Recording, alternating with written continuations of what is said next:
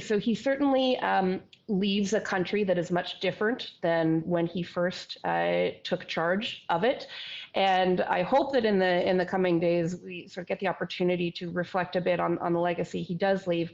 But there's no doubt that the end of anybody's time is never pretty. But I think there's a lot of questions about whether it really had to be this rough for Justin Trudeau, based on the series of decisions that were made and were not made over the last number of weeks. And can you point to any that are standing out for you, the biggest what if, had it been handled differently? Or is it, we have to go far back in that political legacy to find out, where the road began to today? I think there was an opportunity for the Prime Minister and his senior advisors in the last number of months to take some steps to demonstrate more clear and decisive control over the government's agenda, control over cabinet and the government of Canada, and leadership of his caucus. And there were some missed opportunities there. I felt very optimistic when I saw during that first week following the U.S. election, when the Prime Minister and some of his team went down to Mar-a-Lago and had by all accounts, what was a productive conversation with the incoming president. And to me, that was a signal that there actually was a path forward, because the Canada-U.S. relationship is really the most important thing right now for the average Canadian, for the economy of this country, and for what we'll be confronting as a country over the next couple of months. Nothing is more important than that. And I did feel a glimmer of optimism when I saw how well the Prime Minister handled that perhaps there was a path forward for him. But the ongoing delays in reshuffling cabinet and setting a new front bench that would be able to confront the U.S. administration capably and competently, and then the sort of lack of judgment that I believe was demonstrated in the way that, from what we know via media reports, what was offered to his former finance minister and deputy prime minister, Chrystia Freeland, as an alternative job that ultimately led to her resignation. These are things that I think meant that ultimately he wasn't going to be able to continue to carry the confidence of this caucus or his party. But this protracted way of getting to this point, I do worry has perhaps hurt the party as an institution and its ability to continue to move on to its next era in the coming weeks and months. It's interesting you mentioned that Mar-a-Lago initial meeting, and of course Chrystia Freeland was not invited to that. It was the Prime Minister and Dominic LeBlanc who were there, and that was sort of the beginning of people asking questions about why not. And then of course 22 days ago, her sudden resignation and everything that has flowed from that. But when you mentioned Donald Trump, it's 2 weeks today, his inauguration, and if at 10:45 we get the Prime Minister's resignation, as we are breaking this morning from David Cochrane, he will resign as Liberal leader at 10:45. How do you think that will work, and what concerns do you have, or what are you wanting to see for that initial key period of Donald Trump returning to the White House and a Prime Minister who's just resigned but still carrying on in some capacity? What questions, what concerns does this raise for you? The most important thing that the Prime Minister can do in his press conference this morning is reassure the country that there's a plan for stability in the coming months while that leadership race runs its course. And most particularly when it comes to the U.S., there are millions of Canadians who right now are watching and anticipating, whether it means those threatened 25% tariffs that could potentially devastate a number of key Canadian industries, or whether it's other unpredictability that will come from the incoming U.S. president. The Prime Minister needs to be able to reassure Canadians that he has a plan to continue to ensure Canada's interests are protected. And I don't know what the answers to that will be, but since we know that he intends, I believe, to continue on as Prime Minister for that period, I would hope that means that he and his team of advisors who were there the last time they dealt with the Trump administration as well will be able to put that expertise and those relationships to use.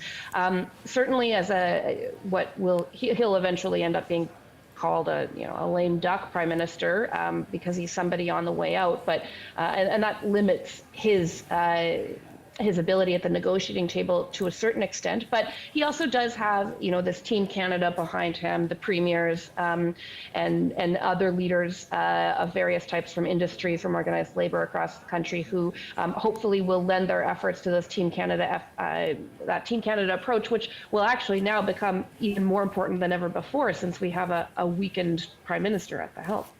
Carleen, thank you. I would have more questions for you, but I know you have a 9:30 obligation, so I have to let you go. Please come back. This week, obviously, will be focused very closely on this, but I appreciate your perspective, as always. Liberal strategist Carleen Varayan, who's now Associate Vice President at Summa Strategies, former campaign worker, former staffer, including in the office of former Finance Minister Bill Morneau. Let's bring in our Chief Political Correspondent, Rosemary Barton, now. 1 hour from now, Rosemary is going to be hosting our special coverage leading into the 10:45 a.m. Eastern announcement from the Prime Minister, which CBC News has broken, Rosemary, that he will indeed announce his resignation as Liberal leader. Any more you can add to that actual moment and announcement from your sources in your reporting? Not at this stage. I guess, still have lots of questions about how this can play out, because there are a lot of scenarios, as you can imagine here, Heather. But given David's reporting that he plans to step down as Liberal leader, that certainly sounds to me that he intends to stay on as Prime Minister until the Liberal Party can find a new Liberal leader. So there are some ways that could unfold. They could just start a race and try and get that done as quickly as possible. The House of Commons is not set to return till the end of January. The Prime Minister could seek a prorogation of Parliament by the Governor-General to allow the Liberal Party some more time in order to have this leadership race. Or we could just sort of see how things unfold.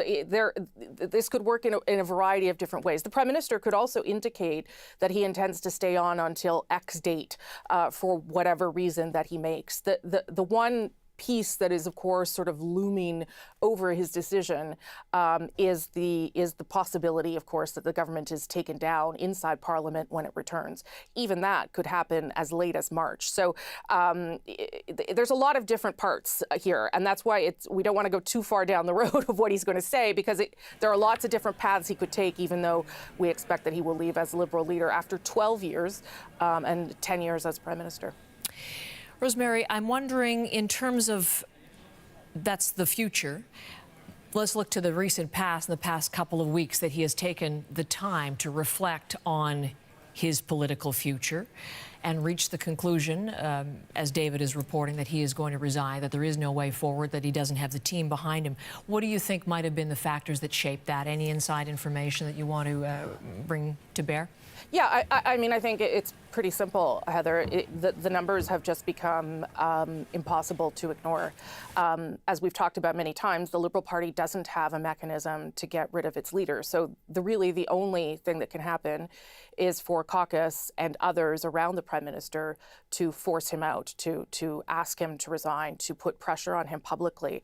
And we've seen that grow over the past 2 weeks, over the Christmas break, and certainly the past 3 weeks since Chrystia Freeland left. We went from, maybe 24 MPs, some of them speaking publicly, some not, and mostly backbenchers, to entire caucuses, provincial caucuses, suggesting that the Prime Minister leave. And then on top of that, more MPs going publicly in letters and statements saying that they believe the Prime Minister had to go. There is no way to lead a team when you have, probably close to 100 people now saying they don't think you're the leader.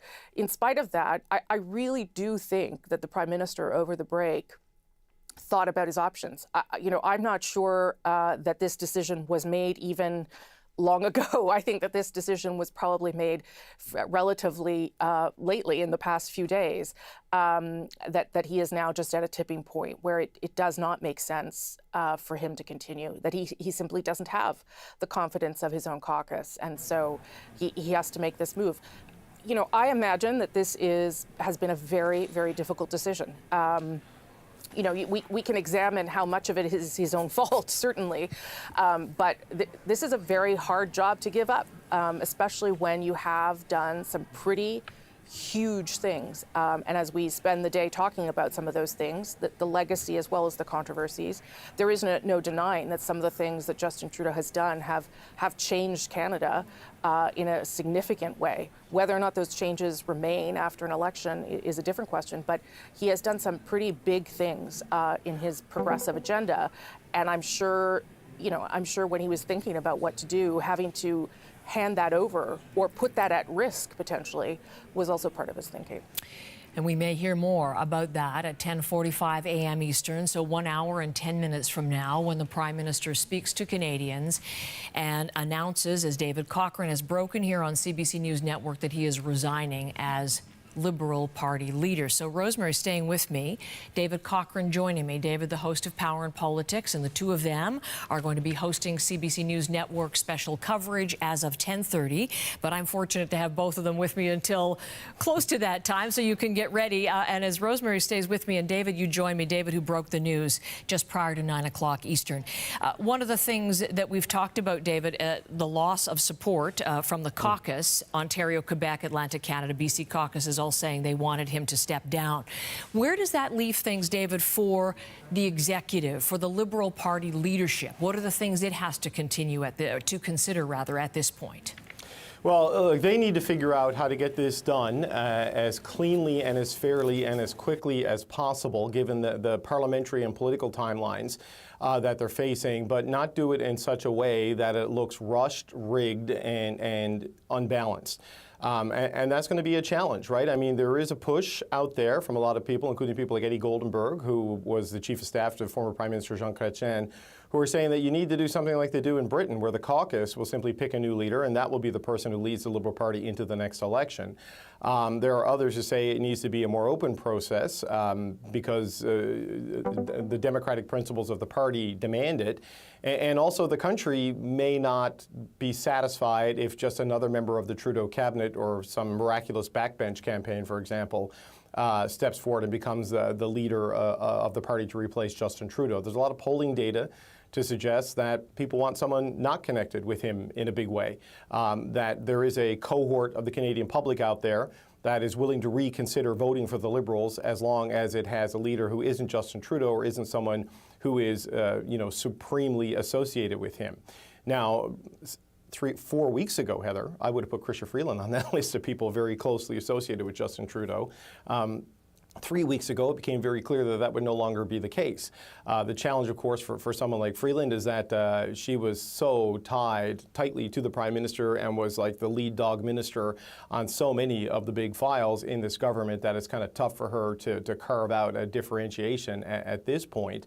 But the Liberal Party executive, which I'm told had some conversations over the weekend to try to figure out where this is going to go, they need to figure out a way to do this that satisfies party supporters, satisfies caucus, satisfies potential leadership candidates, satisfies donors, and also doesn't look to the Canadian public that they're doing something that can then be attacked as illegitimate or undemocratic. I mean, look, the recent precedent for this sort of stuff is what happened in the United States, right? Where within 72 hours of the Liberals losing the by-election in Toronto St. Paul's, Joe Biden had that disastrous debate with Donald Trump. And both of those events were inflection points that kind of signaled that the two long-running leaders in North America, that their political time was up. And it took a long time for them to get there, even though their party and the public was already there. The Democrats ended up in a process that led to Kamala Harris being picked without contest. And the Trump campaign attacked that. That became a talking point, that it was undemocratic the way that she was chosen. Now, I'm not saying that was decisive in that campaign, but when you're going through something like this in the political situation you're in as an incumbent government that is trailing badly, you need things to be clean. You need things to be clear, and they need to look legitimate and come with an outcome that doesn't splinter the party into factions from aggrieved leadership candidates and their supporters who feel like the process wasn't fair. So there's a fine calibration that needs to be done here by the Liberal executive to figure out how to replace Justin Trudeau as leader of the Liberal Party and as the Prime Minister of Canada, because both of those jobs will change at the end of this process. That will officially get going in a little over an hour from now when we hear from Justin Trudeau directly. David, thank you. If you'll stand by with me as well. Yes, 10:45 a.m. Eastern, so that is 1 hour and 7 minutes from now. The Prime Minister is scheduled for that news conference, and David Cochrane, the host of Power and Politics, has already broken, if you're just joining us this morning, that at that news conference, the Prime Minister will announce he is resigning as the leader of the Liberal Party. Laurie Turnbull is with me now. She's a professor of political science in the Faculty of Management at Dalhousie University, and she's frequently on our network, and I'm delighted to have you with me this morning. Good morning, Professor, and thanks for being my guest.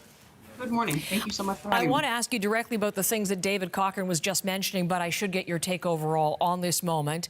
This has been building to an announcement of some kind from the Prime Minister. He's been silent on his political future for the past couple of weeks, but now at 10:45, we know he will announce his resignation as Liberal leader. And what are your thoughts?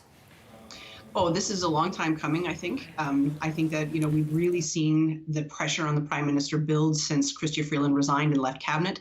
I think that was, clear that this is the first moment that she's indicating her own interest in the leadership. And I think once it moved to that point where there was somebody at that senior level who was very close to him, who indicated that she was no longer going to stand by him in this context, it gave some oxygen to the idea that perhaps he would step aside, because there had been so much pressure on him from the caucus up until that point, and that was building. But I think her departure was just a moment where he could no longer manage the pressure that was on him.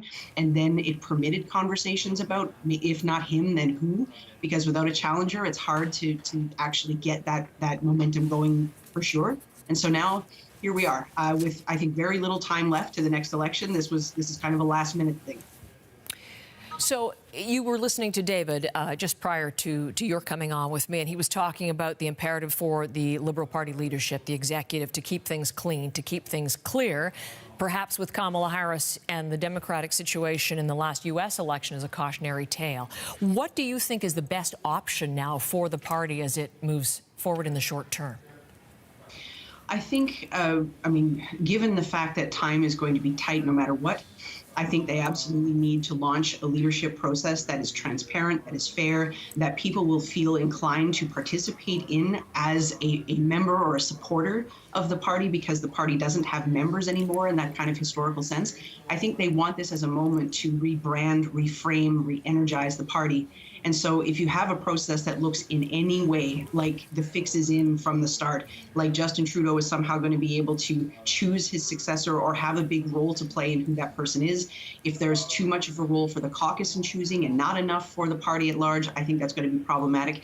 They're not pushing Justin Trudeau out because it's easy. This is not.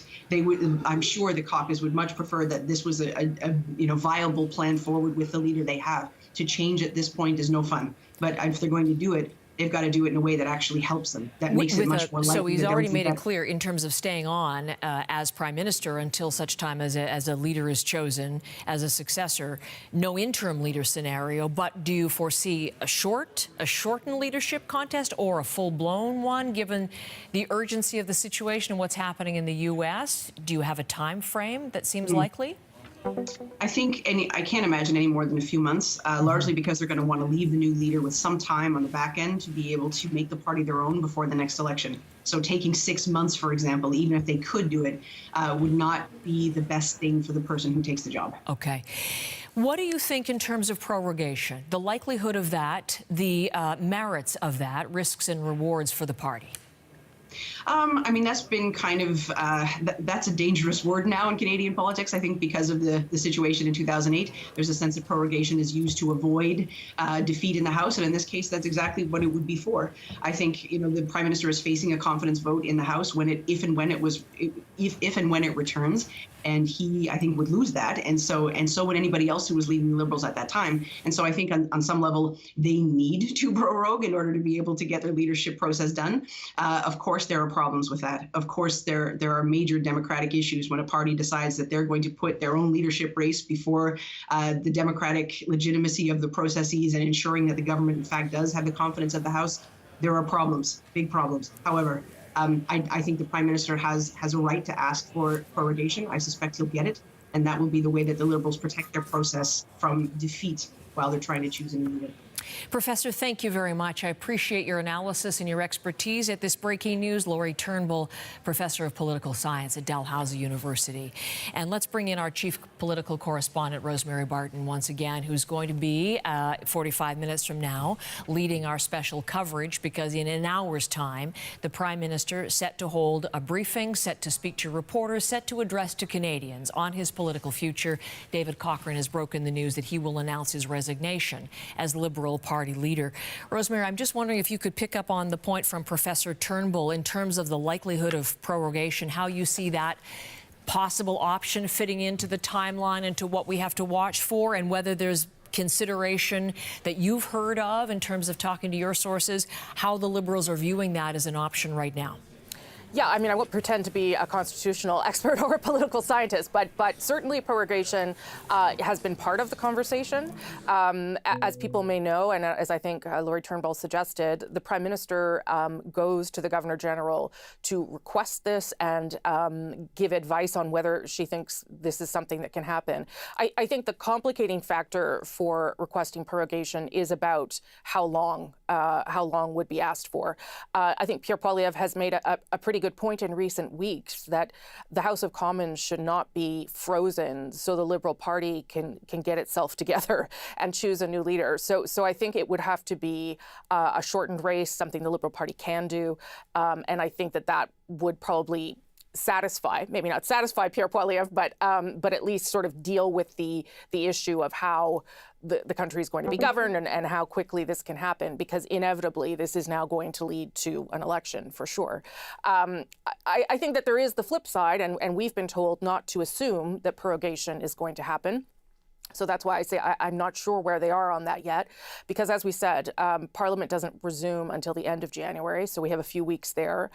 There is a way for the House of Commons to function without a confidence motion, an opposition day motion, until well into spring, which would make sure that the government doesn't fall while this race is happening. That's a pretty high risk kind of scenario, I would suggest, but there's all sorts of parliamentary mechanisms that could be used to avoid such a scenario. So it's possible that he doesn't go down that road. It really depends on sort of what they've looked at in terms of dates and strategizing and how quickly this can happen. I think, as David rightly pointed out, there have been a lot of conversations inside the party already, expecting that this is where we were headed, and understanding how leadership races in the past for the Liberal Party have been pretty brutal. Let's be honest. The last race that was clean and decisive was indeed the race that Justin Trudeau won so impressively back in 2013. So they also need to make sure that they're allowing for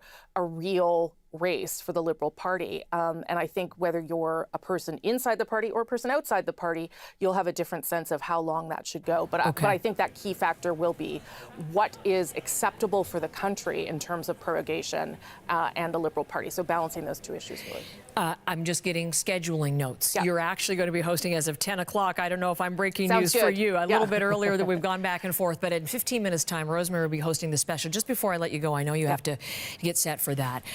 Janice was mentioning a lot of attention on Jagmeet Singh now, the NDP, its role in all of this. The non-confidence scenario, because the Public Accounts Committee set to meet to consider that tomorrow. And you mentioned the timeline, back on the 27th of January with a potential non-confidence vote as early as the 30th.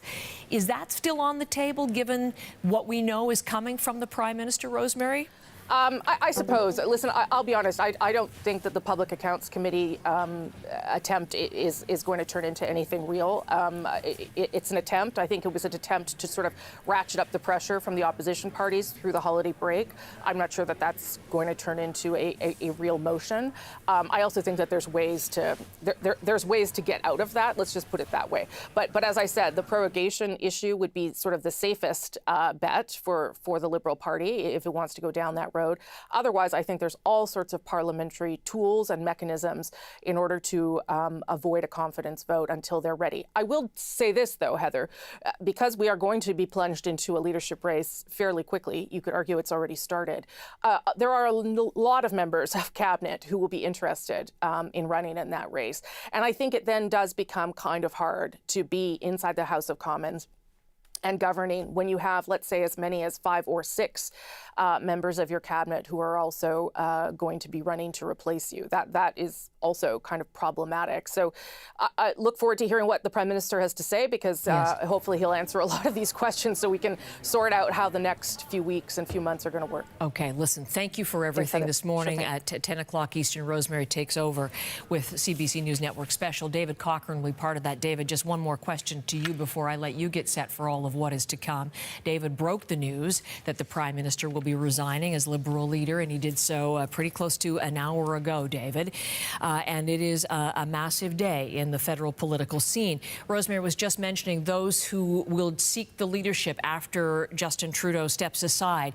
We've been hearing reports that Chrystia Freeland and Mark Carney have both been reaching out to Liberal MPs to gauge their level of support.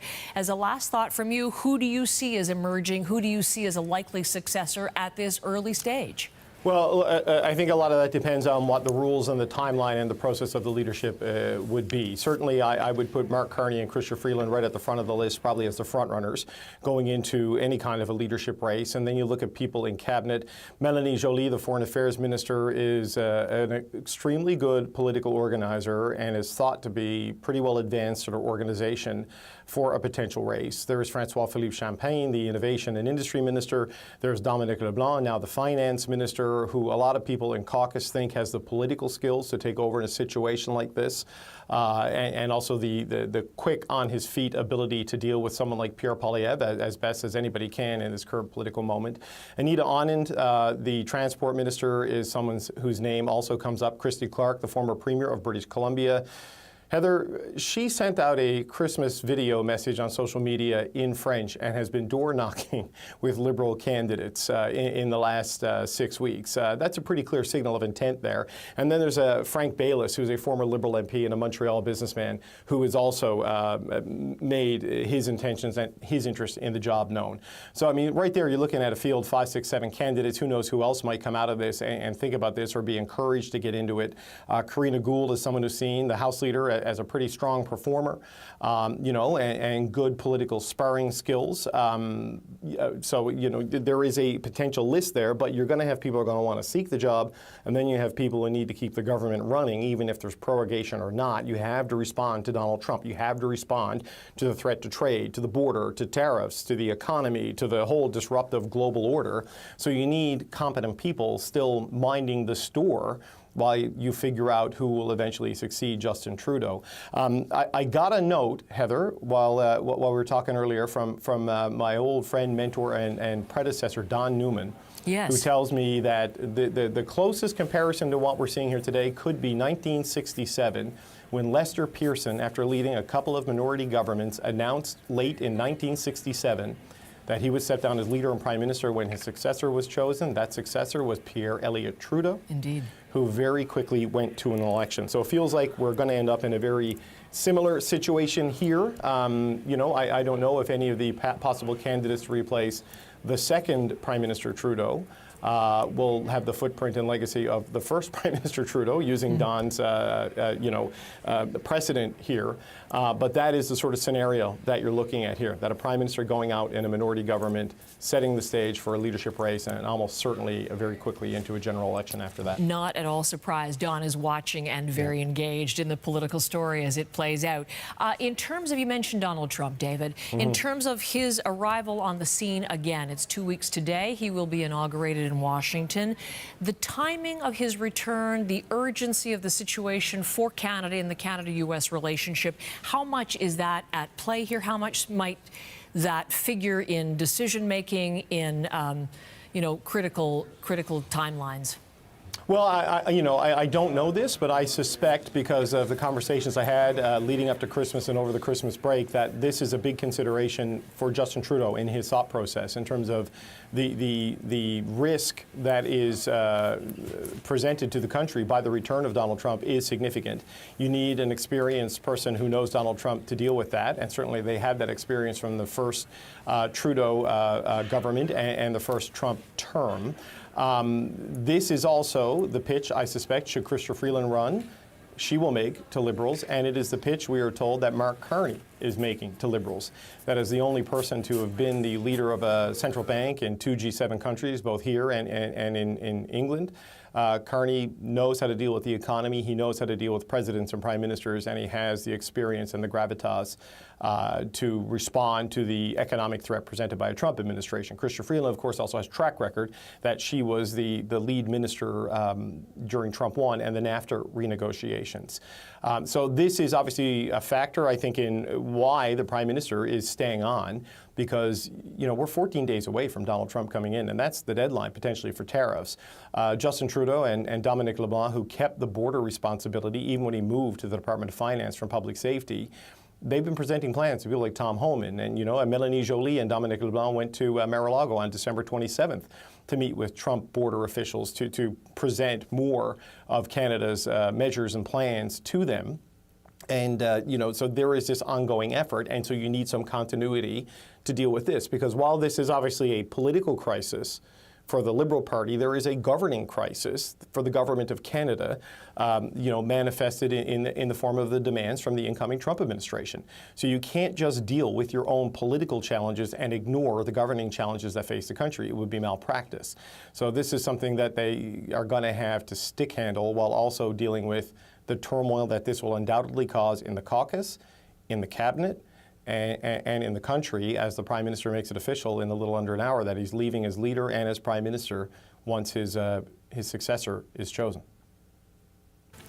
David, number one, thank you very much. David Cochrane, I just want to make sure you have 5 minutes to get set for what's coming at 10 o'clock. I appreciate it. Otherwise, I'd keep going with you because... Well, I'm staying right here, so, you know, if you don't moving. mind, what do you think? Seriously, because I want to give you a moment, because I do have some breaking news from Janice McGregor, but she's not quite ready to bring it to us, David. So just again, why don't we just recap where we are, because David Cochrane broke the news just prior to 9 o'clock Eastern Time. David, again, just go over what you've learned from sources and what we're going to hear from the Prime Minister at 10:45. Well, we're going to hear officially what this town has been expecting for a while, really since the Toronto-St. Paul by-election, but really it accelerated from the Chrystia Freeland resignation as Deputy Prime Minister and Finance Minister, that Justin Trudeau will make official with that familiar backdrop of Rideau Cottage, it seems, Heather, that he will leave as Liberal leader and as Prime Minister once his successor is chosen. This comes after a holiday period of reflection for the Prime Minister. He went out to British Columbia with his family to take some time to think about his future and plot what his next step would be. And the decision, which really I don't know how any other option was available to him at this point with what is happening inside his own caucus, inside his own government, is that he is going to leave. Now, the timeline, the speed of this, we don't know. There are things the Liberal Party need to figure out. There are questions about whether or not Parliament whether the Prime Minister will ask the Governor General to prorogue Parliament, or whether they will continue to proceed as if things were normal inside the House of Commons, because they do need to pass certain pieces of legislation. But when Parliament does come back, if Parliament does come back, it will be Justin Trudeau's final time there, final period there as the Prime Minister of Canada, because he will make official today that he is leaving as Liberal leader and as Prime Minister, is what I am told. The question is a matter of timing, of process for the party to figure out how it can really accelerate what should be a 90 to 120-day process to have a leadership race to pick his replacement, with the need to pass a supply motion in Parliament at the end of March. They don't have that kind of time, otherwise the government runs out of money, and with the ever-present threat of confidence votes from the opposition, they may not have that time to do that either. So they got to figure out a way to make it all work, and that's the sort of clarity, as well as reasoning, and why the Prime Minister decided to do this now and where this timeline leaves his party. Those are the things we're going to try to get answered as best we can today. 45 minutes, 48 to be precise. David, thank you. Breaking the news of the Prime Minister's intent to resign. David Cochrane, who'll be part of our special coverage beginning in just a matter of minutes. Rosemary Barton, David Cochrane to lead you through that announcement. Janice McGregor is back. And Janice, David was flagging, where does the opposition fit in? Janice, I know you've been on the phone with members of the NDP. Information about where the opposition stands. What's the breaking detail there? Yeah, and why are we focusing so much on the NDP, just so everyone understands? They really are the swing voters in this parliament. I've been saying that from the start. So where they go from here, in light of this resignation news, will kind of help us understand how the pieces are going to fall. Jagmeet Singh himself expected to be out talking to reporters probably early afternoon. We are waiting for the official confirmation of the precise time and place, but we are going to hear from the NDP leader verbatim. I have been on the phone with his office walking through a few scenarios about what to expect, starting with whether this decision by Justin Trudeau to announce he's stepping down today changes the perspectives they were expressing before Christmas, which was that time was up for this Liberal government. They are continuing to say it is up, that the Liberals MPs have had their chance, that they have had lots of time to get their act together. And in the opinion of the New Democrats, it is time to end this parliament. They will table a motion at their first opportunity, which they don't control when opposition days are. That could be, late January. It could be deeper into the spring sitting, but that they would use it for a clean question, no confidence in this government. That would assume, though, that we do not have a prorogation. Which would end the work of committees, including the meeting tomorrow if prorogation happened today.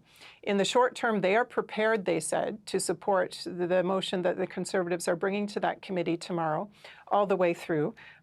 This decision by Justin Trudeau doesn't change their sense that this parliament is done. So if they were hoping to work with the NDP to kind of stretch things out longer, the early indications from that corner seem to be no. And that's going to be an important factor for the Liberals as they figure out what to do here. Okay, Janice, such important detail. Thank you very much. And thank you for this morning, Janice McGregor in our Parliamentary Bureau. She, too, will be part of special coverage, which is set to begin. We're about 30 seconds away from 10 o'clock Eastern as we look at Ottawa one more time. David Cochrane, the host of Power and Politics, with the breaking news 1 hour ago that Prime Minister Justin Trudeau is going to be announcing his resignation, that he is stepping down as the Liberal Party leader. That news conference at 10:45 a.m. Eastern. Stay with us on CBC News Network. Live breaking news and analysis to come.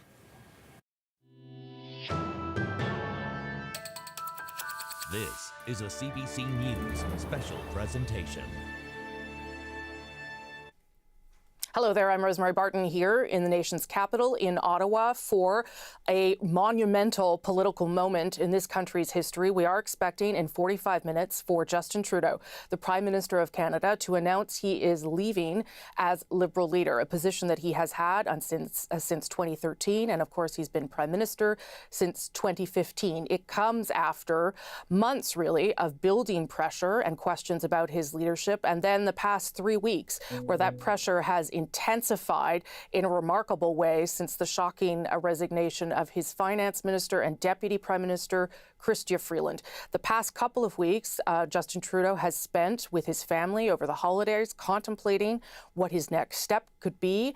And today at 10:45, he will speak to Canadians at length for the first time since any of this started about his next steps. His next steps, as we said, that he will resign as leader of the Liberal Party of Canada, unlocking a leadership race, and certainly an election that will happen probably sooner than many Canadians expected. I'm going to bring in the host of Power and Politics, David Cochrane, who broke that bit of information a little bit earlier this morning. David, a dramatic turn of events, certainly, but also perhaps not surprising given where we are with the Prime Minister's support inside his own caucus. Yeah, Rosemary, it's kind of a moment that's felt impossible and inevitable at the same time, right? Because the momentum to push the Prime Minister to consider his future really began 18 months ago at a summer caucus retreat for the Liberal Party in London, Ontario, where a lot of backbenchers manifested their discontent with the way things were operating. And it built through a low boil to the Toronto St. Paul by-election defeat, then the La Salle-Verdun by-election defeat, and then it just boiled over with the resignation of Chrystia Freeland as Deputy Prime Minister and Finance Minister on the 16th of December. The Prime Minister was then forced to meet with his caucus once again for the second time in that fall to say he would reflect on their demands. He'd done that when the dissident MPs, as they've come to be known, presented the letter to him calling for him to step down in October. October. This time he gave it a lot more reflection, and this time he gave them the answer, or will give them the answer, that they have been wanting for quite some time, that he will step down as Liberal leader and as Prime Minister the minute a replacement is chosen. The timelines on that are very unclear, Rosie, at this point, for a bunch of reasons, having to do with the state of the Parliament, having to do with very technical questions about the passage of interim supply, and having to do with the fine print of the Liberal Party of Canada Constitution on how a leadership race runs. So there have been conversations going on about that all Christmas and certainly over the weekend. I'm told members of the Liberal executive, like, do they do the full meal deal leadership race, which could take 3 to 4 months? Do they do a caucus-driven process? Do they do a mishmash of both? And how quickly can they do it, given the tenuous political state the Liberals find themselves in a minority parliament, with now all of the opposition parties, with the exception of the Greens, eager to take them down in a non-confidence vote and force an election. And looming over all of this, of course, Rosie, is we're 14 days away from Donald Trump coming back to the White House. So whoever gets this job, they're going to have a pretty full agenda on day one. A full agenda, and perhaps the shortest job of their life as well, given that, as you said, the other opposition parties want the government to topple. And indeed, that would be the test of the new Liberal leader, to see whether they can survive in an election. Don't know, David, whether you've had any chance to get an idea of how the Prime Minister got to this point. I don't have any intelligence on that yet, but I would imagine that it was not an easy decision. He's been doing this for some time now, and he's managed to push through some big agenda items. So he certainly, when we last heard from him, didn't seem like someone that wanted to leave the job. That is clear. Well, I'm not sure he wants to leave the job even today, Rosemary. I mean, people reluctantly leave the Prime Minister's office, right? There's never been a super willing departure, at least in my lifetime, where it's happened. But look, after Chrystia Freeland did what Chrystia Freeland did on the 16th of December, that set off this chain reaction throughout that final week of the sitting of the House of Commons, and also when, like, Liberal Christmas parties were happening here in Ottawa. So a lot of people were in town for those events. And a lot of them are old friends, old advisors, and old political allies of the Prime Minister. And there was a series of conversations that he had that week with his staff, with members of his cabinet. His senior staff have been reaching out to people as well. And he talked to a lot of those old advisors to get their sense of where things are, looking at whether there was a path back, looking at whether there was enough time for the party to recover from his departure and be ready to fight the next election. How does the challenge presented by Donald Trump affect all of this? You know, is he the best person to stay and deal with that, and also to take on Pierre Poilievre and protect the progressive agenda that they've built over the last decade? These were all the considerations that went into it. But while he was meeting with his advisors, caucuses were meeting, backbenchers were meeting, and they were making it very clear in written form, letters that came from caucuses like the Atlantic Caucus and messages from the Ontario Caucus, Quebec Caucus, and Western MPs and individual MPs, that it just wasn't tenable. It hasn't really been tenable for quite some time. It's just that because this is not a situation where the caucus doesn't like the leader, doesn't like the agenda, doesn't like the record, and personally dislikes the guy and wants him gone. This is a question where the political fortunes of the party turn so sour for their own sake and for the party's sake, they felt they had no choice. So there were meetings on December 23rd between the caucus leadership. They met again on Friday to map things out. The Liberal executive was meeting over the weekend. The MPs who were kind of behind that initial letter writing effort, they met over the weekend through Zoom to discuss the options that if they get to the caucus meeting on Wednesday and there's still no answer from the Prime Minister, what steps do they take? So there have been wheels within wheels moving inside the Liberal Party, giving him the Christmas break to figure out what he wanted to do, while they were also planning, caucus members and caucuses and sort of the rebellious wing of the caucus of what they would do. And but you know, here we are on January 6th. The Prime Minister born on Christmas Day is announcing his departure on Old Christmas Day. All of that happening in a little under an hour from outside Rideau Cottage. I will say I also had some contact with MPs over the weekend, and I did notice, David, sort of a marked change in tone from before Christmas. Before Christmas, frustration, certainly, but they were willing to give him some time to consider things and let him have the break with his family. The fact that they had still not heard anything on Friday when the Prime Minister did make a public appearance to sign the condolences book for Jimmy Carter at the U.S. Embassy, went to a cabinet committee on U.S.-Canada relations, which is is normal. He's still the Prime Minister. But I think that upset some of them, that he also didn't have anything to say to them or to Canadians. They expressed to me frustration that they were kept in the dark. And for the first time, I also heard from some of them some anger, some real anger with the way that he had handled this decision. So it didn't seem as though there was any way to get those people back on side. But I continue to think that there probably was a way to get some of those people back on side 6 months ago. And we've talked about this now for six months, maybe 8 months. All the moments where there was a warning shot sent to the Prime Minister about his leadership, and there was no response, or the response was not enough, or it came back like an echo chamber. Yeah. And that continued and I think that's important to remind Canadians, because part of the reason we are here today is because of that, of the fact that the response and the reaction was not adequate or didn't happen at all. Yeah, there is a remarkable, I don't know if irony is the right word, Rosemary, that a Prime Minister's office that has been criticized by its caucus for not listening, over-deliberating, moving too slow, and the actions that were taken were not significant enough.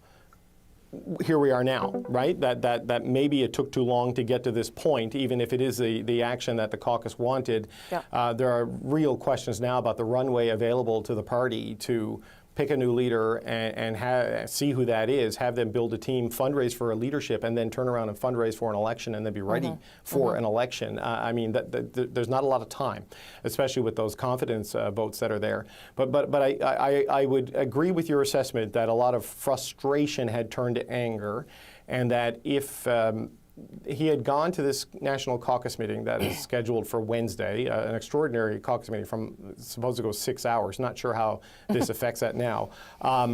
If he went to that without an answer, or said he needed more time, or said he was staying, it was going to escalate. I spent my Christmas holidays back in St. John's talking on the phone when I was supposed to be visiting friends and family. And, MPs were flat out saying if they're going to try to rag the puck, and drag this out and buy more time, they can't afford to let it happen. And these are people who want to run again and want to have a political future with the Liberal Party of Canada, that maybe they resurrect the idea of the letter, put the names on it, try to get it to 80 names and make it all go public. There were some MPs who suggested if we come back and he isn't going, I'm not sitting in that caucus, that they would go sit as independents.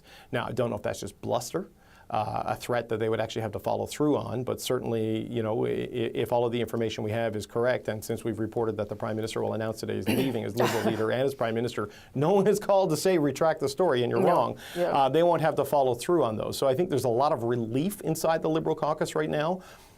Some joy for people who have been pushing for this, but there's a lot of people who are just sad that it had to come to this, that they had hoped that the PM and the people around him would have come to this decision much earlier in the process, made the changes they needed to make, including the change at the very top, and things wouldn't have had to have gotten so ugly and so public as they did. But that's politics. It's not fair, and it's where we are today. Yeah, it's a fairly brutal profession, and this is the way things end. Just ask Chrystia Freeland. She would also have that assessment of things. So let's talk a little bit about, David, what we know about the leadership process and how that might unfold. We can talk about some names in a minute, but in terms of the timelines of things, because I think it would be hard for them to do an extended leadership race, 4 months, for instance. I think that would be hard to explain to Canadians, given that they've sort of ended up in this mess because of themselves, for their own doing, right? So you have to kind of justify it to Canadians in a way that makes sense, especially if you're going to choose prorogation. Yeah, there's multiple constituencies they've got to appeal to here, right? There's a broader Canadian electorate, and then there are the Liberal supporters, and then there are the leadership candidates themselves in the camps. And there needs to be a process, both parliamentary and politically, that looks legitimate, or as legitimate as possible to everyone involved. And for those of you who didn't spend your Christmas holidays reading the Liberal Party of Canada Constitution, in terms of a leadership, it basically says once the Prime Minister or once the party leader gives notice that they're leaving, the National Executive must meet within 27 days to establish a timeline for a leadership race. And then candidates will have to submit sort of their papers or documentation to seek the leadership 90 days is the cutoff prior to the vote. So if you go just with a 90-day race and that window of 27 days, which presumably you can shorten that one because the executive can meet pretty quickly, you're looking at 117 days. You're looking at 4 months, essentially. That's not tenable. Now, I'll explain that in a second. The Liberals can shorten that if with a 75% vote of the Liberal National Executive. So they have to meet, come up with a supermajority consensus of 75% to vote to change those timelines and justify what they're doing. But there's a path there. There's a path to make it shorter. There is an option there. Yep. Right. Yep. And the reason why 4 months isn't tenable is a bunch of things. Even if you prorogue, they've got to pass what's known as interim supply before the end of March. This is essentially money supply that allows the government to keep paying its bills, paying its salaries, and functioning as normal until the budget is passed, which is usually something that happens in June. If they don't prorogue, well, there's non-confidence votes coming at them left, right, and center. This public accounts one that people are talking about, I don't think that is a big deal. No. It's a symbolic move, but if it comes from a committee as a report, there's precedent on this from the 2005 Martin minority government that while it could be a vote expressing non-confidence, it would technically be what's known as a concurrence motion from a committee report.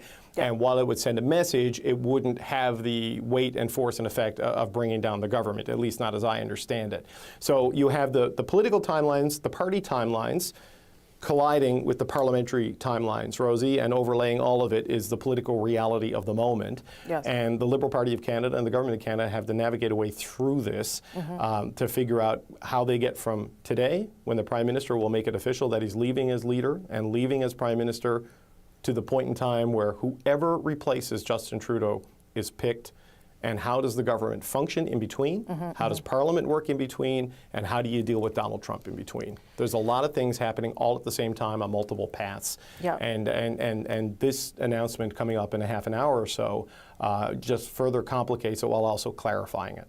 Yeah, and that's why it is a monumental moment in Canadian politics. And I'm not overstating that, I don't think. Not only because Justin Trudeau is choosing to leave a job that we know he loves after a decade in power and longer as Liberal leader, but also because of all the other factors that now are coming at the government and at the country quickly. And the biggest part of that, of course, is Donald Trump, as you said, who will be inaugurated in 2 weeks' time. And over the course of this past couple of weeks, as we waited for Justin Trudeau to decide what lay ahead, there were and continues to be some movement on that front. And I think that is significant because it certainly sends the message, or at least tries to send the message, that the government is still functioning, because the government will have to keep functioning through this Liberal leadership race. There was a Canada-U.S. Cabinet Committee on Friday. There is supposed to be another one held today, this afternoon. Justin Trudeau was at the one on Friday. And of course, there was that visit by Dominic LeBlanc and Melanie Joly down to Florida to meet with some of Trump's officials again. So you can see that there is a desire, obviously, to make sure the country is best positioned to take this on. At the same time, David, some of those names I just mentioned are some of the people who may well want to be Liberal leader. And I'm not sure if you can stay in cabinet and do that. I'm not sure how that works, and if you could continue to engage with the Trump administration at the same time as you want to try and mount a leadership race. Practically, it might not be possible. Yeah, it's a lot of questions like that we need some clarity on today. And Rosie, I should say there's a report from the Hill Times that the Prime Minister has requested prorogation with the Governor General. Met with her today, requested prorogation until March 24th. Now, I do not have that confirmed, but the Hill Times is a plugged-in publication here in the national capital. So I'm just letting people know that is out there, and I'm working to try to confirm it, and we'll let you know the minute we have some information on that. But look, there's the political crisis inside the Liberal Party, Rosie, and then there's a governing crisis that the Government of Canada has to deal with when the most volatile president of our lifetimes is coming back for a sequel, and even before has taken the keys of the White House back, Donald Trump has completely reoriented the political focus and priorities of this country. This threat of 25% tariffs coming in on day one against Canada and Mexico, unless there are significant measures made on the border, is not an insignificant threat. It's an economic catastrophe for Canada should they follow through on this, though the signals coming from Team Trump after the meetings between LeBlanc and Tom Homan, who is going to be the border czar in the new White House administration, and certainly with Melanie Joly Joly and Dominic LeBlanc going down to Mar-a-Lago on the 27th of December, they've been positive. They've been celebrated in the press releases from the Donald Trump team coming out from the Trump war room. So there are positive signs there. But what's interesting is that LeBlanc, who is thought by some people to be interested, if not extremely viable leadership candidate to replace Justin Trudeau, was put into the finance portfolio when Chrystia Freeland quit, but also asked to keep responsibility for dealing with the border. And this is something that requires full-time attention. And it's tough to prepare for a budget, work on the Canadian border security in an attempt to avoid catastrophic tariffs, while also seeking the leadership. And even if you were allowed to stay in cabinet and do that, how do you make that work? How would you, as finance minister, solicit support and donations from people to run for leadership? There's ethical landmines everywhere in that. So presumably, if you're going to run, you got to get out of cabinet, and presumably, if you stay in cabinet, you're not going to run. And this is what further complicates a race on these timelines under these circumstances, given all of the things that led up and the slow pace to get to today. Yeah, and given the number of people that are in cabinet and have previously been interested in the leadership position, it does, I think, complicate things in a really significant way. So we'll just go through some of those names. Dominic LeBlanc, as you point out, some of probably the biggest ethical issues. Melanie Joly, who we're told is quite well organized and has been for some time. François-Philippe Champagne, Anita Anand, Chrystia Freeland, obviously not in cabinet, which frees her up to do whatever she wants. And we know that she was making calls in the days after her resignation to MPs, trying to get things lined up. Mark Carney, obviously not in cabinet. He also was making calls to various MPs and taking calls. Also has the benefit of not being in cabinet and being an outsider on top of that. And then a name that popped up for me yesterday from a number of people is Karina Gould, the Liberal House leader, much younger MP, but somewhat interested in the job as well, I'm told, and has been taking phone calls as well. So that's a lot of high-profile people and important people to the cabinet, most of those people anyway. So it does complicate things, I think, a fair bit if you're trying to govern and have a leadership race and deal with the potential chaos of Donald Trump, who we know already likes to take advantage of weak spots and indeed might see advantage and openings here. Is there some sort of response that the Prime Minister could give here at 10:45 or a solution to some of this, that he's got a group of people who are willing to go forward? I don't know. Oh, I'm going to add one more name, Christy Clark. I'm just going to add that name too as well. Yeah, she sent out a Christmas greeting in French on social media. It was very subtle, Rosemary, and she's also been knocking doors in the recent by-election the Liberals lost in Langley and in Pierre Poilievre's riding with the candidate who is running against the Conservative leader in the next election. So, I mean, that is as subtle as a punch in terms of what you're thinking about doing with your political career. Look, there is supposed to be a meeting of the Canada-U.S. Cabinet Committee today, supposed to start sometime around 1 o'clock. A lot of the key people we're talking about, they're on that committee, as you would expect, right, with senior leadership positions and people who would seek leadership. So Dominic LeBlanc is the chair of that. I mean, you know, when we say ethical issues, it's potential ethical issues. Sure. Should you stay in cabinet and be a finance minister and run? There's no obvious reason why he couldn't step down and run. But what the Prime Minister says on timelines today is going to be very important. The problem is that he doesn't completely control those, right? Because the U.S. is moving at its pace, obviously. The party will have to figure out its timelines. And when you're in a minority government, the opposition controls the agenda in Parliament to a not insignificant degree. So you mentioned Karina Gould as the House leader, who is someone who people do talk about as a potential leadership candidate because of her political skills in the House and her ability to deal with Pierre Poilievre in particular in question period. She's got a lot of work to do if they don't prorogue, though there are now multiple reports that prorogation is going to happen until the 24th of March that we're working to confirm. She'll be, I just got to confirm, Rosie. It is official that Parliament will prorogue until March 24th. The Prime Minister met with the Governor General this morning. So all of the considerations we've had about how do they get from here to there, well, they don't have to worry about it. This gives them about 4 days to come back on the 24th of March and pass the interim supply that they need to pass for the government to continue operating. And I would guess, Rosie, They hope to have this done and dusted as a leadership process by then. I don't know if they will, but if you think about it, you're going to come back on the 24th, and supply is a confidence motion, right? Money bills are confidence votes, so they have to get this passed. They need to survive that vote for the government to run or face an election. So not having the leadership race ready to over and done with a successor chosen, you are acutely vulnerable to being forced into an election mid-leadership process if you don't have it done by then. Yeah, I would imagine it'd be done too, but even if it's done, right, if it's March 1st. That is a very, very short timeline for a Liberal leader to prepare for an election which could start, as you're saying, end of March, early April. And I think that that's an important factor, because then the questions around name recognition, organization, ability to fundraise become extremely vital, and potentially give people with those things, and give people with those things that already have them an advantage. So, some public polling has shown Chrystia Freeland certainly has that, Mark Carney certainly has that, and that's how, as you were talking about, it becomes difficult to set up a leadership race, because you don't want to give people an advantage necessarily, but you also don't want to find yourself in an election with no leader, or a leader who's only been there for 2 days. There's a remarkable meta-narrative here, Rosie, that Mark Carney is the godfather to Chrystia Freeland's son, and so much of the tension with the Prime Minister's office and Freeland as finance had to do with these endless reports that the PMO was looking to replace her with him.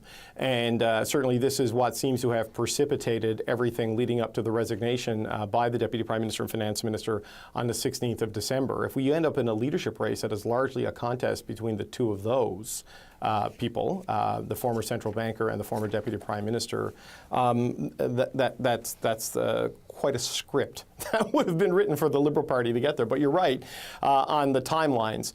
You have to raise money to fight for a leadership. That's going to drain some donors, and that's going to take some time. Then you need to raise money to fight an election. That's something that the Liberals do not have in great supply right now relative to the front-running Conservatives, who have cash to burn, which is why you see Pierre Poilievre ads every time you turn on television these days, or go online. And you're going to have to find out what the rubble is of the leadership. Someone wins. A lot of people lose. And the people who are in those losing camps reconsider their political future based on the outcome of these races. So do cabinet ministers who run and lose the leadership then not seek re-election? Do MPs who are on the fence look at the outcome of the leadership and then decide what they're going to do, and maybe decide this isn't for them, no thanks, we're going to retire? Because right now, I think Politico had this morning in their playbook. The latest number of Liberal candidates is 137. You need 343. Presumably, they're going to need a candidate in Papineau, because I can't imagine Justin Trudeau is going to run if he's not the leader and not the Prime Minister. So the number grows. And some of that 137, how locked in are they?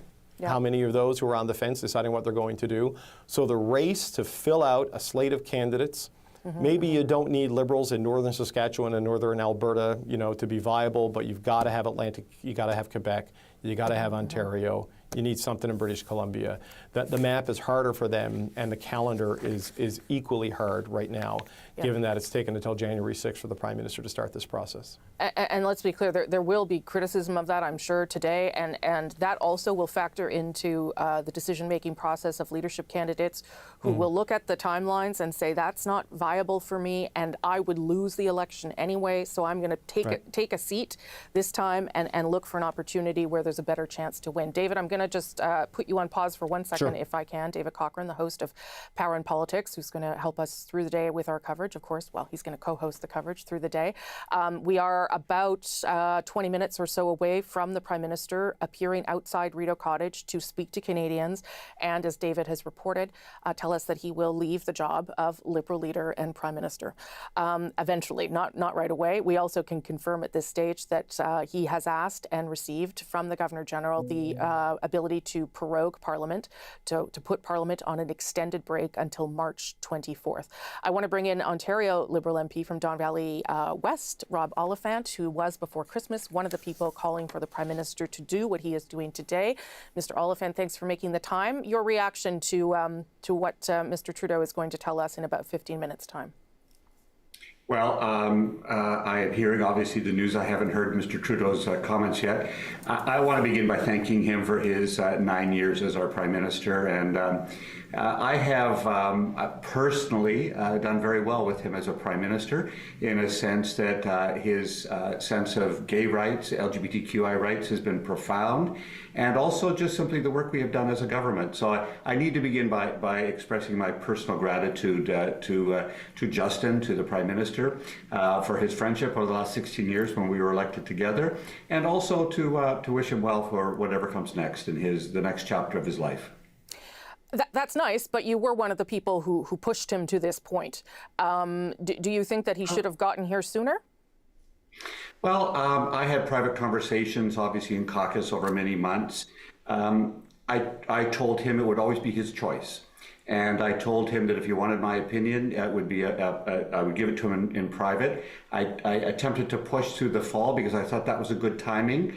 A few weeks ago, I think we reached a critical point where it was important that the Prime Minister recognized the timelines that were involved, and also recognized that, and I told him this personally, the secret to happiness in life is knowing when to leave. My dad used to say that all the time, knowing when to leave a job or a relationship or a meeting or anything. And I had hoped that he would reach that opinion. He has reached that opinion, apparently. And so now we thank him for his good work. And we have a pretty tight set of timelines to get a new leader. My number one goal is to thank Justin Trudeau, but also to ensure that Pierre Poilievre is not the Prime Minister of Canada. And so when I came out a few weeks ago requesting that he step aside, that was to give our party and a new leader the best chance to convince Canadians that we are a centrist country, and that the values that we hold as a party are Canadian values, and we want to hold on to those. Only about 20 seconds just before I have to reset, Mr. Oliphant, but how quickly do you think a new leader should be chosen? I think you need to balance both very quick timing and democratic processes. So, and I've read the constitution of the party quite thoroughly over the last few weeks, and I believe we can accomplish that. We can have a full leadership campaign with excellent candidates arising. People haven't been calling me yet to run, but you never know what can happen. All of those things happen in leadership campaigns, and we'll see what happens. And we will have a good process. I got to leave you there. Thank you so much for joining us, Ontario MP Rob Oliphant. Thank you.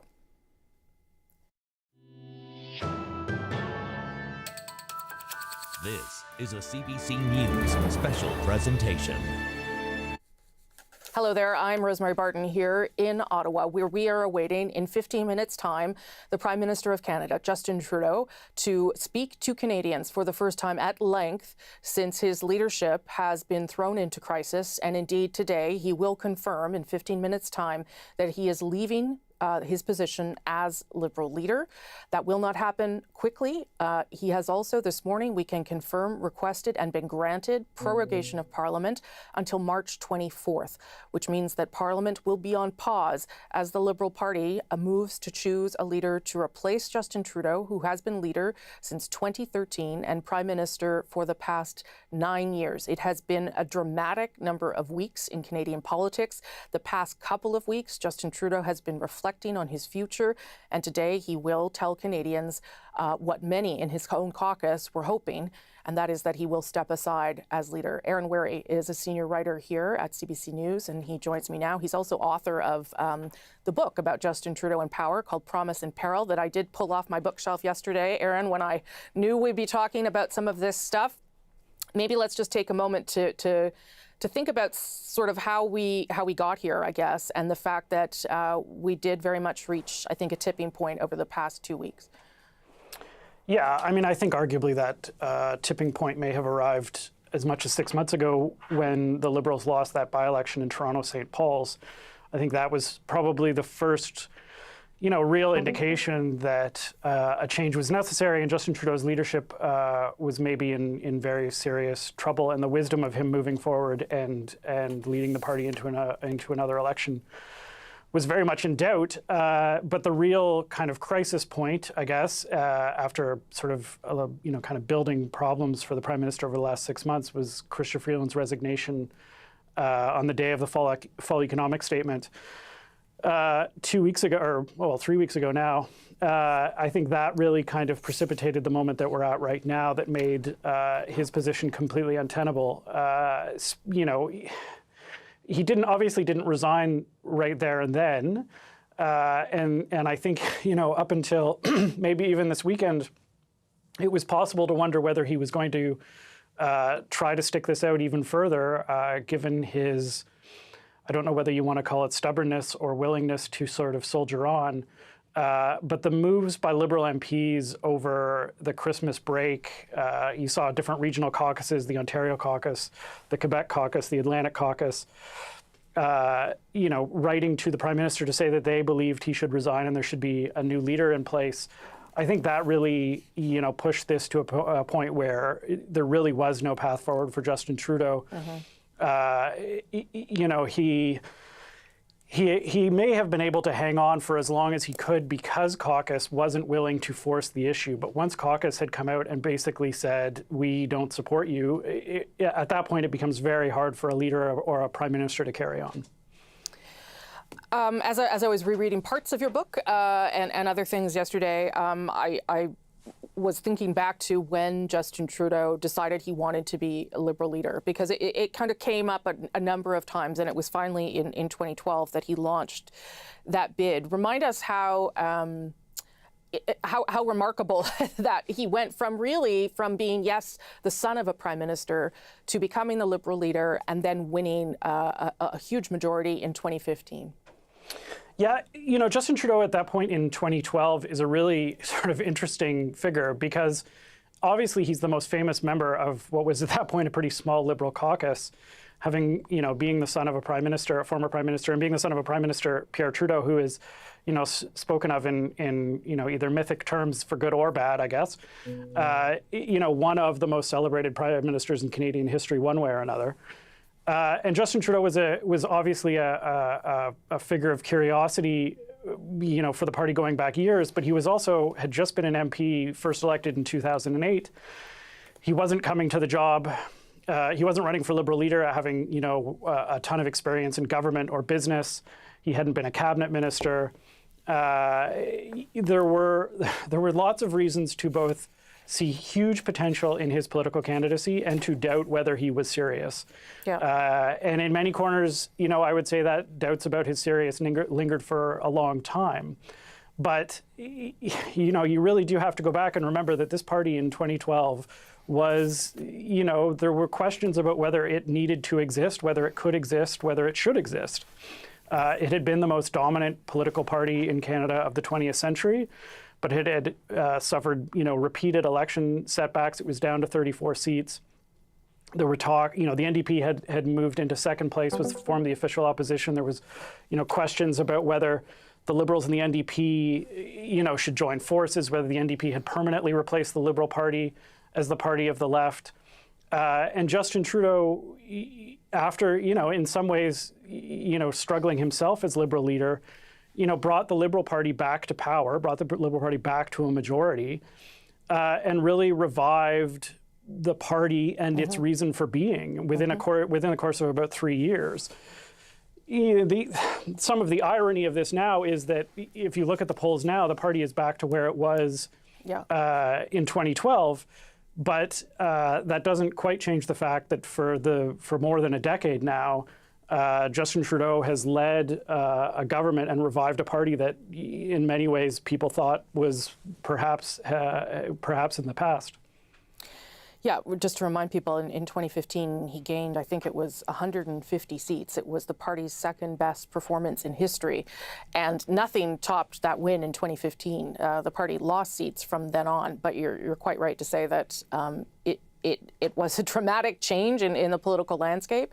And in order to for the Liberal Party to continue, many of his own caucus members believe that this is the important next step that has to happen for Justin Trudeau to leave. Aaron, I'm going to leave you there just for a moment if I can. We're about 10 minutes away from the Prime Minister coming out to speak to Canadians and delivering the news that, yes, he will step aside as Liberal leader and that the House of Commons, Parliament rather, is prorogued until March 24th, giving the Liberal Party some time to get a leadership race up and running. But this decision comes after weeks and months of pressure there from members of his own caucus for the Prime Minister to reach this decision. One of those people who was one of the first people to talk about that, British Columbia Liberal MP Ken Hardy joins me now. Ken Hardy, nice to see you, sir. Thanks for making some time. Wondering how what you're thinking, knowing that the Prime Minister is making this decision and will announce it in less than 10 minutes' time. Well, I think I have to mirror what my colleague Rob Oliphant was saying. You know, we owe a lot to this Prime Minister because he's seen Canada through some tremendously difficult times. You know, it'll be a bit, to use a Brazilian term, saudades, to see him out in front of the cottage this morning when he was there so many times during the pandemic to reassure Canadians, to let them know that the government was taking some pretty, tough decisions to keep people safe. And we succeeded in that and many other ways. You are not going to run again, Mr. Hardy, but do you believe that a new leader, a different person, will improve the Liberal Party's fortunes in a way that Mr. Trudeau cannot? Yes, I do, for a couple of reasons. In October, when this whole issue first broke a lot more publicly, because it has been going on for a couple of years, in fact, but the polls showed a bump because there was some speculation that the Prime Minister might resign at that point.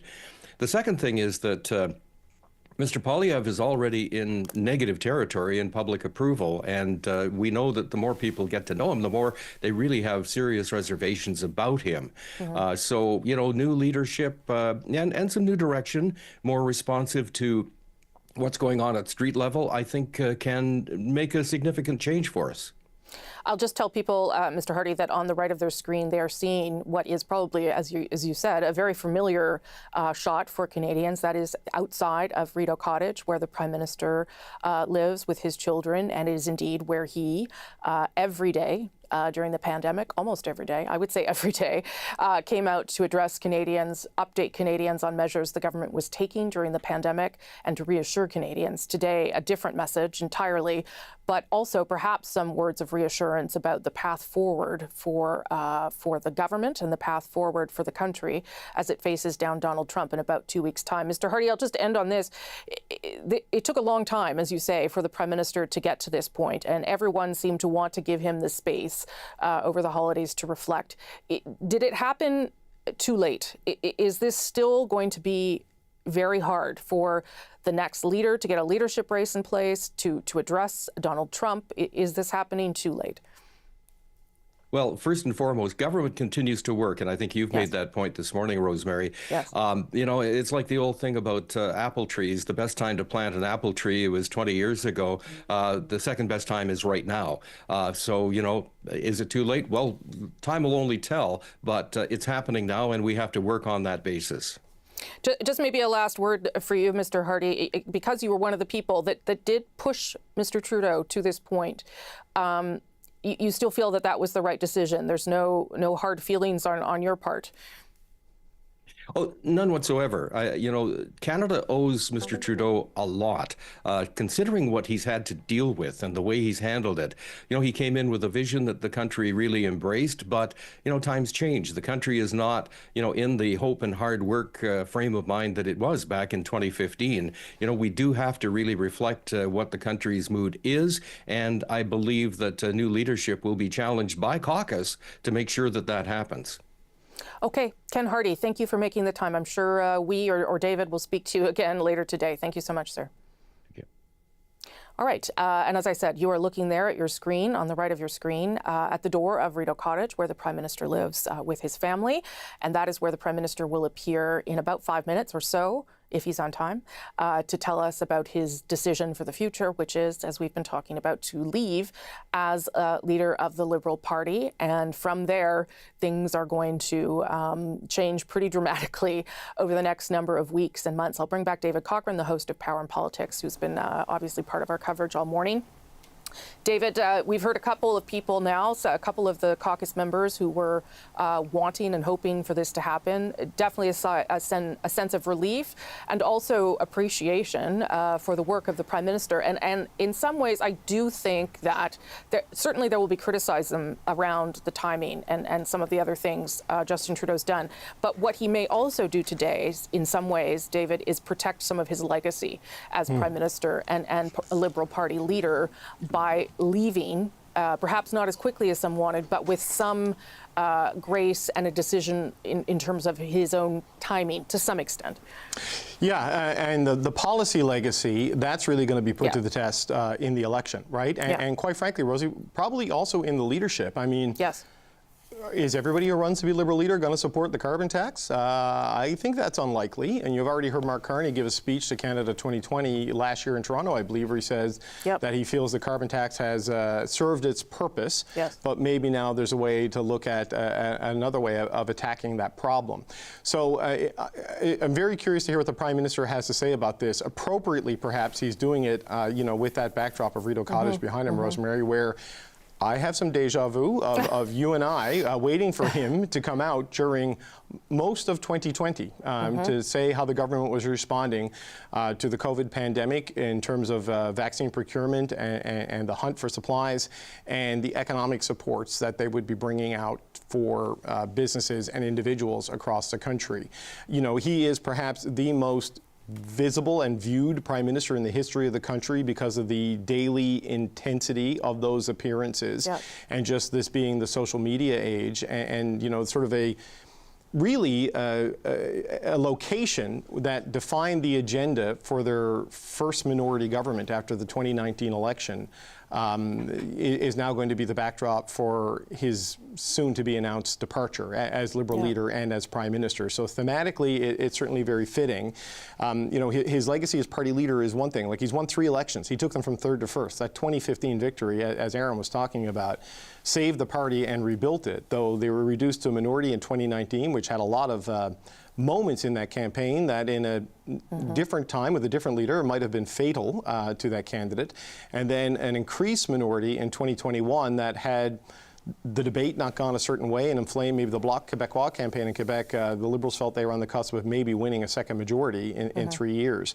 But sort of since then, their agenda has been in many ways driven by the NDP through the Supply and Confidence Agreement, giving them the comfort they needed to manage the House of Commons and survive, any sort of legislative challenges to their government, but also kind of giving them a focus on policies such as dental care and pharmacare that wasn't there prior to that agreement with Jagmeet Singh that they signed. So it's going to be interesting to see what he says in terms of the timing, how people respond to the timing, how the party responds to the timing, and how the potential candidates to replace Justin Trudeau respond to that timing. Because as we've been talking about, you need a long runway to come in as a party leader and then build a credible pitch to be the Prime Minister.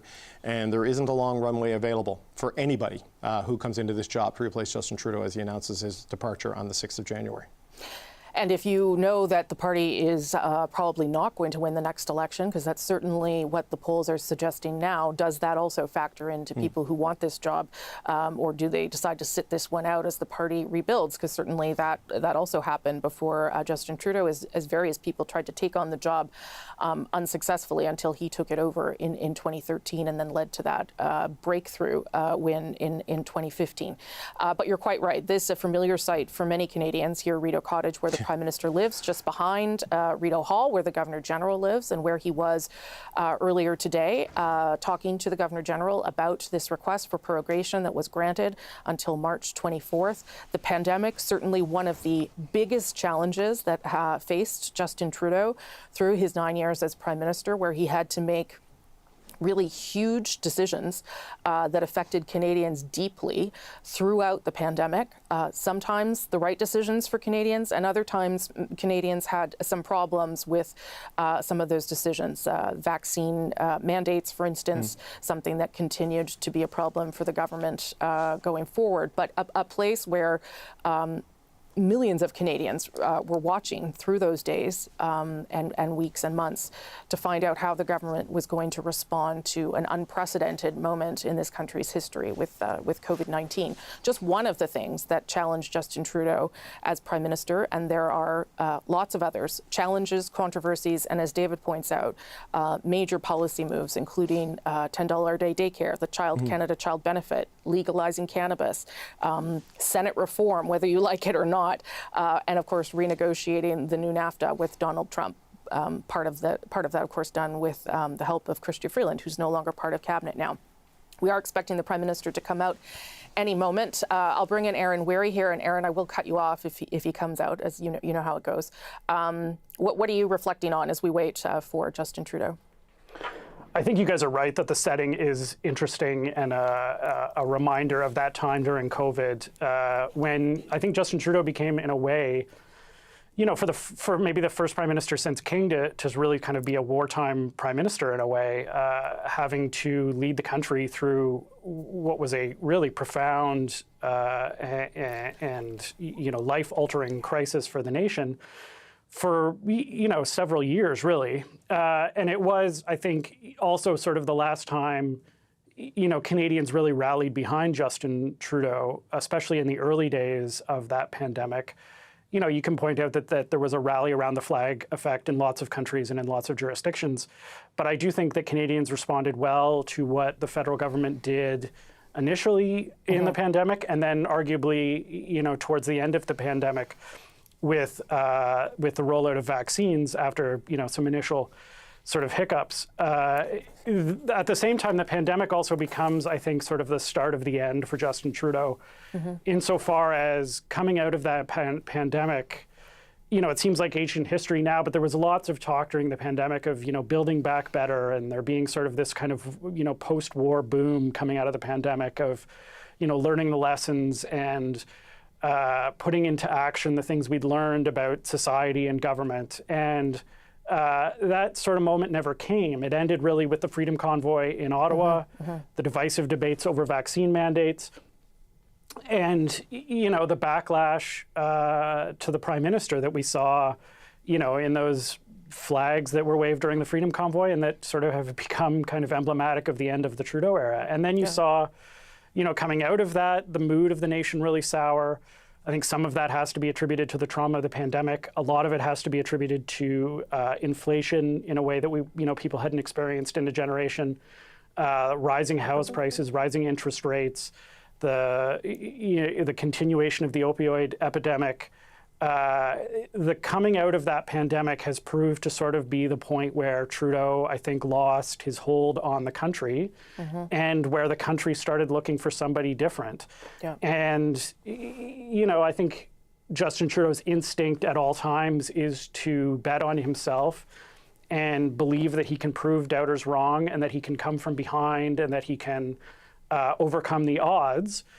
And I think that this time it proved that just wasn't possible. And now the sort of the end of that, the end result of that, is we're going to have a very, very quick Liberal leadership by the sounds of it, to find a replacement, and that replacement is going to have to pretty quickly go into an election, and they're going to go into that election, presumably behind in some way.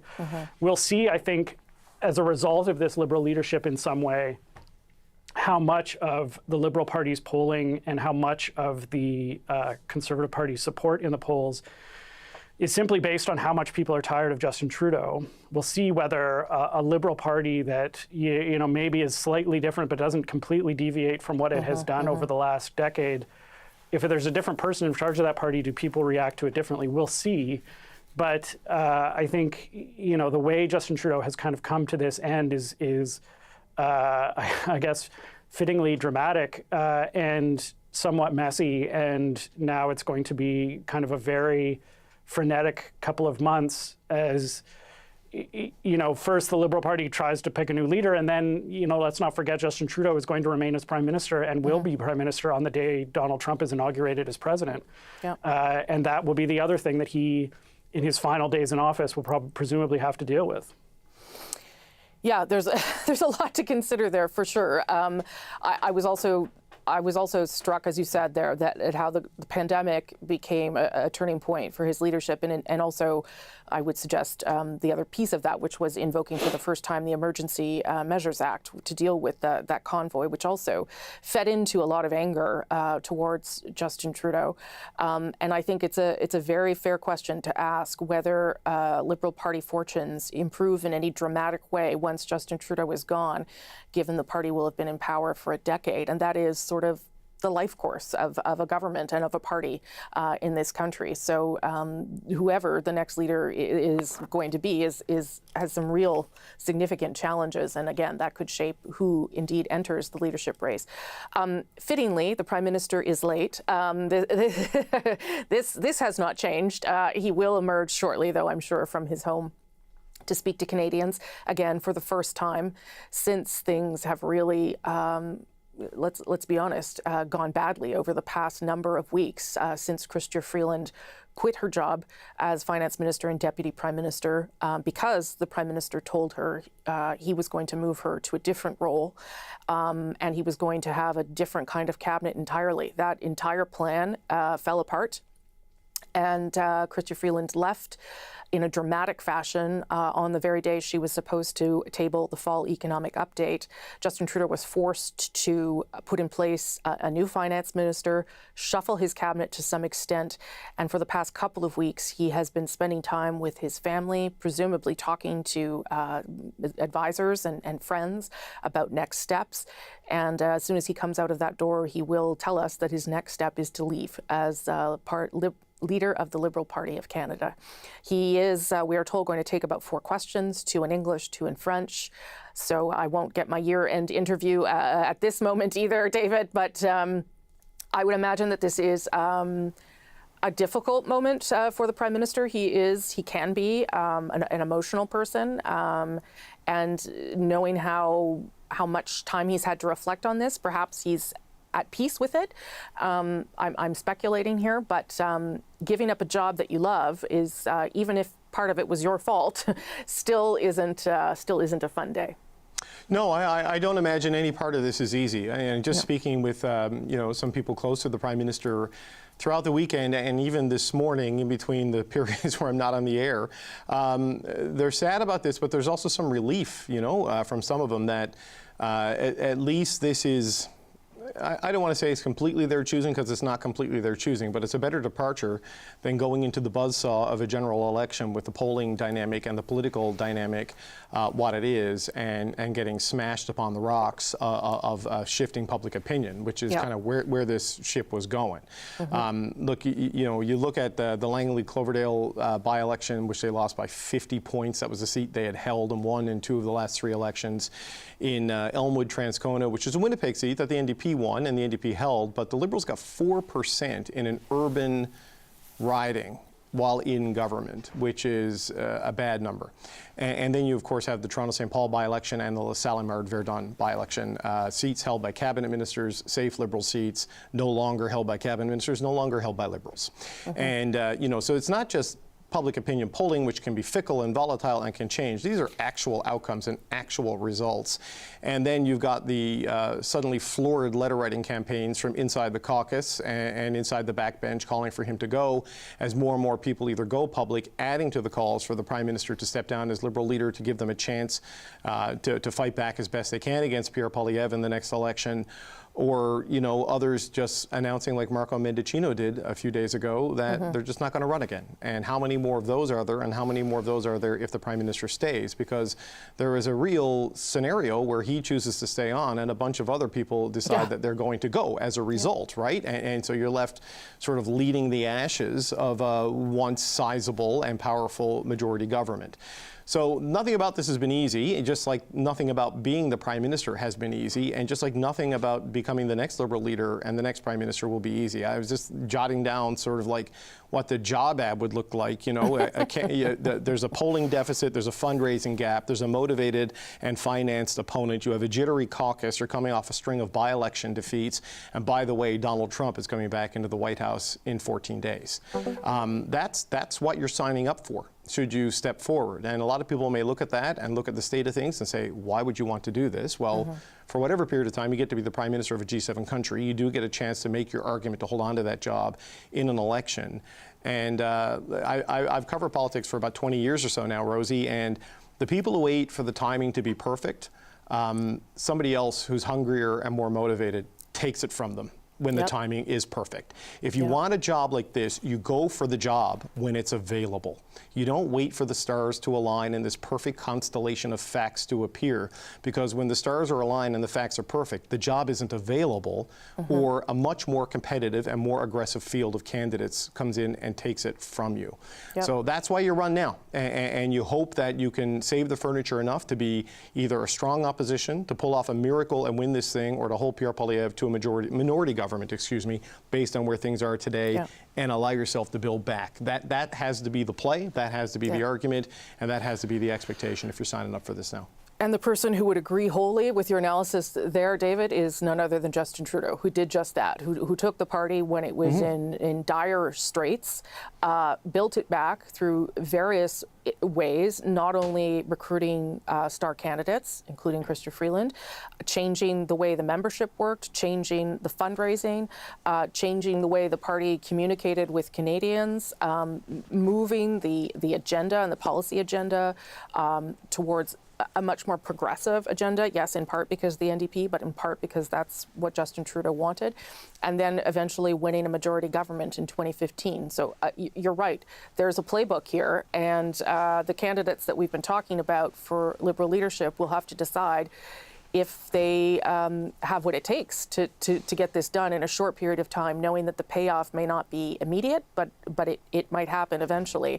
But also facing, as you pointed out, a formidable opponent who not only has a whole pile of cash, but also has managed to really speak to Canadians in a very impressive and successful way through a very difficult period for them. And the irony a little bit with what we're seeing today, and I'll go to you, David, and then Aaron, if the Prime Minister continues to be late, is that one of the things that I understand the Prime Minister and his people were waiting for was to see the economy start turning, right? To see the inflation numbers go down, to see the interest rates go down, and to start hoping that Canadians would start to feel some of that. There was a story over the course of the weekend that rents have gone down in Toronto. They've gone down in the GTA. These are all things that they thought could lead to people believing in him again. We've got the 2-minute warning for the Prime Minister, but I'll let you say something here, David. Yeah, look, that has always been sort of the hope, but hope isn't a plan. And those are all external factors that you're counting on to change the dynamic in the country. And while inflation is under control, the cost of living is not. Those price increases that have been hitting the system since the pandemic, since the invasion of Ukraine, they're still baked in, and cost is elevated. And even if people are seeing proper wage growth now, they're not necessarily getting further ahead, because a basket of food costs more, your mortgage costs more. And so while the increases will be smaller for the people who are renewing now and in the future than they were a year ago, they're still increases, and they're still mad about it. And the other thing that's happening is that inflationary pressures resume and monetary policy eases. It's largely because the economy is slumping. Unemployment's nearly 7%, growth is flat and declining. There's some real economic headwinds the country is facing, and that is a big reason why, even though those conditions changed, the political conditions didn't. Yeah, and of course the criticism that the government didn't move fast enough to respond to some of those issues around affordability and the cost of living, something that they did try to do, as you'll remember, before Christmas with the GST holiday, which is still in place until mid-February, and then those rebate checks that may well not ever see the light of day, we will see. But Parliament is now being prorogued till March 24th, so it seems hard to imagine that those things will happen. Prime Minister of Canada expected to come out of his home there, Rideau Cottage, which is on the grounds of Rideau Hall, to speak directly to Canadians. There he is, announcing that he will step down as Liberal leader of Canada. Let's listen now to the Prime Minister of Canada, Justin Trudeau. This again. Bon matin. Every morning I've woken up as Prime Minister. I've been inspired by the resilience, the generosity, and the determination of Canadians. It is the driving force of every single day I have the privilege of serving in this office. That is why, since 2015, I've fought for this country, for you, to strengthen and grow the middle class. Why we rallied to support each other through the pandemic, to advance reconciliation, to defend free trade on this continent, to stand strong with Ukraine and our democracy, and to fight climate change and get our economy ready for the future. We are at a critical moment in the world. Mes chers Canadiens, à chaque matin, je me suis réveillé. Each and every morning, I woke up as Prime Minister, inspired by the resilience, generosity, and determination that characterizes us so well as Canadians. This is what motivates me each and every day that I've had the privilege of serving as Prime Minister. This is why, since 2015, I have fought for this country and for you, to strengthen the middle class. We have mobilized as Canadians to support each other during the pandemic in order to advance reconciliation, in order to defend free trade on our continent, for our support of Ukraine and democracy, and to fight against climate change and to prepare the economy for the future. We are going through a critical time. My friends, as you all know, I'm a fighter. Every bone in my body has always told me to fight because I care deeply about Canadians, I care deeply about this country, and I will always be motivated by what is in the best interest of Canadians. And the fact is, despite best efforts to work through it, Parliament has been paralyzed for months after what has been the longest session of a minority parliament in Canadian history. That's why this morning I advised the Governor-General that we need a new session of Parliament. She has granted this request, and the House will now be prorogued until March 24th. Over the holidays, I've also had a chance to reflect and have had long talks with my family about our future.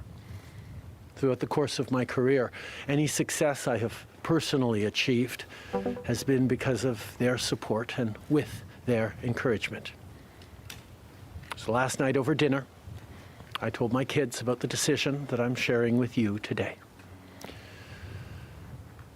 I intend to resign as party leader, as Prime Minister, after the party selects its next leader through a robust, nationwide, competitive process.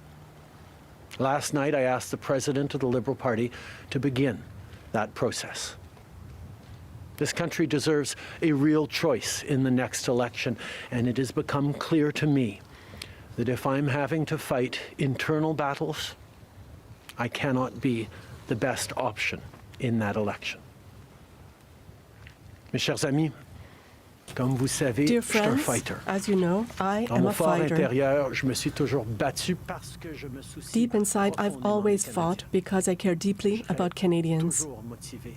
And I will always be motivated by what is in the best interest of Canadians. The fact is that despite all efforts to get through this time, Parliament has been paralyzed for months after what has been the longest session of a minority parliament in our country's history. And that is why this morning I met with the Governor-General to tell her that we needed a new session of Parliament. She accepted my request, and so the House of Commons will be prorogued until March 24th. During the holidays, and I had the opportunity to reflect and to have long talks with my family with regards to our future. Throughout my career, all my success is due to their support and to their encouragements.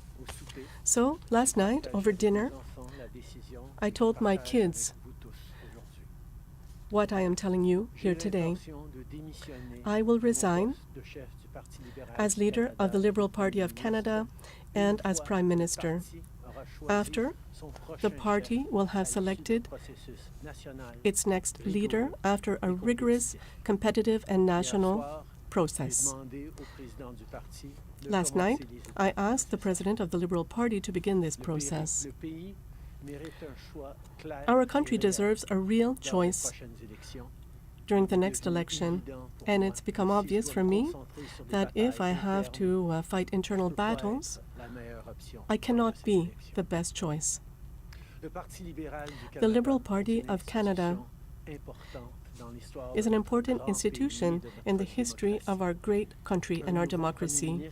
A new Prime Minister and leader of the party will carry forth the ideas and the values of the Liberal Party during the next election. I'm looking forward to watching this process unfold over the following months. We were elected in 2021 for a third mandate to reinforce the economy after the pandemic and to advance the interests of Canada in a complex world. And that is exactly what I will continue to do and what we will continue to do for Canadians. The Liberal Party of Canada is an important institution in the history of our great country and democracy. A new Prime Minister and leader of the Liberal Party will carry its values and ideals into that next election. I'm excited to see the process unfold in the months ahead. We were elected for the third time in 2021 to strengthen the economy post-pandemic and advance Canada's interests in a complicated world. And that is exactly the job that I and we will continue to do for Canadians. Merci beaucoup, mes amis. Thank you, Prime Minister. We'll now go to questions, starting with Laurence Martin, Radio-Canada. Bonjour, Monsieur Trudeau. Hello, Mr. Trudeau. Vous vouliez le faire, ce combat contre Pierre You wanted Poilievre. to Des have batailles internes, il y en a dans votre an parti election depuis with plusieurs mois Pierre déjà. Poilievre as your opponent. There have been internal battles for a while. Why are you giving up now? What made you change your mind? As you know, I don't easily back down faced with a fight, especially a very important one for our party and for the country. But I do this job because the interests of Canadians and the well-being of our democracy is something that I hold dear. And it's become clear to me that I cannot be the leader during the next elections due to internal battles. As you all know, I am a fighter, and I am not someone who backs away from a fight, particularly when a fight is as important as this one is. But I have always been driven by my love for Canada, by my desire to serve Canadians, and by what is in the best interest of Canadians. And Canadians deserve a real choice in the next election. And it has become obvious to me with the internal battles that I cannot be the one to carry the Liberal standard into the next election. Vous êtes au pouvoir depuis près de 10 ans. You've been in power for nearly 10 years. Canada has changed with your government. If there's one accomplishment that you're the most proud of, I know there are several, but perhaps the thing you are most proud of, and maybe one regret? Answer. In 2015, we were elected on a promise to work for the middle class in this country. And that is what we did. We reduced the level of poverty. We helped families. We created an economy that works for many more people while preparing for the future, a more digital future, and to prepare for a world where climate change will have a greater impact. We've done a lot of work with Canadians, and Canada is better off due to the work that we've all done over the past few years. A regret? I continue to think that if our electoral system had been changed, so that people would be able to have a first, second, and third choice on the ballot. Parties would have spent more time looking at their points in common to be the second or third choice of voters rather than to see this polarization. But I could not unilaterally change our ballot system. We got elected in 2015 to fight for the middle class, and that's exactly what we've done over the past years. We reduced their taxes, we increased the benefits to families, we made sure the economy was focused on working for everyone and not just a few, and that has changed.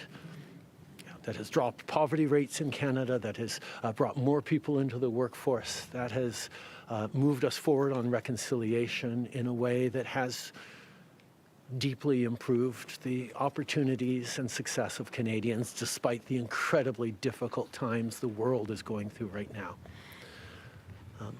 There's lots more work to be done, and I know that this party and this country and Canadians will keep doing it.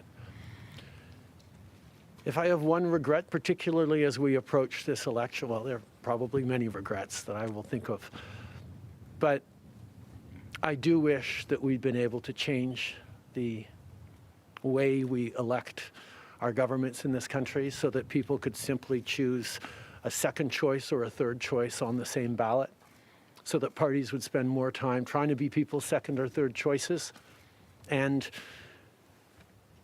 people would have been looking for things they have in common instead of trying to polarize and divide Canadians against each other. I think in this time, figuring out how to pull together and find common ground remains something that is really important for democracies. But I could not change unilaterally without support of other parties our electoral system. That wouldn't have been responsible.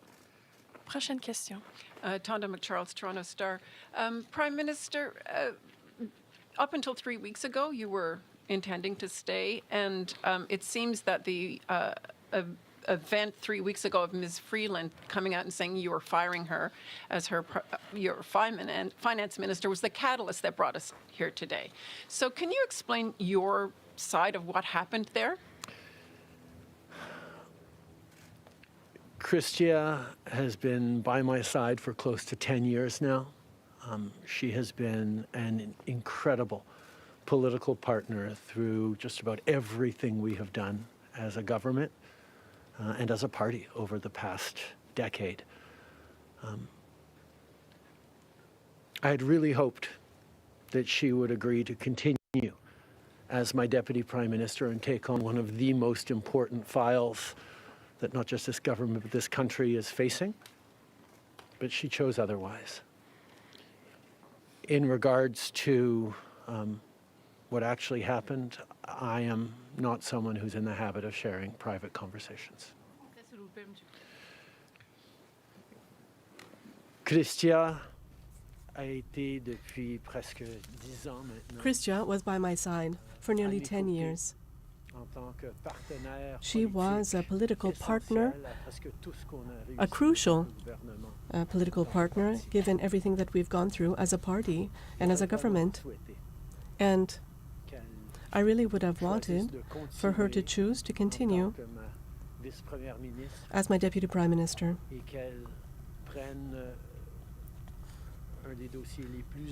and that she would take over one of the most important files that we will have to deal with in the next few months. But she did not want to do that. As for details, I'm not one to share details of private conversations. About the Liberal Party as an institution and the internal battles right now, but I'm wondering if you feel that another leader will have more success than you will at beating Pierre Poilievre in the next campaign. Pierre Poilievre's vision for this country is not the right one for Canadians. Stopping the fight against climate change doesn't make sense. Backing off on the values and strength in diversity that Canada has always worked to pull itself together on is not the right path for the country. Attacking journalists, the CBC institutions, that's not what Canadians need in this moment. We need an ambitious, optimistic view of the future, and Pierre Poilievre is not offering that. And I look forward to the fight as progressives across this country stand up for the kind of vision for a better country that Canadians have always carried, despite the tremendous pressures around the world to think smaller, to veer towards the hard right, and to be less ambitious for what we can be and do as a country when the world really needs Canada. That's not an answer, though. Yes or no? Is there another leader that could beat him? Absolutely. Sur le leader? Oui. Est-ce que vous Pierre Poilievre. en français, s'il vous plaît, merci. Pierre Poilievre a une vision. Pierre Poilievre has a very small vision and the wrong vision for Canada, if we even accept that he has a vision. He wants to back off on fundamental values, wanting to stop the fight against climate change, refusing to invest in a greener and more inclusive economy, trying to divide Canadians rather than uniting them to face the future together in an ambitious and optimistic way. That is not the right choice for Canadians. And I'm looking forward to be part of a progressive movement that will seek out a better future for our country and for Canadians. An optimistic vision for Canadians. Hélène Buzetier. Hello, Mr. Trudeau. 16 years ago, in December 2008, Stephen Harper prorogued Parliament to avoid a vote of non-confidence that he knew that he would lose because the three opposition parties would vote against him. It's the exact same situation that you find yourself in today. Stéphane Dion at the time had said, and I quote, that this was an affront to democracy. I'd like to know why what was bad for Conservatives of Stephen Harper should be good for the Liberals of Justin Trudeau. The Governor General in 2008 had concluded, and correctly so, that the House had given formal confidence to Mr. Harper's government, despite a signed letter. This was a political document at the time. The voice of the House counts. So before stopping the work at the House over the holidays, we won 3 non-confidence votes.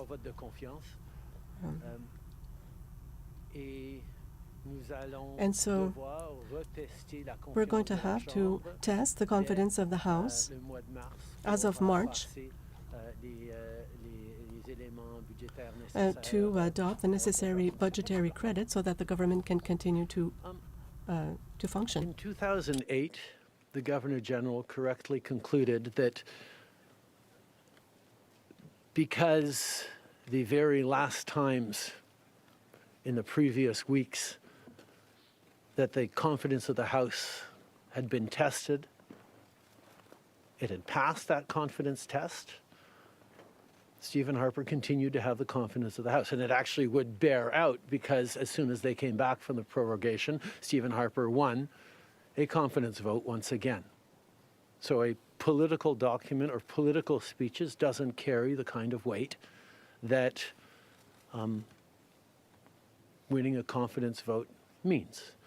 But this prorogation will take us only into March, and there will be confidence votes in March in the passing of supply that will allow Parliament to weigh in on confidence in a way that is entirely in keeping with all the principles of democracy and the workings of our strong institutions. With all due respect, isn't there something a little bit anti-democratic to suspend the possibility of the House of expressing their non-confidence while your party is looking for its savior?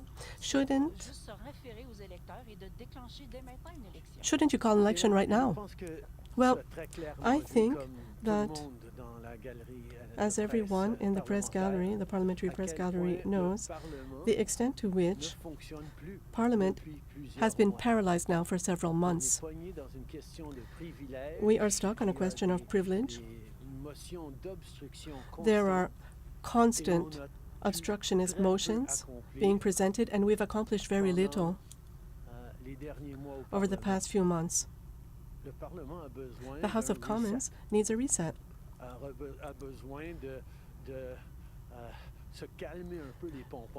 People need to calm down and to get back to work for Canadians and not play petty politics constantly. And that is what we're seeing on behalf of the Conservatives right now.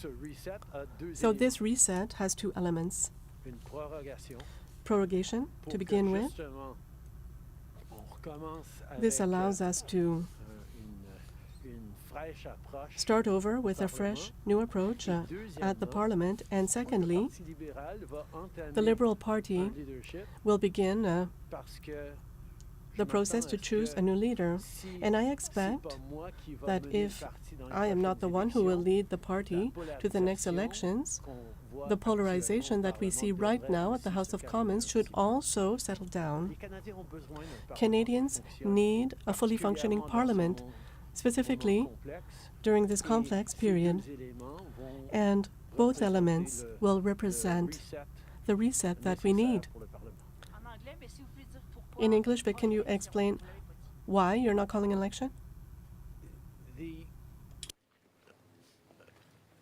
parliamentary press gallery and anyone who's been watching politics closely over the past months will know that Parliament has been entirely seized by obstruction and filibustering and a total lack of productivity over the past few months. We are right now the longest serving minority government in history, and it's time for a reset. It's time for the temperature to come down, for the people to have a fresh start in Parliament, to be able to navigate through these complex times, both domestically and internationally. And the reset that we have is actually two parts. One is the prorogation, but the other part is recognizing that removing me from the equation as the leader who will fight the next election for the Liberal Party should also decrease the level of polarization that we're seeing right now in the House and in Canadian politics, and allow people to actually focus on serving Canadians in this House and with their work the way Canadians deserve. On va prendre une dernière question. Good morning, Prime Minister. Stephanie Taylor with the National Post. Given, as you just said, there's going to be confidence votes in March, opposition parties have said they are prepared to bring down your government. What kind of chances do you think you are leaving to your successor, given that there will only be mere weeks for them to introduce themselves to Canadians before heading into an election, potentially? I have a tremendous amount of confidence in both Canadians and in parliamentarians' interest in serving Canadians in the right way.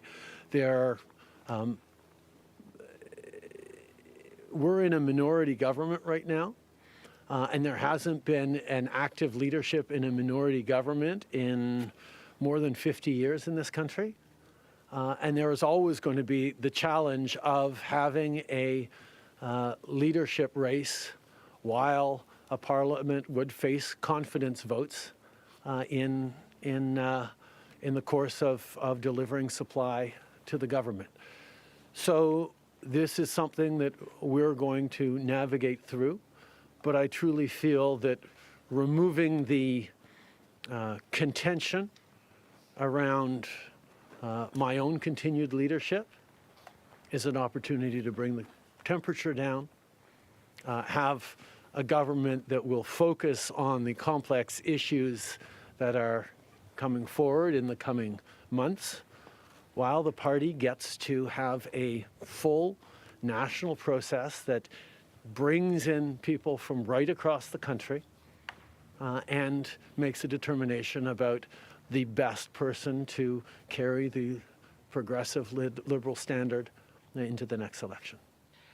Can you clarify whether ministers who would like to campaign for your job will have to step out of cabinet? And how can the Liberal government be in a position to protect Canadian businesses and Canadians from the threat of tariffs from incoming President Donald Trump when members of the government are going to be focused on who's going to be taking your job?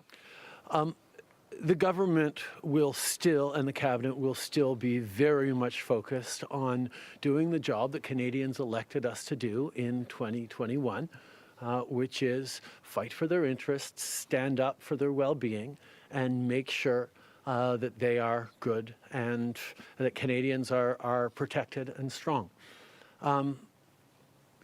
There will be a leadership process and the rules will unfold over the coming weeks. But I can assure you that the tools and the need to stand up for Canadians, to protect Canadians in their interests and continue to fight for the economy is something that everyone in this government will be singularly focused on.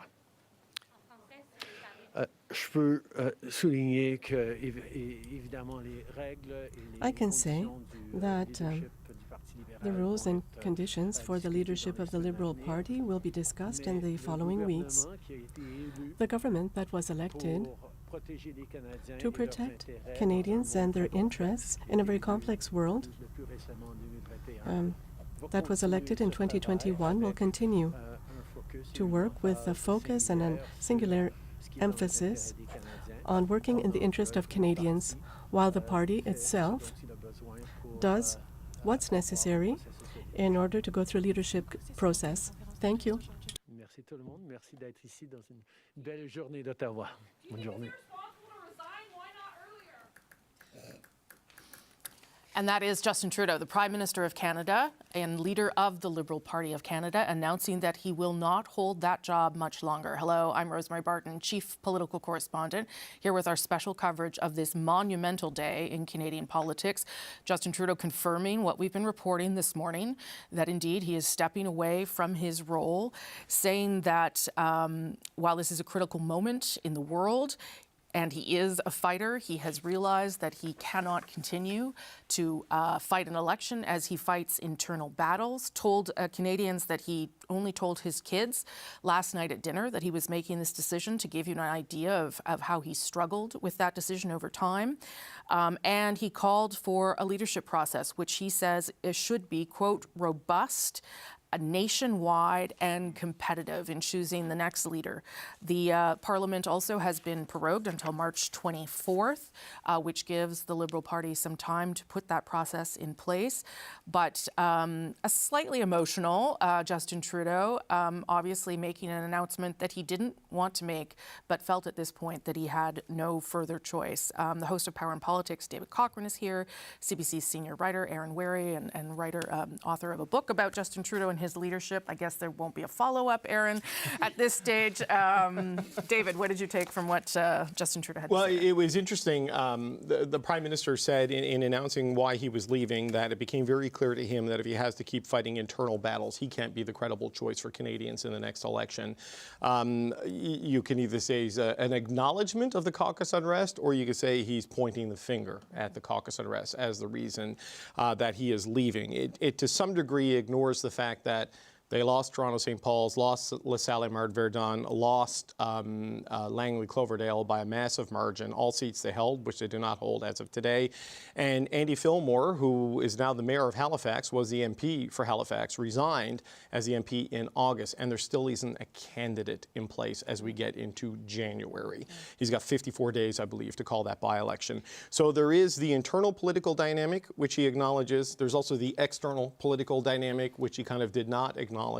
But he has landed on a decision that has seemed inevitable and obvious for quite some time, though you could see when you heard him at a place we're used to hearing him speak, though not for quite a while, how tough this was, how difficult this was.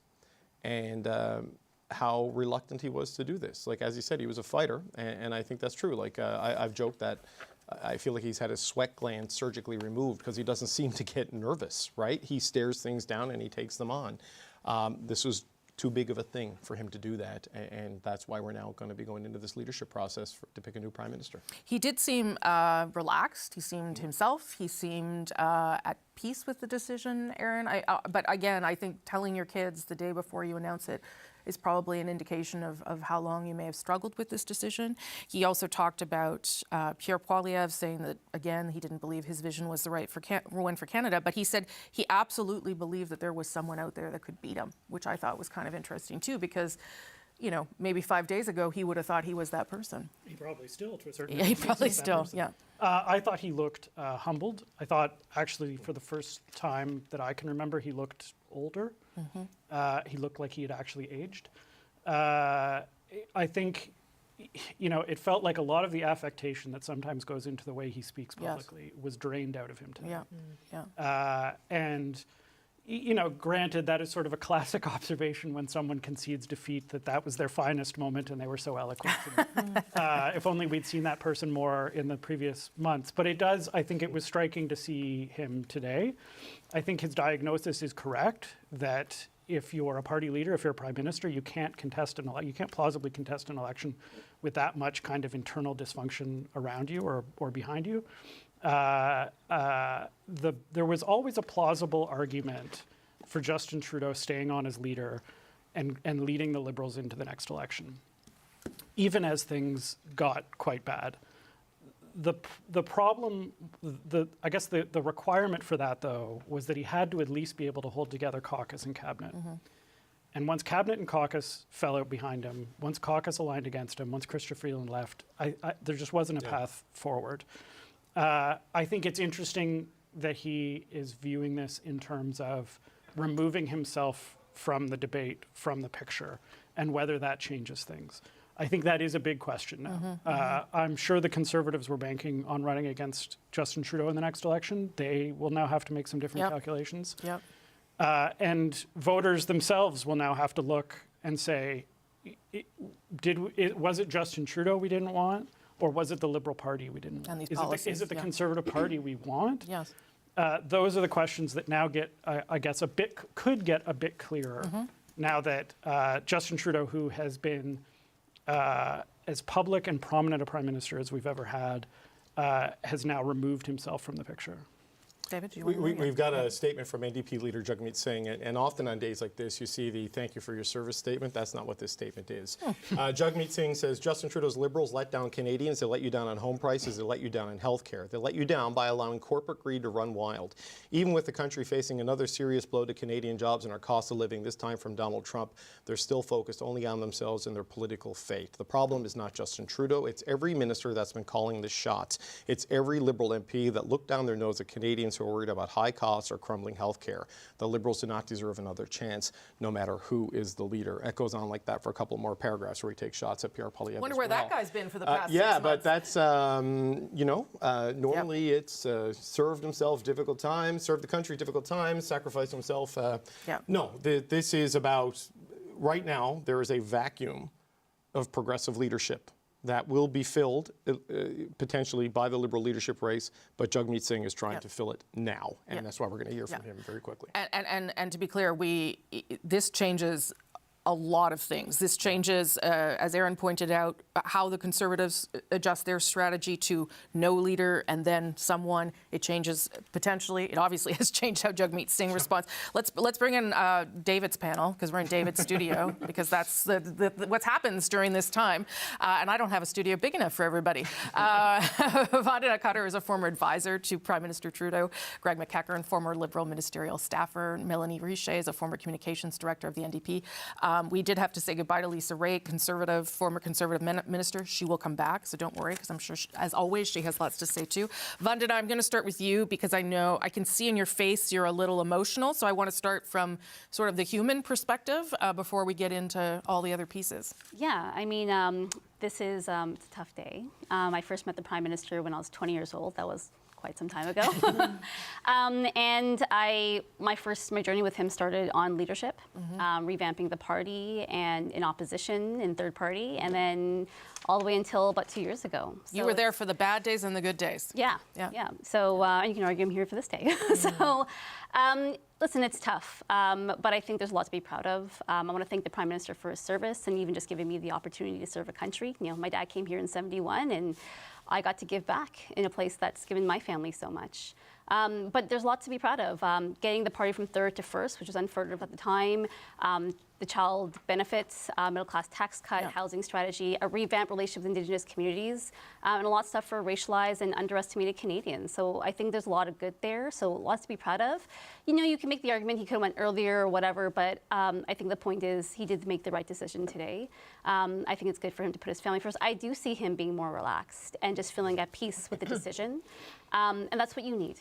Right? I do think, you know, no leader lasts forever, but as much as I am personally sad today, you know, he's been a good friend and mentor to me, but, you know, I always look forward to whatever brings the new Liberal Party next. Yeah. How about you, Greg? Because you've been with the Liberal Party for a long time. You've seen this story before, leaders come and go. This very different because, as we've been talking about it, some of this very much self-inflicted. Yeah. But when it came time to make the decision, here we are.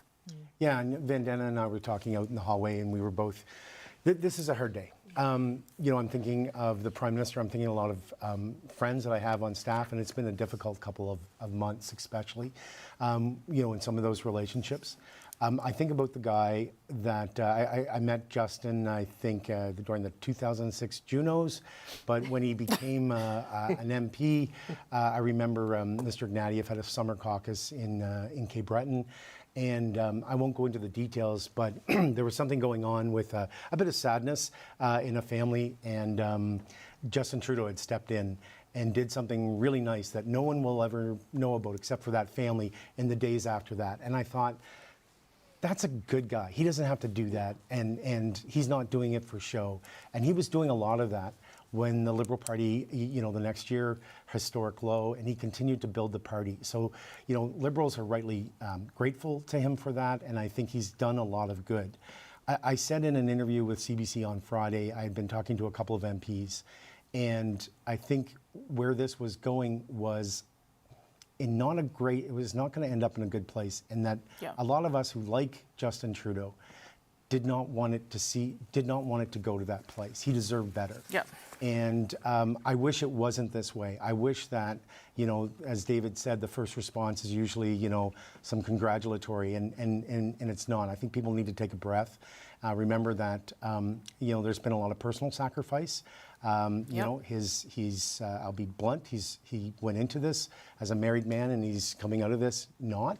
That's got to be tough on a family. You referred, Rosie, to the dinner last night. So I'm thinking about those things. The other thing, just to kind of tie a knot in this, is Aaron made a really good point about the Save the Furniture part of this. And I think we look at Brian Mulroney, and the big difference is if you read books about that time, his caucus was very loyal to him to the end. Justin Trudeau's caucus really wants to be loyal to him, but they just kept asking for things that seemed to be pretty basic, and were being told that they were coming, and they didn't come. So eventually you just winnow away all that support. And I'm kind of sad we're at this point. Yeah, and I will say, Brian Mulroney did a much better job of managing caucus relations than Justin Trudeau ever did, to Mr. Mulroney's credit. From an NDP lens, what are you, let's talk about Justin Trudeau before we move on to Jagmeet Singh, who we're going to hear from at about 1 o'clock, I think. Yeah, well, I think I agree with a lot of what has been said already. Do I agree with everything the Prime Minister has done? No. Do I think he missed the moment a lot of the times and had a hard time connecting with what folks were going through in a way that made folks feel like they were being heard and understood? Yeah.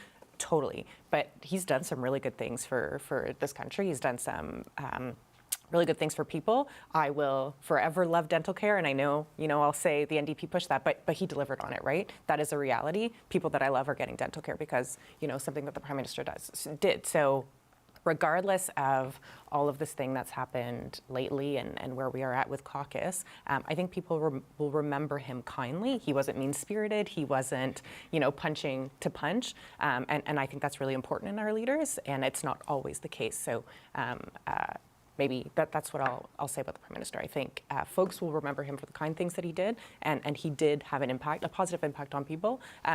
Other stuff, for sure, but I think that's probably something that we should be reflecting on today. All parties should be doing that. We can talk about some of the controversies and own goals too, because that has obviously also contributed to his time as Prime Minister and to where he finds himself today and where he found himself with his caucus in terms of being able to manage some of those relationships. On the right of your screen is, of course, West Bloc. We're waiting to hear from the leader of the Bloc Québécois, François Blanchet, who will have something to say about this. Maybe not quite as harsh as Jagmeet Singh's statement, but we'll wait and see. I should point out we do have some tweets from some leadership contestants, or people we expect will be leadership contestants, Christy Clark and Mark Carney. We can show you those in the coming moments as well. They obviously thanking the Prime Minister for his service. Let's go to the CBC's Ashley Burke. She is at Rideau Cottage, where the Prime Minister was speaking to Canadians and announced that he is stepping down. Ashley, what did you hear there, and what struck you from Justin Trudeau today? Well, Rosie, it was sort of a subdued scene from the few members of his staff that were here at Rideau Cottage as he stepped outside and said that after almost a decade serving as leader, that he was no longer going to be the leader of the Liberal Party. And there were more than 24 journalists and as well videographers and photographers all packed outside. And when he stepped out of Rideau Cottage, he cracked open the door and came down the stairs, and his speech in this moment, actually, the resignation speech that was sitting on the stand, it blew away. He did have a teleprompter, but it was a moment where he kind of made light of it before giving that speech that you heard, where he repeatedly talked about what he said was that he's a fighter, but that Parliament had been paralyzed by what's going on and just simply isn't functioning after what he called one of the longest serving minority parliaments, that it was time really for a reset. So that's something that he spoke about repeatedly, and really the scene here, quiet, a lot of journalists, very subdued. Of his staff there, Ashley, or do you have the sense that there was anyone with him in the House or anyone there supporting him and sort of prepping him for this?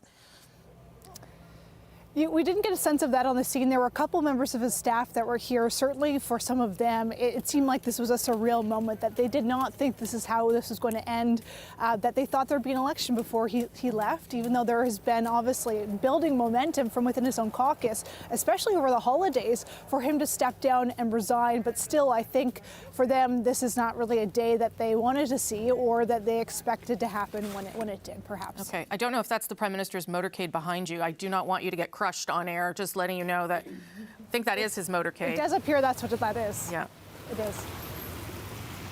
Just to let people. It was a quick press conference. He only took a few questions, yeah. Rosie, as well. 4 in total. And to let people know, he is obviously continues to be Prime Minister and is continuing with some of that work today. He has the Canada-U.S. Cabinet Committee, and we've also been told there's a full Cabinet meeting at 3 p.m. Eastern. Ashley, just one last quick word from you. Yeah, I think just what happens next was a big focus today, and as well from reporters wanting to know what was the moment that he made this decision, what was the turning point, because there have been calls for a long time. Has he put his party in a position where they're going to be hurt heading into the next election because he didn't leave sooner? We didn't get a lot of details about what really that turning point was, and the key thing that his decision that made him turn around, but we do know that he did take time, he said, to reflect over the holidays and speak to his family and others around him to come to this decision. Because before the holidays, it didn't look like this was going to happen. Ashley Burke, thank you. Ashley Burke at Rideau Cottage. Maybe we'll come back to you, unless you come back here, and we'll talk to you when you're here. Thank you for that, Ashley Burke. We are going to say goodbye to viewers on CBC Television. Our coverage continues on CBC News Network or wherever you stream CBC News. Rosemary Barton here in Ottawa. We are, of course, covering the resignation of Justin Trudeau, him announcing that he will step aside once a new Liberal Party leader has been chosen. We are waiting for details of how that will unfold, but we can also tell you that Parliament has prorogued, will be prorogued until March 24th, buying the Liberal Party some time to get that new leader in place. And we're standing by to hear from opposition leaders. The Bloc leader up first. We're going to hear from Jagmeet Singh at 1 o'clock, and we'll see whether Pierre Poilievre appears as well. I can't imagine he wouldn't have something to say on a day like this. And I'm going to go back to the CBC's David Cochrane to see what you're hearing. There are some words from potential leadership candidates floating out there already. Christy Clark, Mark Carney, congratulating the Prime Minister on his run and thanking him for their public service. That's what you should do, I would think, if you want to be a leader or a leadership candidate, yes, and you're trying to get the Liberal Party to like you. It's interesting, though, before we move on to that, it's just thinking about what we just witnessed here, right? Mm-hmm. That a 3-election winning Prime Minister is leaving. Because of internal unrest and external dissatisfaction. And it's just a reminder, Rosie, that political careers rarely end with joy. Yep. You're either defeated or it becomes so exhausting and untenable you leave. And, you don't have a term limit system like in the United States where Barack Obama can win 2 terms and then peace out. Peace out, because it was a sort of, not on his terms, I guess, but on the constitutional terms. Yeah. This is a much more different kind of thing, right? It's a result of a combination of external factors and really what was growing to be a potential full-blown caucus revolt. I mean, it was the most polite revolt I'd ever seen in terms of, we respectfully suggest you leave, and it built to this point. And now you're seeing, Christy Clark thanking him. You're seeing Mark Carney thanking him. We're waiting to hear from potential cabinet ministers. The full cabinet is going to meet at 3 o'clock Eastern time, by the way. There's supposed to be a meeting starting at around 12 to 1:30, I believe, of the Canada-U.S. Committee of Cabinet. Yeah. So that's going to be an important group for the Prime Minister to speak with as they have 2 weeks to go until Donald Trump is inaugurated and to deal with all of the implications of that. But it's going to be interesting to hear what the Liberal Party says today. We need to hear from the President. Yep. We need to hear from the Executive Board in terms of what they're planning to do and when we will know what they're going to do. Because this is not just an internal party thing right now. This is the process to pick for however long the next Prime Minister of Canada. And, we waited 3 weeks to hear the Prime Minister's response to Chrystia Freeland. I don't think we can wait 3 days even to hear what the Liberal Party of Canada has to say, because people are going to want some clarity on how the First Minister is going to be picked. And the Prime Minister also said that he spoke to the party president last night. And as we know, and if you've been reporting, those conversations had already started quietly inside the executive about how that would unfold. But let's take a moment as we wait for some other reaction to David's point, Aaron, to reflect on the fact that this is a Prime Minister who won 3 elections and it is choosing to step away now. There is sort of a natural life cycle to a governing party in this country, and we are about at that point. So whether you get defeated, like Stephen Harper did in 2015, or whether you get pushed out, because that's a Liberal Party thing as well, the way this unfolded, it is sort of time. The Canadians do tend to tire of parties and governments after about a decade or so. After about a decade. Yeah, you only get a decade. I mean, it's pretty good. Slightly better than Barack Obama. Yeah, look, he's going to leave as the 7th longest serving Prime Minister. I know that. I knew you would know that. He'll be basically within range of Stephen Harper and Jean Chrétien.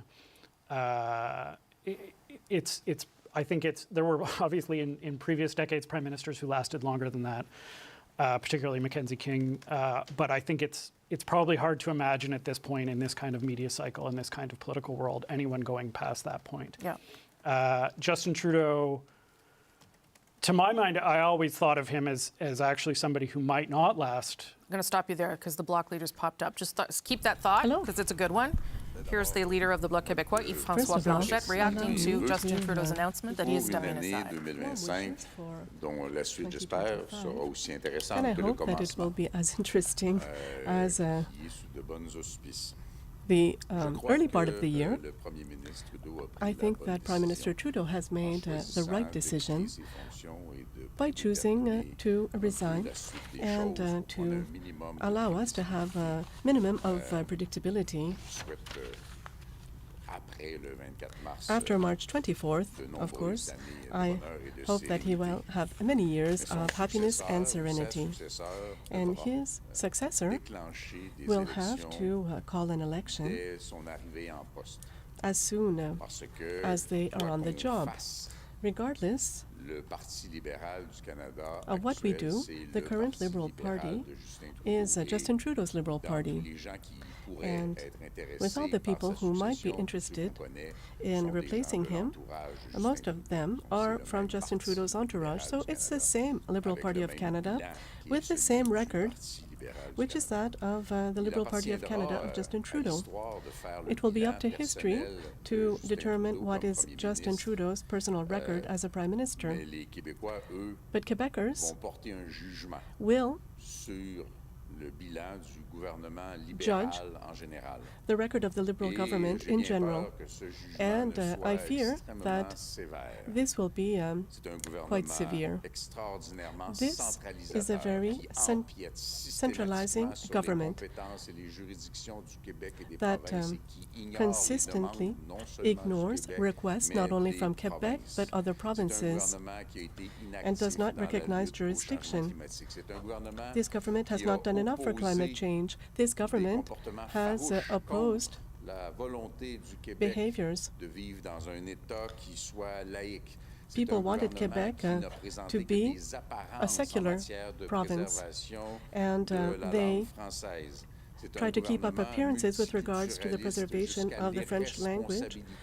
They are very multiculturalist, and we see this. We have protests in the streets. We see people in the streets with positions that are supported by religious beliefs, and they are dangerously flirting with hate propaganda on the basis of the values of this government. This is a government with migrant policies that will have been negative for Quebec, despite a certain will to bring forth amendments recently.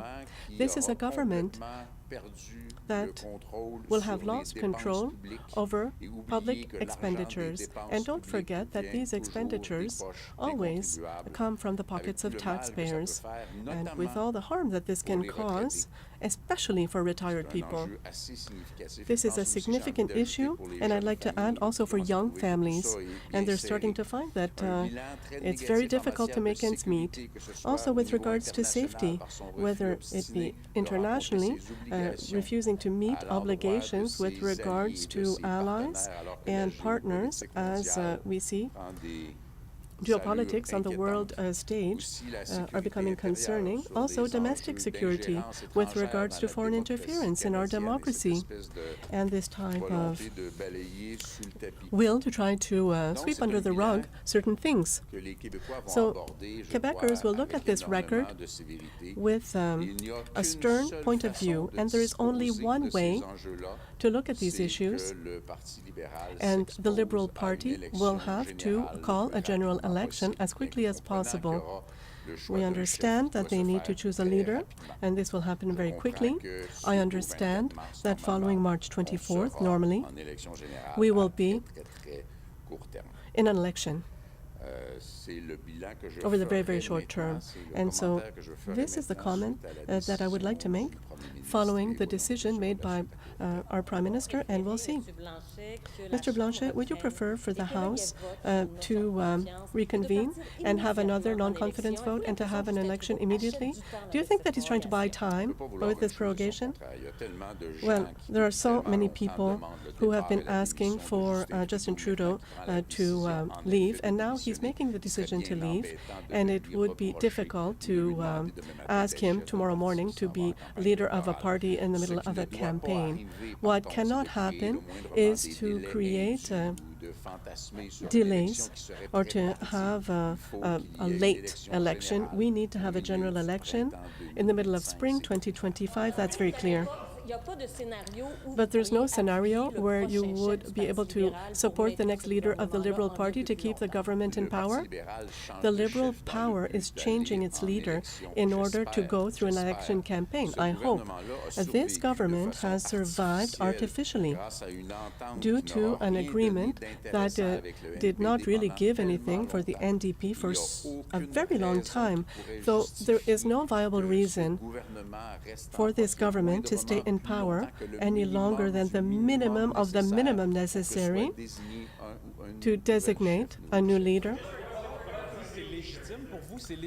Do you think this delay is with prorogation, do you think this is legitimate? Answer. Well, there's going to be a leadership race, so either we do that or we keep Justin Trudeau in party without leaving. And so I think it's legitimate. I think it's legitimate given what civil society has been asking for with regards to Mr. Trudeau to have immediately a leadership race for the Liberal Party, and I don't see any other scenarios. And at the end of March, when we come back, there are many different scenarios that could play out, but they all need to lead to a general election, whether it be through a vote in the House or perhaps a visit to the Governor General. We need to have general election very soon. On the table that the Bloc Québécois has been asking for, that a new Liberal leader decides to say, we would like your support in exchange for this. We are beyond that. Now is time for an election, which I will understand that would be held after the Liberal Party has chosen a new leader. And there's nothing else to be taken into consideration at this point. Mr. Trudeau said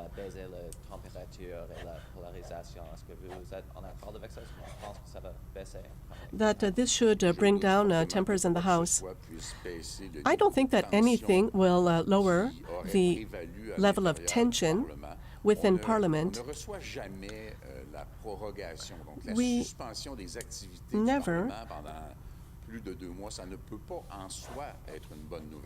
think that prorogation is good news. It's perhaps the lesser of two evils. It's not necessarily good news.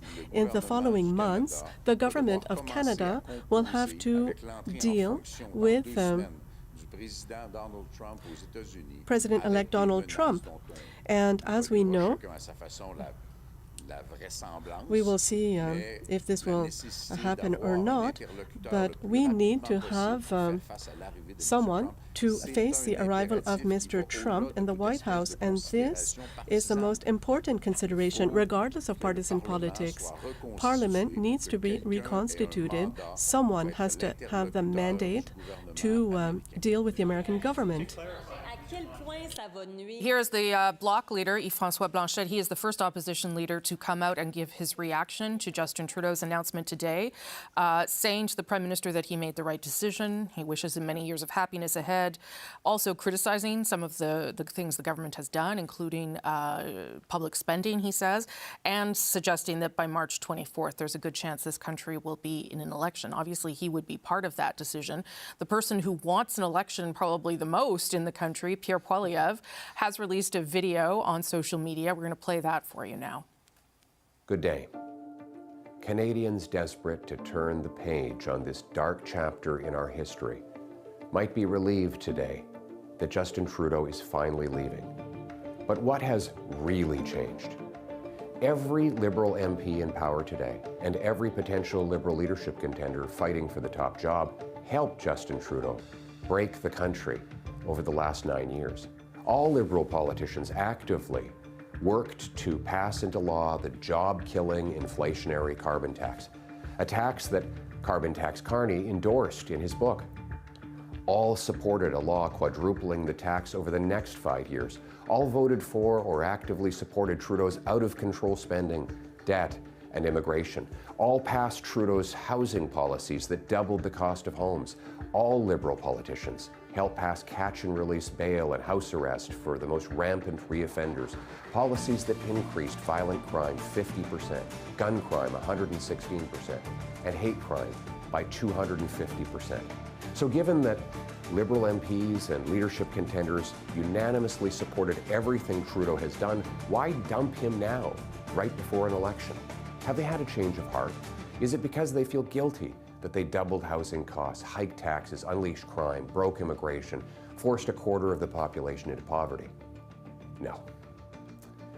They continued supporting Trudeau when he did all of those things. No, their only objection is that he is no longer popular enough to win an election and keep them in power. They want to protect their pensions and paycheck by sweeping their hated leader under the rug months before an election to trick you and then do it all over again. Now, while leaderless Liberals focus on saving their jobs and fighting each other for power, the country spirals out of control, an out-of-control housing emergency, an out-of-control migrant crisis, an out-of-control $62 billion deficit, not to mention tariff threats from the United States. Oh, and another NDP Liberal carbon tax hike kicks in this April 1st. Everything's out of control, and now the government is out of control. This cannot go on. We need a carbon tax election now to choose between the NDP Liberal costly coalition that taxes your food, punishes your work, doubles your housing costs, and unleashes crime and drugs in your community, or common sense Conservatives who will axe the tax, build the homes, fix the budget, and stop the crime. Canadians can take back control of their lives and their country, take back control of our border, take back control of immigration, take back control of spending, deficits, and inflation. Take back control of our streets by locking up criminals, banning drugs, treating addiction, and stopping gun smugglers. We'll cap spending, axe taxes, reward work, build homes, uphold family, stop crime, secure borders, rearm our forces, restore our freedom, and put Canada first. All with one mission: to bring home Canada's promise that every hardworking Canadian gets a powerful paycheck and pension that buys affordable food and homes on safe streets where all are united for the country we know and love. Canada first, Canada last, Canada always. Let's bring it home. All right, that is, of course, the leader of the official opposition, Conservative leader Pierre Poilievre, in a video that he just posted on social media. We played it in its entirety. I don't think we'll do that again, but I assume that means that he will not be facing questions from the media. His take, of course, though, that an election now is needed more than ever. Well, he's going to get one, and he's probably going to get one sooner than had been planned, or around the same time at any rate. But for sure, what today means is that an election is coming. Lisa Raitt, former Conservative cabinet minister, is joining us now. Thank you for being here. I wonder where Conservatives' heads are at today, Lisa, because I think it's fair to say that, yes, they want an election, but they would have liked to have an election against Justin Trudeau.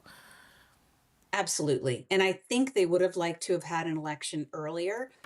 James Moore, who I know is on the show a lot too, he had I think a really smart post this morning where he said, why didn't this happen in October or December, after any one of the by-elections where the losses were? Because right now what we're facing is the first 100 days of a Trump presidency, where we will essentially be dead in the water with no parliament sitting and an uncertainty as to who is going to be the prime minister coming out of that, along with another election. And I mean, we can look in the back and complain about that's not the way it should have happened. Sure. But the reality is that our move forward is going to be looking at an election. I think, Pierre Poilievre puts out very clearly what the position of the Conservatives is, which is it doesn't matter who it is at the top of the Liberal Party. This really is an issue that has to do with the last 10 years of policies from this Liberal government, and anybody who's associated with the government is associated with the policies and how Canadians feel today. That is more challenging, though. I think you would agree, because they've spent the past, since Pierre Poilievre was leader, really effectively blaming Justin Trudeau for everything, including, inflation, everything you can imagine. And so now to have to pivot to, we're going to blame, person X, because we're not going to know right away for the problems, it complicates things, I think, a little bit. I think you're right. The only way to go after it in terms of strategy is to say everybody's like him. But you're punching fog a little bit, because you don't have a clear target. I don't know about that. I think what the Conservatives have done effectively is starting to hone in and focus, maybe because the writing was on the wall, quite frankly, that Trudeau was going to leave.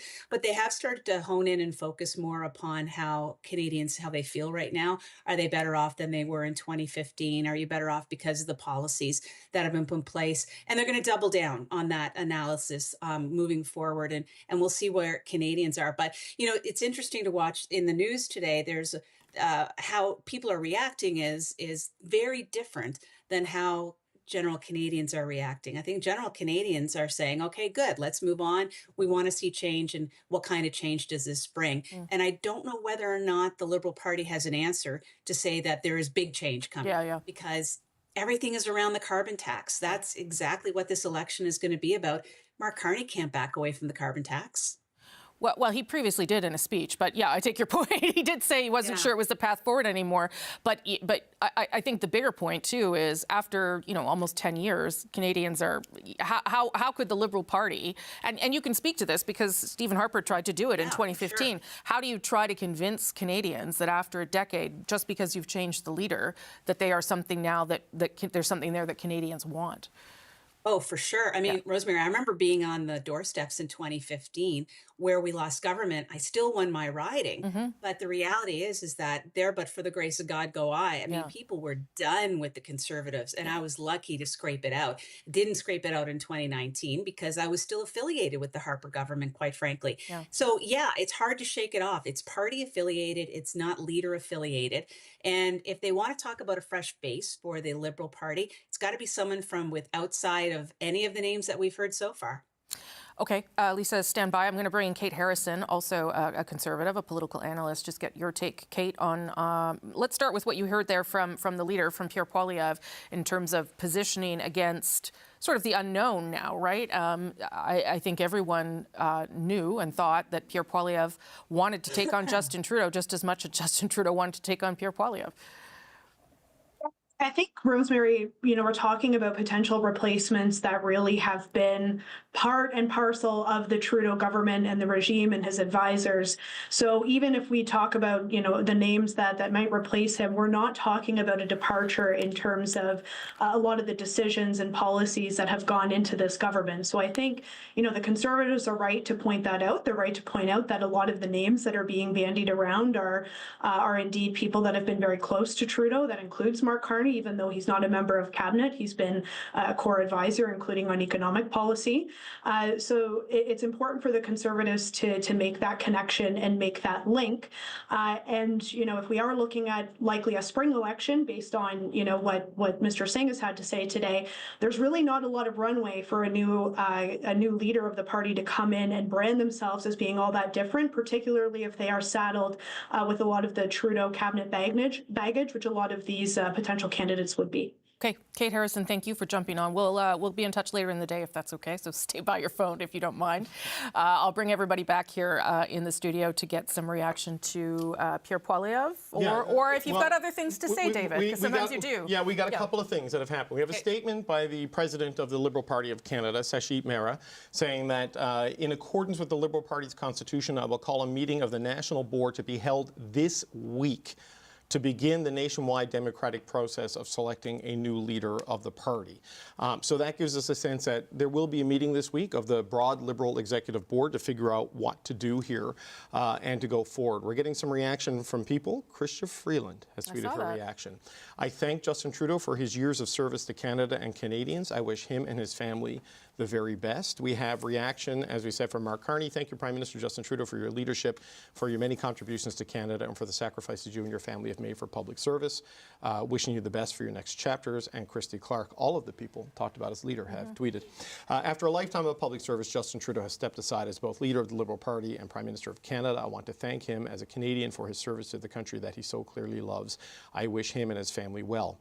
As a lifelong Liberal, I look forward to joining tens of thousands of Canadians to choose our next leader. This is the biggest opportunity in over a decade that we've had to grow our party and welcome new Liberals, including Canadians concerned about the future of our country.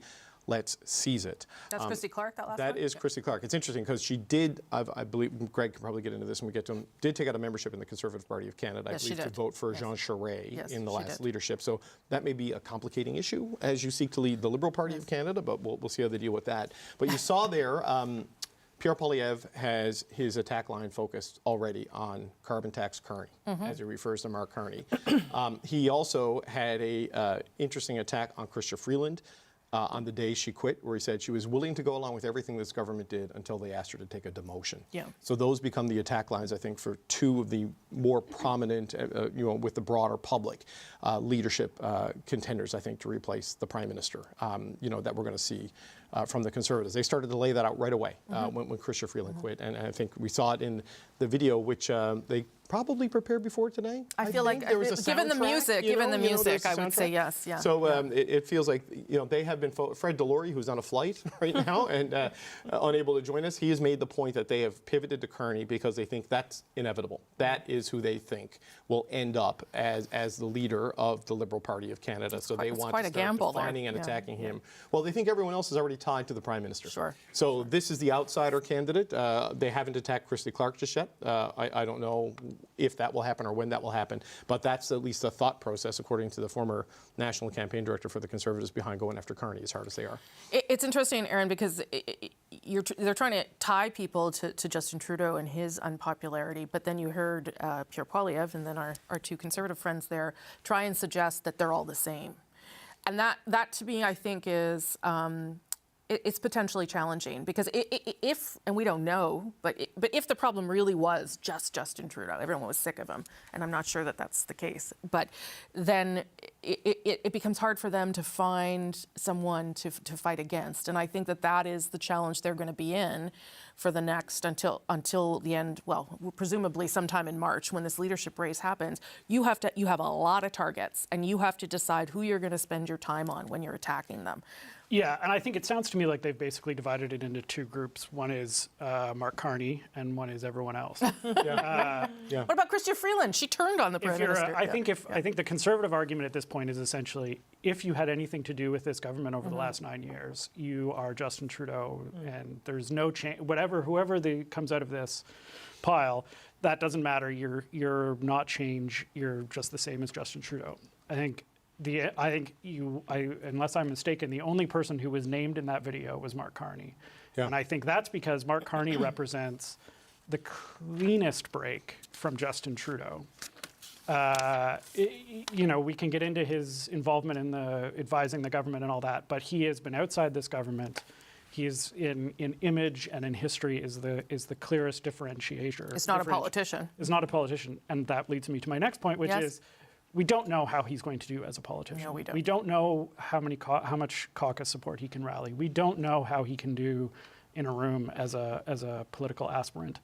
And so that, I think, is the challenge there. So the Liberals, I think, the people who have been with this government can still differentiate themselves both in style and in policy. Mm-hmm. They could come out tomorrow and say, if I'm Prime Minister, we're pausing the carbon tax. Yep. If I'm Prime Minister, we're scrapping the carbon tax. They can come out and differentiate themselves policy-wise. Sure. But the cleanest break is Mark Carney, but then you have no idea how he will do politically. And to be clear, there are also lots of big policy things that Justin Trudeau and his government put in place that are popular with Canadians. Mm-hmm. The Canada Child Benefit, I would argue, the child care program is popular. We know dental care is popular. Legalizing cannabis, I'm going to argue, is popular. So those are things that you could say I was part of the government that brought those into place and sort of push aside the things that didn't make sense anymore. I was behind all the good stuff. And the bad stuff, that was Justin Trudeau's idea. Yeah. Look, and I think, Justin Trudeau, if he's thinking about this clearly, has to understand that he may be thrown under the bus in the next 2 months. Totally. That Liberals are going to have to be able to say, to criticize him. I didn't agree with this policy. I didn't agree with that policy. Now, the risk for them is, if you go back to when Justin Trudeau became Liberal leader, part of a big chunk of his speech when he became leader was about how Liberals had become so focused on fighting themselves and not fighting for Canadians, that they were concerned with their own internal bickering and not with the agenda. And this is the first time now in more than a decade that we've had a real Liberal leadership race. And arguably, you can debate whether the Justin Trudeau race was a real Liberal race. Ish. Because it was so clear from the outset that he was going to win. Yes. We don't know how this is going to work out. This does open up internal competition, and we don't know how that's going to play out in terms of the caucus, in terms of the party, in terms of different candidates supporting each other. Yes. Does this turn into them turning on each other? How does that work? But I think the clearest goal going forward is going to be, how do these candidates differentiate themselves? How do they explain that they're not just a different leader on the same party? They are going to take things in a slightly different direction. Yeah, and let me throw reconciliation into the policy legacy that I don't know that any Liberal candidate would want to leave behind. I don't know your thoughts on how you do that, and how difficult that might be for the Prime Minister to watch, as people who were once with him are now saying, I wasn't really down with that one, actually. Yeah, I think there'll be different styles of people. Some people who will flat reject and maybe be a bit more negative towards him. I think, as you see, Chrystia Freeland, for instance. Yeah, for sure. Yeah. But as David said, it's the most polite caucus result ever. I feel most people will say, like, times have changed. Right. Times have evolved. Yeah. I will probably bet that there's probably no carbon tax after this, I'll be honest. I think that's probably dead in the water, but I think most people try to find a change. The one advantage all candidates have now that the Prime Minister did not have, early enough, is that they have now seen the Conservative playbook. They know how he is, they know how he brands himself, they know how his tactics are. So I think any leadership campaign that could be successful is going to think through, how am I punching through this? And any leadership campaign that's going to be successful is not only campaigning for the leadership, but going to make something that's transferable to a general election. Totally. Right? There's a few things you have to talk about. There's, I think with Mark Carney and with you almost said it. They're getting to you. I know they are. That's how they work. There's average Canadians who might like him, but are they all going to sign up to be a Liberal member and then come and then vote? That's also two different things, right? And then you have the membership, you have the caucus, right? So I think it's better that they're all going to find different ways to connect, to be authentic. I think a lot of them have learned about how this Conservative Party has been very successful in connecting people through digital ability, whether it's through Twitter and YouTube and long form abilities that are different. So I think you've seen that, and anyone who's successful is going to use that, but also leverage it to connect with Canadians across the board for a general election will come shortly afterwards. Yeah, I mean, the speed at which this has to happen, and I do know there are people calling and asking people, could you do this job, could you do that job for my campaign? Some of them already have those people in place, but this has to happen very, very quickly. So quickly. Yeah. I really think it's down to speed, also how you can mobilize and how you can mobilize quickly, and a communications exercise, right? How you're branding yourself, whether that's an attachment to the Prime Minister or pushing away from the Prime Minister, and how consistent you are there. It's funny to hear Pierre Poilievre talk about, well, everybody is the same because they were tied to him. Pierre Poilievre is a minister in Stephen Harper's government. He talks about working people, and he did some really harmful things for workers when he was a minister. So I think it's all about how you communicate, how consistent you are, and arguably was one of the downfalls of the Prime Minister is that lack of clear, consistent communications in the last little bit. And I really agree with your point of how they're communicating about Pierre Poilievre. I think that's also a mistake that the Prime Minister and his team did, is they didn't have a strategy for how we're going to talk about this guy, how we're going to define him before he's able to redefine himself. So I really think those will be the key things as a new Democrat that I'll be paying attention to. You're a political strategist. That's why we're asking. But will be important for sure. Yeah, Greg? I do find it interesting, as you said, the last three Conservative leaders all served in Stephen Harper's cabinet, and when they want to talk about leadership, how quickly they turned on Scheer and O'Toole, and they have that mechanism. And, admittedly, they can do it that way, but boy, that happened really, really quickly. I don't think that the Conservative leader, I saw this before Christmas when Freeland quit cabinet. His ability to pivot quickly is not great. That video is kind of a bit odd. The day that Freeland quit, he was talking about Carney. And I thought, actually the news today is about Freeland. Why are you talking about Carney? Because you really, really want Carney to be the leader. And listen, I'm not declared for anyone. I've told David that I think Dominic LeBlanc would be a really key person right now. But, what I was told when Carney went to the summer caucus, he didn't blow the roof off, right? And so there's a bit of a difference here when I see, conservative strategists on Twitter or people talking about how we're going to pick the leader, it is going to be people are going to be calling people like Vandana and saying, okay, you saw people behind closed doors. What are they like? Who do we trust? Because, the reality is everything that was said about Stephen Harper or Justin Trudeau or Pierre Poilievre, they're all part of who they are. Eventually that side comes out, and it's how quickly you can decide how long your career is. I think the best example for, calling your own exit that I can think of is Frank McKenna. And, I went to university with his daughter, and in 1996 I was saying to her, does he want to run for federal leader when Chrétien's done? And she said, he's done next year. He told my mother 10 years. And sure enough, that's what Frank did. And, it went out on a really high note.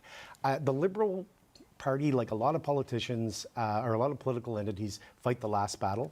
And I think a lot of the stuff around Justin Trudeau was we did not want the Martin Chrétien thing, so we didn't have it. There was no obvious successor, but we also didn't have an obvious succession plan, and that's not, we're not in a good spot today. I'll bring in Lisa for her thoughts before I bring in a couple more guests. Lisa? Well, I can't disagree with the fellow Severian there, Greg. And threw down the X-ring quote. Not wearing my ring today. The reality is that there's going to be a lot of attempts to define before people start coming out of the chute. Right. In terms of knowing when to go, it's the best job in the world. I mean, it's going to be difficult for people to actually want to leave until the writing is clearly on the wall. And clearly on Wednesday, there was going to be some difficult conversations between the Liberal caucus and the leadership, the Prime Minister himself. So he made the decision, I think a reluctant decision, quite frankly, from looking at how he approached it today, of the path that's going to be forward. But I'm still, I guess I'm not really quite sure on what the next part of the process is. And, we're rounding into a really serious situation with Donald Trump, and not just the tariffs. Remember, with the threat of mass deportations on day one in this government, it's going to be massing at the Canadian border, and we don't have a parliament to deal with it. And we may have lots of cabinet ministers out stumping to be the next leader. It really is, awkward is too weak a word. It's a calamitous situation that we're going to find ourselves in for the next couple of weeks. And Canadians are going to have to bear with it while the Liberals try to figure out what's going to happen next. Yeah, and maybe that too is an attack point for the Conservatives. To your point, Lisa, that it's the Liberals' fault that we are facing this potentially calamitous situation with Donald Trump, and everybody has to wear it. That's an awfully good point too. Okay, the panel is going to stick around. We're going to hear from a couple of Liberal MPs now. Chandra Arya was a longtime Trudeau loyalist, but last month joined the calls for the Prime Minister to resign, and he has also thrown his support behind Chrystia Freeland already. Nice to see you again, Chandra Arya. Nice to see you too, Rosemary. Okay, how are you feeling today, sir? Today, is a bittersweet moment. Love him or hate him, Trudeau's legacy his achievement will shape Canada for years to come. And after I talked to you last, just before Christmas, I too spent the holidays reflecting on where Canada is, what has become, why it has become what it has become, and what we should do next. So I too did a lot of soul searching during the holidays. And I'm glad that Trudeau is continuing till the next leader is elected. And you continue to think that Chrystia Freeland should be the next leader? As I said, I did my soul searching. I did go in depth into what Canada has become, what needs to be done, etc. Let's see how it goes. Oh, interesting. So you're not 100% sure anymore. You're going to see who joins the race. Is that fair to say? Right now, I'm happy that Trudeau is continuing till the next leader is elected. We need that stability there.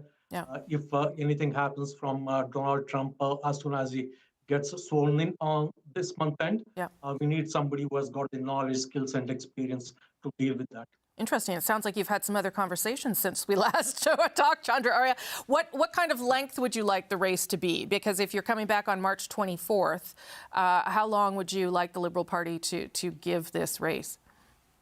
Ideally, to get a good leader selected, we need to have longer time period so that we can consult people from coast to coast to coast. However, given the circumstances that March end seems to be the deadline, is short period, but whatever the maximum the party leadership will decide, let's see. Okay. Chandra Arya, thank you for jumping on. Appreciate it, sir. We'll check in with you as things unfold, because it's going to be a busy time for you and your party. Thank you very much. Thanks a lot. Going to join now New Brunswick Liberal MP Wayne Long, who we've talked to many times as well, one of the first people who was out publicly saying Justin Trudeau needed to leave. Thanks for making the time, Wayne Long. How are you feeling about things today? Hi, Rosie. It's not a day of celebration by any stretch. And I mean, I've certainly got some calls, you must be celebrating or your group must be celebrating. Not at all. Like, if anything, I say it's a day of sadness and reflection that we're actually to this point. So, I'm thankful for Justin Trudeau. I'm thankful for his 9+ years. I'm proud of a lot of the policies and initiatives. I think he was a wonderful leader for us through COVID. But clearly that time had come. And clearly I was on the he's got to go side of that fence. And, we achieved our objective today. And today is day one of the Liberal Party's rebirth and rebuild. And I'm looking forward to seeing great candidates put their name forward and, what vision we can have that presents a alternative to Pierre Poilievre government, because Canadians deserve to see that alternative. And I asked this to Mr. Arya, Wayne Long, but what kind of length would you like to see the race have in order to, as Justin Trudeau himself said, have a real robust competition? Look, those who are wringing their hands saying we don't have enough time, we have time. I would like to see a leadership contest go 60, 70 days. Let's end it, say, the end of March. Let candidates come forward, present their vision. That's enough time for Canadians to get to know them, their policies, and where they want to take this party. So, but just sorry to interrupt you, Wayne, but you don't think that there should be someone in place before Parliament gets back on March 24th? Well, I mean, the Prime Minister has said he's going to stay on as interim leader. So let's move forward with that until we have the leadership contest. And I say that's at the end of March. Okay. And I know people have been making calls, people who are interested in the job. I wonder if I'm sure you've had some of the calls, even though you're not running again. But have you had any further thoughts on who you think should replace Mr. Trudeau? No, not really. I mean, my mind is wide open. I mean, we have wonderful people, obviously, like Dominic LeBlanc, Mark Carney, Chrystia Freeland, Melanie Joly, I believe Champagne, Anita Anand. And there probably will be others. That's what a leadership contest is all about. Let's see who puts their name forth, moves the party back to the center. Like I said before, there's all kinds of room for us to get back into the center. And Canadians deserve a, rebooted, rebranded Liberal Party that offers a viable alternative to a Pierre Poilievre government. We can do that. We just got to roll up our sleeves and get to work. So, I say let's go. Okay. Wayne Long, nice of you to make the time as always, sir. Thanks for being here. Always. Okay. Yeah. Take Pleasure. good care. Thank you. If you are just tuning in, we are, of course, all talking about and analyzing the decision by Justin Trudeau earlier today to step down as a Liberal Party leader and as Prime Minister. That will happen once a new leader is chosen, and we are waiting for more details about what that process will look like. But Parliament is also prorogued until March 24th, meaning that there will be no confidence vote, at least until it returns at that point. And I guess Wayne Long makes a good point. The Prime Minister could still be the Prime Minister on March 24th, depending on how the Liberal Party chooses to run this race. We're getting lots of reaction from MPs, from opposition leaders. We're standing by to hear from Jagmeet Singh at 1 o'clock, and there'll be more analysis and thoughts through the day. Thank you for joining us on what is a dramatic day in Canadian politics, and one that has really shifted things in a pretty stark way in terms of how things are going to unfold over the next number of months. Not only this Liberal leadership race, but also the likelihood of election this spring, I think, has increased pretty profoundly as well. David, maybe I'll put that point to you, the idea that Wayne Long had there, that we could come back March 24th with Justin Trudeau as Prime Minister. Aaron, look at Aaron's face. He's like, no, you're wrong, Wayne. Yeah. It's possible. I just don't, it would be strange for the Liberal Party to do it that way. But I'm trying to do the math, and I've got the Liberal Constitution open here on the laptop, which is rapidly running out of battery, so I'm running into trouble here. I have one here. But I'm trying to get a sense of exactly, and I'm hoping maybe Greg and Vandana can help with this. Who can vote in this thing? Because the membership rules are very different since Trudeau came in. right? You know, it became this supporter level of membership, not, you know, pay an annual amount and be allowed to vote. Really. And how do you allow, excuse me, sign-ups in the time that you have, and what's the cutoff for that?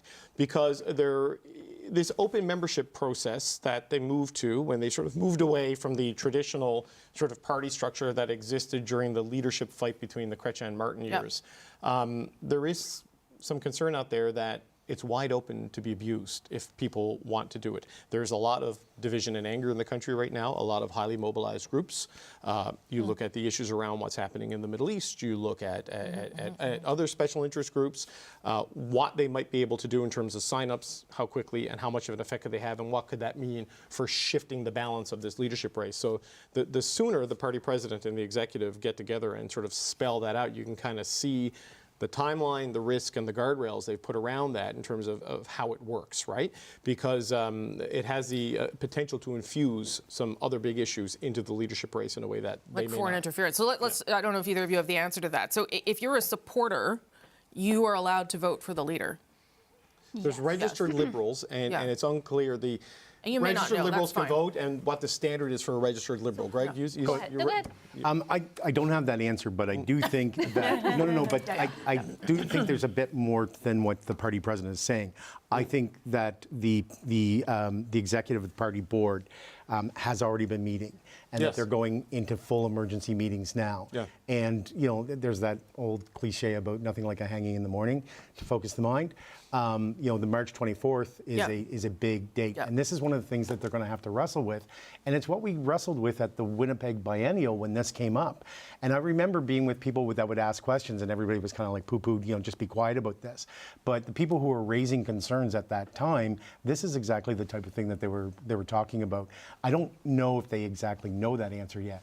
No, I think, so what is the supporter class can vote for the party. It's no longer a delegated convention like it was before.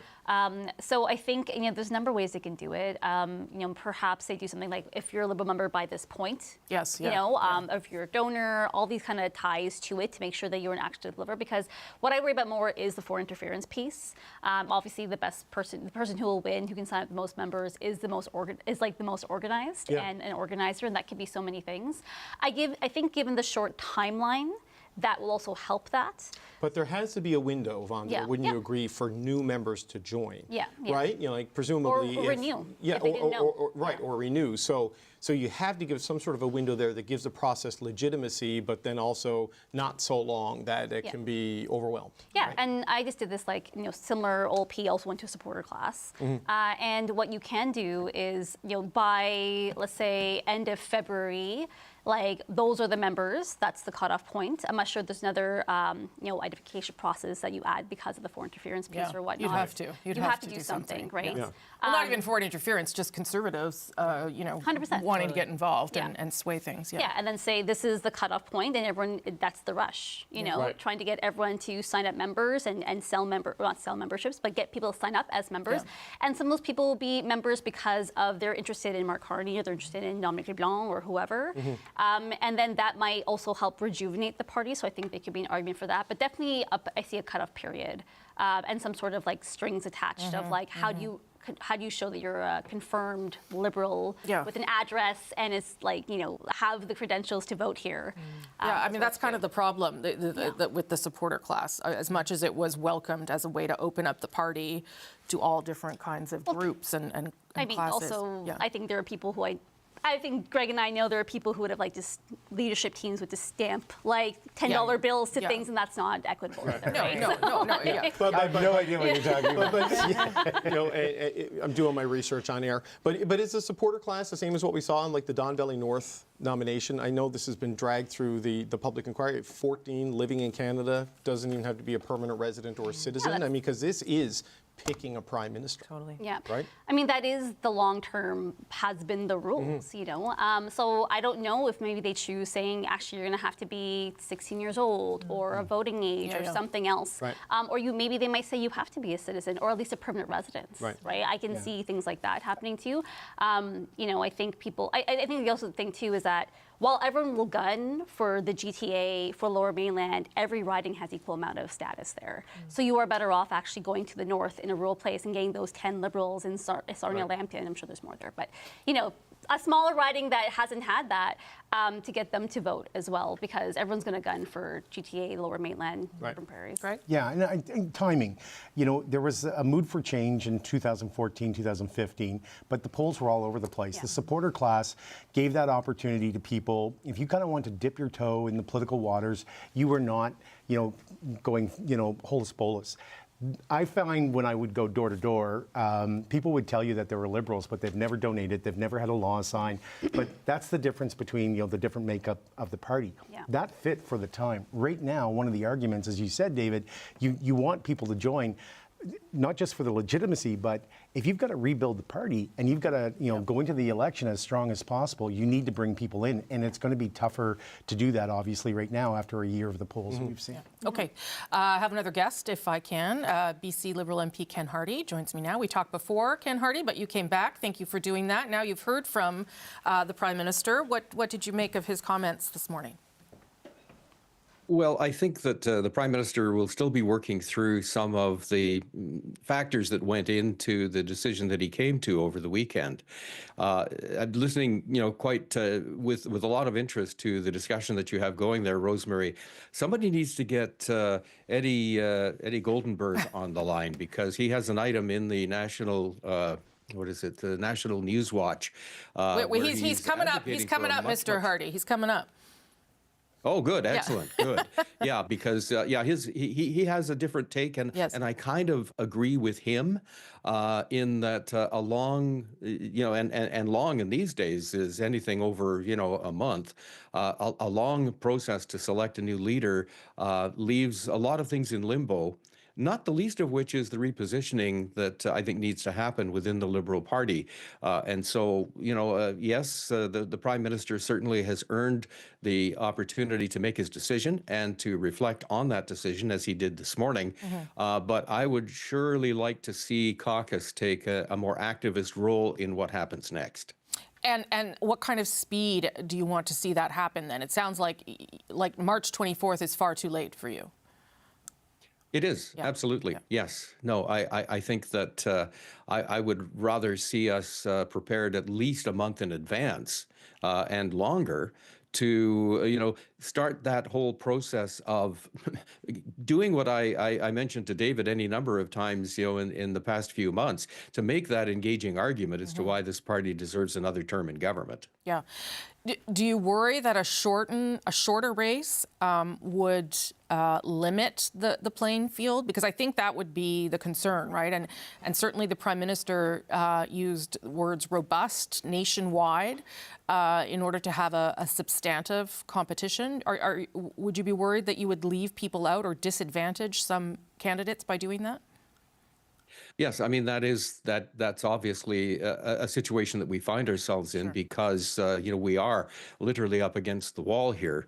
But I think that it's not so much the interests of the Liberal Party that need to play out here. It's the interests of Canada. We do have the situation with Mr. Trump's second term coming up, and we need some continuity there. We've shown in the past that we can deal quite effectively with him, although the circumstances have changed. But the bench strength within the current caucus is really strong, and I think we need to draw on that and make sure that the wheels of government continue to turn, which they have been. Remind me, Mr. Hardy, have you endorsed someone, or do you have a preferred candidate at this stage? Well, based on particularly the presence of Mr. Trump and his new administration, I certainly look back to the success that Chrystia Freeland has had in the past dealing with him, and the fact that he doesn't like her very much says to me that she's a very strong person. That said, Mark Carney certainly has a lot of credentials and would play very well in the United States. I mean, in my idealistic view of the world, I would love to have both on the team. team, working to get that result. And we can't overlook people like Dominic LeBlanc, who are right now he's carrying the mail for us on this file, along with Melanie Joly. So there's a lot of people. I think that rather than have a bunch of good Liberals dusting up with each other, let's get something done sooner rather than later, and let's pull the team together and get things done. Mr. Long said this wasn't a day where people were celebrating. Is that the case for you as well? Absolutely. No, we have had and demonstrated, I think, a great deal of loyalty and affection for the Prime Minister. The fact that he was out in front of the cottage, as I mentioned earlier this morning, that gets you right there, because all those days that he was out in front with the pandemic and all of the things that he and the party itself and the government have had to deal with since 2015. I mean, this, as Gilda Radner once said, it's always something, and it's always been something. If things get dull, wait till the end of the day and something else is going to happen. Yeah. And this is what we've had to deal with consistently since 2015.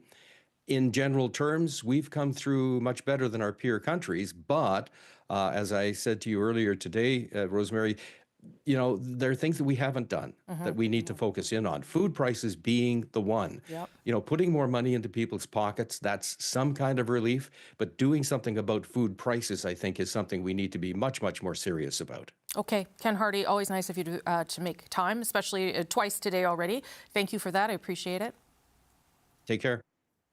I want to spend some time, if I can. I think I have a clip of the Prime Minister, which I'm going to play. I'm going to play that now as we're waiting for, at the top of the clock, Jagmeet Singh, apparently, to react.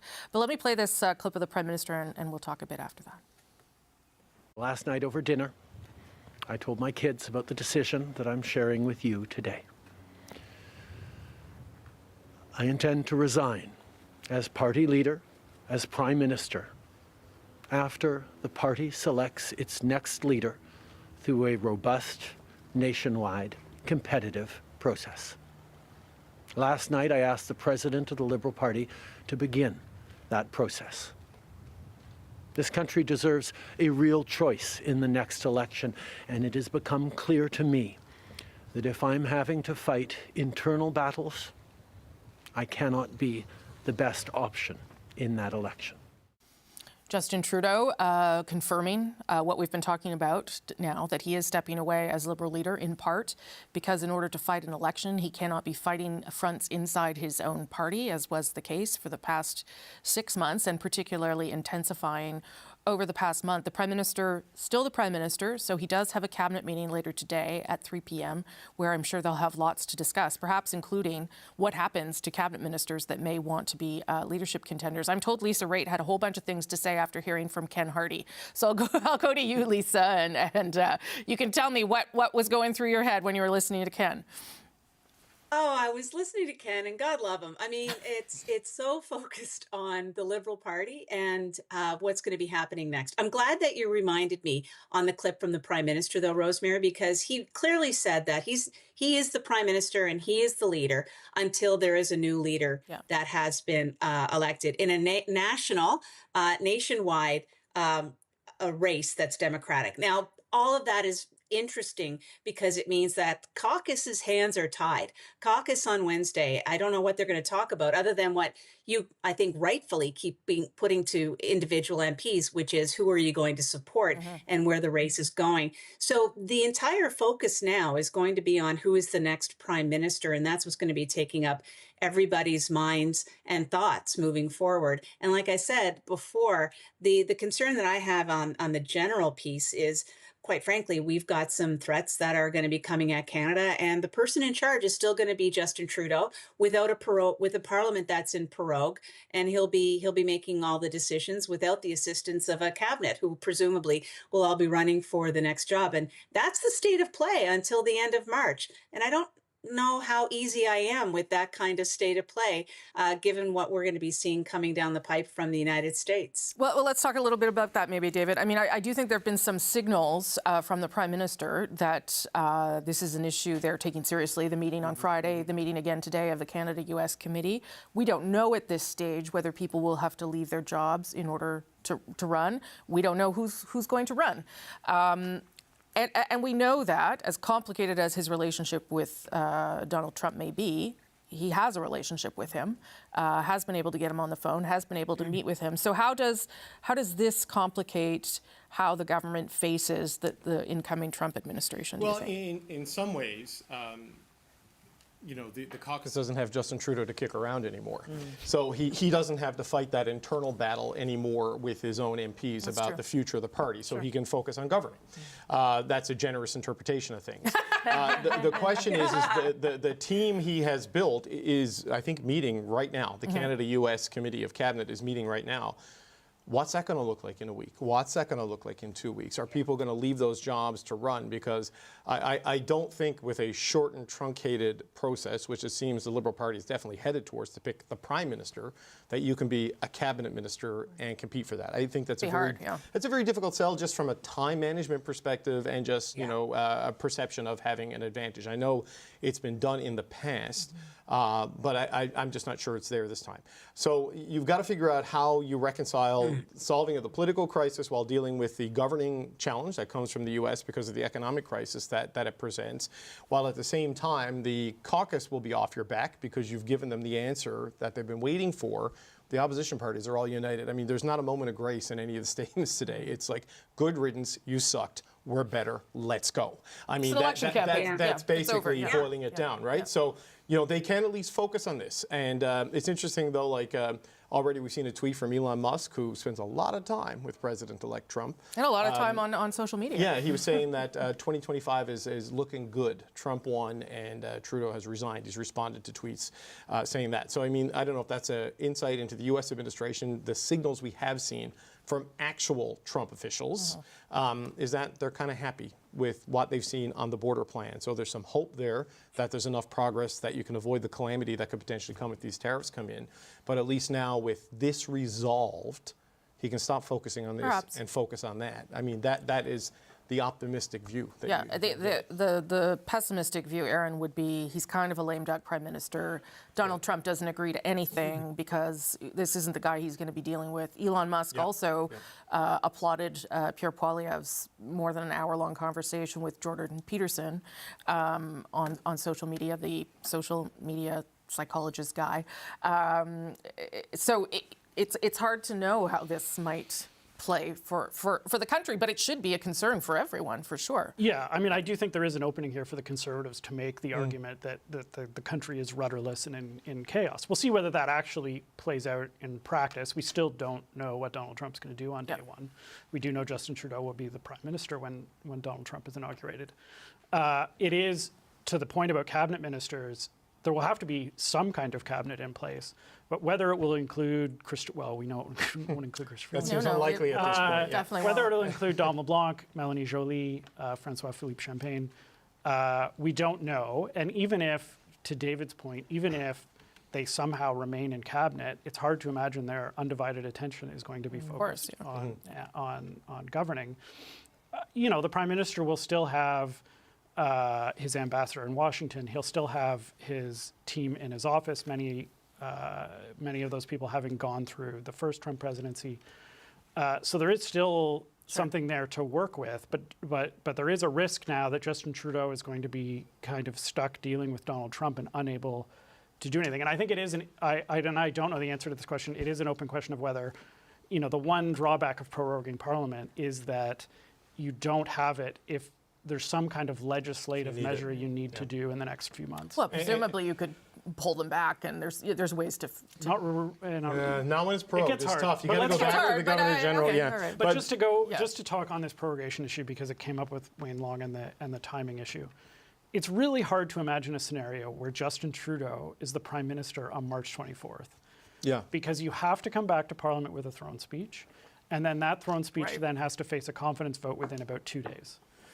So well, it's hard to know. You could do it that way, and then you've kind of eliminated that idea, and you move on to the next person. Unless, yes, maybe. It's hard though. It's hard to see how that works. What would Justin Trudeau's agenda be in a throne speech? Yeah, I don't know what my feet up and spend time with my kids. The throne speech would just be like, "I'm still here. Hope you're all doing well." So you really have to work backwards from March 24th, I think, in a reasonable, rational way, and say, when do you need a leader in place who can then meet Parliament on March 24th with a throne speech, or if that new leader prefers, go directly into an election. But, so that really, you're really at that point, I think, and I'll defer to the actual people who have actually worked in party politics, you're really at that point looking at second week of March, you need a leader at least, maybe end of February. To have a new leader who would then become prime minister, who would then get a cabinet in place, potentially draft a throne speech, that's the kind of timeline you're looking at. The idea that the Liberals don't have to pick a leader until March 24th, I think is. And when would estimates need to be passed by? You would also need to have. 26th, you would also need to move supply and fund the government by the end of March. So that's another wrinkle. Yeah, and just on the whole lame duck leader thing, we're talking about Donald Trump. Joe Biden is still the president, and he has been the president all throughout since he announced he was leaving in the summer. And look at what's happened to Joe Biden. He's drifted off. He's almost like a ceremonial role in terms of the public conversation. And Sure, a little bit different in Canada and Canadian politics, though. He's the prime minister. But already, people move on. Once you said you're going, people start moving on because elections are about the future and they're about change, and that's where the mindset of everybody is going to go. Sure. One of the things that I didn't ask Wayne Long, but I would suggest that some of the people calling for a longer leadership race are the people who support the people who are not elected yet, the Mark Carneys, because that, even with his high name recognition, that gives him an advantage. And I also wonder, what it does if you have to have a shortened one and you're an outsider, there could be others, who don't know politics. And then you're going to run in and have a cabinet and a throne speech, and it just seems to make it much harder for someone that's not in the political landscape to come in. Yeah, there's no testing ground for them. That's right. Some people have great resumes, but like I've said before, politics is not a policy game, it's a people game. So how do you connect when you are not driving the narrative, when you have to respond to something that you don't actually want to respond to? Or talking to just average people who are not like you in small towns, and that's how you win in politics. So that's going to be the risk, and I think obviously some people want a longer leadership race because that is good for party rejuvenation. We just are stuck with timing, right? So I think they'll have to find an option. I do think the latest they'll have to be is end of February, early March, because they need time for this leader to show their political chops, show the difference, connect with Canadians, and to take their leadership campaign and really transform it to an electoral campaign. And in that way, you can see how this could become an advantage for the Conservatives, which is the opposite of what I said before. but that's also true, right? If you have someone who's not fully in place or doesn't know the game, that's a pretty good spot. Reflexes. It doesn't have quick reflexes, doesn't know how to respond quickly. And this is where you hope you have a strong party apparatus that can provide the platforms that can showcase the candidates to engage Canadians. And again, a big challenge to do that in a short period of time. And even the folks that are known, right? They are known by a certain number of folks who, pay attention the way that we do. Exactly. They're not necessarily known by, Monsieur, Madame, tout le monde. It's that recognition will be super important, and not just the recognition of who they are currently. If they're, a minister sitting in this government, who are they as leader? What their ideas are? How they speak to people? Are they able to connect with people? And the timeline for that is, it's not very long. And also time for Liberal members decide where they want the direction of the party. Totally. Every leader will have a version. There'll be a debate on a number of things, carbon tax or not, or a policy in the Middle East. And Liberal members will, or whoever is going to decide, is going to have to decide which direction they want the party to go to. As we're waiting for Jagmeet Singh to pop up, I believe he's in Toronto. That's where he's going to respond. I want to take a minute just to sort of spend a little bit of time talking about Justin Trudeau's legacy. We spent a bit of time. Let's spend a little bit more time on that because he always has said to me in interviews, it's not something that he thought about, it's not something he reflected on. I was never quite sure whether to believe him because I think that's partly true and partly not true. And he leaves behind, as cliche as it sounds, kind of a mixed bag of things, right? Some big items that were done that have really drastically shifted the direction of the country. Some things that were not as successful. And plenty of mistakes, and I would argue self-inflicted wounds, a lot of them, in terms of his own decision-making and ideas. But I wonder if we should go around the table and just sort of think about some of his legacy pieces, perhaps in terms of what might endure, because I know that is always a concern for him too, the pieces that have to or that might not get undone by a future Conservative government, correct? Quickly and simply, after the 2011 election, when the Liberals went to third place. One of the things that would happen to me in Ottawa is my Conservative friends would ask me when I was joining the Conservative Party, and my New Democrat friends would, the party was being written off. There was a book by Peter Newman that came out at the time. Yeah. So big legacy is the fact that they went from third place to first place. I would also say we have conversations about reconciliation. We still have a ways to go on clean drinking water, but we never talked about it before. We can actually see data about... There's legislation now requiring it. About that.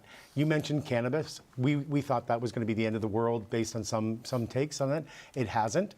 I think there's still a conversation to talk about how cannabis and mental health in Canada and some things we could have learned from the pandemic. We're still scared to talk about it. I think the ability to work with the New Democrats on things like dental care, I think there's going to be huge long-term health benefits from that. I don't want to seem like I'm gilding the lily here. It's a tough day, but there are some things that I think. Look, I look at Joe Clark and I look at Brian Mulroney, and there are people who have left politics or finished as their term as Prime Minister, not in the best. But if you choose to contribute in Canada more, there is a place for you. And those two gentlemen I just mentioned are looked upon very fondly by a lot of Canadians. They contributed a lot. So I do think that it's a rough day, but I think overall after 9 years, there's a lot of things that you can point to. Mel, how about you? Yeah, I think a lot of the care stuff, now, is the legacy going to last? Hard to say. Yeah. It's if we have a hard to undo childcare, I would think, right? It's pretty entrenched now. I hope so, but even then you're seeing, I have friends in Toronto who their centres are pulling out of the agreement, and that seems to be kind of a trend happening because folks have decided that they can make money on childcare instead of allowing people to have reduced costs. So some of those programs, I think, if they don't last, I think they've signaled to people that we can do these things that bring people's bills down. I think in the current context, it's hard to understand how that happens. I've talked often about how, pharmacare and dental care is actually, they are affordability measures. They're care measures, but they're also affordability measures because they bring people's bills down. So I think some of those things too. I think the current context is maybe a bit too hot to reflect on them that way. But if they do last, I think they will be remembered that way. And I think that that's important, and it showing to people that we can do these things and they're helpful. They both mentioned a bunch of social programs, including the Canada Child Benefits as well as the middle-class tax cuts. I do hope childcare stays, but we'll have to see. But I think where my heart will stay, and these are obviously a lot of my files as well, is things related to diversity, equity, inclusion. So that reignited relationship with Indigenous people, is it perfect? No. But has it come a long way? Is it part of the everyday vernacular and conversation? Definitely absolutely. Is. I think of racialized Canadians. This is the first Prime Minister to ever say systemic racism. And that was a fight. It was the first Prime Minister to ever, have commentary on police force and even talk about the high incarceration rates of Indigenous and Black Canadians. And while I know there was a pushback to DEI, and you heard Mr. Poilievre say that in his Jordan Peterson interview about this wokeism, I do think at the same time a lot of these things are sustainable. I think Canadians care about them, but I think it just evolves in terms of everyone at this table, no matter where you come from, has struggles. Some people have more systemic barriers to them, but everyone struggles. And how do we make sure we make the world more equitable so that everyone can succeed no matter where they're from, whether they're from a small town in Alberta or downtown Toronto, and have pieces like housing, which is also something the federal government brought back. It was out of the business of housing, but this government has put together a national housing strategy. So I think there's some things that will stay, and those are the things that I would say that would be something he's proud of. Is Lisa still there? Can I ask Lisa the same question? Yeah, Lisa?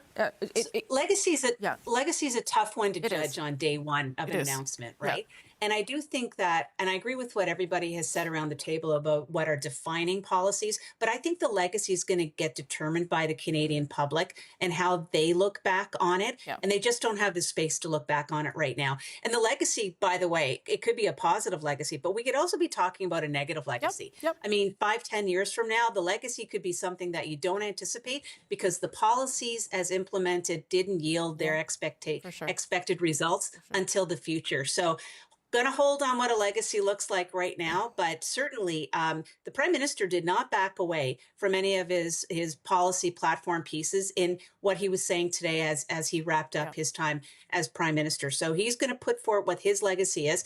Canadian public's going to decide what it actually is, and it's in their hands to say if it was a good legacy or a bad legacy. And that's the thing about history. You don't get to write the narrative yourself. No, and it took a long time for people to love Brian Mulroney as much as they did. And some people still don't love him.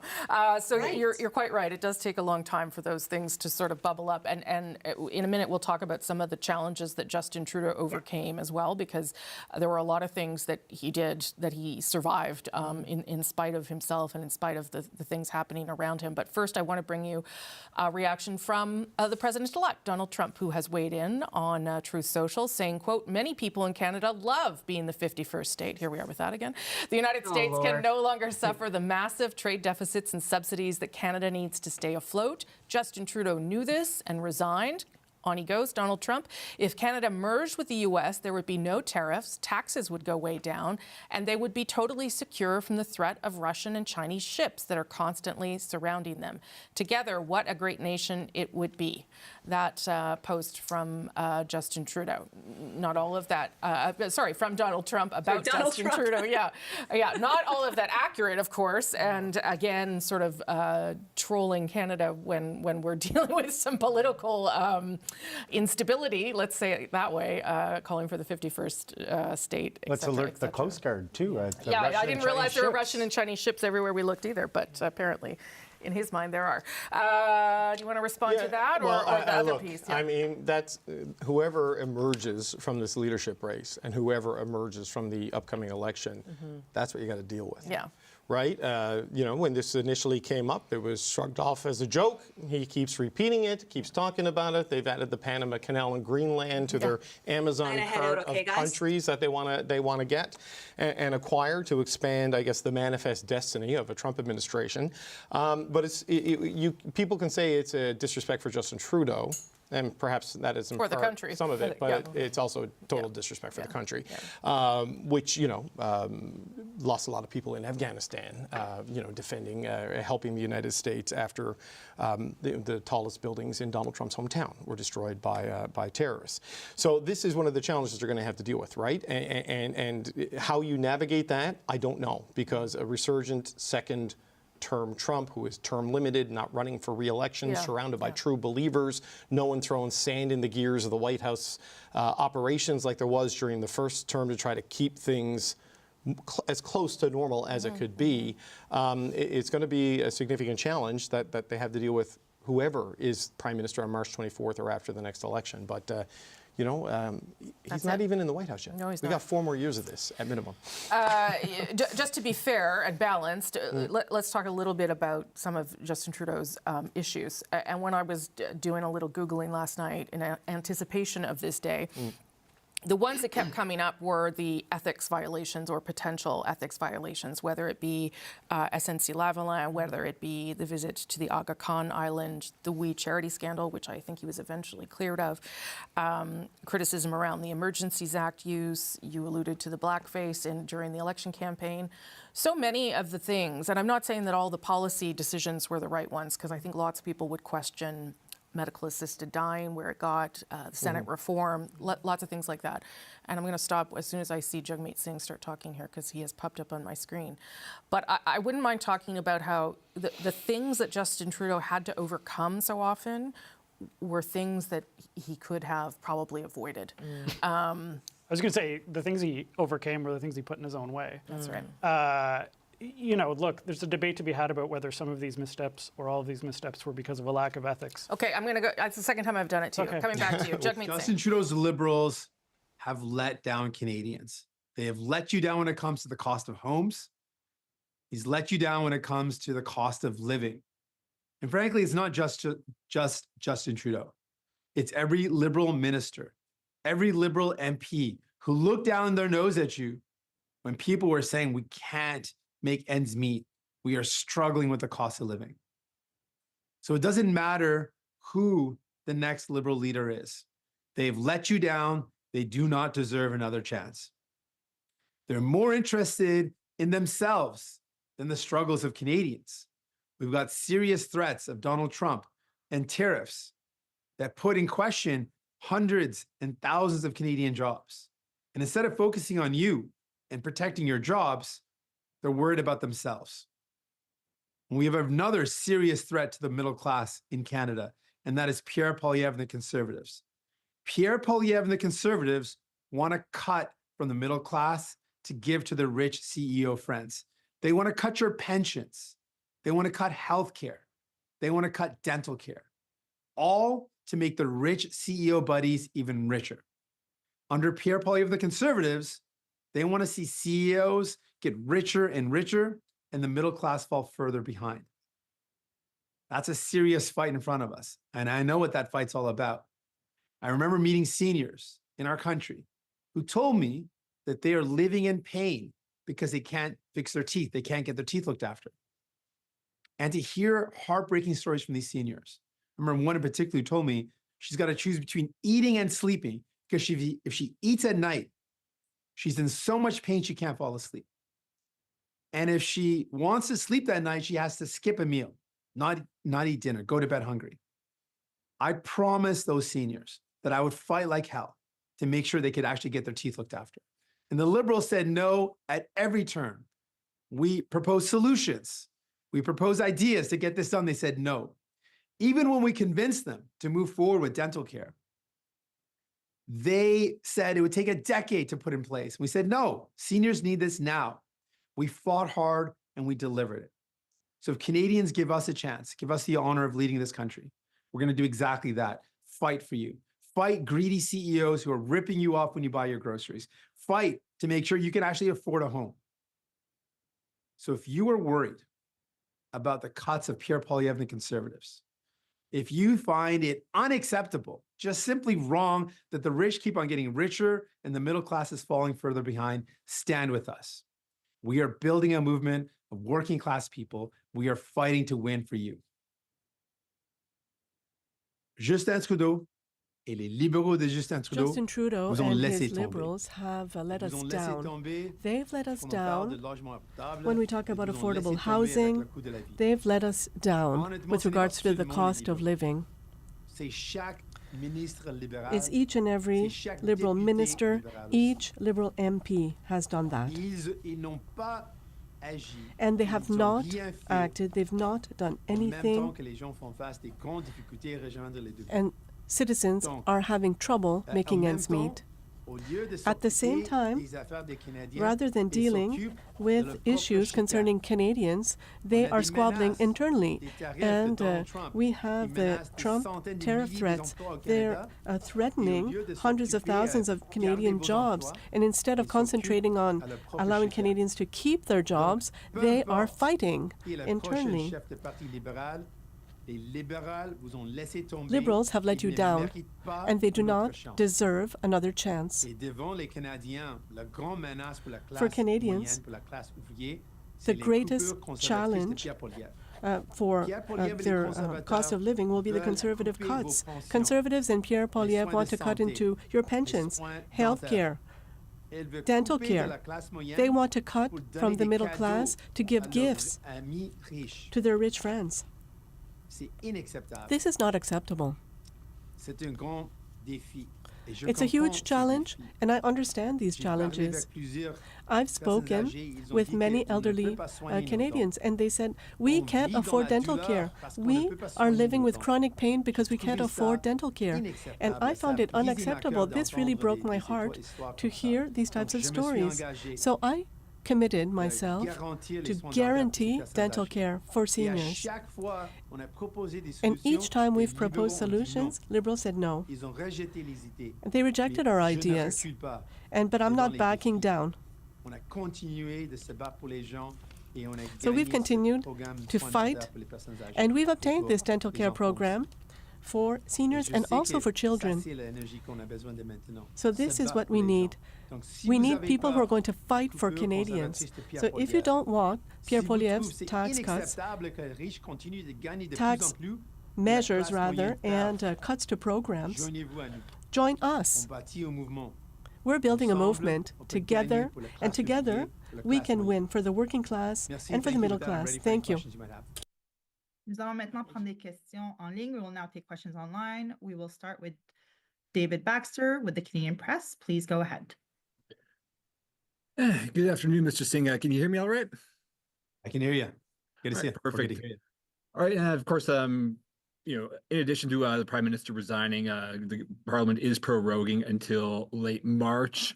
Just what does this mean on your end for trying to get work done on things like expanding pharmacare, since we would need legislation there, and now that's likely not happening before an election comes up? Well, typical Liberals. They are shutting down Parliament, not going to work, and Canadians actually need them to be going to work, need us to going to work. So it's completely wrong what they're doing. Obviously, it's wrong that the Liberals are choosing to shut down Parliament, not going to work. If someone didn't show up to work, they would get fired. And that's what should happen. We should fire the Liberals. They've let down Canadians. They need to get fired. And New Democrats are going to give a real option to Canadians who are worried about the cuts of Pierre Poilievre. We have shown you that we can fight for you.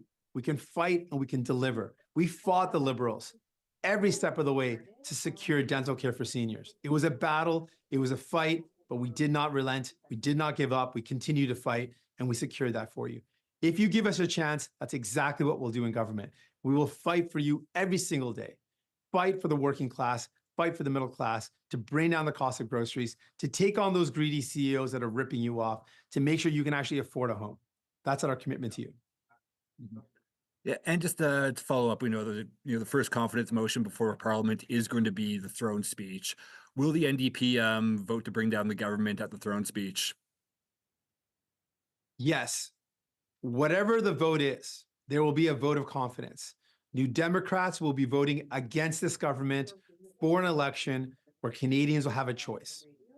The Liberals have let you down. They've let you down again and again. It doesn't matter who the leader is. The Liberals have let you down. They do not deserve another chance. And the Conservatives under Pierre Poilievre want to cut the things that you need. They want to cut pensions for seniors who are already struggling. They want to cut healthcare at a time when people can't get the care they need.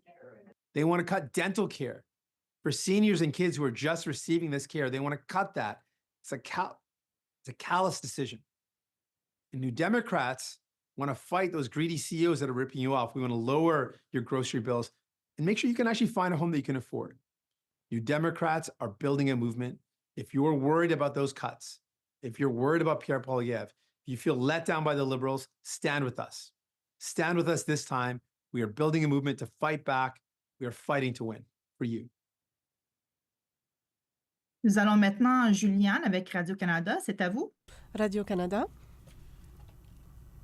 Bonjour, Monsieur Singh. Hello, Mr. Singh. Vous avez dit, donc si je comprends bien, c'est que if I understand correctly, l'arrivée d'un nouveau chef ne changera rien. Corrigez-moi si j'ai a tort, new selon leader vous. will not change a En ne thing. donnant pas votre appui à un prochain chef By refusing to libéral, est-ce que vous support craignez a pas liberal de leader, perdre vos gains? aren't you afraid of losing your gains with the possible arrival of conservatives to power?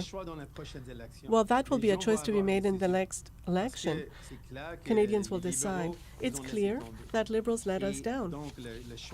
And so the choice will be between conservatives, the Pierre Poilievre conservatives. They're going to cut into gains that we've made for citizens. They want to cut dental services. That's clear. They want to cut pharmacare. They also want to cut healthcare in general.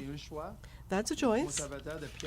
The Pierre Poilievre conservatives want to cut into social programs that you need.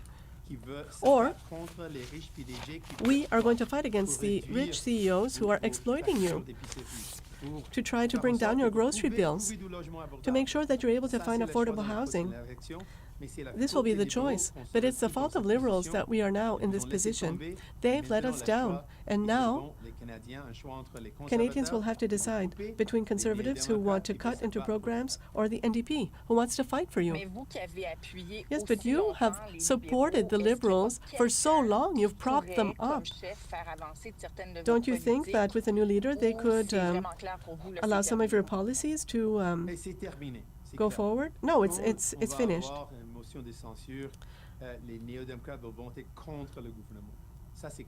we're going to vote against the government. But also, it's important to highlight what we've been able to do. We have fought for citizens. We have fought against the Liberals.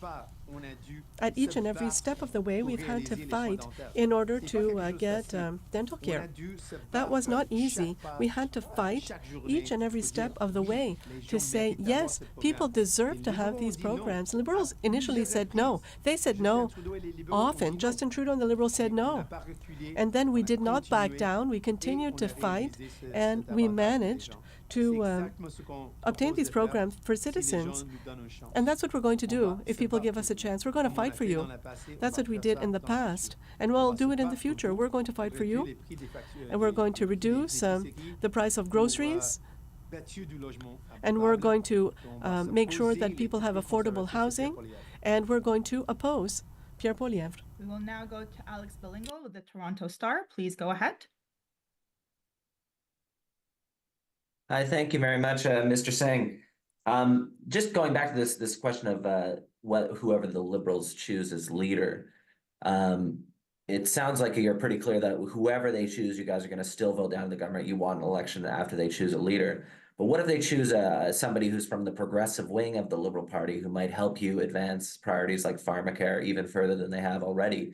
Why not give the government a few more months to advance some of those things before we go to the polls that you've made such a priority in your deal with them, if they elect somebody that's maybe more acceptable to left-wing Canadians? It is clear the Liberals have let down Canadians. We fought and fought the Liberals at every step, and we got as much as we could get out of them through our fight. It is clear they've walked away now. It does not matter who is chosen as the next Liberal leader. They have let you down. They do not deserve another chance.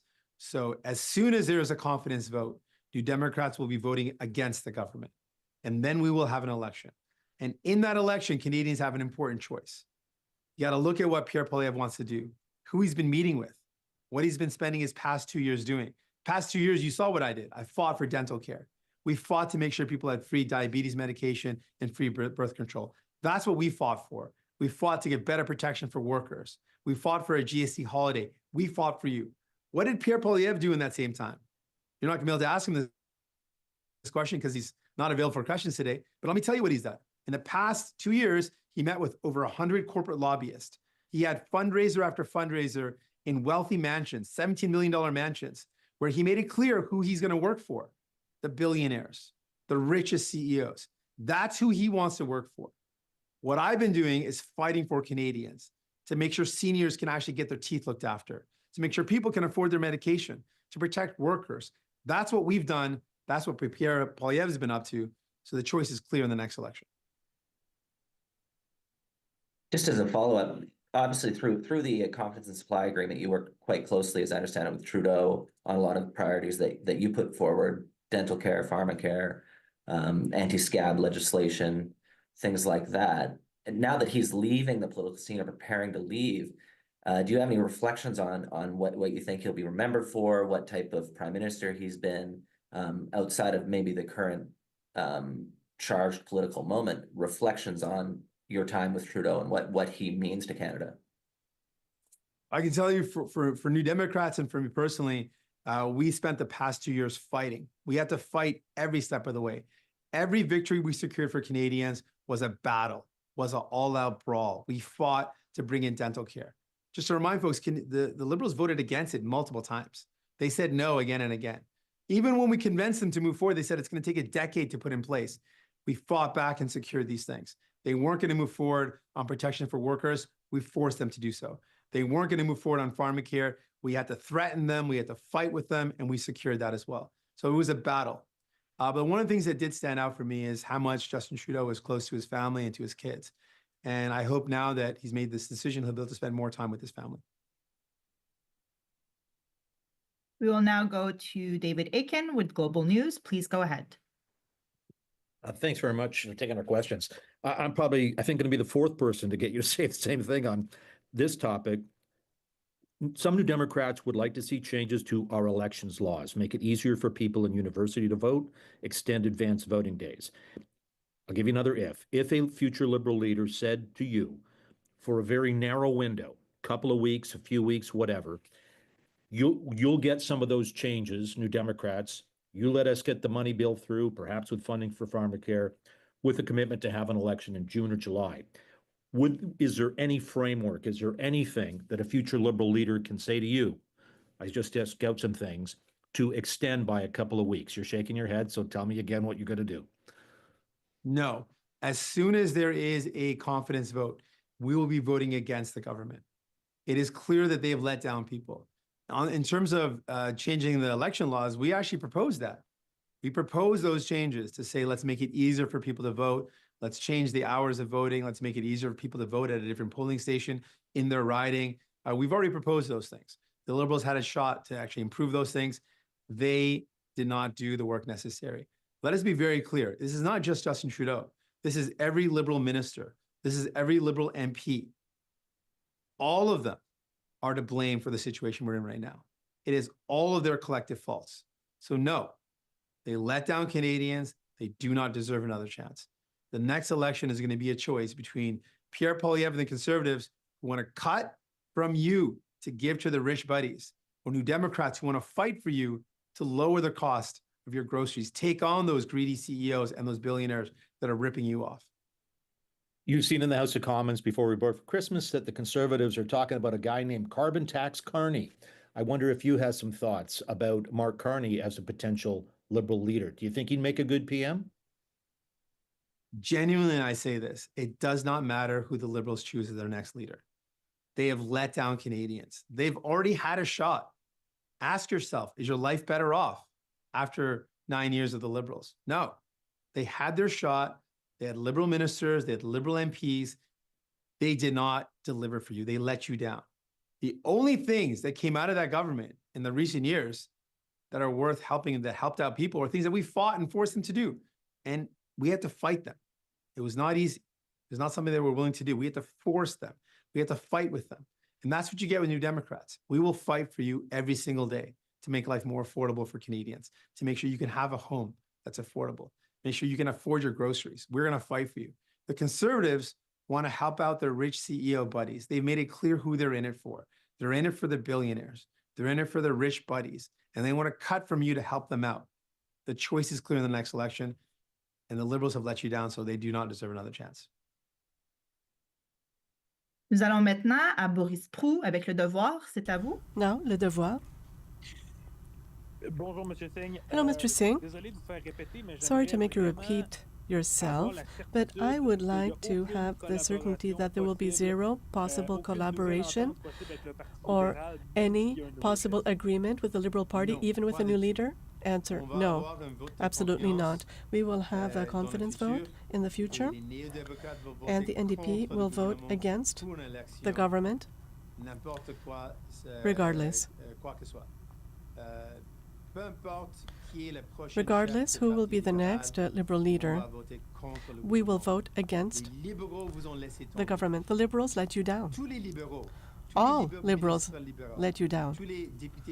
All the Liberals, ministers and MPs, they all let you down, and they don't deserve another chance. So the next election will be a choice between Conservative cuts. He wants to cut into your pensions, cut into health care, cut dental care, or the NDP, looking to fight against the rich CEOs who are exploiting you, trying to, and we will try to bring down your grocery bill and allow you to find affordable housing. Thank you. Do you think that the prorogation until March is legitimate or reasonable?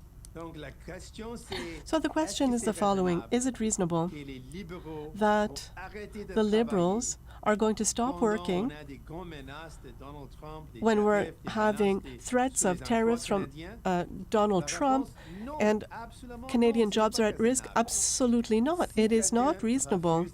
If someone is refusing to work, do they deserve to have a promotion? No, of course not. So people have to reject the Liberals. They have to kick them out.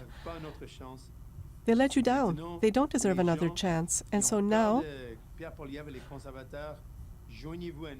For those who don't want the Pierre Poilievre Conservatives in power, you can join the NDP. We will have a government that will fight for you, not for the billionaires. We are going to fight for the working class. That is all the time. That's all for the press conference. This concludes our press conference. Thank you. Merci. Merci. Right, that was NDP leader Jagmeet Singh responding to the news that Justin Trudeau is leaving his job as Prime Minister and Liberal leader. Much more aggressive tone from the NDP leader than we have heard perhaps in recent weeks, making it very clear that he too is eager for an election. I'm Rosemary Barton here. If you're just joining our coverage on this pretty huge political day in this country, certainly a big day for Liberals, but for all parties who are now having to adjust their strategies and their planning for the weeks and months ahead. I'm here, of course, with the host of Power and Politics, David Cochrane, Aaron Wary, senior writer here at CBC News, Greg McEachern, former Liberal ministerial staffer, Melanie Richer is on my left, former communications director for the NDP, and Vandana Cotter is a former advisor to Prime Minister Justin Trudeau. All right, so that was an angrier, more aggressive Jagmeet Singh, someone who's played ball for many months. The Conservatives would say you propped him up a long time, and now you're chomping at the bit for an election. Yeah, no, he continues to be extremely disappointed in a government that met almost all of his demands, which has been the contradiction of the Jagmeet Singh position since they signed the Supply and Confidence Agreement. Two things, though, that we've seen now with the responses from Jagmeet Singh and earlier Pierre Poilievre by video. A shift in the NDP position there, that Jagmeet Singh saying as soon as there's a non-confidence vote, we're bringing this government down. Not my non-confidence Not vote. mine. This is what the position was before Christmas. After Christmas, 2025, it's a new year, so there's a new position in terms of how quickly they would vote. So when Parliament comes back on the 24th of March, the first time some matter of confidence comes, the NDP are going to side with the Bloc and the Conservatives. The second thing is, if you look at what Jagmeet Singh and Pierre Poilievre have both said there, this is a significant seismic change of a day, with the Prime Minister leaving and the Liberal leader leaving eventually when the successor is replaced. And they're trying to say nothing has changed. That's right. Doing their very best to prevent the Liberals from presenting a new face, a rebranded look, and having sort of a renewal and a refresh with the Canadian electorate. They're trying to anchor everybody who may get into this race and be on the ballot as a Liberal in the next election to the Justin Trudeau agenda from 2015 to 2025 and not allow them any space to get a fresh start, which is what this presumably would be all about. So that's pretty clearly their tactic and strategic approach today. Unclear whether that will actually work, but also knowing that after more than a decade in government, it's probably your best bet to suggest that this isn't a real change. If you want a real change, vote for us. Mm-hmm. Yeah, I mean, I think it's the argument they have to go with, especially because they don't know who they're going to be facing in the next election. I think it's also potentially a pretty persuasive argument, right? Look, parties have changed leaders in the not so distant past, just before an election. Pierre Trudeau to John Turner, Brian Mulroney to Kim Campbell. How did that go? It did not work out particularly well. And I think that has always been one of the arguments in favor of Justin Trudeau staying on as leader, is that, look, the switching leaders doesn't necessarily change things. And, John Turner's a perfect example. The Liberals, John Turner became Liberal leader. The polls surged for Liberals. He went into that election leading, and very quickly after that ceased to be Prime Minister. So I think, the opposition parties are doing what they should be doing right now, which is saying, look, this isn't going to matter. You can put whoever you want in there. That doesn't change the facts on the ground. The one opening for the Liberals is, who knows? Maybe it does change the facts on the ground. The challenge for them is they do not have a ton of time now. What Singh's statement makes clear, what Pierre Poilievre's statement makes clear is, whoever becomes Liberal leader, late February, early March, pick your date, is probably going to be going into a general election by April. And is not going to be able to, because the Liberals have capped the writ period now, I believe it's capped at 50 days, is not going to be able to call a super long election campaign. Not like 2015. No, and compete and hope to build up. They're going to have to move fairly quickly. It almost makes me think that whoever, seems to think they're going to be Liberal leader at the end of this process is going to have someone doing work on what's our throne speech, what's our general election campaign, is going to have to work on two tracks to very quickly. Or to make that Vandana's change. point, make one track the same track. Like Yeah, it's your true. whole You could- leadership you campaign could becomes your conceivably, election but campaign. you can't. Yeah. There isn't going to be a moment to put your feet up and bask in the glow of becoming prime minister. You're going to become prime minister, and you're going to go right into an election campaign. I wonder, is there any advantage in that? Like, I'm trying to think about the ways they could use the short time they have. That, you know, if you get in there and had time, the massive war chest of the Conservatives is going to hit you with ads defining you. But if you just get your leadership and launch and you combine them, as Vandana said, like Greg, is there a way to use that to lift off and roll it right into the campaign and carry the momentum in as something new? I mean, A throne speech as an election campaign speech is not a terrible thing. Well, and governments have used before a budget, table of budget, and that's basically the platform. I think, there's a couple of tells. Before Christmas, we were talking about this, all of a sudden this call, we need an election now, we need an election now. I think that was, caused by a couple of things. What if we don't run against Justin Trudeau? The longer that people see Trump, the more that there'll be questions about that. I think the other thing is we were talking earlier, Aaron, about the difference between, the Brian Mulroney, Kim Campbell example, is that there were still MPs that were very willing to run because Kim Campbell had great polls. I'm not sure, the longer that the Prime Minister stayed, the more of a challenge that was going to be. That there were people I'd been saying for a couple of months that I knew were no longer running again, but they hadn't made it public yet. And I think that caused some complications around the cabinet shuffle, and we all know how that worked out. I think a lot of people were willing, in caucus, they kept waiting to see that sign, and it obviously, I'm saying the obvious, but the catalyst was that cabinet shuffle. And that's where I think a lot of people just said, we no longer have confidence in how you're making the decisions here. Who are you taking advice from? When the caucus revolt started, I said to you, David, the Prime Minister needs to be very curious about why this is happening now. If you're not curious, you can't be surprised at what happened. Mel, I want to get your take on Jagmeet Singh's position, tone, and how he's readying for an election where he is the progressive option, right? And I think with a lot of the names that we've heard from the Liberals, I think that being the progressive option. I don't think, is Mel's mic on, gang? Just 1 second. We want to hear this. Let's make sure. We did a battery change during Jagmeet Singh's. Go ahead, Mel. Good, okay. Thanks, David. What I was going to say is, based on the names that we've heard so far who are considering putting their name in the bucket to become the next Liberal leader, that I think that is even more true, right? The progressive option. You won't have somebody who's saying some of the similar things that Justin Trudeau was as it relates to Jagmeet. So I think that positioning himself as the progressive option, but also positioning himself as a change option that is very different from Pierre Poilievre. Pierre Poilievre is tear it all down. Jagmeet is saying, Canada's not broken, but we can do better and we can take better care of each other. So very different perspectives there too. I think the interesting thing, and this is probably going to be difficult for both Jagmeet and for Pierre Poilievre is, and I think Vandana mentioned it earlier, the space is going to be taken up by a Liberal leadership, right? You're not in the House. You don't have those natural moments where people are looking for you to comment on something, where you're doing a thing. So you almost have to treat, these next 2 months as you're in election. It's the summer before the election, and you're going to talk to people, except for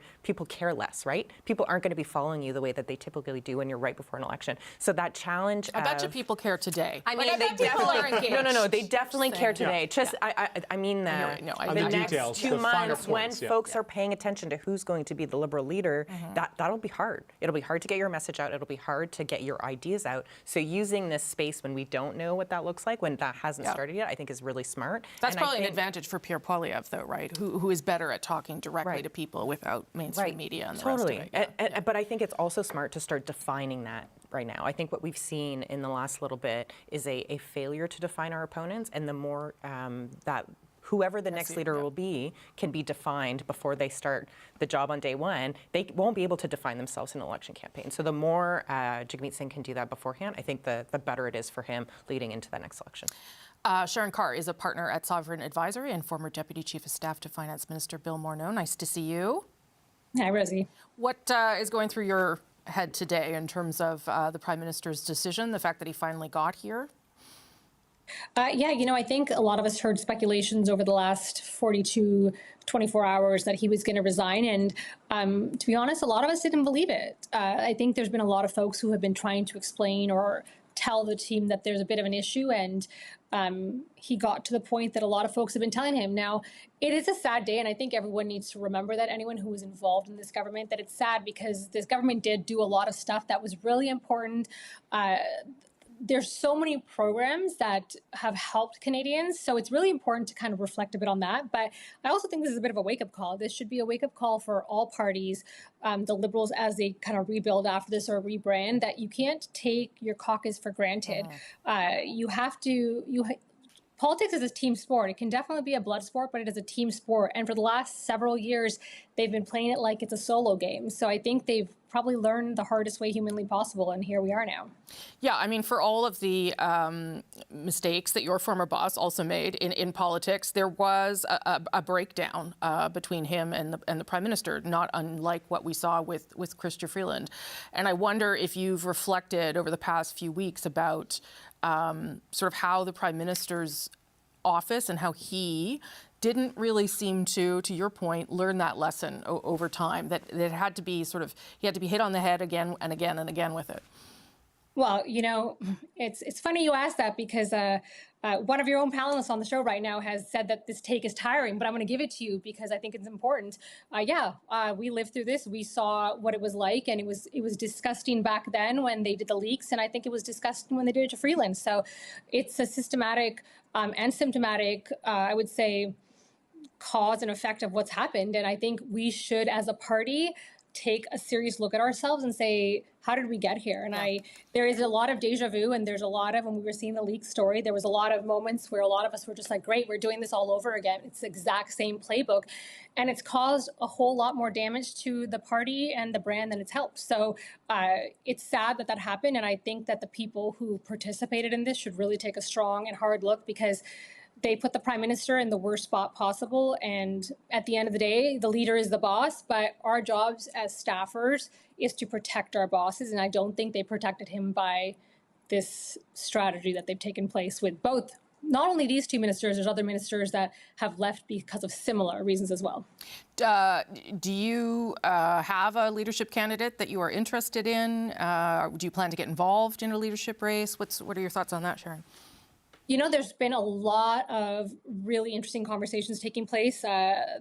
We published a piece this morning in the Hub that actually talked about the hard campaign that I would say Freeland's people have been running on the ground. And for 2 weeks now, there's been phone call after phone call after phone call trying to convince the executive and trying to convince MPs to avoid the constitutional, I would say, requirements in the Act to allow there to be a leadership, to be their caucus vote, which I think is frankly not appropriate. I think it's undemocratic, and it goes against what the party stands for. Yeah. I've heard from a lot of people who are interested in running, and I think what we're seeing is more names are going to pop up, and I think there's some exciting candidates. But I also think it's important that we potentially have people that are not so closely aligned with kind of what's happened over the last few years, because we need a refresh. Otherwise, the opposition and Pierre Poilievre is going to paint them with the exact same picture that he's painted the Prime Minister with. So I'm excited to see the names that pop up. There's people like Mark Carney's a great candidate from every perspective. He's a centrist. He is smart.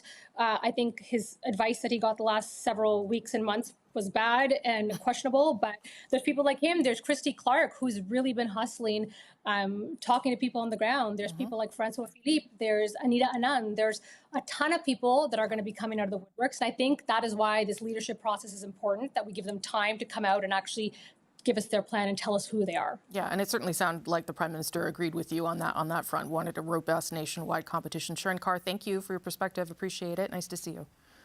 Thanks, Josie. There's lots of reaction to the story, as you can well imagine. The CBC's Karina Roman has been tracking some of that. Karina, opposition leaders, obviously, we've been talking a lot about them because this means that their strategy has to change in the short term and then probably in the long term. What are we hearing from them?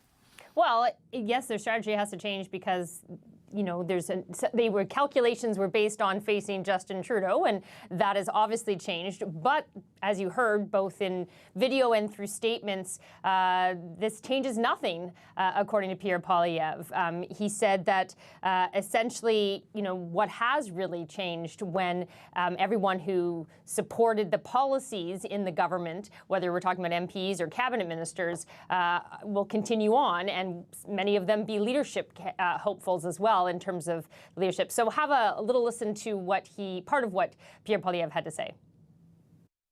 So given that Liberal MPs and leadership contenders unanimously supported everything Trudeau has done, why dump him now, right before an election? Have they had a change of heart? Is it because they feel guilty that they doubled housing costs, hiked taxes, unleashed crime, broke immigration, forced a quarter of the population into poverty? No. They continued supporting Trudeau when he did all of those things. No, their only objection is that he is no longer popular enough to win an election and keep them in power. They want to protect their pensions and paycheck by sweeping their hated leader under the rug months before an election to trick you and then do it all over again. Now, what's interesting is the message from Jagmeet Singh, the NDP leader, not entirely different in tone, also saying this changes nothing because it's not just about the leader, and a selection of a new leader will change nothing. And clearly both still positioning themselves as if, and we probably will be, in an election soon. So this is less about thanking Justin Trudeau for his service and more about still trying to push forward with their messages as we head into an election year. And that election, as I said, could be very soon. We also heard from Bloc Québécois leader Yves-François Blanchet, who was asked when there is a new Liberal leader, if that leader were to approach the opposition and say, hey, actually, could we extend things a little bit, whether it's another agreement or somehow some other way to get things still progressing? He said, no, non-confidence motion or some kind of non-confidence vote is the sort of first thing on the agenda, and it's time for an election. Okay, and there's lots of reaction, obviously, Karina, from other parts of the country. What can you tell us about that? Well, and interestingly, a lot of them from the names that we've been talking about all day about potential leadership hopefuls. One of the first out of the block was Mark Carney with a tweet saying, "Thank you, Prime Minister, for your leadership, for your many contributions to Canada, and for the sacrifices you and your family have made for public service. Wishing you the best for your next chapters." And Chrystia Freeland as well, quite out quickly, but very brief. "I thank Justin Trudeau for the years of service to Canada and Canadians. I wish him and his family the very best." A little less brief from potential hopeful Christy Clark, who also thanked the Prime Minister, but then went on to say, "As a lifelong Liberal, I look forward to joining tens of thousands of Canadians to choose our next leader. This is the biggest opportunity in over a decade that we've had to grow our party and welcome new Liberals, including Canadians concerned about the future of our country. Let's seize it." And then François-Philippe Champagne also thanking Justin Trudeau for his dedication and service to our country for so many years, and really going on to talk about how his leadership and the government has set Canada in good stead, saying Canada can look forward to the future with confidence.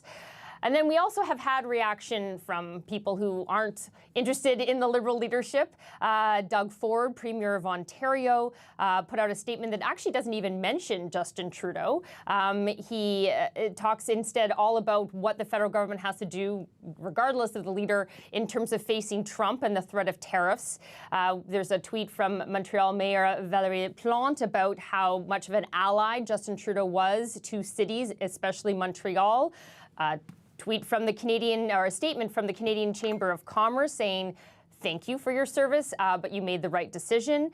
A not so gentle tweet from Jody Wilson-Raybould saying that the PM did not sound like he wanted to go and was sadly not too gracious, but he is going. She does thank him for his service, but saying now that they can finally turn the page. a little bit more gentle from Jane Philpott, a former cabinet minister and quite close confidant of Jody Wilson-Raybould, saying it's an emotional day and anyone who serves, as the Prime Minister has, deserves people's thanks, that there was many things accomplished when she was in government and with the Prime Minister, and so thank you for that. And just to end off, Rosemary, Donald Trump has also put out a message on Truth Social, talking again about how Canada is, Canadians love the idea of being the 51st state, talking about trade deficits and subsidies, and that's the only reason Canada stays afloat is because of those things, and attributing Justin Trudeau's resignation to those truths in his mind, and talking about the benefits that he sees if we were to join forces with the United States and become one country. As you can see there, talking about how there would be no tariffs, no taxes would go down, and Canada would be totally secure from the threat of Russian and Chinese ships. And what a great nation we would be together if we became the 51st state. So, as you said, reaction from all corners, not just of this country, but others as well. Karina, thank you for that. It's been hard to keep track of all the reactions, so I appreciate you doing that so that David and I don't have to. That's great. Thank you. We will have you back in a little bit. Appreciate it. I'm Rosemary Barton. This is special coverage of Justin Trudeau's decision to step down as Prime Minister and Liberal leader once a new Liberal leader can be chosen.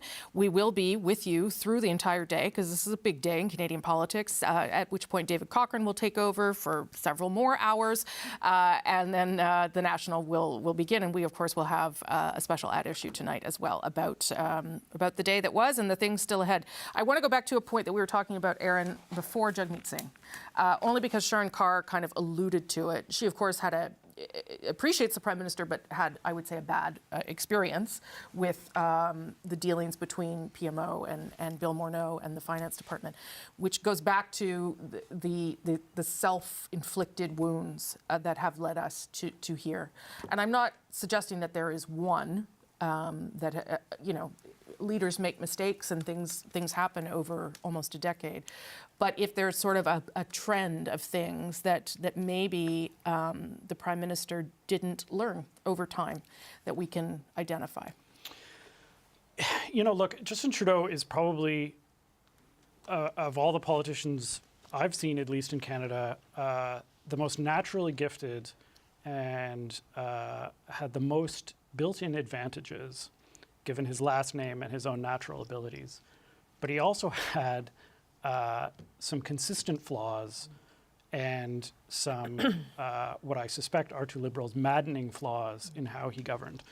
Bill Morneau is an interesting case. I think there is a through line there of a struggle to work within government with ministers, and having attracted sort of strong, credible personalities to government to keep them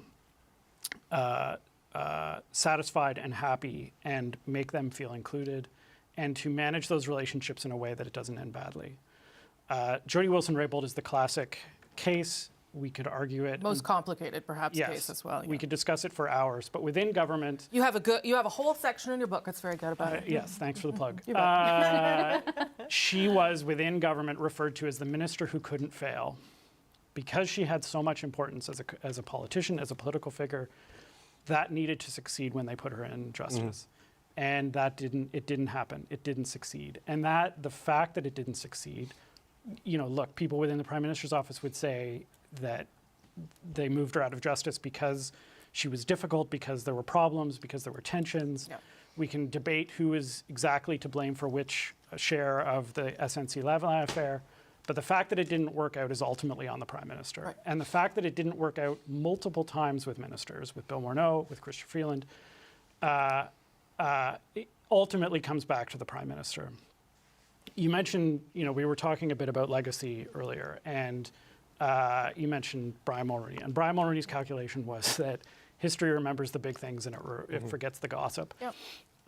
That was ultimately, I think, Brian Mulroney's hope for himself, because he also had some big issues. I think that there is a parallel between the Mulroney time in office and Trudeau's, in that Trudeau did some big things, had some big achievements, but there were also these big problems and these big failings and these kind of spectacular blow-ups. And, maybe you don't get, if you're the Liberals, maybe you don't get the Trudeau, the big things he did without the blow-ups. But there were these kind of repeated mistakes, and it's hard to imagine that any other prime minister would have had us debating so often his vacations and the choices he made and where he went. It's hard to imagine any prime minister other than Justin Trudeau ending up in the wee debacle where a major charity had hired his wife and his mother. It gets lost in the shuffle, but the Julia Payette implosion, where the prime minister was like, wouldn't it be great if we had an astronaut governor general? And they put her in there and it went very badly.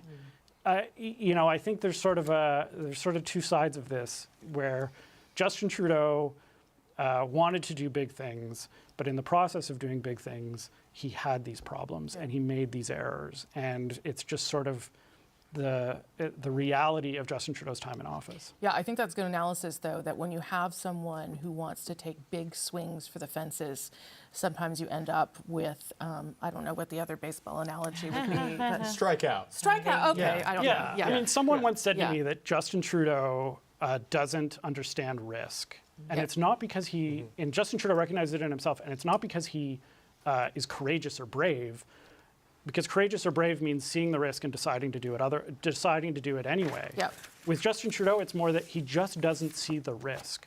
And that's why, if you're Justin Trudeau, you are doing a town hall with Vice Media in 2015, and you say, I'm going to get rid of all boil water advisories in Indigenous communities in 5 years.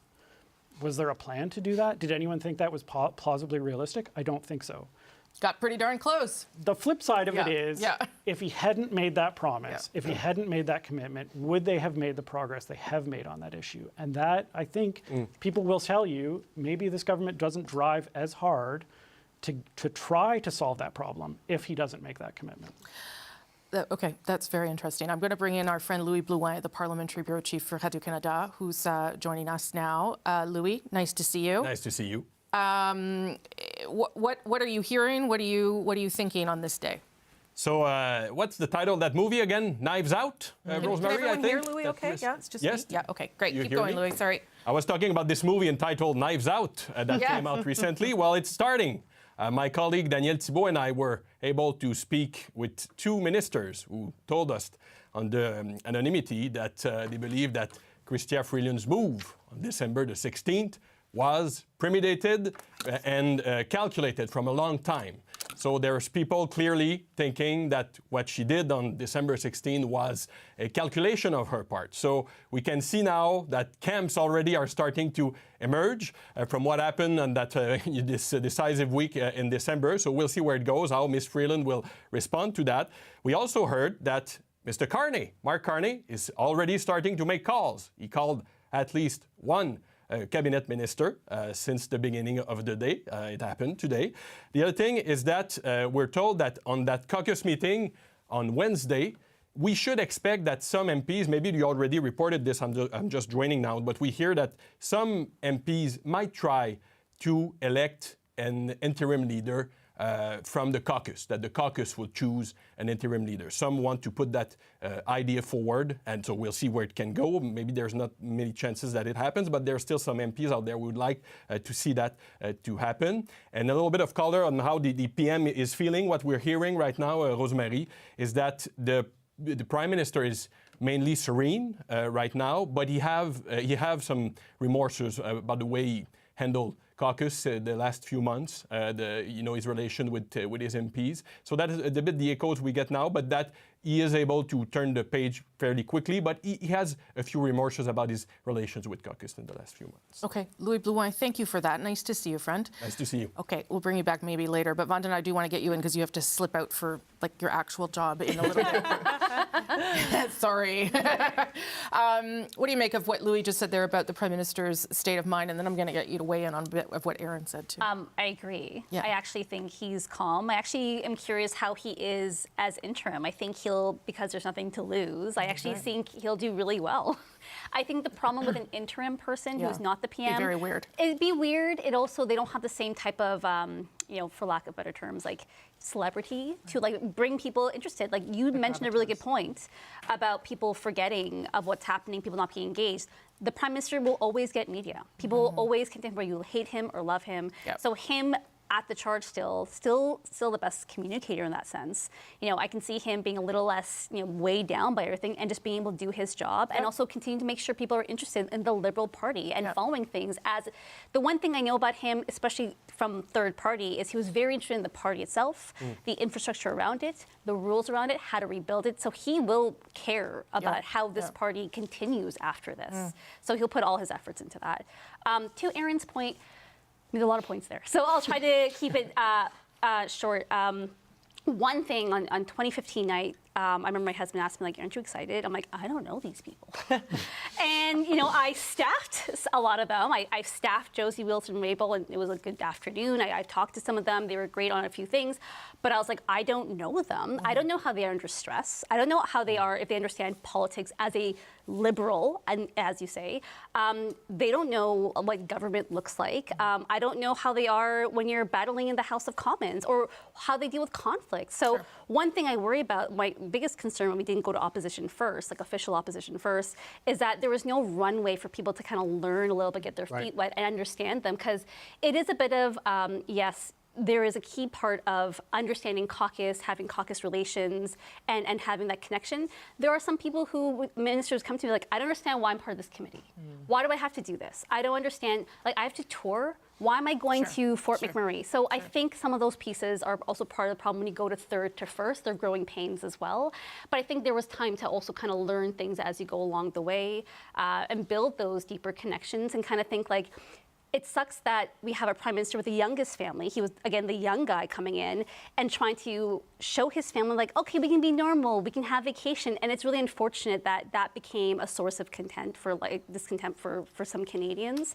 Well, except it wasn't normal. Yeah, right? It wasn't normal. Like, That's no one's the going to the Aga Khan's Island as 100%. a normal family vacation. I meant normal in terms of taking a vacation with the family and just being like, maybe we're just going to the cottage. Or maybe we're just that's going where they to ended whatever. up. Yes, That's exactly. where they ended up. But to Aaron's point, and I take your point about people coming in without experience, and I think that there was lots of blame to go around in terms of those relationships. But in terms of Aaron's point about someone, a prime minister who was in some ways not risk averse, like had the idea to do big things, and sometimes that meant that there were also screw ups because he was out there trying to get those big things done. And that was my favorite part about him. But I would say that he's still here, by the way. I'm not snapping him, but I would say, and that does come, like saying the most important relationship is our relationship with Indigenous peoples. That is a huge bar to hit, right? A lot of these progressive policies can't be fixed in a mandate or two or three. There are systemic issues that come over time. So I think in a desire to get these done, how government works, and also the things that come to you while you're in government that throw you off your course. Ukraine, COVID, was not expected. Trump the first time. There are things that he said that I was a part of that I was like, and then we got to the infrastructure of it. I'm like, this is really hard. And might be harder to do, and trying to even help manage the infrastructure and delivery process of government while you're still trying to get other things done. So I think I think he's right. The idea to do big things and be very passionate about it sometimes means you skip a step. To be like, let me take a step back before I say this and say, is this possible? What is the realistic time frame? But also the counter arguments, like if you don't put it that high, will it be achieved? Vandana, thank you. I'm going to let you do a bit of work, and then I think you have to come back, if you don't mind. I should point out that we are standing by to bring you reaction from Ontario Premier Doug Ford. And someone I know emailed me and said the one thing you guys aren't talking about is an Ontario election, because we understand that Doug Ford kind of wanted a spring election himself. And I don't know how that would work then. I mean, I guess he could have one in February, and then Pierre Poilievre might be mad that everybody's tired and doesn't want to do another one, but... Well, maybe he'll just drop the root when he comes out. Look, I've got some reaction from the Freeland camp to what Louis had just said, denying the idea that this was a premeditated move by her on the 16th of December, saying that the Prime Minister had lost confidence in Freeland and told her as much on the Friday, this being the 13th, when they had that Zoom conversation about moving her. That is why she resigned. To say anything else is a blatant fabrication. So categoric denial there. I don't think it was a premeditation from weeks away, but I think there was a premeditation over the 2 days between the phone call and the resignation. Maybe over the 72 hours, but yes, sure. perhaps. But when things like this are said, you want to get the response, and essentially this was entirely provoked by what happened on Friday, and that is why on the Monday everything changed, leading to this Monday. Yeah, and I think what we've reported is that there was an opportunity after the Prime Minister did that to Chrystia Freeland, and she took the opportunity, Greg. Yeah, I've heard this, the same thing kind of bubbling around. There was some feedback initially, some people who were unhappy. The true blue loyalists at the core.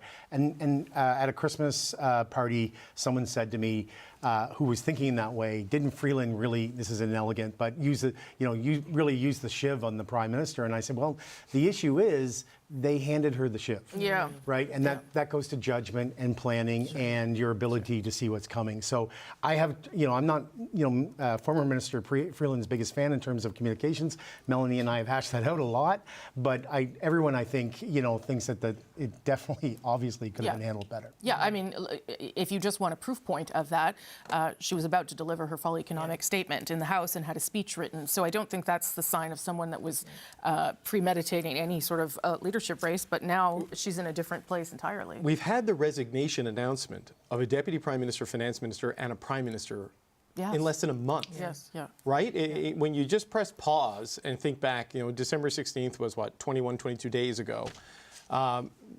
From there to here, it is a remarkable amount of change at the very top of the Canadian government and the political system to have that happen as quickly as it's happened. I mean, not to make it about me, but before that happened with Chrystia Freeland, I was beginning to believe, based on conversations, that we were going to hold until the October for an election. That's where my head was now at as a political journalist. And I mean, I thought I made a bet with somebody at a party right before that it was just a beer. It's just a beer about whether or not Justin Trudeau would be the leader in the next election. And this is early December, and I believed at that time he was staying. Yes. Right. And then Chrystia Freeland happened. Yes. And I feel like I could use that as an excuse to get out of my bet, because that is quite a seismic thing.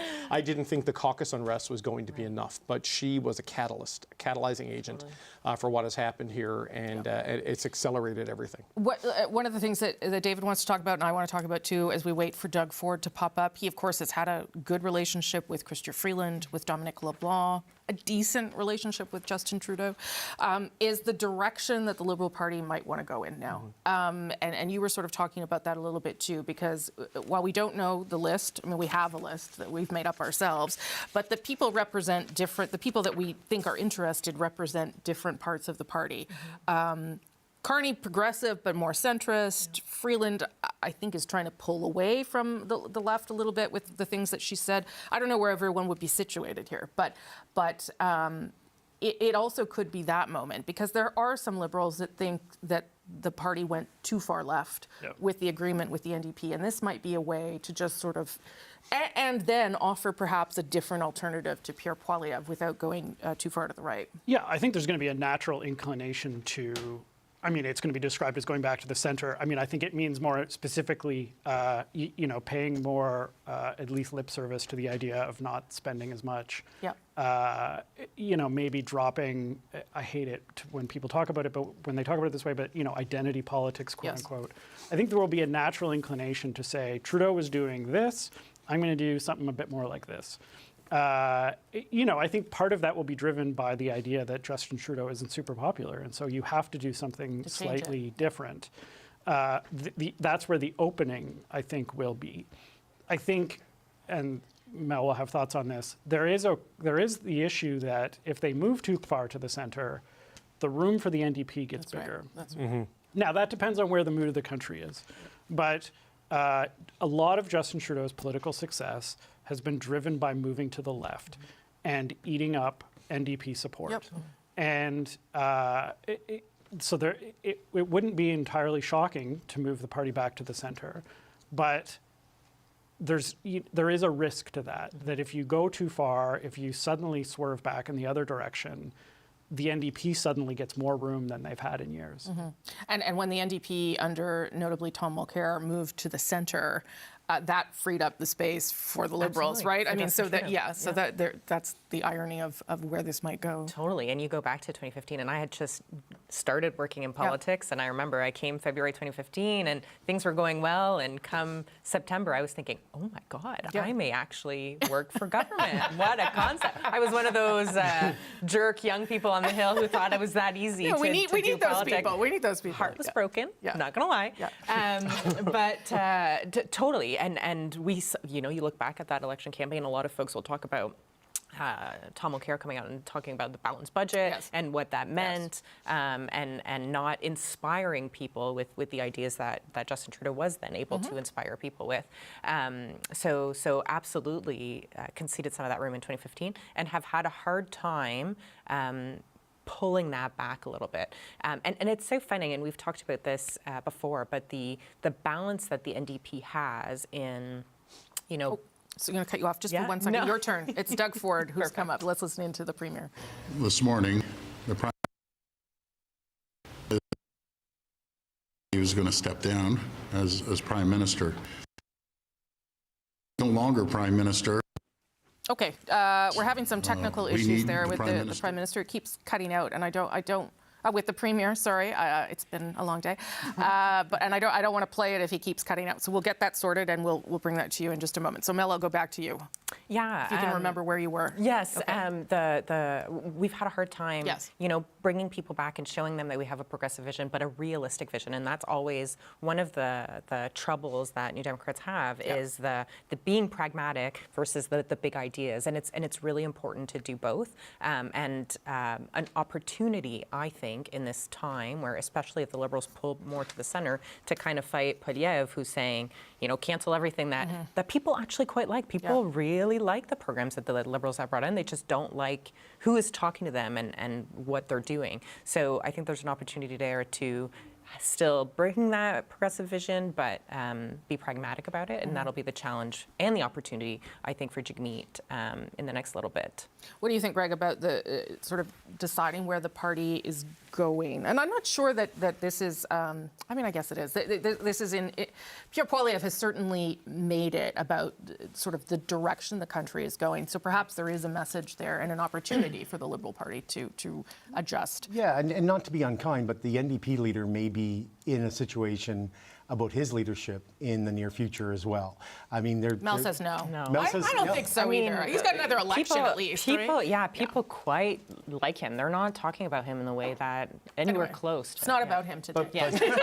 Fine. This is going to consume a lot of the oxygen, and I've complained about how there wasn't a lot of scrutiny around Poilievre. I stopped saying that because the Liberals just kept feeding the beast and giving, why wouldn't you cover, what's happened here with the Liberals as opposed to providing more scrutiny? So that is a bit, of an invention of their own making. I do think if you're, a couple of generations that you want to get back in terms of politically would be, boomers and Gen X, and they're going to talk about things that Chrétien and Martin did, balance the budget. So that's a big thing. You mentioned earlier about our service in Afghanistan. People also talk about that we didn't go into Iraq. The Liberals under Chrétien were able to flip on GST and survive that. So there are things that I think that people are looking at and trying to get Liberals back into the fold. I mean, someone was talking about the super clusters. They were $1 billion. And the next line is, and that was when $1 billion was a lot of money. It should still be a lot of money, but after COVID and the pandemic, government spending, there's a lot of people that, just say, how is this sustainable? So I think that's what people are hearing. Okay, Doug Ford is watchable and listenable. Let's go to the Premier of Ontario. If we have to go it alone with the U.S., so be it. And if we have to do another deal with Mexico, so be it. But we have to make sure that we protect the jobs of Canadians. There's never been a time in history that is so important to make sure that we protect Canadian jobs, no matter if it's our critical minerals that we have to offer to the U.S., our electricity, oil from Alberta. We have a lot to offer our American friends and closest allies. But does that mean you don't want to have an early election? Well, Rob, I can tell you right now what I'm focused on right this second, and for moving forward, is making sure that we don't have tariffs. And God forbid, President-elect Trump gets in there and puts tariffs. We have to retaliate. We have to retaliate hard against our friends south of the border, which is unfortunate. And I always say we have to build a fortress Can-Am, Canadian and Americans sticking together in these tough times around the world, and they are tough times around the world right now. But there's no better ally and friend we want to partner up with than the Americans. But Premier, will you at least rule out an early election before the federal election? Will you rule that out, an election in Ontario before the federal Liberals go to the polls? Well, I can tell you, my main focus is these tariffs right now. I'm reaching out on a daily basis to officials down in the U.S. To make sure that we state our case, that we're a strong ally, strong friend, and we have a lot to offer the Americans. And all this would do, these tariffs, it would hurt American jobs and it would hurt Canadian jobs. There's over 9 million Americans wake up every morning to create products that get shipped up to Ontario. As you've heard numerous times, car parts can go back and forth up to 8 times before they get assembled in Ontario or Michigan or other state auto manufacturers. So that's what I'm focused on. But given the immensity of that challenge, why won't you rule out an election and focus on that challenge instead of leaving the speculation of an early vote in the air? Well, I can tell you I'll be working around the clock, which I haven't stopped I haven't stopped in 6.5 years, but we're going to continue working hard, building that relationship with the Congress people that sit on certain committees and along with the senators and governors. That's the goal at hand right now. We're going to continue focusing on that. Premier, do you think that voters in Ontario would punish your party if you called an election right now and appeared to take your eye off the ball in the face of a trade war? Well, I can tell you, my eye hasn't been taken off the ball for a second here. We've been leading the way, all the premiers. I have a great group of premiers, and I'm blessed to be the chair of the Federation right now. And we're going to lead. All the premiers are going to lead because every premier can bring something to the table. And that's the way we're going to move forward. But we do want an in-person meeting with the Prime Minister, as long as he's Prime Minister. His main focus is not on the Liberal Party, is not on anything else. It should be the next 14 days making sure that we avoid these tariffs. And if we can't avoid these tariffs, how are the federal government going to retaliate? We have a list of how the province of Ontario can retaliate, and we're ready to make a move. Premier, just before the Christmas break, you had indicated that you had a couple of leads, that perhaps a meeting with US President Donald Trump was in the offing. That's right. Did that materialize? And if not, what happened? Well, it hasn't yet, but I'll tell you, President Trump is well aware of Ontario and myself. He knows how important this relationship is. He has many CEOs of large corporations in the U.S.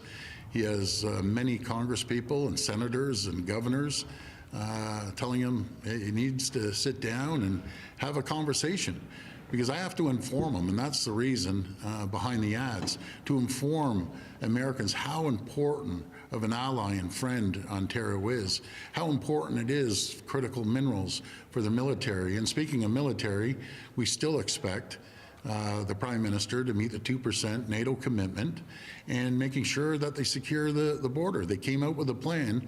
The plan is good, but now we need to see action on the plan to secure our border. And that's on both sides of the border, by the way. It's not just the Canadian border, it's the American border.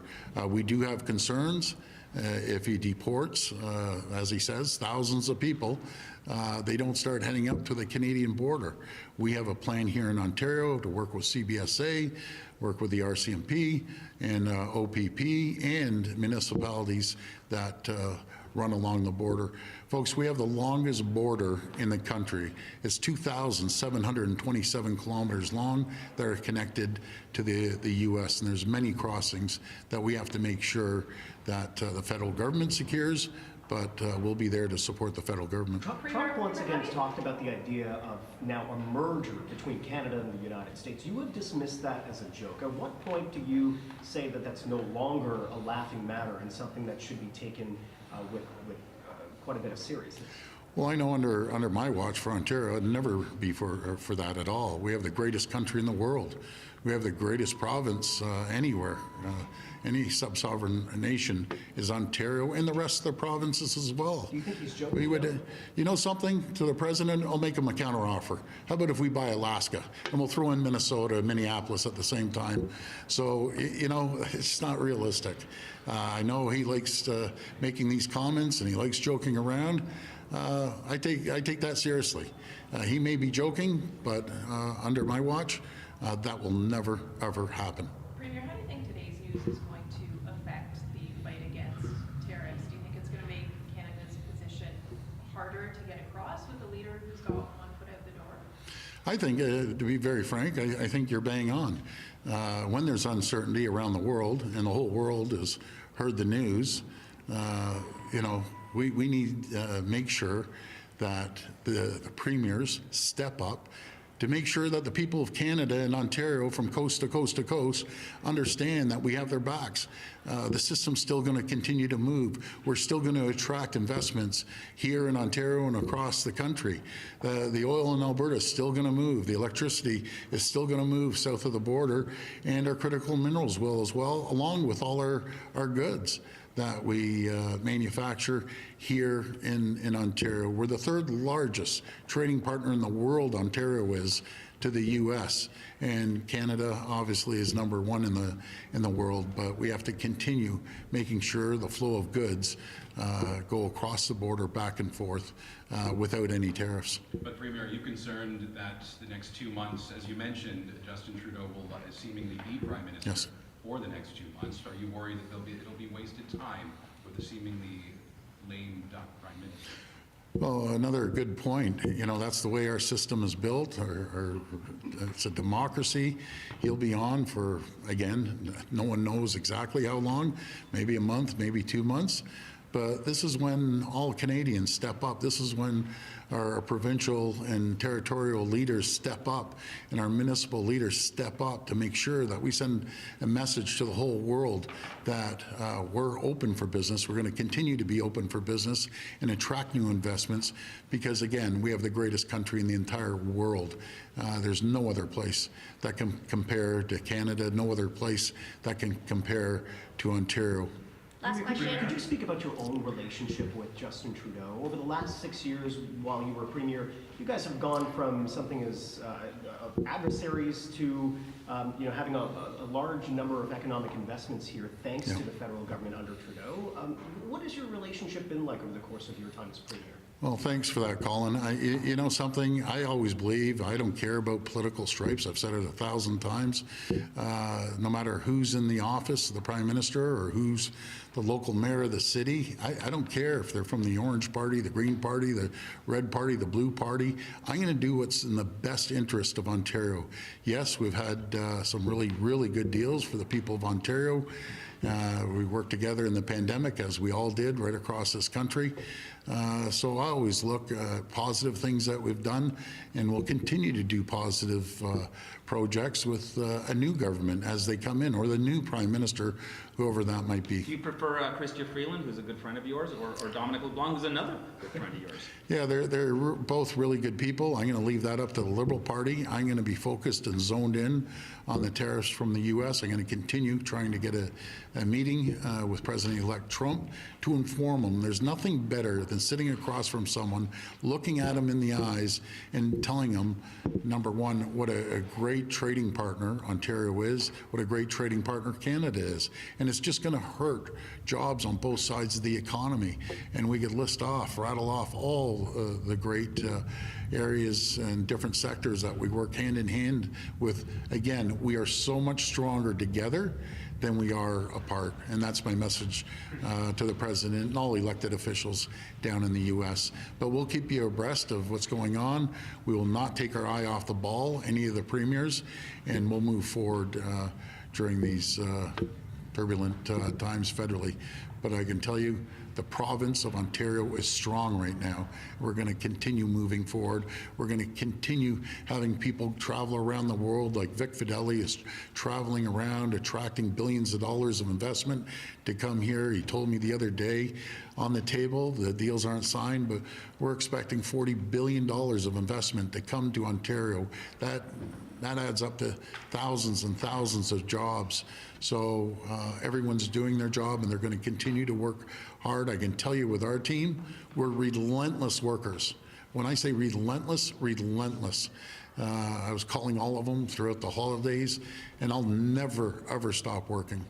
But thank you, everyone, and may God bless the people of Ontario. Thank you. Thank you. Thanks, everyone.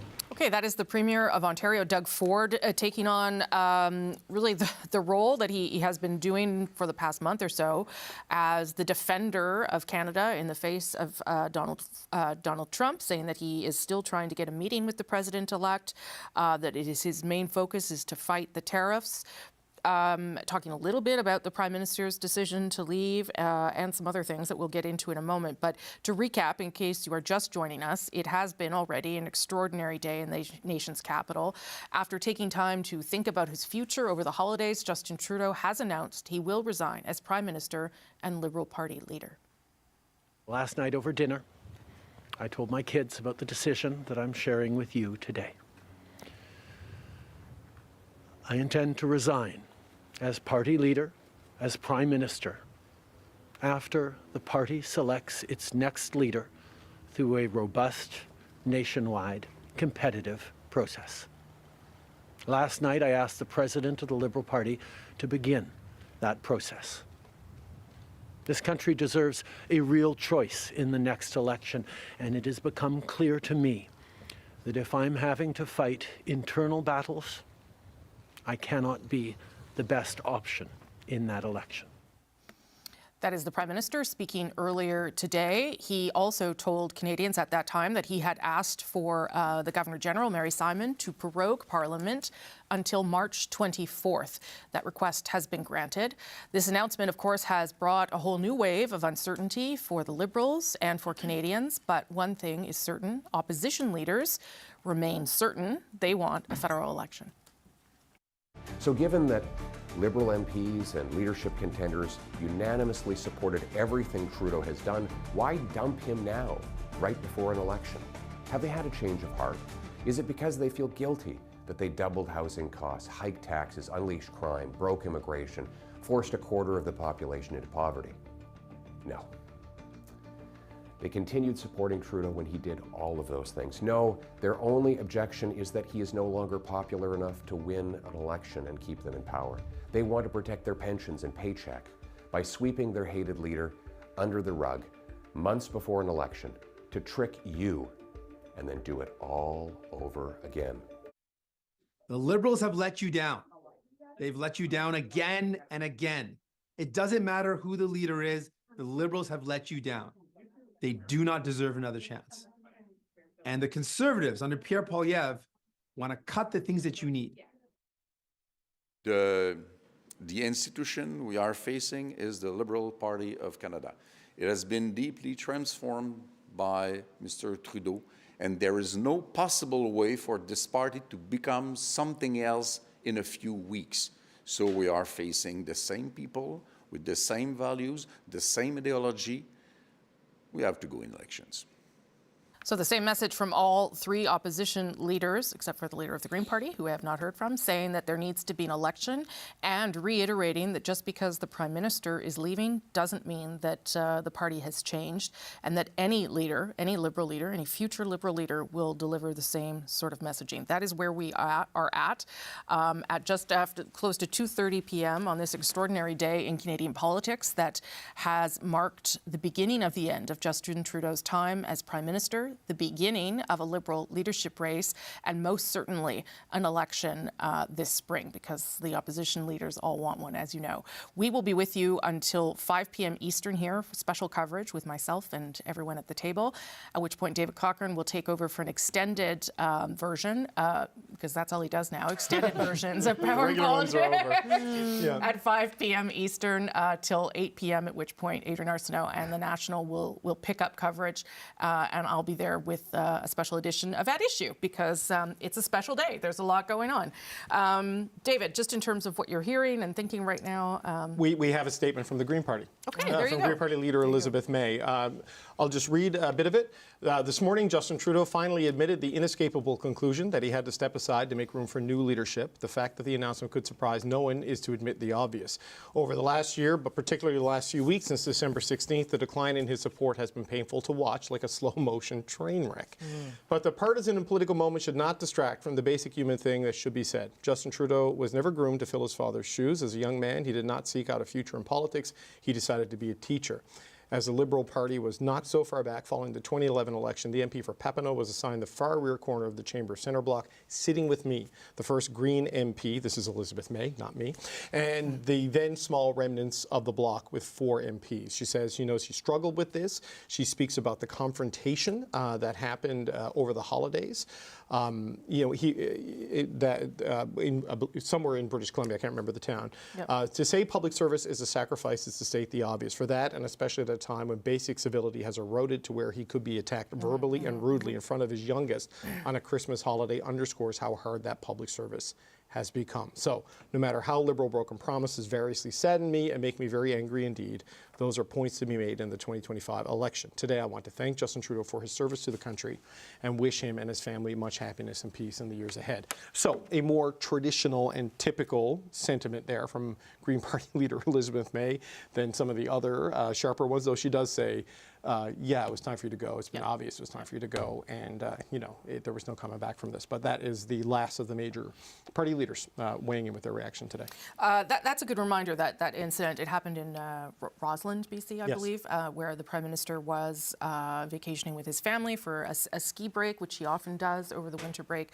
A woman approached him. We might have the video at some point, but a woman approached him to shake his hand, which he did, and she then told him to resign, and I'm not sure if there were other words involved, but it was not a very nice encounter. No. And his family obviously was there, which maybe leads to a question about the toll of this job on families, on people. As Greg pointed out earlier, he divorced, or he is in the process of a divorce. He's separated from his former wife, Sophie Gregoire Trudeau. And has had to endure, because of the way politics is moving, increasingly violent encounters with people who don't like him, who are angry with him, and has had to also endure increased security for both him and his children. And that is also, I don't think, a reason that he would have stepped away, to be clear, but certainly something that affects how you approach these jobs, and all sorts of people endure these kinds of things in public jobs, obviously. A man went to jail for crashing the gates of Rideau Hall with a truck full of guns and setting out on foot with bad intention to find the Prime Minister, right? Like, these are not small things. This is not a small thing. And you MPs have panic buttons, senators have panic buttons. You are seeing at the municipal level, women in particular, and it's an epidemic in Quebec. Politicians just resigning because of the abuse and the harassment that they receive. And, you're seeing it in multiple conversations. Every time someone bows out of politics because of the abuse and the harassment and threats and all of these things, we try to have them on the show to talk about it, because it's not something we should look away from as a society and as a democracy, right? Like, whatever you think of people's policies, they're allowed to advocate for those things in a democratic society, and they are human beings trying to do a job under difficult circumstances. But increasingly, that's not how you're perceived. No, and to be clear, that is not something that the Prime Minister mentioned at all in his statement. In fact, he said he loves the country, he loves Canadians. Since 2015, he's fought for the country. But Elizabeth May has a good reminder that there are incidents, there continue to be incidents for him in and around his family. And that's been, I think, and he's talked about it a little bit, it's been a pretty unpleasant part of the job. Yeah, I think to a certain extent it was foreseeable, given how much of his rise and his initial popularity was wrapped up in his own persona, in his own image, in who he was. And then how public and prominent he was as a prime minister. You know, I think people forget, like, go back to Stephen Harper, and Stephen Harper minimized his public exposure, minimized his meetings with the media, quite deliberately tried to not wear out his welcome, whereas Justin Trudeau was front and center as much as possible. To a certain extent, it's not surprising that his downfall has essentially come with a very personal backlash. That was probably always going to happen. I don't know, though, that it was naturally going to happen that the way it has happened and to the tone and the tenor of it. You know, those flags, the expletive Trudeau flags that have become so kind of ubiquitous, really, I don't know that that was foreseeable. And I do think that it is true that Justin Trudeau, his own persona and his own image, is wrapped up in sort of how people have related to him. But I do think there is something, especially coming out of the pandemic, about the tone of Canadian politics that is part of the story of these 9 years. Yeah, I mean, he was sort of continues to be a celebrity, although now some people hate him. But, you know, I remember when he was first elected, his face was on socks in the United States. He and his former wife were in vogue.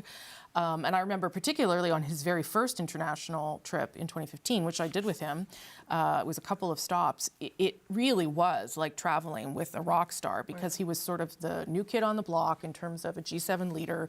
He was young, people knew his name, he had that celebrity appeal.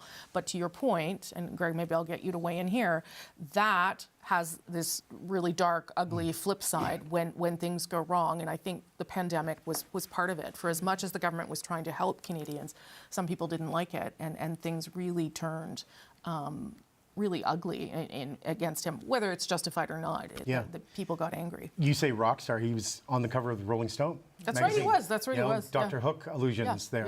Yeah. I agree with a part of this and the fact that he was the brand. And this happens with any, you know, if you want to look at marketing, watch the Martha Stewart documentary about when something goes awry with, you know, when your name and your face is the brand. Yeah. But there's also, I think, part of it that comes from the right. And I remember a former colleague of yours, John Geddes, at Maclean's about a decade ago, writing about these ads that the Conservatives used against Justin Trudeau very early on. And they used this fairy script. And it was, he was at a charity fundraiser, and the charity involved got very upset because they were using this as a negative way. But there's been a lot of this, you know, you insult the Prime Minister by calling him Justine, a female name. So the implication is being a woman is bad or less.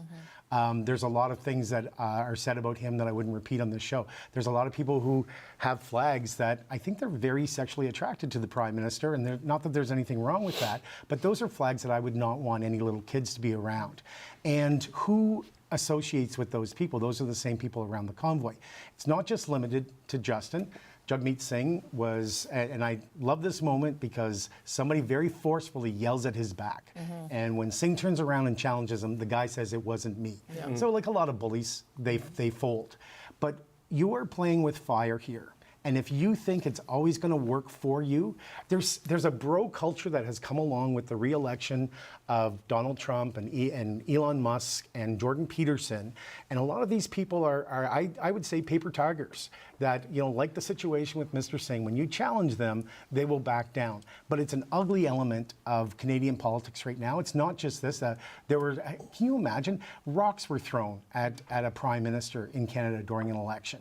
And we always want to say this isn't in our country. Well, maybe it is, and maybe we need to ask why, and who's embracing that. But there's stuff that happened during the convoy that, you know, people in this building couldn't get in and out, you know, sometimes safely. I rent an office space downtown that I was not allowed to enter because of this. And I will always have a bit of a judgment for anyone who is associated with those people. Yeah, and to be clear, I'm not by any way suggesting that Justin Trudeau is the cause of what grew around him. I think all those factors are true, Greg, and but there is that is the problem when you become more public, more popular, more famous, and by virtue of his name and where he started. Like you weren't going to see Stephen Harper on the cover of Rolling Stone. Right. I don't think that he wanted it, but that's not where. Although he did have a band. He did have a band, right?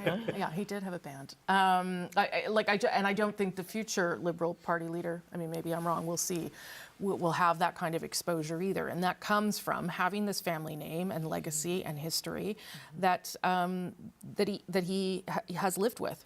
Yeah, it's really hard to find a parallel for Justin Trudeau as a political figure. I mean, you basically have to go down to, you know, the Kennedy family or the royal family as someone who grew up in the public eye. You know, his dad was prime minister when he was born. His birth was a public event. You know, I was reading something the other day about, like, I think he was 8 or 9 when his dad went to see Margaret Thatcher to discuss repatriating the Constitution or patriating the Constitution. And, you know, 9-year-old or however old he was at the time, Justin Trudeau was hanging out and joking with Margaret Thatcher.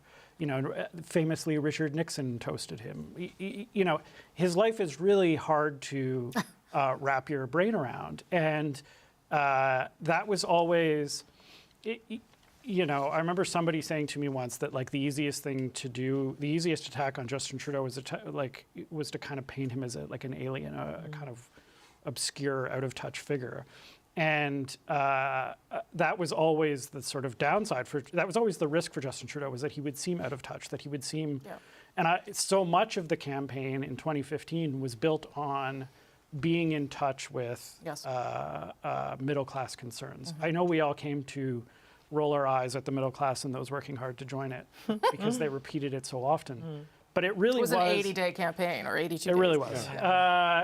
But it was, you know, I'm kind of going off on a tangent here, but it was really, their campaign was built on the idea of economic security and addressing those concerns. And that became really central to Justin Trudeau's entire idea of sort of how to, you know, how to build a progressive liberal democracy. And I think what you end up, you know, beyond sort of the personal anger, what has really, I think, troubled this government and challenged things is the simple fact that economic security is not there right now. Yes. Inflation, the housing crisis, those are the issues that ultimately are driving voters away and to Pierre Poilievre. And that, I think, is, you know, as much as Justin Trudeau's own image has been an issue here, the base challenge is inflation is up, housing costs too much, and the Liberals can't fix those things. And that's about incumbency and the things we've talked about with other elections too. Well, yeah, and a lot of the problems are actually up to the premiers and mayors and city councillors to solve when it comes to housing and zoning and these sorts of things. But, you know, to build on Aaron's point about sort of the unusual life story of the Prime Minister, John McKay was on my show right before Christmas, longtime Liberal MP, and you know, he was elected, I think, in the second Chrétien election in 1997, and he made the point that Justin Trudeau's upbringing allowed him to accomplish great things. Yep. But his word, I'm going to more or less quote it, I think, he talked about he grew up in a aristocratic political bubble. And so he sees things differently than everybody else. And that we see risk, he sees opportunity. And while it gives him the capacity to accomplish great things, like winning 3 elections and all the policy achievements, it creates blind spots. Oh, yes. And that is part of, like, going back over the vacations and where we are now in terms of him leaving after the caucus, asking politely, and then Chrystia Freeland firing that rocket on the 16th. I think one thing too, the life, obviously, experience that he brings, but what I go back to 2015 is the willingness to try things that are different, the willingness to go on platforms or to use tools that other leaders haven't, and reaching people where they're at. I think that he was quite successful at doing that, and that may be why we see some of the things like the Rolling Stone or like Vogue. Maybe, you know, I don't know that Stephen Harper would have been given those opportunities, but on platforms or doing things that were a bit different that reached folks like, you know, my friends who may not have been totally paying attention to politics, but would have read Vogue, you know, back in the day. So another way to reach people that maybe is a little bit different, that I think was not just obviously his life experience, but something that is different that maybe people should be doing more often as politicians. Sort of strange, though, that he started in that place and then sort of seemed to lose, like get further insulated from where people were at. And you've talked about that a lot too. I'm going to bring in David McLaughlin. He joins me in studio. He's the former Chief of Staff to former Prime Minister Brian Mulroney. Nice to see you, David. Nice to see you, Rosie. I'd be interested in sort of a compare and contrast because you've sort of lived through a bit of this. And I wonder what you're thinking about today when Prime Ministers have to make this decision to leave a job they don't ever want to leave, and they have to do it in pretty dramatic circumstances. Well, first of all, I do want to thank him for his service. I think that's important for everyone to say that. And these are really, really tough jobs and very hard to do. And the old saying, if you want to have a friend in politics, get a dog. Because you don't leave with many friends. So some differences, I think, though, with the Mulroney resignation in 1993. I mean, it was a majority government. It was a stable government. There was no question of losing the parliamentary majority. There's no question of confidence issues in that. So it was pretty clear there was going to be runway to allow for a new leader to be elected and chosen by the party, which in fact happened was Kim Campbell.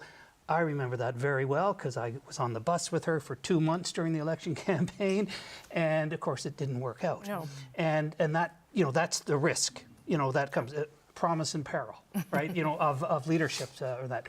Look. Mr. Trudeau came to office. He's been bookended. He came to office in a time of hope. And he encapsulated hope. Yes. And now he's leaving with the hope going the other way. It's like there is no hope around him.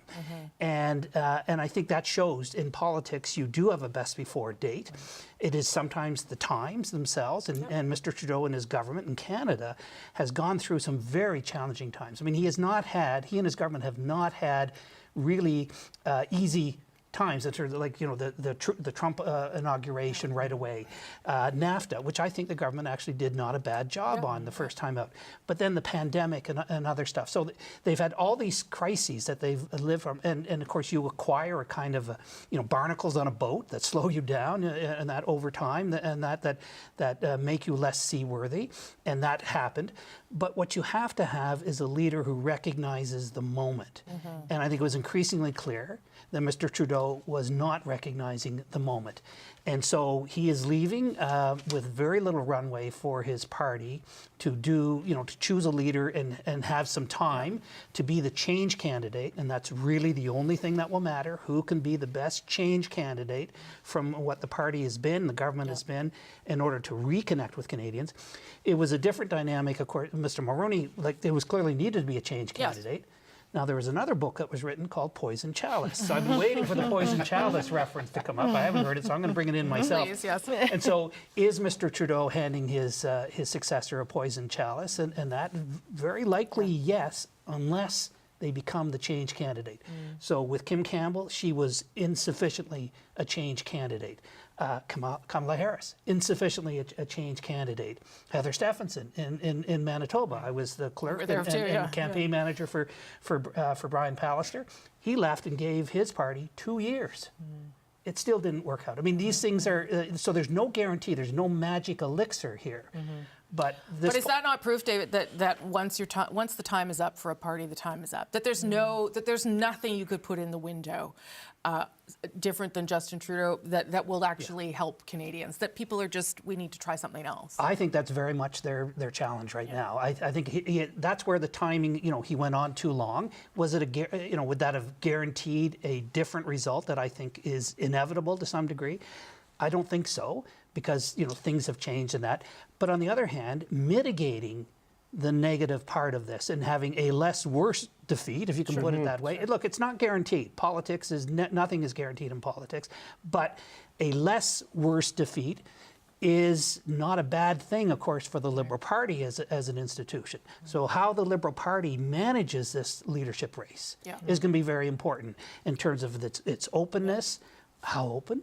It's open maybe to foreign interference issue. Like, there's lots of things there. It's not just going to be the leader. It's the brand of the Liberal Party that is under duress right now. And probably a good thing for the country, because when the Conservative Party went down to, was it 2 seats? Yeah. That was bad for the country, right? To have the Liberals have become the natural governing party for so long. I lost my job, so it was bad for me. But there are so many factors there, right? With the sort of the Conservative coalition, as it was in Amori, splitting into the Reform Party and the Bloc Québécois and these sorts of things.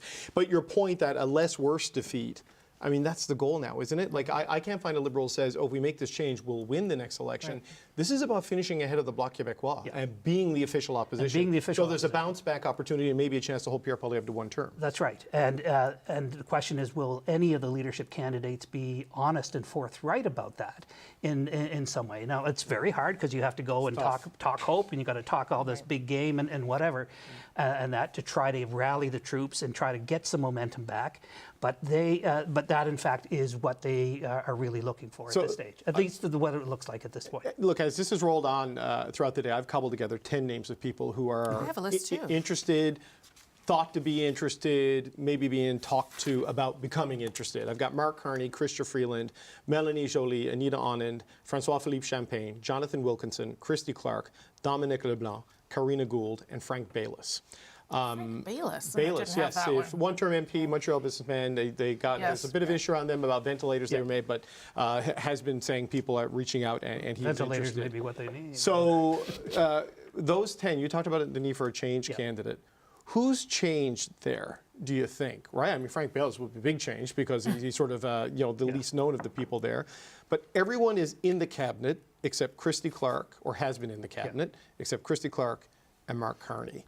Freeland is now out. Is that enough of a differentiation? Does she have the political skills? What's your sense of what change would look like here? Well, I was intrigued by how Mr. Trudeau dealt with the Freeland question today at his news conference. And that, I mean, that was, in political terms, he kneecapped her.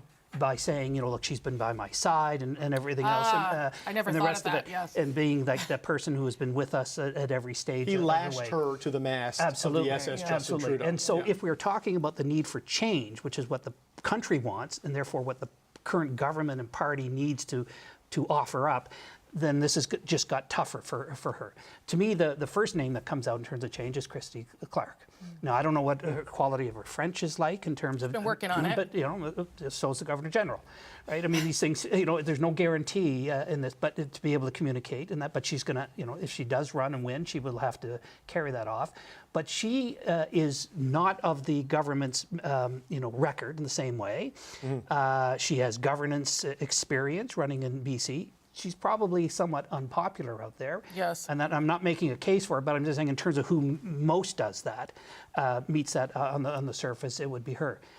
Carney maybe at a certain point would have, but watching how the Conservatives have been, I think, not ineffectively, lashing him to the Trudeau mast, and that's both being, let's call it a prophylactic strategy, being safe just in case, but also maybe they're a little nervous about what he could bring.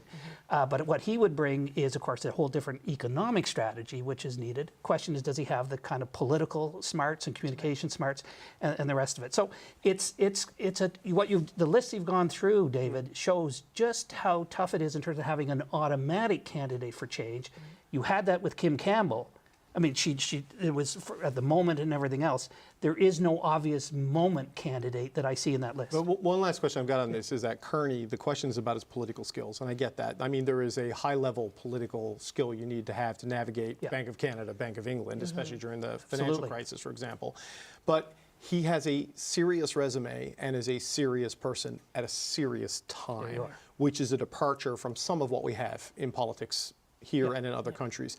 is that a sellable asset for a political rookie, as it were, someone who's never, like, at least from an elected politics? I think it's got merit. And I mean, I've worked with Mark when I was in finance. Jim Flaherty's chief of staff. Mark was the associate deputy. I worked closely with him. I mean, he's well credentialed and he's very competent and experienced in this. And so, yes, he can make that case. It's going to be a branding of the leader, the candidate. They're all going to have to brand themselves as both being different but unique in what they bring to this, while at the same time moving away from the government record that is unpopular in certain respects, and then also trying to change the party, the view of the party. I mean, the Pierre Poilievre's definition of the Conservative Party of Canada today is different from Stephen Harper's and that. So it's different than Aaron O'Toole's. It's different than Aaron O'Toole's, and that was only a couple of years back. So party brand matters an awful lot in this. And so how do the real tough thing is to say, I mean, it's having to do this all at once in the public eye with a very short runway. I mean, I was just going to bring up a couple of the caveats around some of the people you've talked about. Christy Clark, I know many Liberals who question how red she is. Think she's pretty blue. Pretty blue. I thought so a bit too. But here we are. Mark Carney, the same kind of issue that you pointed there with Chrystia Freeland when he took on that project at the caucus meeting to lead the growth agenda for the Prime Minister. The idea was to show that he was helping the party and help out the Liberals at a time when they were struggling, and to your point, sort of strapped himself to the party, perhaps in a way that doesn't make sense. But I want to go back to that comment that David made about Chrystia Freeland, because I think that's pretty smart analysis, that the Prime Minister knew exactly what he was saying when he talked about how she had been by his side for 10 years, an incredible political partner, and kind of left her to float in the wind there, Greg. I don't know. I think you kind of seared that right through. And that I think in the mix of things we might have missed that. So thank you.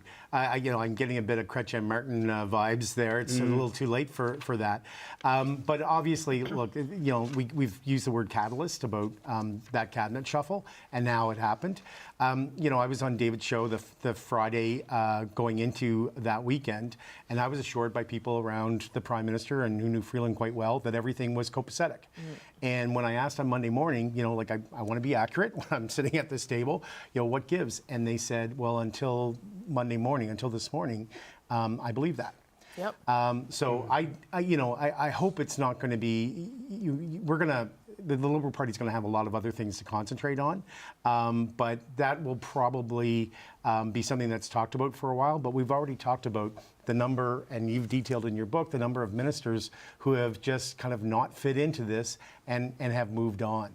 I mean, there's an analysis that's going to come around this. I think a big part of this, thinking of your earlier conversation, in governments, especially in provincial governments that are smaller, you usually try to match a deputy minister that is the yin to the minister's yang. And then the lead staff or the chief of staff, so you will have a very, very good, thorough academic minister in, say, Trudeau's cabinet, and they will have, if it's right, a very political chief of staff. So you've got the balance there. Right. I feel sometimes that, we talked prior to the Christmas break, Rosie, about the three circles around the Prime Minister. The super close one that he's really tight with. Public out at third, he's really great. That middle one, it's a bit, people, he just doesn't seem to grasp it. That's where your staffing comes in, and that's where you kind of cover off those bases. That's where the caucus relationships and stuff are really, really important. I think it's that's a good note there. I'm hoping that it's not going to be something that consumes a lot of oxygen and gets ugly. I say, just to remind people, the kneecapping, as you called it, David, what the Prime Minister sort of said this morning about Chrystia Freeland when he was asked for his version of events. He said, Chrystia has been by my side for 10 years, called her an incredible political partner, hoped she would take on this new big role of the Canada-U.S. ministry, but she chose otherwise. And then he said, I won't share private conversations, but he very clearly spelled out how he valued her and the role she played. But also, that's a pretty different version of events to what Chrystia Freeland experienced, that she was hoped she would take on this great new role that she found she saw it clearly as a demotion and a lack of confidence. Right? One last comment from you, and then I got to let you go. The Prime Minister has not really been known for being self-aware of the people around him and his immediate relationships, as Greg has pointed out. And so, this could, between him and Chrystia Freeland, talking at cross purposes, this does happen. I thought his resignation statement, he was resigned today. He didn't resign, he was resigned, and it was a bit of a defenestration by the caucus. He wanted to stay. Pretty gentle one, though. Yes, I mean, but there's all the tea in China. You got to read the tea leaves, they say. So he is not leaving willingly, but he's leaving properly. And so the question becomes for a lot of leadership candidates and within the party is, does the outgoing leader put his fingers on the scale in some way? Maybe he did that a bit with Chrystia Freeland today. But at the other hand, maybe he meant it. Maybe it was sincere. But in political terms, it'll be seen. What else could he have said, though? I wonder, without looking like he was being mean and getting even. Like, what could he have said there other than praise her for her work and try not to escalate? Well, I think knowing that she's going to likely be a candidate, I think you don't go into all of the by my side every step of the way. Yet the reality, that's also true. Yes, I mean, you look at the history of Chrystia Freeland in the Liberal Party, the modern Liberal Party. She was one of the first big hires, recruits she was the first there. one, Absolutely, and so she has that a pedigree within the party, and it's all going to be about change and how fast and how adroitly a winning candidate can detach themselves and chart out a new direction. Okay. We'll see. David McLaughlin, thank you for coming in. Nice My to see pleasure. you. Nice Appreciate to it see you, very Rosie. much. We're going to go to another David Hurley, the Chief Campaign Strategist for former Prime Minister Paul Martin, and he joins me now. Nice to see you, David Hurley. Good to see you, Rosie. So we got to this place. We finally got to a resignation, the Prime Minister stepping away. What do you make of what he had to say earlier today? Well, I guess the most important thing is that he said it. It would, I think, as everybody has pointed out, been far more useful thing to say a year ago. And a lot would be in a different position now. I thought it was, I've been listening to your conversation. I definitely don't think he was attempting to do Ms. Freeland a favor when he tied her to his mast, because leadership campaigns are about change. Yeah. And so he made her a status quo candidate with those remarks. I presume that was deliberate. And I guess I thought the comments were largely unself-aware, if they were honest, in the sense that he blamed his problems on his caucus. He can't run again because the caucus isn't united behind him.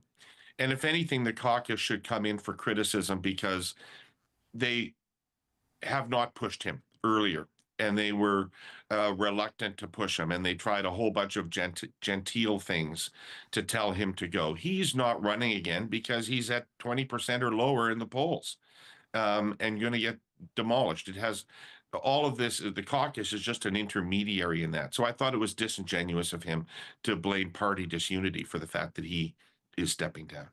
What about the idea of changing the leader as you head into an election, something that you know a lot about, and whether that can be a convincing enough move for people to change a leader and then sell it to Canadians as a significant change? Do you think that is possible?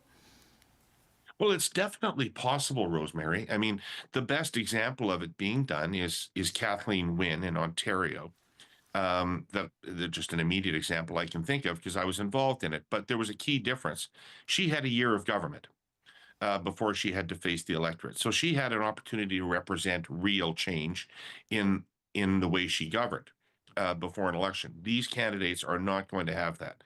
Nonetheless, I will point out that when Brian Mulroney resigned, the Conservatives were at about 16 points in the polls. And a month and a half later, under Ms. Campbell, they were at 40%. And when Pierre Trudeau resigned in 1984, the Liberals were at 23% in the polls. And 2 months later, John Turner was at 45% in the polls. Now, everybody likes to point out that in neither case was that lead held. I was going to tell you that, yes. Right? Yeah. But nonetheless, that doesn't mean it could be significant. Let me ask you this question. If the Liberals are at 35 points in 2 months, and the NDP are at 15, are we still having an election? Yeah, I don't know. That's a good question. It sounds to me like Jagmeet Singh says yes, but that's today. I don't know where we're at 3 weeks from now. Are you already involved in a campaign supporting anybody? I am not. You are not. I am not. And do you plan to? No. You know what? It's hard for me to stay out of these things. As you know, I've got a podcast and a variety of other things, but this is yet another seeming existential fork in the road for the Liberal Party. Sure. We can't get 20% or less in an election campaign. We have to run the best campaign possible. I will be, in whatever way I can, putting my shoulder to some wheel in that. Okay. Just because I'm about to talk about this with someone else, give me your sense of how long you think the leadership race can be.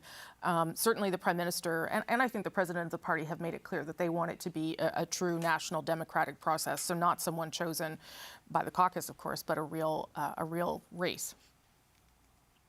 Yeah, and I think that's what's going to happen, but I think it's going to happen over about 2 months. Okay. Everybody's talking about the fact that the rules say that it has to be at least 4 months long, but what they're not talking about is that in the case of a political contingency, the national executive gets to redo all those rules. Right. And so I assume that they're looking at something maybe 2.5 months, 2 months in that vicinity, because you've got to give the new leader some time to get ready for what might be a confidence vote at the end of March. So just to go back to your point before, where you were trying to put me on the spot to answer a question, which I don't do, but do you think that we are headed towards an election sometime in the beginning of April then? Is that what you would guess at this stage? Well, I think that's what the timetable is now, but I argue that events may change things. And I think that the NDP already have a lot of internal cross pressures about forcing an election now when it seems so certain Mr. Poilievre would win. So there's already a divided caucus there. Charlie Angus has been very public about it, and I suspect there's more people who agree with him who aren't public. So that's already a controversial decision inside their ranks. And the only argument in favor of it is that it looks like they could deal a death blow to the Liberal Party in an election right now. That's a pretty compelling reason for the NDP, I would think. Very compelling reason, and they will do that unless our leadership changes things. Right. And that is the hope and the potential here, that somebody catches Canadians' interest and looks like a viable thing and gets the party back into a competitive circumstance, and certainly stretches the difference between the Liberals and the NDP. And if that happens, then I think that Mr. Singh's going to likely reassess his position. Okay. David Hurley, thank you for stopping by. I appreciate it very much, sir. Oh, thanks for having me. It was great. Okay, I'm going to let Mel Richer respond, though, to David. Thank you. As the smoke is coming out of my ears, I always think it's funny when Liberal strategists tell us exactly what New Democrats are thinking and doing to advance what New Democrats are. It wouldn't be Liberal NDP if it wasn't that way. Exactly. I think, I respect Charlie Angus a lot, and I think where Charlie is coming from is, a lot of folks are worried about what an incoming Trump president means. And what they're seeing as Pierre Poilievre government could make a bad situation even worse. And I think that's where he's coming from. I would not say that there's any dissent.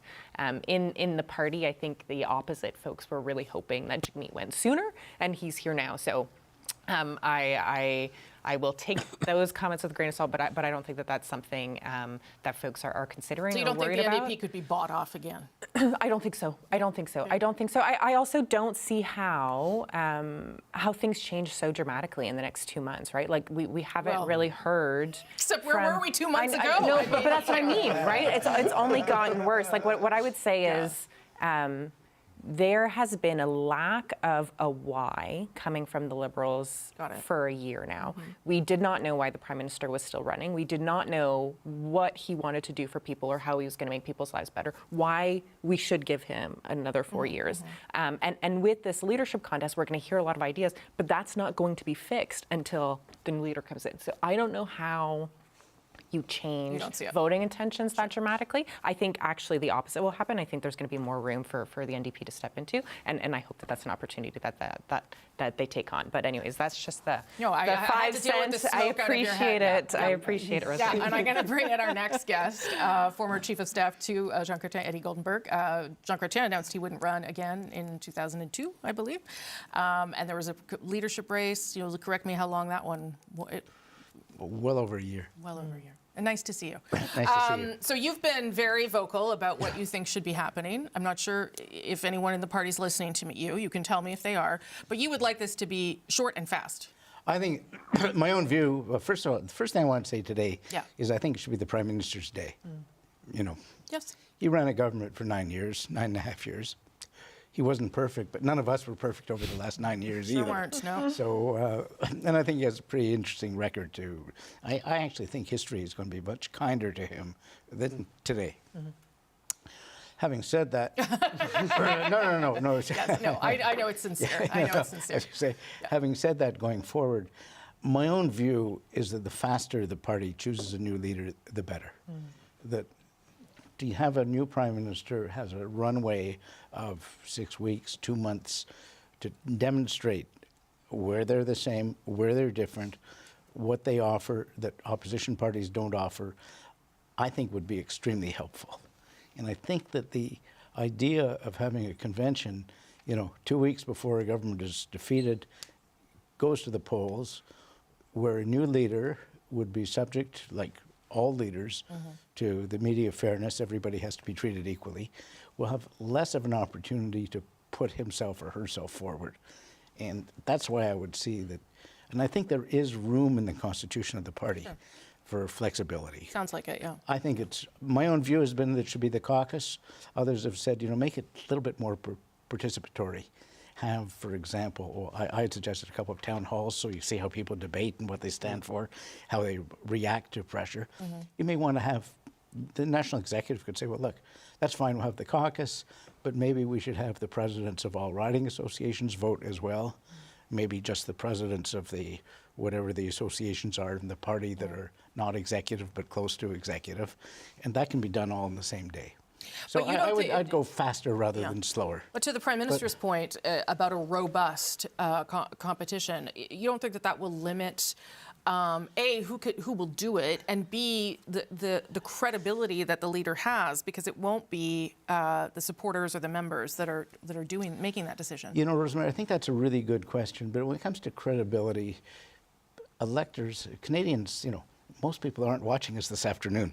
They're dealing with their own family issues, work issues, whatever.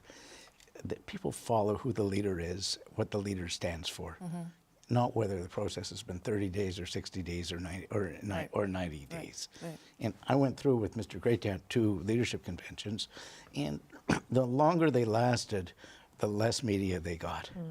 I actually think if you have 2 online shows over a 2-week period or a 3-week period, you're going to get a lot more focus. And the public reaction to that, to those shows, those town halls, would definitely influence the outcome of a vote. We've been talking about how this could be an existential moment for the Liberal Party if it wants to save itself from going back to where it was when Justin Trudeau took over and rebuilt it. Do you think that is the case? And what are the kinds of things that you would like Liberals to be thinking about? Well, the first thing is there have been lots of existential moments for... Don't worry about your earpiece. Okay, I'm not even going to play anything. There are lots of existential moments for lots of parties over many years. Yes, for sure. And it's an existential moment until the next existential moment. Yes, I've noticed that also. Right? Yes. So what do I see? There was a French, I spent a year studying in France, so I learned a lot about it. But after the Gaullist, Pompidou was leaving, his successor was Valéry Giscard d'Estaing, who was another Gaullist. How did he run his campaign? He ran his campaign on the slogan of change and continuity. And I think that's what you're likely to get with the new leader. What are they going to show different? There are a lot of things they would want to do the same. Child care, dental care, more pharmacare, child benefit, dealing with the Americans. I think some may be stronger than others dealing with the Americans. For sure. But we have to deal with Trump for 4 years, not just for 4 weeks, right? So you want to look at how do you deal with with an AI-driven economy as opposed to the economy of the last 10, 15 years. You want to see some difference there. You want to see some difference just maybe even in attitude, in how people present themselves. Sure. I think, I liked a lot of what Mr. Trudeau did. I didn't like the virtue signaling. And I think you should probably see less of that, or should see less of that. I wonder though, Eddie Goldenberg, just, the issues are just more essential, right? Like Donald Trump says that he won in the United States because of groceries.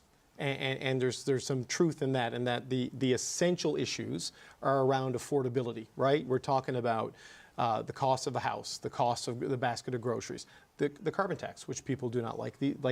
That seems to be the basket of issues that voters are upset about, right?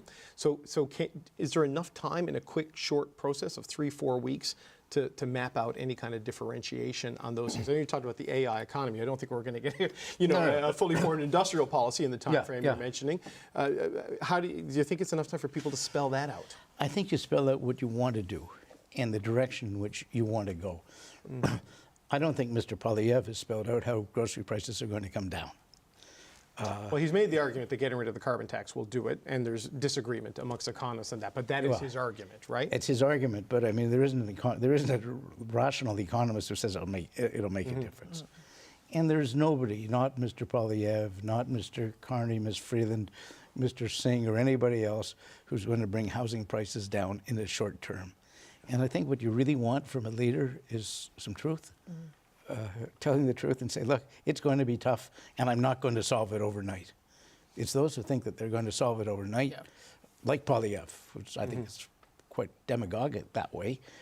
It doesn't work, and that really adds to cynicism.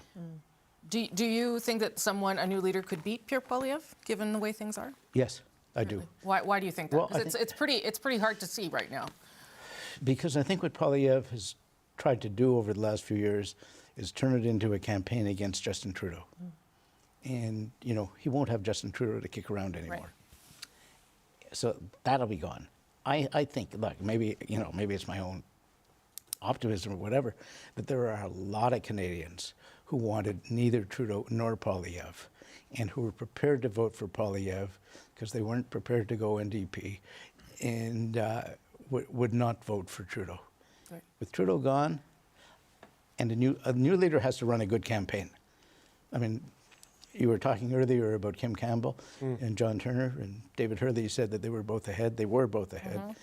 And I think those who were around at the time will say that they both ran terrible campaigns. Yeah. And I know in Kim Campbell's case, I was working for Mr. Chrétien. You're on the other side. I was on the other side, and she gave us a lot of ammunition to it. We had a good campaign. Okay. But if she had had a good campaign, it might have been very different. I remember the day before the election, he said to me, "Look, Eddie," he said, "if it's a steamroller for her, we'll face it with dignity." But we didn't expect that she would have 2 seats. No. I'll just end on this. Have you talked to your old boss about things today? Is he? No, I haven't got to. I know he doesn't like to be a backseat driver. He's told me that many times. So I was really tied up today. I was going. Yes. If he wants to come over, we'll take him. Yeah, we'll talk to him today. Now that things are solved. I'll tell him that you want him on the show. Thank you for coming in, Mr. Thank you very nice much. To see you. Appreciate it very much. Okay. It's Eddie Goldenberg, former Chief of Staff to Jean Chrétien, who we've already invited on just on TV because that's what we do here. I'm Rosemary Barton. If you are joining us, this is our special coverage today of a dramatic and consequential moment in Canadian politics. Justin Trudeau has announced that he is resigning as Liberal leader and Prime Minister. Parliament is now prorogued until March 24th, and we are awaiting more details from the Liberal Party of Canada about how a leadership race will unfold in the coming weeks and months. That's where people's attention will turn. Justin Trudeau right now, as of this hour, is in a cabinet meeting. I'm not sure if it was an in-person one, highly doubt it, but he is speaking to members of his cabinet because he continues to be Prime Minister. That cabinet continues to exist, and the government continues to do work as all of this unfolds around us. It has, this day, as you might imagine, only amplified calls by opposition leaders to call for an election sooner rather than later. I'm not sure if our next guest is here. Is she? just the panel. Okay, just you guys. Sorry. Just. Yeah. Any thoughts on what we've heard from a Conservative and 2 Liberals about leadership timing and races and things that need to be thought about? Any thoughts from you? Well, I was talking about Eddie Goldenberg talked about there that he says he didn't like the virtue signaling. And this is something you hear a lot from Chrétien Martin era Liberals who, describe this government and the way the Liberal Party has evolved under Justin Trudeau as, to use the pejorative phrase, too woke, right? And issues that are dismissed as woke are obviously important issues. The challenge is leading with those when the essentials are not working great. And that's been kind of the political challenge for them in that talking about a lot of the issues about equity and diversity, which are very important societal goals to take on. But when food bank use is up and people can't buy houses and the job market's going in the wrong direction, it frustrates people in a way because those issues cut across every voting cohort in the country. And that sort of brings us back to the conversation we were starting earlier about, is it a progressive leadership option they need, or is it more of that centrist leadership focused option that they need? And that is going to be the question they have to answer in a very short amount of time, because there are that center party is gone now in the Canadian political landscape, right? Eddie Goldenberg was part of one of the last really centrist government because, Poilievre has taken it this way and Trudeau's taken it that way, and he's playing bumper cars with Jagmeet Singh, and there's this huge hollowing out in the middle that is just going to the 2 poles because those are the only options available to them. So does it shift back? I know we talked about it opening up room for the NDP, but does it hive off a lot of those Conservatives who would have been blue Liberals back in the day, like a Scott Bryson, I think of, right, who left very early in this government. And quite frankly, some of the Atlantic Canadian voters. This was one of the pillars, right? A little bluer, Yeah, but just, or even the Tories there, it was just kind of who was up and who was down. There wasn't a massive ideological divide. There is one now at the national level.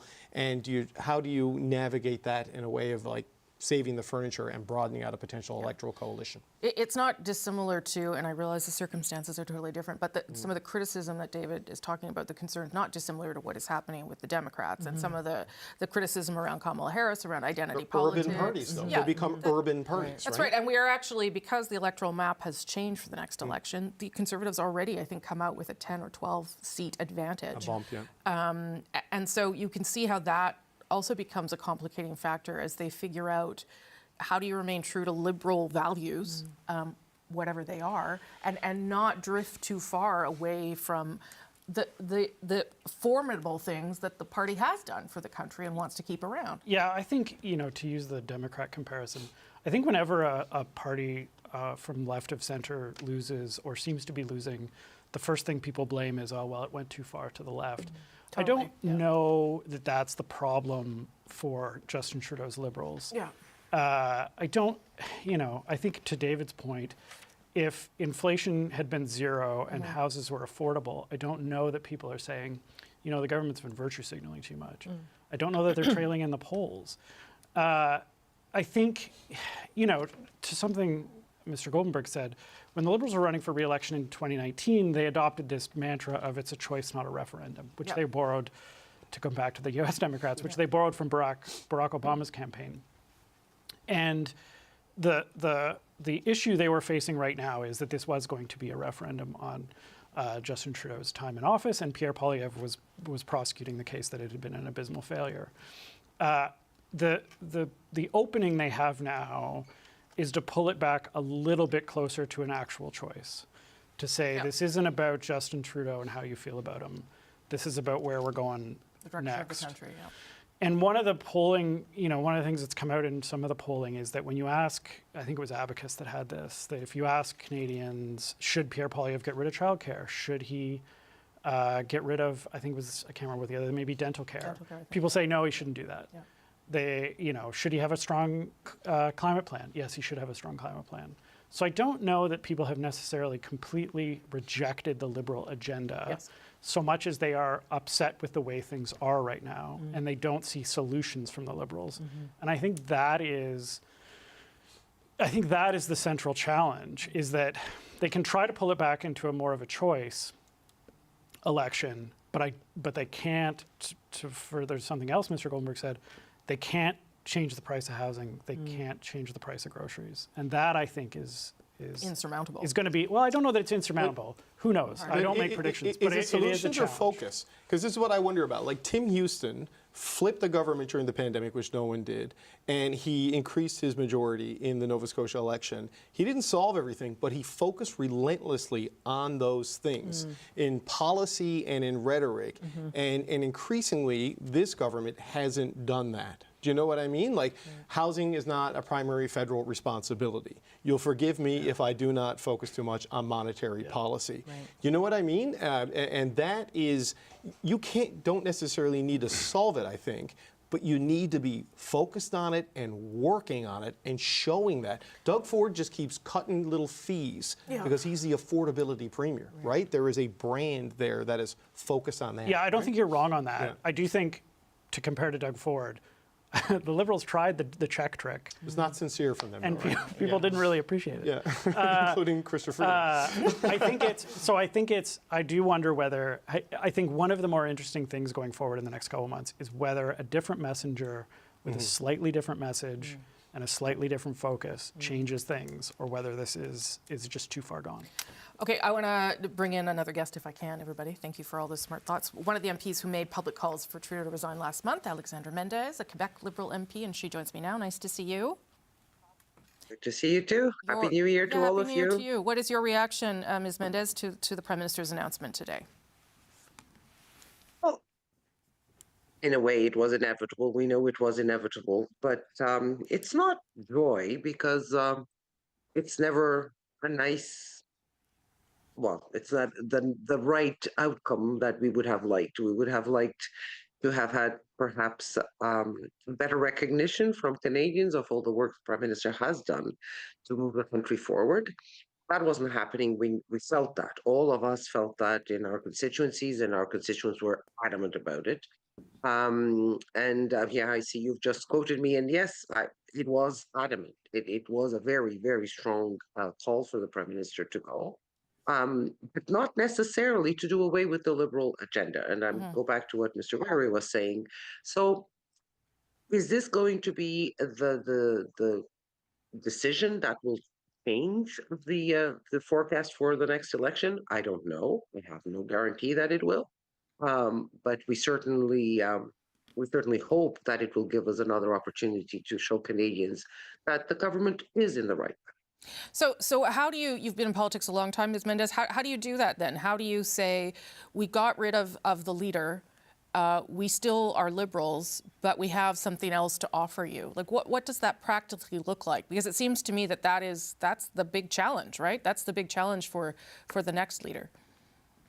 Oh, absolutely. It is a huge challenge. And how do you ensure continuity while also offering change, which is a big challenge right here.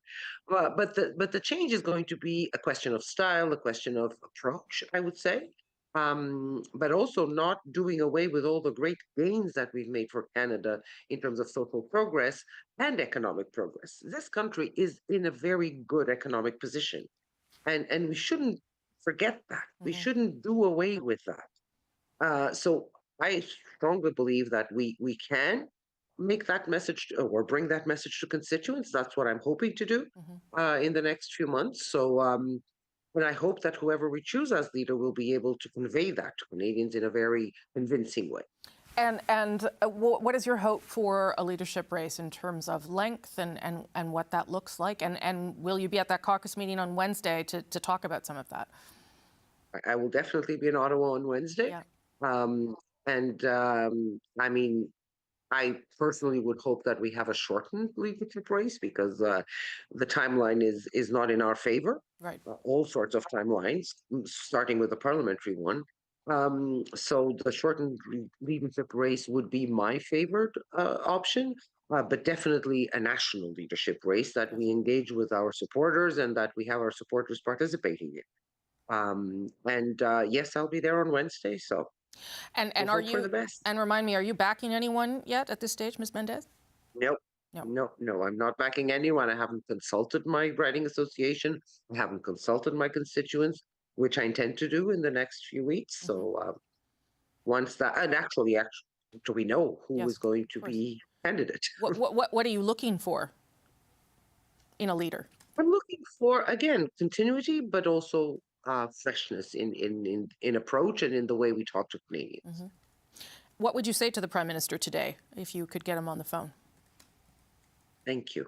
Thank you for putting Canada always first. And I say this as someone who really, really always admired his total dedication to this country, how he loves and lives and breathes this country like very few other people.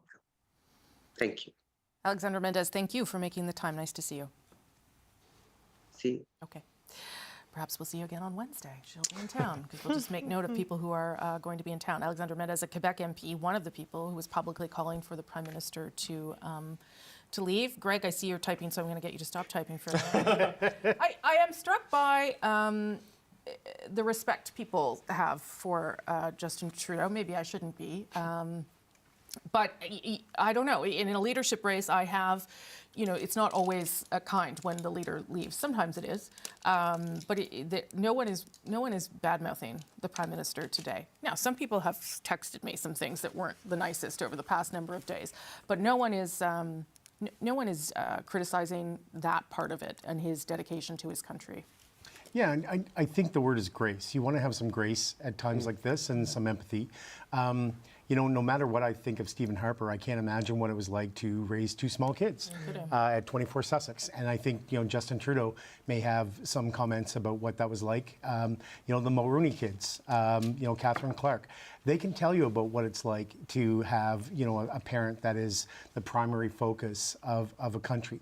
So I think that's a big part of it. And I don't want to read too much in it. I noticed Alexandra's her voice caught. She stopped for a second, and it's the same way for me as well. I mean, I have a lot of friends that have worked in this government, and and it's as Mel well knows, it's a tough slog. It's a lot of hours, and I remember being in a van of my family when Danny Williams decided to bring the Canadian flags down, and I worked for a regional Atlantic Canadian minister, and I'm not sure my family loved me that day. Where my sister, I was behind the wheel, my sister was typing in my BlackBerry pins back in those days. So I think there's a lot.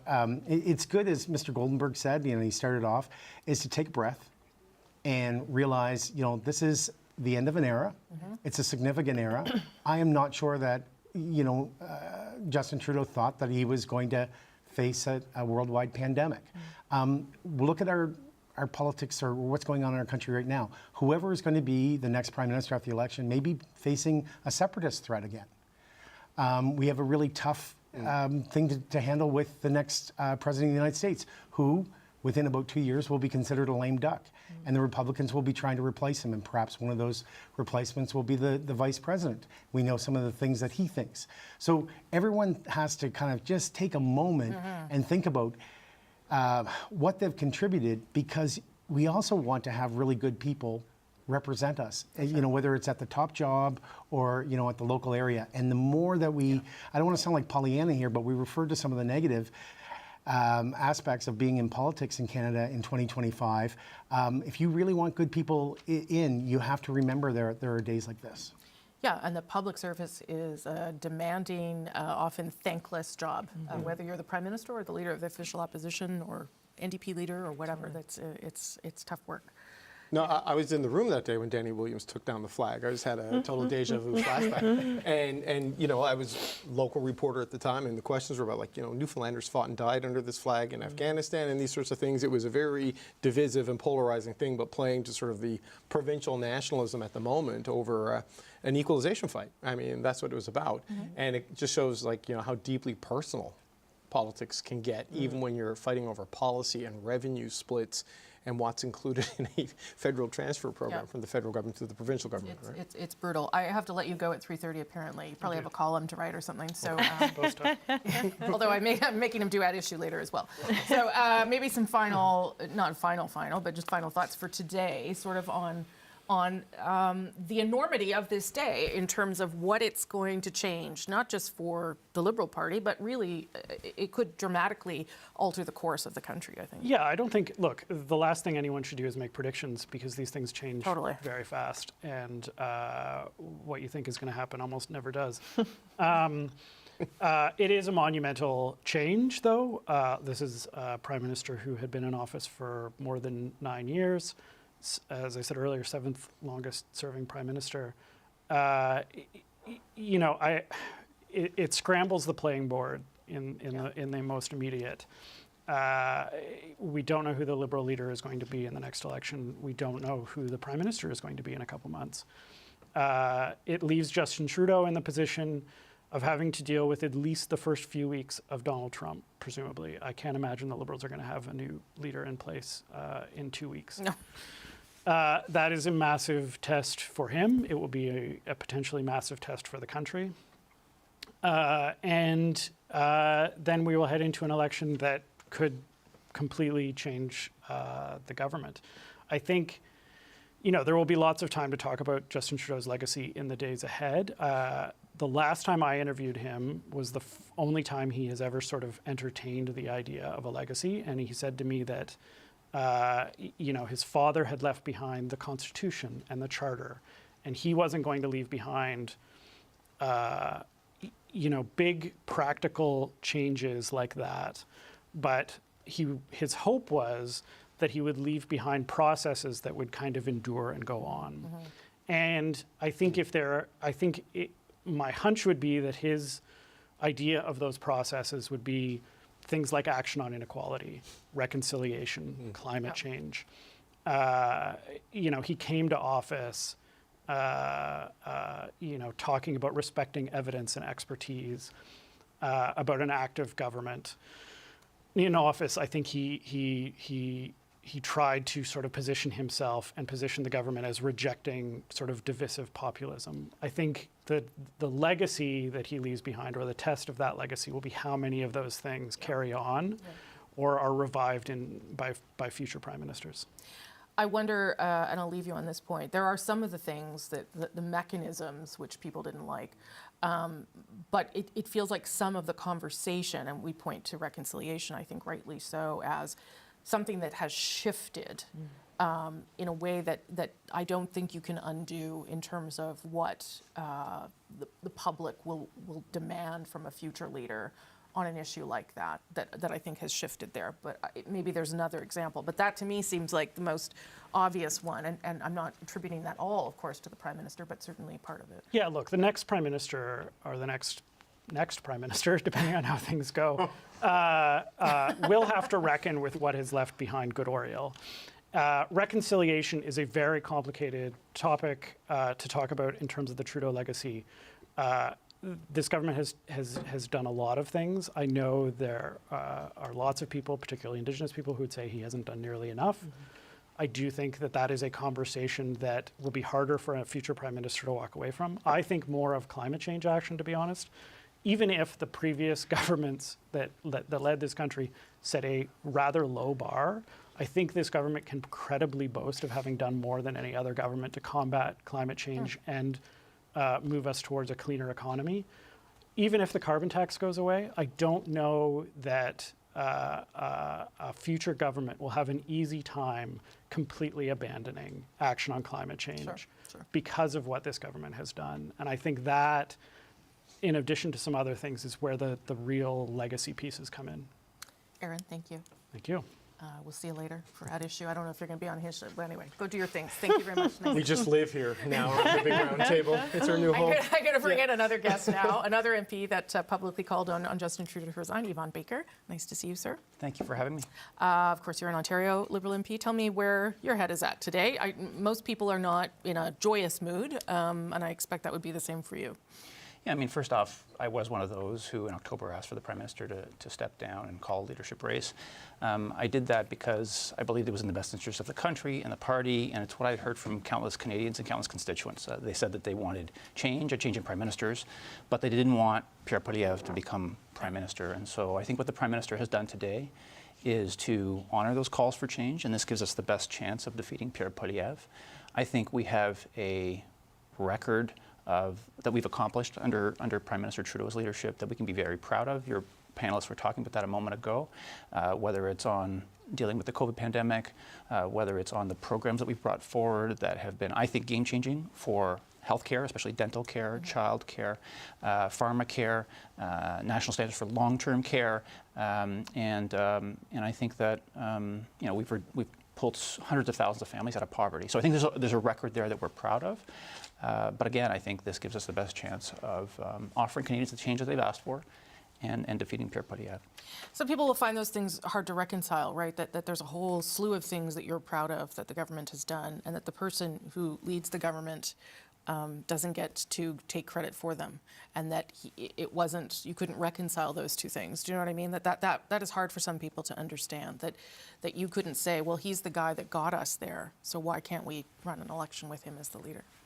Yeah, I mean, I think at the end of the day, for me, it's about listening to my constituents in Etobicoke Centre, to other Canadians who I've spoken to, and who voiced that they're also proud of that record, that there's a lot to be proud of there, that we've accomplished a lot, but that they were looking for that change. And at the end of the day, I'm a member of Parliament because my constituents elect me to this position to represent them. And I think to represent them effectively, I needed to voice the concerns of those constituents. But I also want to voice what they're proud of, and those things that we've accomplished, I think that they're proud of, and we want to continue that good work, and we will under a new leader. What do you think the leadership race has to look like then? That's been our question in terms of length and how broad it needs to be, how robust, as the Prime Minister said today. Yeah, I mean, I think it's important that it be national in scope, that Canadians of all parts of this country can participate, that it be transparent and democratic. That's very important.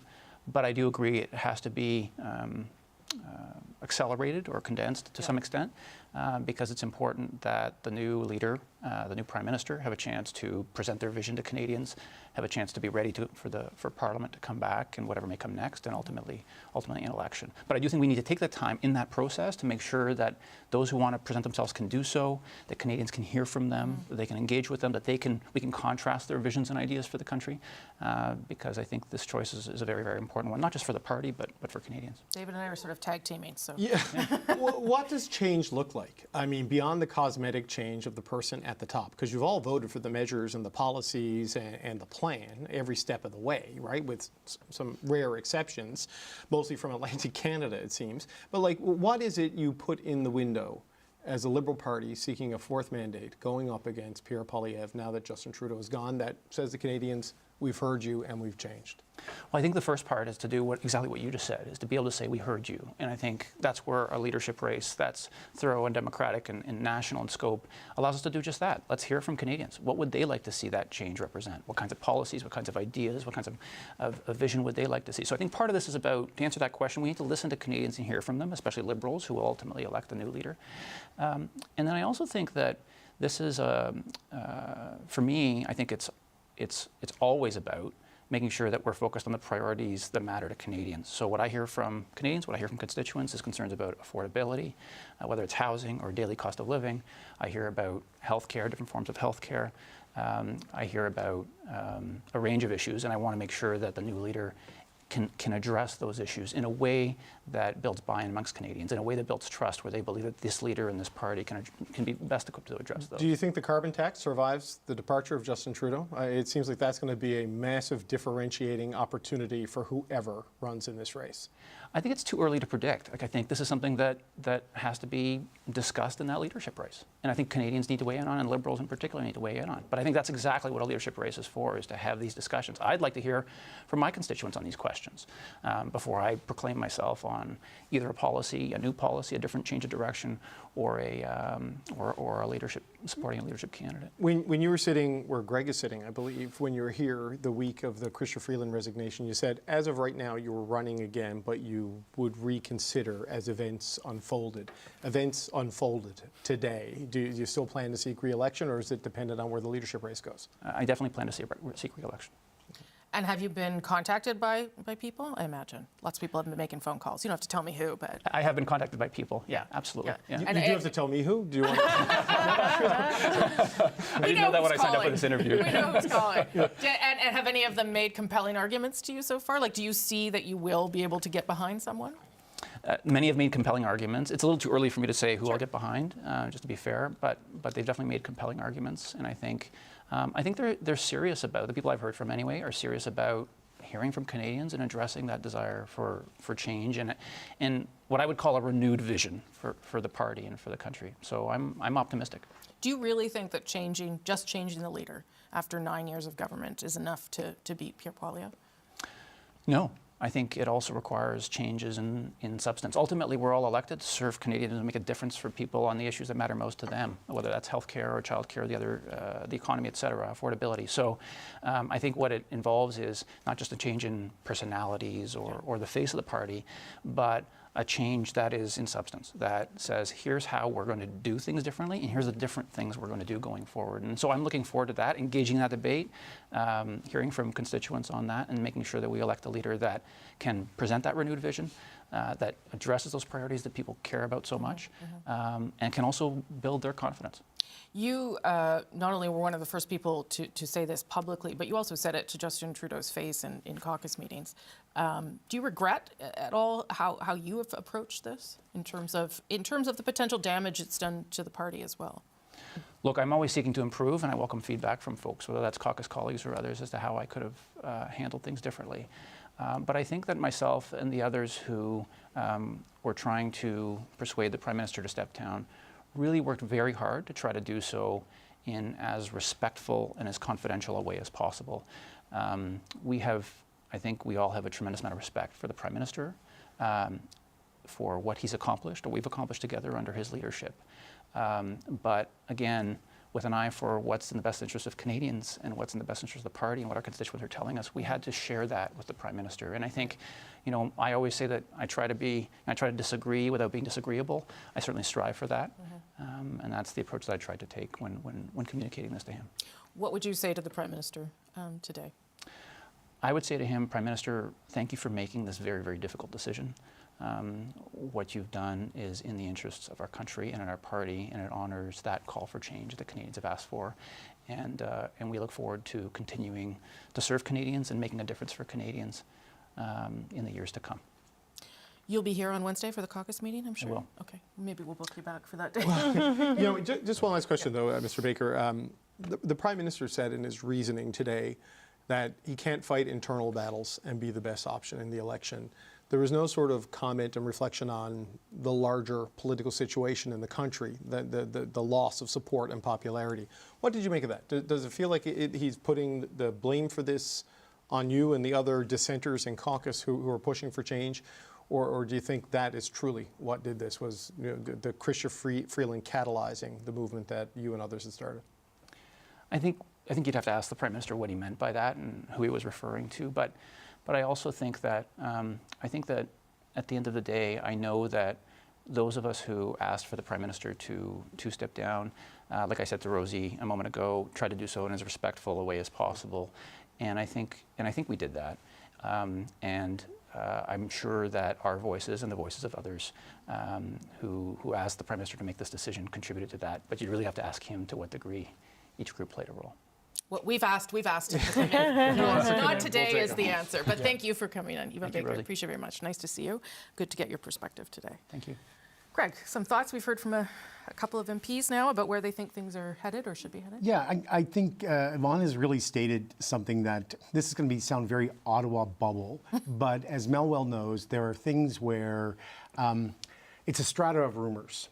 And there has been caucus unhappiness for a long time. And to the credit of those MPs, they were not initially going out with a flame floor. No. They really did try to handle it internally, and as he just said, very respectfully. My brother lives in Yvonne's area, and I know he's a big fan of his, and I can see why, because of that very measured approach that you just heard. And when I was saying, when I was chatting to one of your colleagues on Friday is that there was a big concern about where this was going, and it was only going to get worse for the Prime Minister, and no one really wanted to see a day happen the way it happened today. Yeah. And I think what you just heard was that approach that they tried and they tried and they tried, and eventually, you know, this fall it just, you know, it goes back to what we were talking about in terms of, we have this cliche about save the furniture. And if you were asking me about a year ago, I would have used the Mulroney example that, you know, that person could be, you know, the lightning rod and hold, you know, to the Liberals to opposition. When it started to look like our colleague Fred Delory would say, you know, the Liberals would be, you know, these numbers say the Liberals would be in 4th place. This is where people started to kind of get concerned about that. And again, the big difference between Mr. Mulroney and Prime Minister Trudeau's approach is, you know, that caucus solidarity. And, you know, I just really want to emphasize how tough that must have been for MPs. Some MPs that have, you know, their whole shtick is to be rogue. But there are some people like Yvonne Baker that are very thoughtful and know that that could have been really disastrous for their careers if things had gone a different way. Yeah, and the difference, of course, between Yvonne Baker and others is that he is going to run again. So sometimes when you do these things, you think about your own sort of career ambitions, and it's hard to maneuver. But to represent your constituents and what you're hearing, and go down that road, and I agree. I don't think. I mean, yes, people were talking sometimes after caucus meetings, but it wasn't as bloody as it could have been. Right. Yeah, for sure. No, and Mel, like you did a little bit of caucus management with the NDP. You know, it's challenging to keep them all together, right? And what you saw there is. You know, I was texting with Ken McDonald, says this is a bittersweet day because he was the early adopter, right? He was the MP for Avalon, was the first person out of the gate. So he talked to Laurence Martin with Radio Canada and said he's got to go. And not responding to that has led to here, right? Absolutely. Like, I'm not saying Ken McDonald did this, but he was reflecting. Like, I was just in Newfoundland for Christmas, man, and it was everywhere. Yeah. Everybody just wanted to talk about what's going on with Trudeau, what's going on with Trudeau, and they believed he had to go. Yeah, the inability, I think, to get ahead of, inability to get ahead of a lot of stuff, but inability in particular to get ahead of what caucus was saying and how caucus felt and the concerns that caucus was raising. And we've talked about this a lot, the ads, the by-elections that they've lost, the still haven't really defined who Pierre Poilievre is and, you know, what he's going to do to folks. And when they did put out the ads, it was dental care, pharmacare, and childcare. I'll give them the childcare, even though I think, anyways, I think the NDP pushed a little bit on that too. But the why you're running, if you're a caucus member and you don't know what to say on the doorstep, what chance do you have to convince voters that you know what you're doing? So I think we saw that for the last few months. We talked about how there was no caucus meeting in the summer after the loss in St. Paul, Toronto St. Paul's, and that festering of feelings of I'm not being heard, these concerns aren't being addressed. I don't see the plan. I don't see the reason.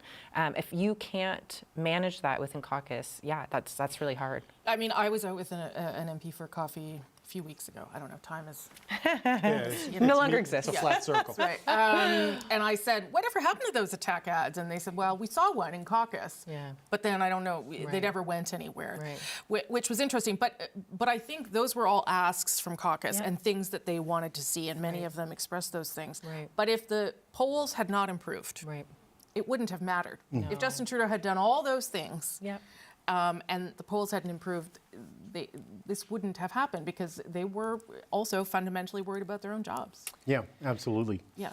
Last December, there was a narrowing, December of 23, there was a narrowing just when the Conservatives were saying that they're going to stay over Christmas. There was a narrowing at that point, and I know that there was a lot of hope in caucus that, you know, it was one of the few times where government was doing better when the House was sitting. Usually when the House is sitting, governments don't do well. And they start to have this narrowing. They went into Christmas, and it never really came back, despite there being a leak, I believe, to perhaps the Globe and Mail in May, where somebody from the inner circle predicted that by the fall they'd be up 5 points. Apparently that was misread, but anyway. And so that's an aspect of it as well. You know, if you're a member of parliament or you're a minister and you're seeing that your boss's office or people within government who are qualified enough that a news organization deems them as an acceptable source, you may not just say, well, phew, it's not me. You may also think, well, next time that could be me, and this is not appropriate. Maybe just quickly on that caucus management thing, and to your point, that was kind of my primary job at one point. I remember a journalist telling the chief of staff at the time, oh, I haven't heard from Mel for a long time. And it was like, yeah, the building is on fire. Like we had, I think at the time, it was 9 MPs who were talking to Louis Blouin and saying if Jagmeet didn't win the by-election, he was out. They weren't going to give him an opportunity to run, to be a leader. And I think that that's the difference. That win kind of shut everybody up, right? Yep. And the ability to, you didn't win in Toronto, you didn't win in Montreal, you had this loss in BC, and there wasn't a thing that you could point to as a win, as a changing of the tides, as a we've fixed something and hold on tight, you're going to start seeing the change happening or start seeing it move a little bit. I think the inability to get that really, you're right, the polls didn't change. Eventually, you've tried all the things don't work. You kind of have to start thinking, well, what's the big change that we need to do? Well, and it's not just change, it's posture, right? So I had a lot of phone calls from MPs over Christmas, wondering what was going to happen, calling, what have you heard, anything?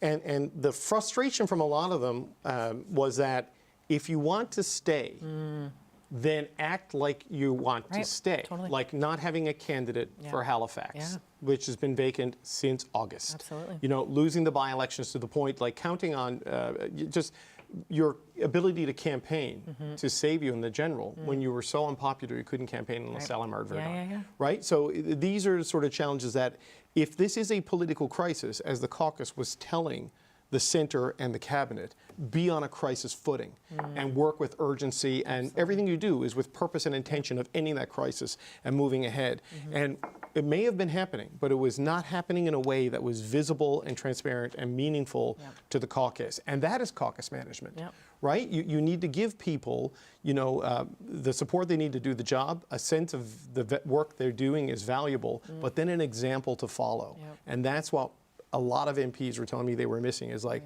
why should I try if they're not going to try? And when that takes root in a caucus, it becomes pretty fatal. And I would say to your point that some of that actually was happening. There was work being done, but whether it was communicated to it wasn't visible. Members, it was like or they knew what was happening. Right? Just nobody on the phone calling saying, every single member of doing. caucus. Absolutely.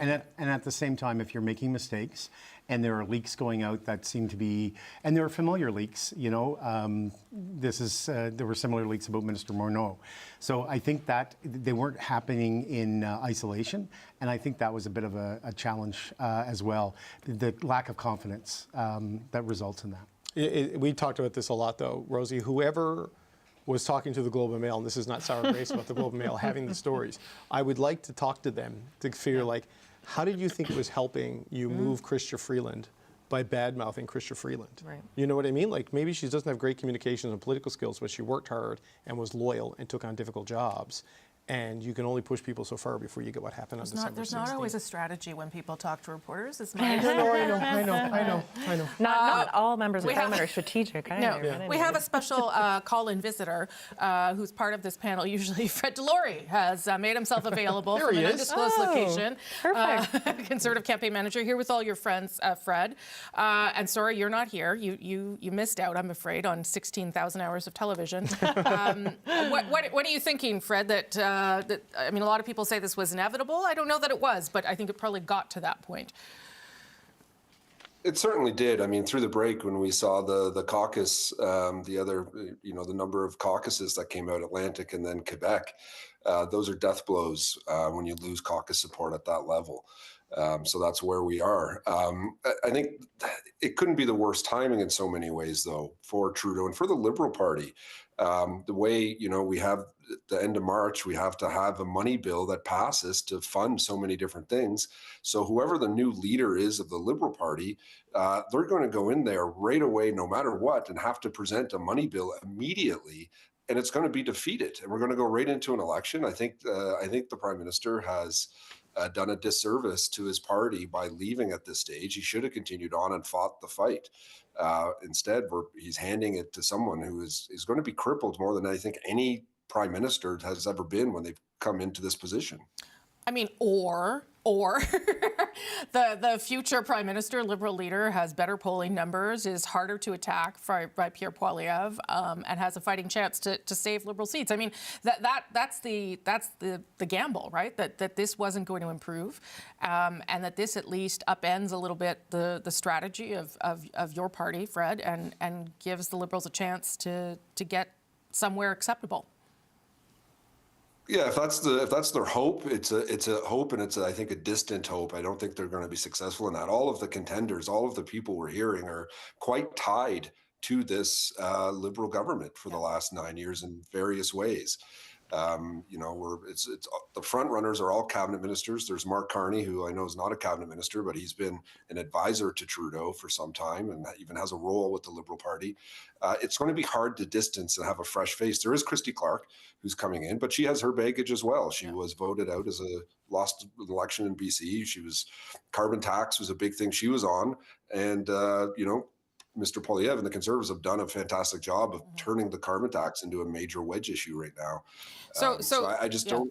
So we've been here for hours, so we've been talking about this, but there is a scenario, Fred, where a future Liberal leader says there's no more carbon tax, and I wonder what that does to Pierre Poilievre. Does he just say, well, you were once part of a government that? I mean, there could be an attempt to sort of pull the rug out from under Pierre Poilievre. And listen, I get it. He's far ahead and very successful, but I'm just trying to think of things that they need to be thinking about right now. I think it would be very difficult for a Liberal to come in and disassociate themselves from a carbon tax when they've tied themselves to it. All of these cabinet ministers and Carney and Clark, they've all been supporters of that issue, and so many of the issues that the Liberals have been championing that got us to the place we're in right now in Canada. So I think it'll be very, very difficult for them to maneuver through that and distance themselves. I don't think Canadians will buy it, that it's real. They can say it, they can try to get away from it, but I just don't see how that'll work.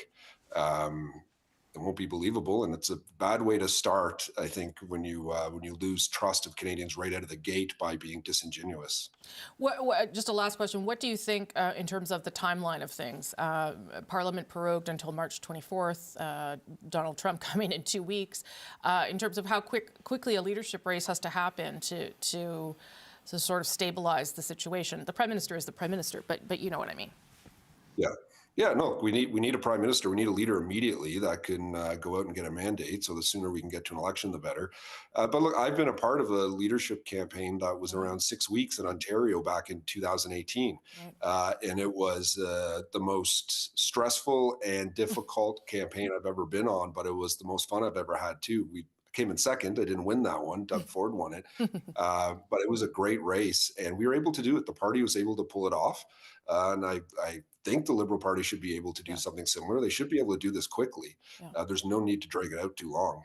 Okay, Fred Delory, thank you for calling in. Sorry you weren't here on a big day, but there'll be other big days to come, Fred. Thanks, folks. Okay, thanks, Fred. I'm joined now by one of the MPs who called for a change, for caucus to in fact have a secret ballot vote on Trudeau's leadership, but not for Trudeau to resign. Samir Zuberi is a Quebec Liberal MP. Nice to see you. Nice to be here. What did you think of the Prime Minister's announcement today? Well, today is a challenging day when the Prime Minister chose to step down, and it's not an easy thing for anyone to do. The Prime Minister has led our country through really important times, such as COVID. Every Canadian household experienced that. It was something where our government did respond. We have been a government that has been there for the middle class. We have advanced Indigenous reconciliation in concrete ways. We stand up for minority rights in this country. We give respect to every Canadian and every resident of Canada. That's what our party is about. Presumably, though, there was something you didn't like because you wanted a vote on his leadership. So what was it that you think wasn't working? Well, we needed that conversation, and that conversation was had. That was something that the PM certainly considered in his decision that he made today. And I think I want to look forward to the future, to what is in store for us as a party, and I think it's going to be really exciting. We have a lot of strong contenders who will help continue advocating for Canadians, for each and every person in this country, instead of what other options are, which are talking points and schoolyard bullying tactics that other parties offer. We offer a vision for the future that is hopeful and that is there for each and every Canadian. I guess what Canadians will probably struggle to see, though, is you'll have a new leader at some point, but you'll be the same party. So, to Fred Delorey's point, hard to embody change when you are the same party that you were. You've just got someone different. So how do you think a future leader can do that? Offer change, but still stay, true to values. Yeah. Well, I mean, the Liberal Party is a party of the Charter. We're the party of official bilingualism. We're the party of the Federation. We stitch the country together.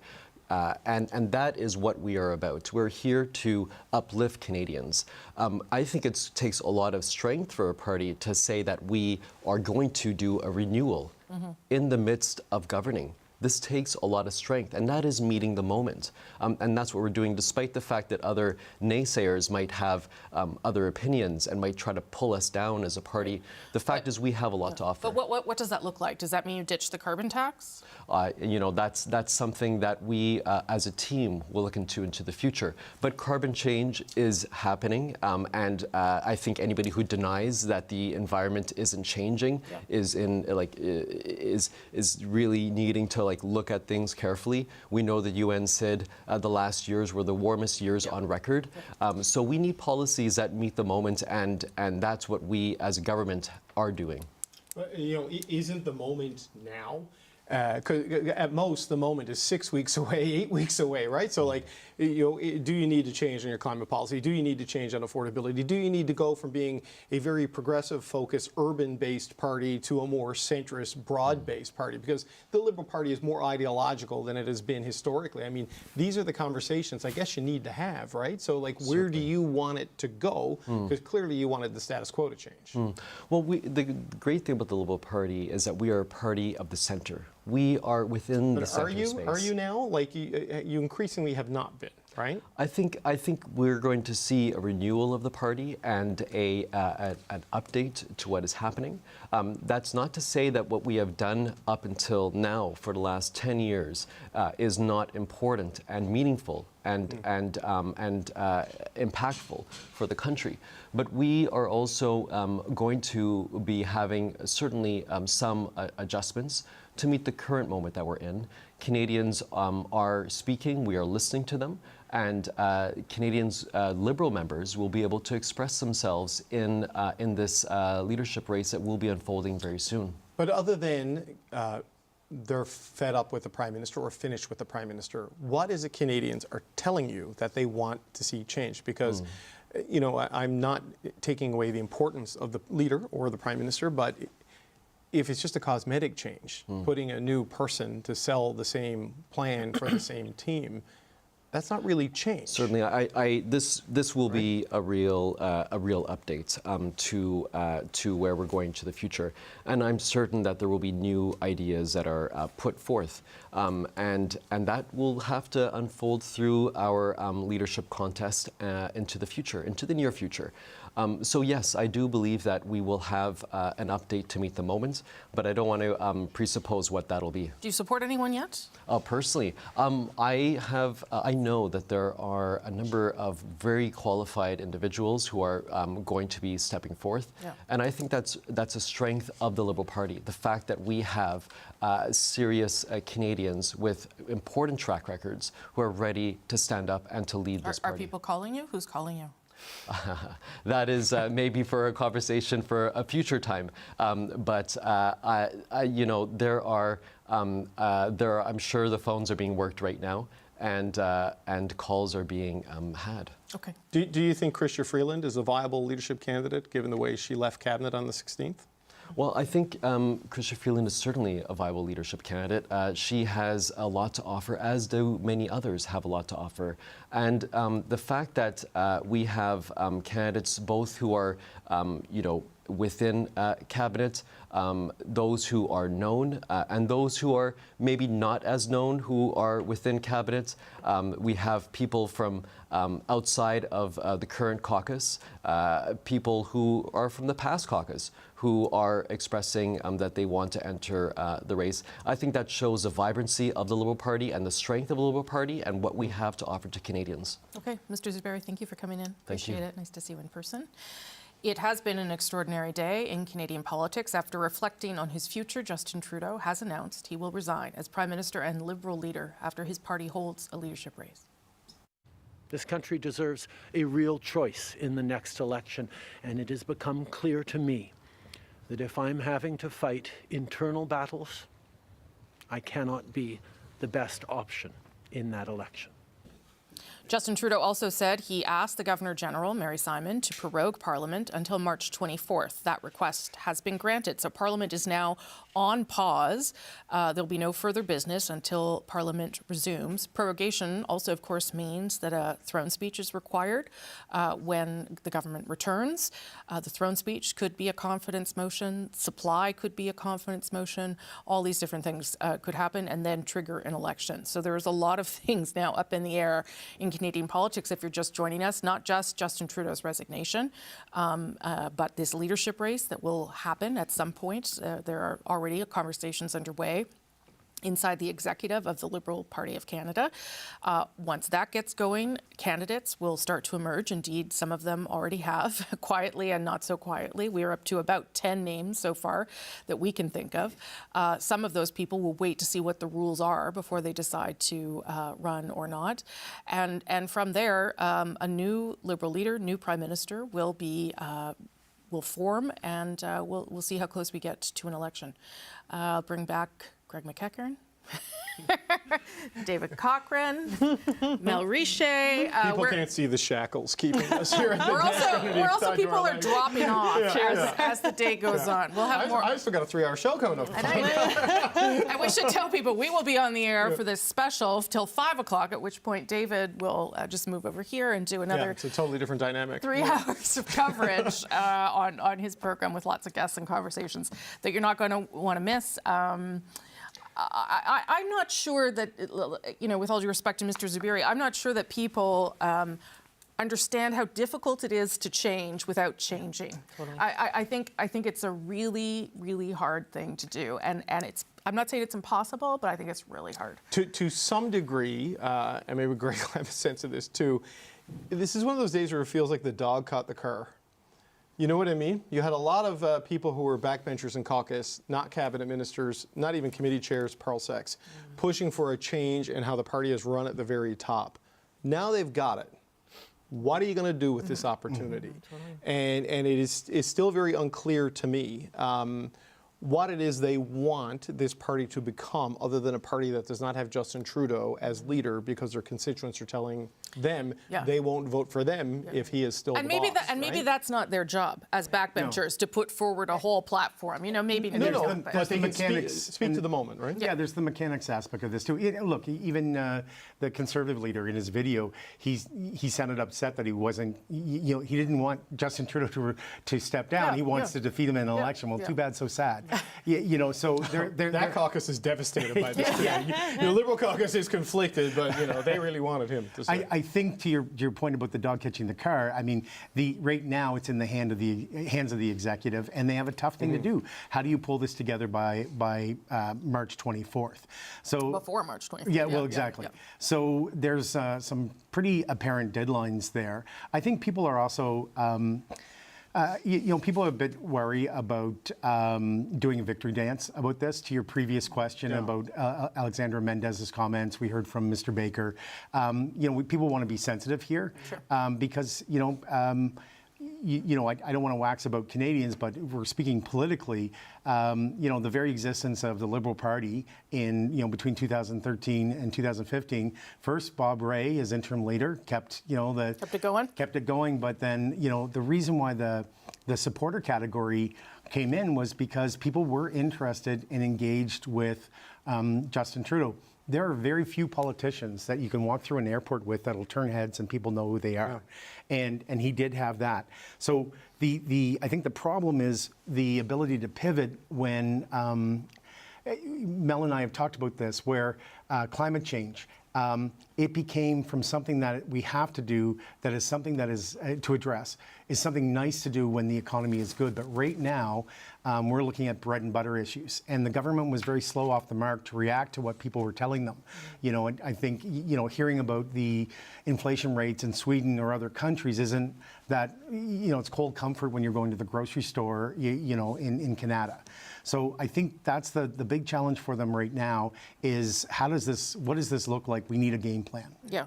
And maybe it's not fair for me to ask questions about, what does change look like? Right. But I assume that if you've asked for someone to leave, you've pondered it. You've thought about you've thought about what the change should be, other than just the person at the top. Because if the whole change is predicated on just changing the leader, I think you're in for a rough ride. Absolutely. Yeah. I actually think it was quite fair, and I kind of had the same considerations of, we're going to have this vision. Well, what is it? Yeah. And MP Baker beforehand saying, well, we're going to listen to Canadians. Well, have you not listened to Canadians the last 2, 3, 4 years who are saying this isn't working?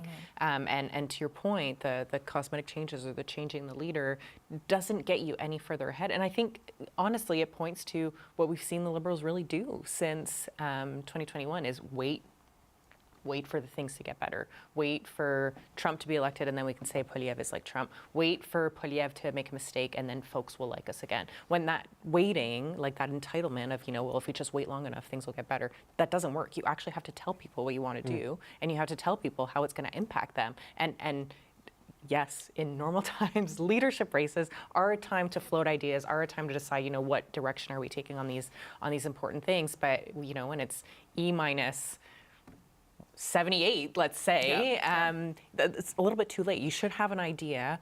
You should know what, folks should be talking about. And to your point, if you're asking for change, you should at least have an idea of what that change should look like. Yeah. Yeah, and certainly the leadership people that are floating around have ideas. Right. I've heard from some of them; they've got lots of ideas. So maybe that'll be okay. But it is not just about the person who was there and who will be there until there's a change. Mm-hmm. Some provincial leaders have weighed in on Justin Trudeau's decision to step aside and let someone else steer the Liberals into the next election. Here's Doug Ford. I think the history books will look back on the Trudeau government with probably some different lenses, and it'll be easier to see once you're further away from it than it is in the moment. Canadians have expressed that it's time for a refresh, reset, and a new direction, and so I think this is the right decision for the Prime Minister to have made. We need the Prime Minister to focus 100% on the U.S. tariffs. We have 14 days left before elect President Trump gets inaugurated, and we need to focus to make sure these tariffs don't move forward, and if they do move forward, we need to make sure that the federal government has a strong plan. So as Doug Ford started, though, with Susan Holt, of course, the Premier of New Brunswick, a Liberal herself, one of the Liberals who has won an election recently. I saw she was out having lunch with Dominic LeBlanc a couple days ago, so that's interesting. For more provincial reaction, we're joined by Alberta Premier Danielle Smith. Nice to see you, Premier. Nice to be here. So we've heard from a couple of premiers. What is your sense of the day, given this decision by the Prime Minister? I would have liked to have seen him call an election, frankly. I think the real problem that we have right now is that we're facing a U.S. president that has a 4-year mandate, and we need a prime minister that has a 4-year mandate so that we have that strong voice at the table in negotiations. I share Premier Doug Ford's concerns that this has got to be the singular obsession of the federal government until the inauguration and after, once we see exactly what those tariffs look like for us. But the Liberals have been distracted. They're going to continue to be distracted. And for heaven's sakes, it looks like we might not even have that certainty until as late as May. So this isn't the optimal outcome. I would have far preferred to have seen the Prime Minister announce an election today. I'm not sure an election would have stabilized things more, though. I mean, at very least, Premier, this allows Justin Trudeau to focus. He won't be distracted because he's not in the leadership race, that's for sure. Well, I would say that if we at least had an election today, we'd know who the new Prime Minister is going to be by mid-February. And then we could start on the reset of the new relationship. I don't think it should be a surprise to anyone to see that things have gone off the rails almost immediately. And I don't know that with us facing 25% tariffs, I don't know necessarily that Mr. Trudeau is going to be the person to be able to stop that. So I know that I'm doing my part. I know Doug Ford is doing his part. I think at this point it is going to come up to the voices of the premiers to be able to make that case about what a strong and important friend and ally and trading partner Canada is. I just don't think that the credibility is there at the federal level at the moment. Premier David Cochrane is of course here with me and probably has a couple questions as well. Well, Premier, you're not getting the election, Premier, but you are going to get a new Liberal leader and a new Prime Minister at some point over the next couple of months. We're looking at a list of names of people like Mark Carney, Chrystia Freeland, Melanie Joly, Anita Anand, Minister Champagne, Minister Wilkinson, maybe Christy Clark. Frank Baylis has put his name out there. Dominic LeBlanc, Karina Gould are some of the names that are being discussed. From where you sit as the First Minister of Alberta, when you look at that list of names, I know you've worked well with Minister LeBlanc. I know you've worked well with Minister Champagne. What would your advice to Liberals be as they pick Justin Trudeau's replacement?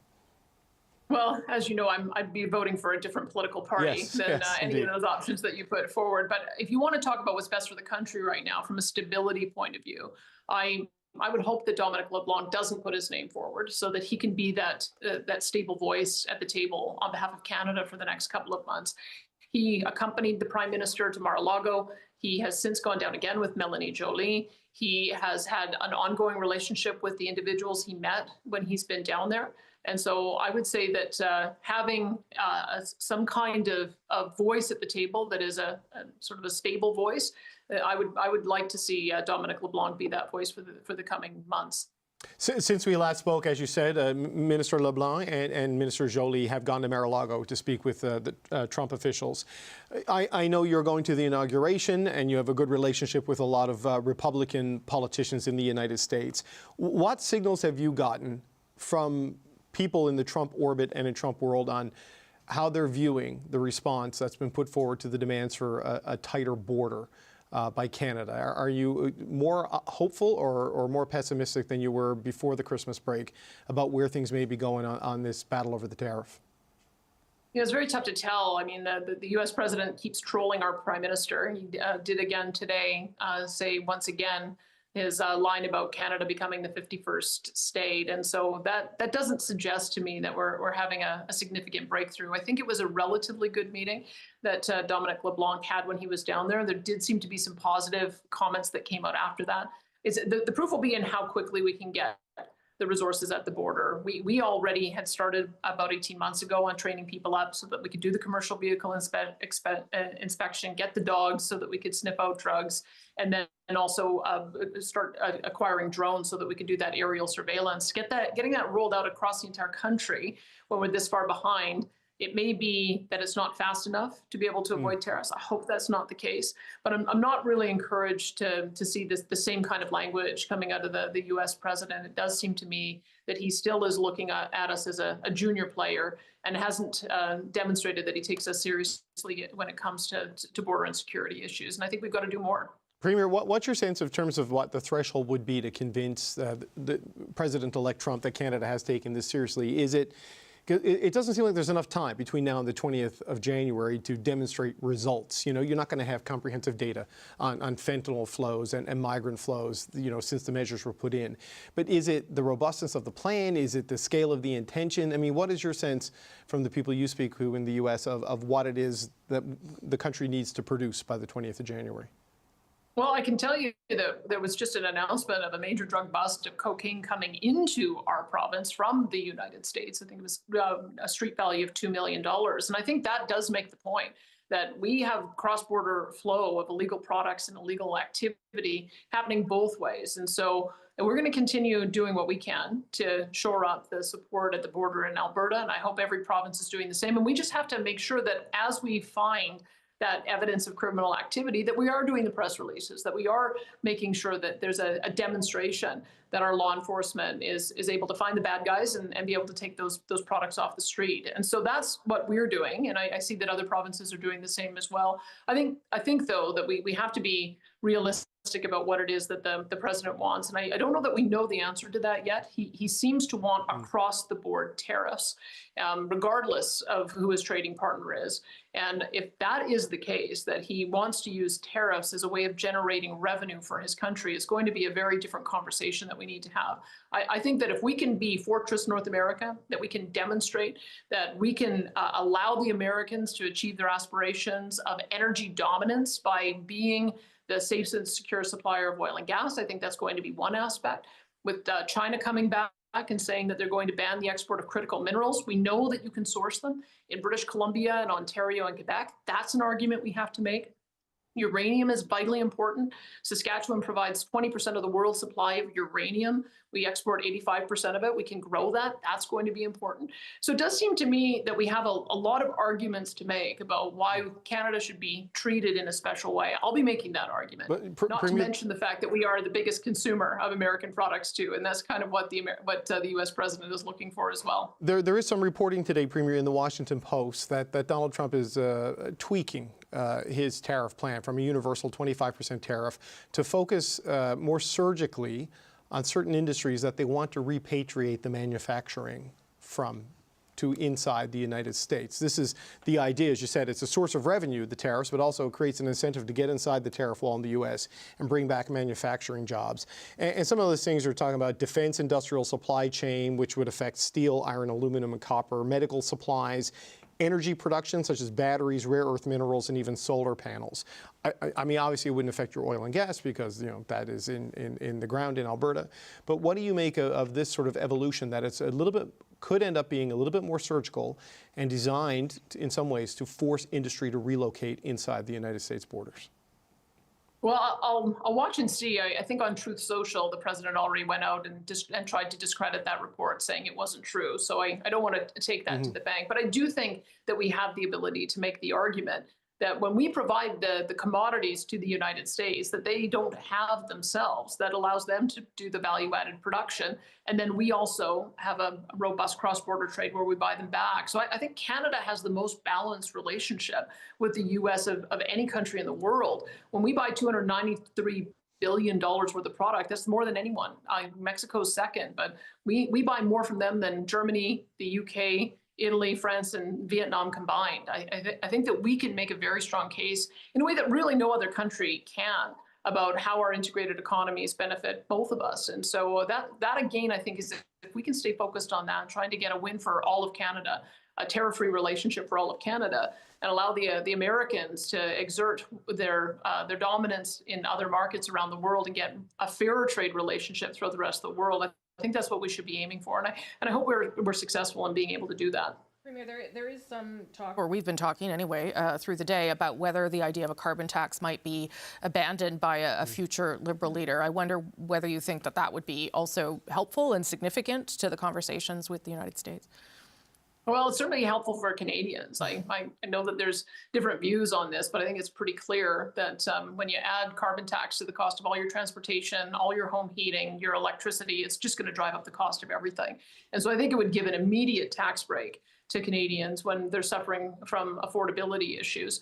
When it comes to the U.S., I think the more important thing is dropping idiotic policies like net zero cars by 2026 and net zero power grids and emissions caps, which we know are actually production caps. Those to me are going to be far more impactful in our relationship with the United States. Carbon tax has really just hurt ourselves. And I think any future government should see the writing on the wall, with most of the NDP leaders across the country saying it's not serving its purpose, it's punitive, it's hurting people, we should be getting rid of it. That would be my position. I don't know that helps us much with the U.S. I'll just end on this, Premier. I know you didn't always get along with the fellow, but I wonder if you have anything you'd say to the Prime Minister today. Well, again, I wish he'd called an election. He seemed to feel like he had the support of Canadians. He should have put that to the test. I think we could have been so much further ahead if we had a prime minister that was fully supportive of the aspirations of each of the provinces, including ours, to double oil and gas production. That said, we did manage to get his support for Line 5, so that didn't get shut down. That's good for Ontario and Quebec. We did get a Trans Mountain pipeline built, which has narrowed the differential and helped all of Canada, and we're about to start LNG exports. So we did manage to make some progress, but it sadly could have been so much better. Premier, thank you for making the time. We always appreciate it very much. My pleasure. Okay, good to see you. That's Danielle Smith, the Premier of Alberta, of course. Just before the holiday break, Ontario Liberal MP Rob Oliphant broke his silence and called on the Prime Minister to step down. I spoke to him many hours ago before the Prime Minister had made this announcement, and he joins me now again. Rob Oliphant, thank you for coming back. Tell me, what did you make of what the Prime Minister had to say this morning? Well, I think he did it graciously, and I think today is a day for graciousness towards the Prime Minister as well. I think we thank him for really public service over the last over 16 years. I was elected with Justin in 2008. We became friends. I was defeated in 2011 when we realized that people had a visceral reaction to our leader at the time. And then I was really roundly elected in 2015, thanks to Justin Trudeau. So today I thank him.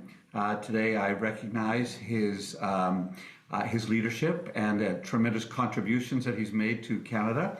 And I would just say on many fronts, including the Canada Child Benefit, on bringing in dental care, bringing in an initial pharmacare program, and also raising the issue of climate change in a new way that I think maybe some of the premiers don't quite understand yet, how our world is changing, and we need to be very clear about that. He also made an apology to LGBTQ people, including me. And that has been a huge difference. First Canadian Prime Minister to do that and to reach out to Indigenous people. Again, this is a courageous leader. I have a degree of sadness that it has come to this end, but I'm also really looking forward to the future and seeing what's next. Okay, well, so let's talk a little bit about what's next in terms of the leadership race and what you are hearing from people and what you would like to see from the executive in terms of the timeline of things here. I think there's a balancing that needs to go off. Obviously, we have a constitution, which I've read pretty carefully, and we have timelines that may be a bit long, given the lack of graciousness from the opposition parties. I would hope that if another party was going through a leadership change, we would give them a bye and let them make. You don't really think that, Mr. Oliphant. You've been around a long time. Well, I actually have, and but so have you. And you know how opportunistic some leaders are compared to others. They're not all opportunistic. And one of the realities is that I think we have a fixed date election law put in by a Conservative government. And surely Pierre Poilievre wouldn't want us to break the law by calling an early election. Well, I'm not going to get into an argument with you about how idealistic you or I may be, but I know that every politician who sees an opportunity to win will take it. So what do you think the timeline has to be then for the leadership race, regardless of what the opposition parties are going to do? It has to be broad enough that we have a democratic process, and short enough that we have it done expeditiously. So that's up to the executive to decide.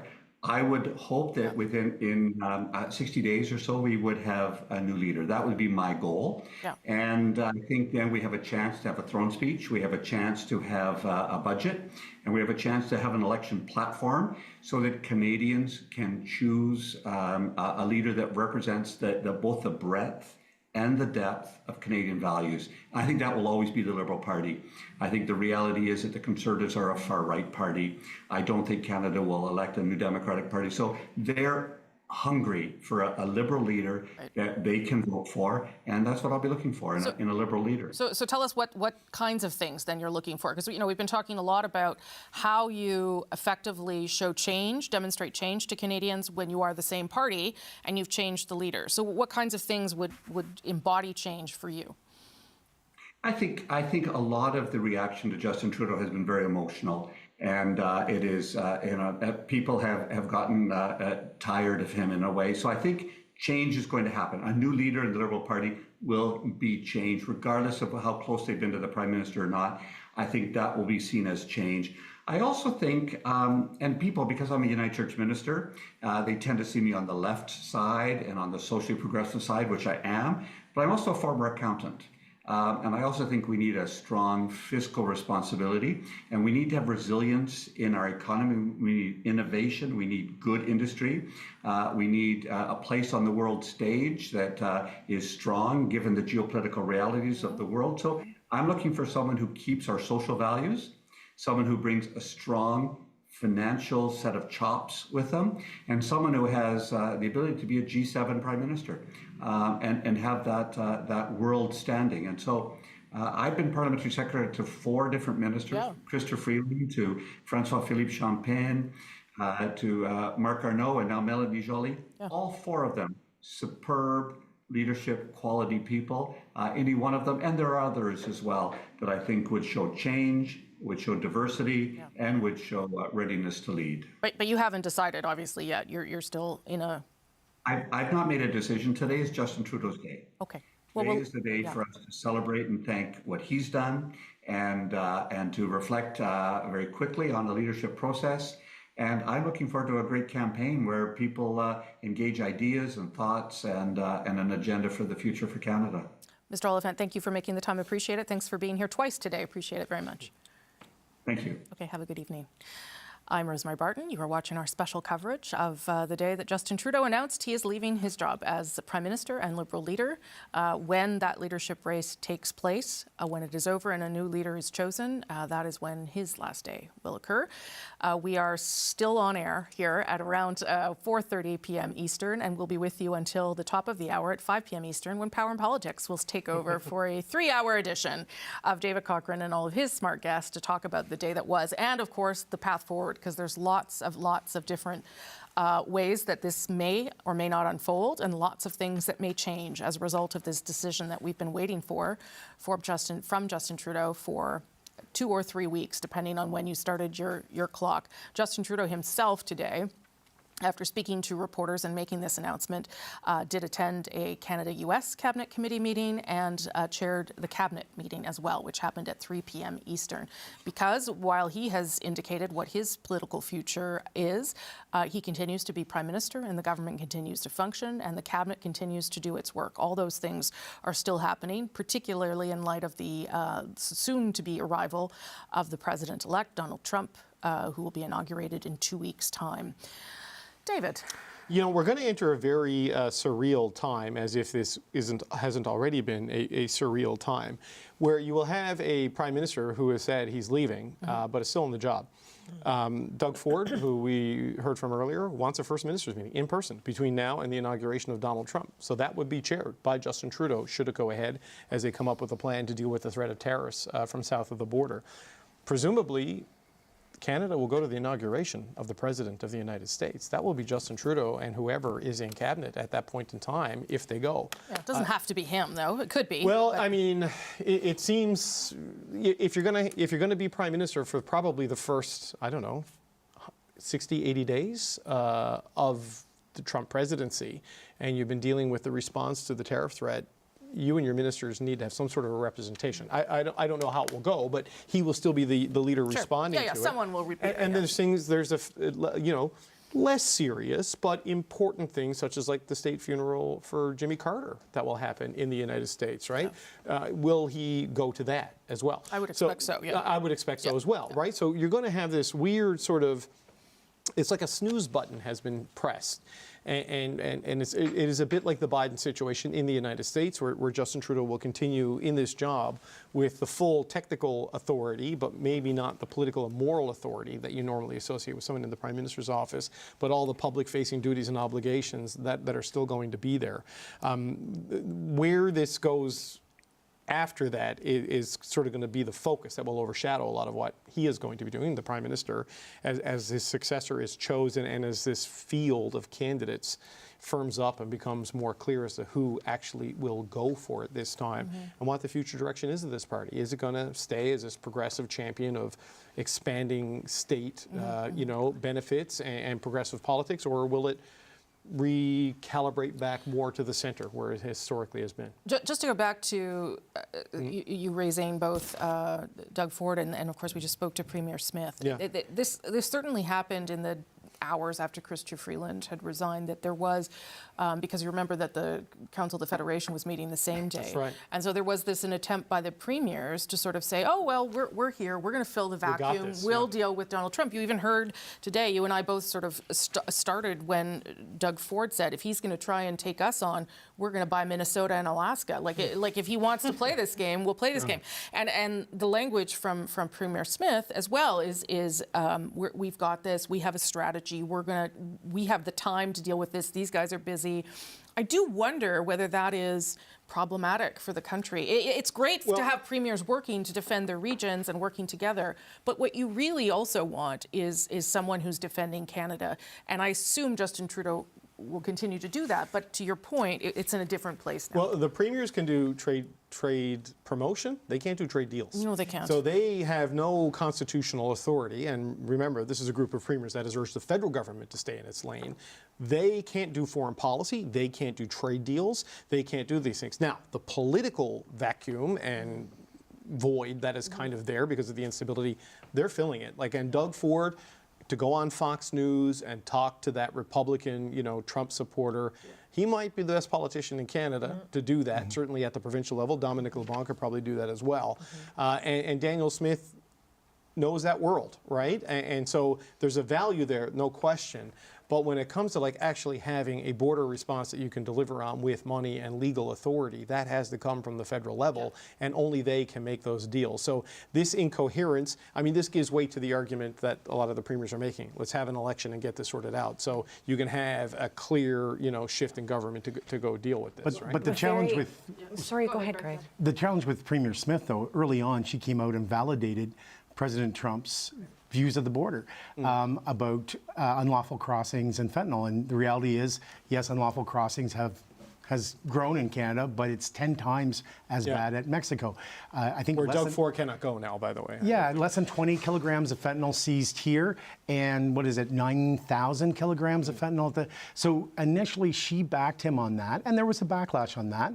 And I think smartly, Doug Ford kind of stepped in at that moment and kind of spoke very plainly and directly to the Prime Minister. So I think this is why, perhaps the Prime Minister taking his political future out of this for the next couple of weeks and just go, brass tacks, Team Canada, might be actually helpful. Well, and to the point that we've been making, maybe he can just go for it because he's got no baggage now except for the fact that he's leaving the job. He has one job right now, and it's that until the 20th. Yeah, last word to you. I was just going to say quickly that the difference, though, between Premier Smith and Premier Ford, Premier Smith saying, oh, well, we needed an election, we needed it today, and Premier Ford saying, this is of utmost importance, he needs to dedicate all of his time to that. I thought that was interesting, and my gut reaction would be, oh my God, what are you thinking?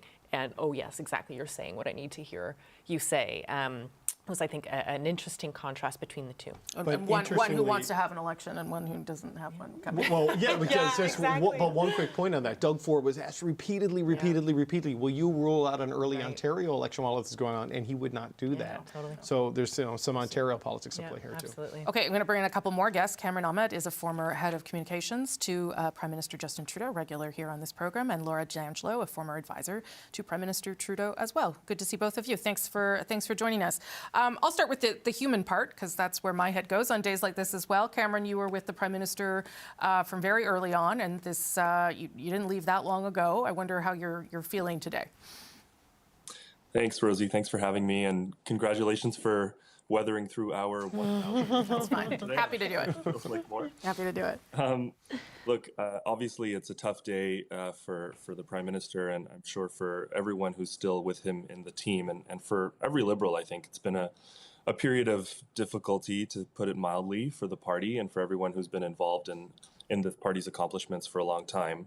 But I think what he said today is genuinely the reflection of a period of reflection on what is best for the country, and of course what's best for his family and for the party. But I think putting the country first is it's always motivated him, and I'm sure it's what's motivated him in today's decision. Hindsight is always helpful when making these types of assessments. But ultimately, when you're the boss, when you're the prime minister, it all comes down to you. You bear all the responsibility for successes and mistakes and failures and accomplishments. So it's hard to put yourself in the shoes of a prime minister who has to make a decision like this and weigh so many different factors, especially at a time of such change and frankly chaos globally, and Canada being at such an inflection point ahead of Trump returning to office in just a few weeks. Yeah, Laura, how about you? What are you reflecting on personally? Oh, I mean, it's a sad and a hard day is really the honest answer here, right? And it's tough to watch someone like Prime Minister Trudeau, who the moments that we see of him in the news playing with kids and, helping elderly people do things for the first time that they haven't done in a long time, those aren't just photo ops for him. That is who he is as a person. It's always tough to watch someone like that go through something like this. That's really difficult. That said, I think it's also a bittersweet day for Liberals. I think a lot of Liberals are pretty happy to be moving on to the next chapter and ready to choose a new leader and not internally fighting, having this internal competitiveness, and they're ready to watch him, hopefully have the next number of weeks be really strong, but choose a leader and move forward. Partisans are always better when they're focused on Canadians. I think that's true when we watched the multiple conservative leaderships before Pierre Poilievre, but that's true here too. Liberals are better when they're focused on Canadians. Except leadership races can also lead to more divisiveness and further competition. So I wonder if you're concerned about that there were some comments the Prime Minister made about Chrystia Freeland. Some people thought they were very genuine. Some people thought they were, a little poke for her on her way out. So I don't know whether you have concerns about whether this could create problems too for the party. I think I think leadership races can also be a moment of renewal for parties. And I think that we're hopefully at that point with the Liberal Party. The board has a lot of very big decisions that they have to make, right? They have to decide everything about this leadership race. And I think that given the past few months, Liberals are ready for a leadership race and to move on and fight an election cohesively and as one team. Cameron, I'm pretty sure you and I have talked about it at some point. I certainly have discussed it with the Prime Minister, and in terms of his legacy. And I know that it wasn't something that he sat around and talked about or thought about a whole lot. But surely, in the past couple of weeks or few weeks, he has thought about it. And there are things that he would be reflecting on in terms of what he wants to make sure sticks around, and what is important to him in terms of what he's done. Absolutely, and it's a long list. I mean, we're in a moment in time right now where people are struggling and the economy is facing a lot of challenges, families are facing a lot of challenges. But if you look at the 10 years of the Prime Minister and his team's tenure, so much has been accomplished. I think you're right that he must have been reflecting on his legacy and what are the big things that he really wants to stick in the years, decades ahead. But honestly, what has probably been motivating him right now in this decision and gaming out how to best make the decision and when to best make it has been something he's seen before, which is a return of a very unpredictable president to the White House whose decisions will have massive consequences on our country. I think if I were to look at them in terms of his accomplishments, what I think will stick, kind of put them in two categories. The first one is how he has been the leader of our country through some of the toughest and frankly darkest times in modern memory, from the pandemic and steering the country and the economy through those really awful years, and bringing leadership and I think stability to a lot of Canadians who are seeking it and delivering on that, to the Trump White House renegotiating NAFTA and of course more recently the war in Ukraine, but then of course on all the things that were not unpredictable, the things that were part of the plans and the platforms, might take a long time for people to really feel because they were such fundamental changes to our economy and our social fabric, like massive changes to social programs that were all about tilting the odds in favor of working people and the middle class. And, from affordable childcare and childcare benefits to working families, lower income families, to now affordable dental care for the first time for 1 million people. These are really big things that I think will be hopefully very hard for a future government to remove or to undo. And I mean, of course, we could spend time talking about the country's first climate plan after a long period of neglect, which I really hope whoever the future leader is sticks to and strengthens. Laura, was there something that could have been done to avoid this day? Isn't that an easy one? Aren't you glad you came? Such an easy one. Thank you. I mean, I think that it probably could have happened differently. You know, I think the way the pin in the grenade was pulled a few weeks ago was ugly, and it didn't have to go that way. I'm not sure who you think pulled the pin. I think that would be my question. But I think we were headed this direction for a long time. And so it's not a huge surprise. Right. How about you, Cameron? You know, I think we all get caught up in the moment and think that we all have better answers and better solutions to what could have been done. Again, I think it's really hard when you're in those shoes, the big shoes. But obviously, this decision that he's announced today probably could have been made a bit sooner. Yeah. But, you know, he was kind of in a position coming out of the holidays where couldn't wait any longer. And I think he really did make the best decision for the party. And just to go back to what you said to Laura before coming to me earlier, I think a leadership race is a really good thing for the party and for the country. Like there are people who have said it's not and that he should have made a different decision, but it is how we function as a democracy, and the party is a democratic institution too, which represents thousands of people across the country. And for people who want to lead this party and to be the top contender and going into the next election, a battle of ideas, as long as it's respectful and as long as it stays above the sort of the fray, where unfortunately so much of our politics has gone recently, I think that's a really good thing. And there is a potential to re-engage Liberals, but to also engage thousands of new people in the democratic political process and say, hey, if you want to do something about the direction of your country, this is the best way to get involved. Would that have been, Laura, more genuine, though, if the Liberal Party, if the Prime Minister, he could have today gone to the Governor-General and said, I'm going to call an election. I'm going to test all of this with Canadians. It would have been a crazy idea, but it would have been possible. Loses, and then there's a real leadership race for the Liberal Party without all of the things that are currently sort of making it complicated. Donald Trump, the House of Commons, Parliament has to return. Would there have been a benefit to that? Because now the leadership race has to be done quickly, and it's done with all these other challenges going on in the background too. I mean, maybe. I think that's definitely going to be a hindsight question we all ask in May. But I think going to leadership right now is the right choice. Right. I think that it is very clear that Canadians and many Liberals, if not most, do not feel that he's the right person to move forward or to lead the country right now. And so doing it this way makes sense. I do think this ties into what Cameron's talking about, though, with a really robust leadership race that's respectful. It's really important that the board find a way to make this a nationwide race. There may not be, Liberal MPs from Saskatchewan, but there are Liberals in Saskatchewan. Right. And so those Liberals need to somewhere. They're there somewhere. There's a couple of them, I'm sure. But they need to have a say in who the leader is. Yeah. Cameron, go ahead, sorry. I just wanted to add to everything Laura's saying. Yeah. Just taking a step back, looking at the political landscape, you have a decade of, whether you like or agree with the policies or not, very strong and clear progressive policies implemented, right? And a vision that's been implemented across the country. And you have the top contender now for Prime Minister wanting to undo that and with a completely different vision. And I think what the Prime Minister is thinking is there needs to be a viable alternative to the Conservative vision of the country. That's not me right now. I recognize it's not me. It's got to be someone else. Yeah. So it doesn't really seem to be the NDP.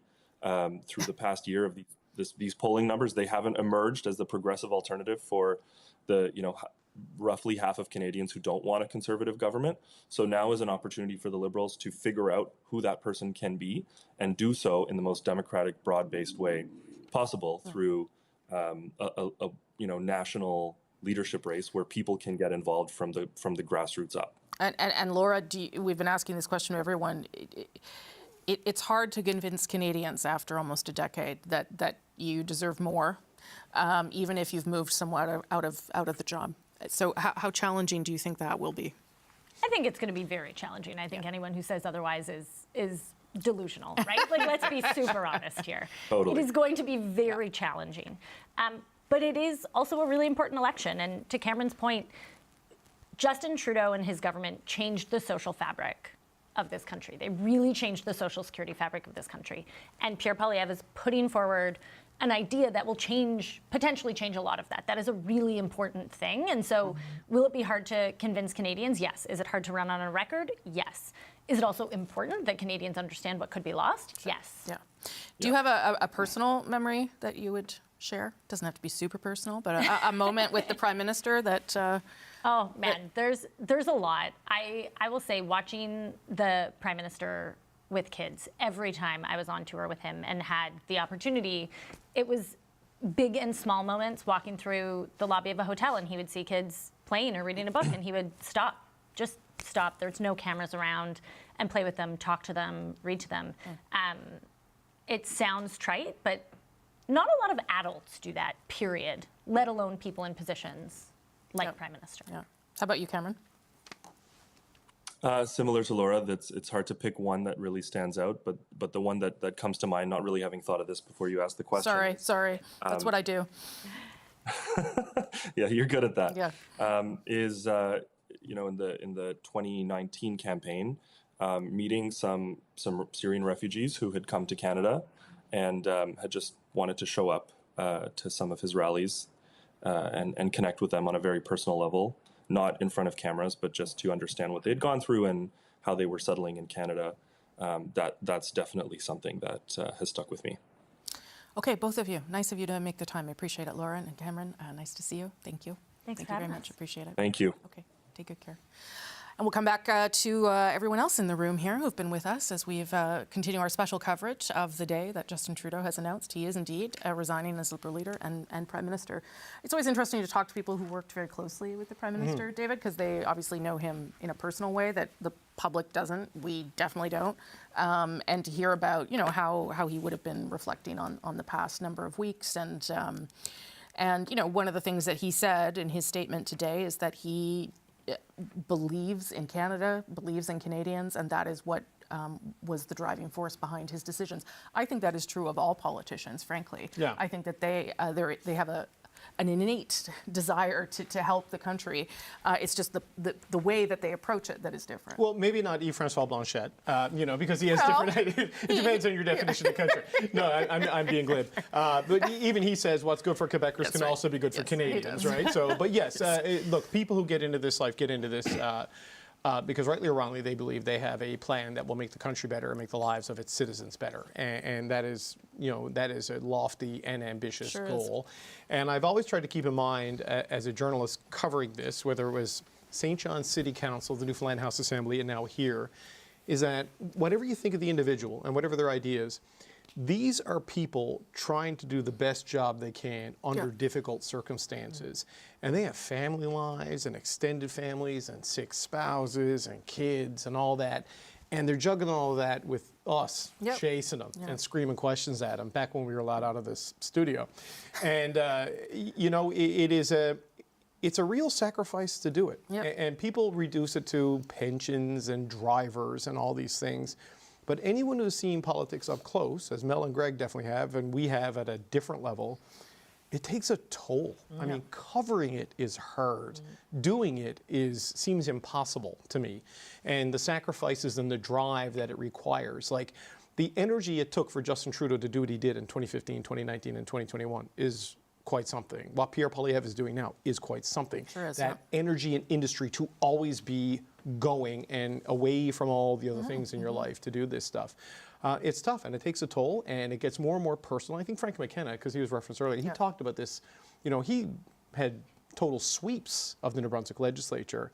And he just felt at the end, as he got in your 10 years, it's like you just get harder and more cynical and more removed from things. And there is a best before date for them, but that can accelerate based on how difficult the time is and how difficult the years are. And if you look at everything Justin Trudeau dealt with, those were not easy years. No.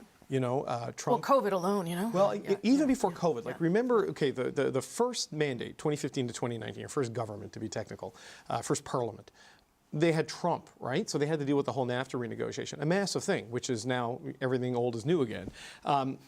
After the 2019 election and going to a minority, they thought their biggest challenge was Western alienation and disagreements with the province. So Chrystia Freeland was made the Intergovernmental Affairs Minister. Scott Moe and Jason Kenney, everyone were brought to Ottawa to try to reset the relationship. Then the Wet'suwet'en started blocking the railways. Then Iran shot down a plane, with Canadians and Ukrainians on it. And I remember being at a cabinet retreat in Winnipeg and asking Patty Hyde, who was the health minister at the time, I didn't ask, it was the last question someone threw away at a late in the Saturday availability. Minister, what do you know about these reports of this virus in China? And it shaped the whole agenda and course of the political direction of the country for the next 3 or 4 years. Those are enough for a lifetime. And then there was, where we are now. 15 other things, yeah. I want to bring in one more guest before I hand things over to this guy, David Cochrane. George Tahal is one of the 2 Alberta Liberal MPs alongside former Minister Randy Boissonnault.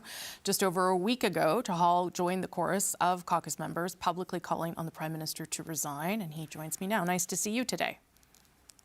Thanks for having me, Rosemary. How are you feeling about how the day has unfolded, given this is what you wanted, what you were working towards? Well, there's a lot going on, and I'm hearing from my constituents and colleagues from across the country.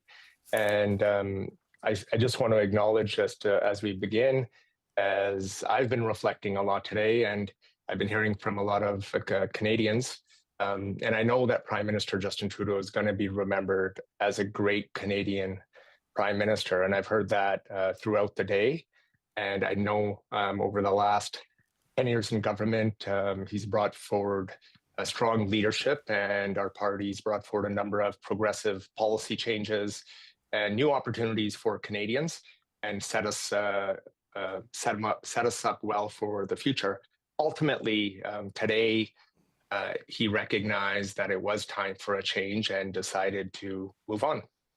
And so, George Tahal, what does that change have to be then? We've been asking MPs this, especially MPs who wanted the change. What does the change look like in your mind? Well, we have a change in leadership, and I think we have an opportunity for the Liberal Party to have an engaging debate. I know from across the country, there's a number of Liberals interested in running in this leadership to bring forward new ideas and a bold vision for the future.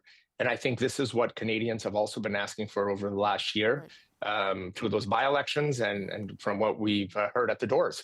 And so I think this is an opportunity to have an open democratic process of a new leadership and a new path forward. But give me an example of an area where you think there needs to be a change in direction in terms of a policy approach. Well, I think one area, I think the Prime Minister said it today as well, that a lot of it's been targeted towards him personally in his morning remarks. And I think having new leadership and new ideas from folks who are going to enter the leadership race is needed to re-energize our party and reconnect with Canadians. And I think over the next several months, we'll have that opportunity to do so. And I look forward to hearing and being involved in that process by seeing who runs and then who we can support to help lead us in the next election. And how quickly would you like to see that race unfold? Well, I know the National Board will be meeting quite quickly and as soon as possible. I think it's important that we start the process. We set the rules out so we can get the race underway, and we can have Canadians who are interested to step forward and run in this race. And so they have an opportunity to debate. I think it'd be great to have a number of debates and see our prospective leaders be able to debate with each other and bring forward new ideas and what they think of the future of the Liberal Party and how they intend to deal in bringing forward a progressive policy platform to fight the next election. And do you have someone in mind already? You know, I'm interested to see who's going to put their names forward. I'm just excited to see that there's folks from across the country who are interested, potentially a number of folks from Western Canada. I'm from the city of Calgary, been born and raised in the beautiful province of Alberta, and it's always great to see interest from Western Canadians who are interested in running for our party leadership. And I'm sure there's going to be many more from all corners of our great nation. And I'm going to take a good scan of the field and also see through conversations on who is looking to bring some change forward in some policy initiatives and what they see the future for our country. I think the economy is going to be an important part of our next election. And so I'm really focused on some of the issues regarding kitchen table issues, the cost of living, how we deal with the US, our largest trading partner, and Canada's future on the global stage. And I want to hear from the prospective leadership candidates to see what they have to offer. And I'm looking forward to engage in that debate. Okay, George Tahal, thank you for your perspective today. I'm sure we'll talk to you through this leadership race and see where your head is at. Thank you so much. Thank you. Thank you for having me. No problem. Okay, we're going to take a few minutes to wrap up with our panel before I set some of them free. I don't know if you're actually free. Melrisha, what are you going to be watching for then in the days ahead in terms of how this is going to, where this is going to go? Right. I guess the next step, or the next actual step, is probably Wednesday and see what comes out of caucus. We've heard some rumors about potentially folks trying to get somebody else as interim or what that looks like. In normal times, probably a good idea. You don't want, I remember all the respect to Tom Mulcair, but it took all the wind out of the NDP while we kept him on as an interim leader. So I think in normal times that's true. Yeah. I don't think that these are normal times, particularly not with the threat of Donald Trump in 2 weeks. So I guess seeing what happens on Wednesday, and then seeing what this race shapes up to look like, who puts their name officially into the hat, and seeing what the opposition what the opposition parties do with that, how they start framing the candidates, how they start framing the election. I can't imagine that we can turn the dial on this being a change election at this point in the game. So what that looks like and how that shakes out, I think will be what I'm paying attention to, and what Jagmeet does and what Pierre Poilievre does in the vacuum of you're not in the House. So what do? You kind of have to go pre-election, and you kind of got to start now with that tour and talk to folks. So that's kind of the things that I'd be paying attention to in the next little bit. Okay, Greg? I'm struck by the date. It's January 6th. It's the Epiphany. It's Old Christmas. It's the visit of the Magi. But at its true meaning of an epiphany is a sudden realization, a manifestation of some reality. And so it's funny that his father, the walk in the snow was the second last day, but when he announced it was the 29th of February during a leap year.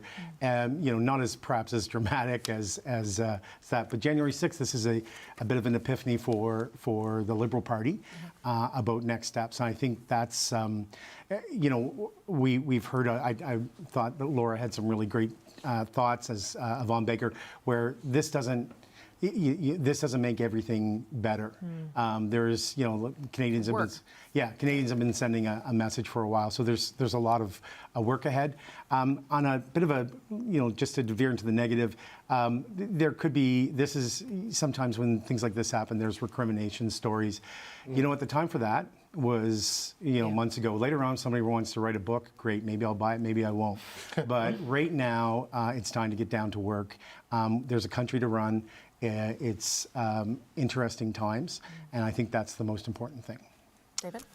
I am really curious what the rules are going to be and what the response to those rules are going to be. Totally. For the past 6 months on this show, and every Friday with you guys, and Fred, who's not here, we've been talking about Liberal infighting. Yeah. Right? And if the decisions the executive makes sparks another round of it about the integrity and the validity of this renewal opportunity that so many in that party have wanted, boy, that's going to make a tough situation a whole lot worse, isn't it? So I know they're feeling the pressure. The Liberal executive and the president and everybody are going to start meeting and figure out how to reconcile all of these competing interests between candidates, caucus, and supporters.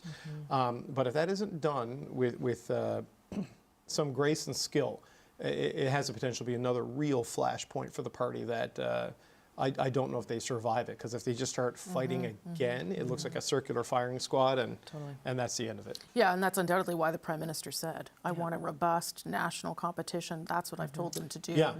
And the argument against that is because it benefits you personally as a candidate, or you benefits your preferred candidate, personally, but to show the country that you're serious about this, and it's a serious process, because you're not just picking the leader, you are picking the Prime Minister. That's just the way it's going to be. At least for a couple of days. Yeah. Well, at least for a couple of days. I've covered premiers who've lasted a month, but they go down in the history books as a premier, and this person, whoever it is, will be a Prime Minister of Canada. Right.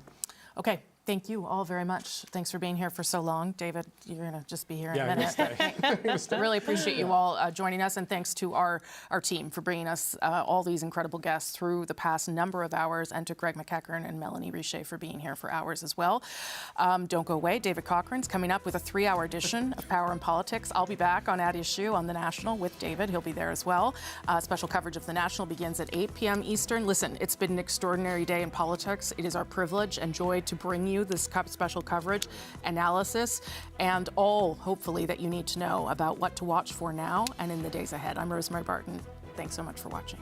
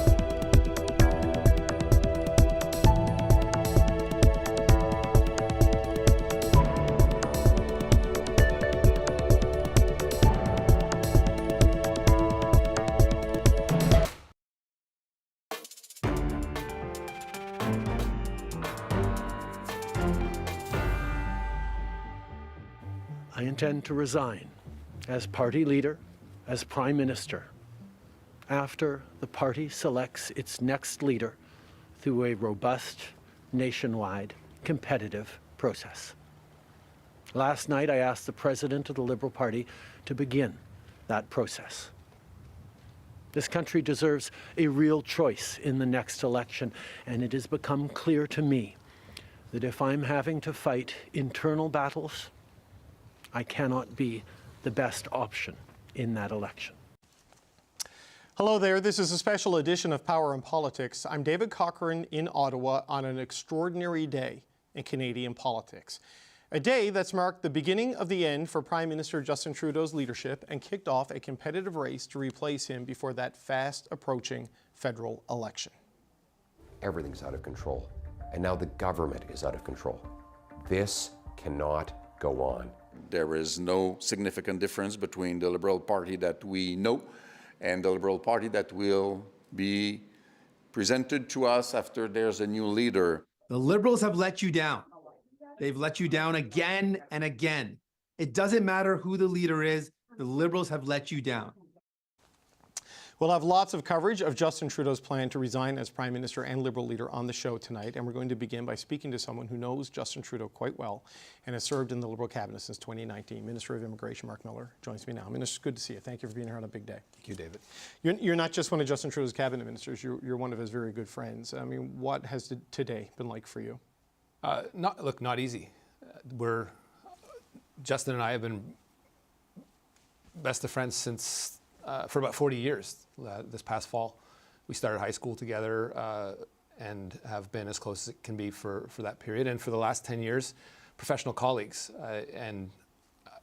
My loyalty to the Prime Minister is a personal one, but for purposes of the role that I play as a minister, one that is professional, and that I'm a minister in his cabinet, and I owe him my best advice. I spent probably more time in the last few months speaking to him about we don't talk that much about, as odd as it sounds, we don't talk a ton about politics.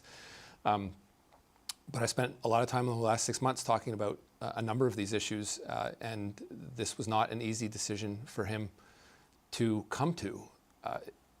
There isn't a single discussion that I had with him that dealt with his legacy or his own personal ambition.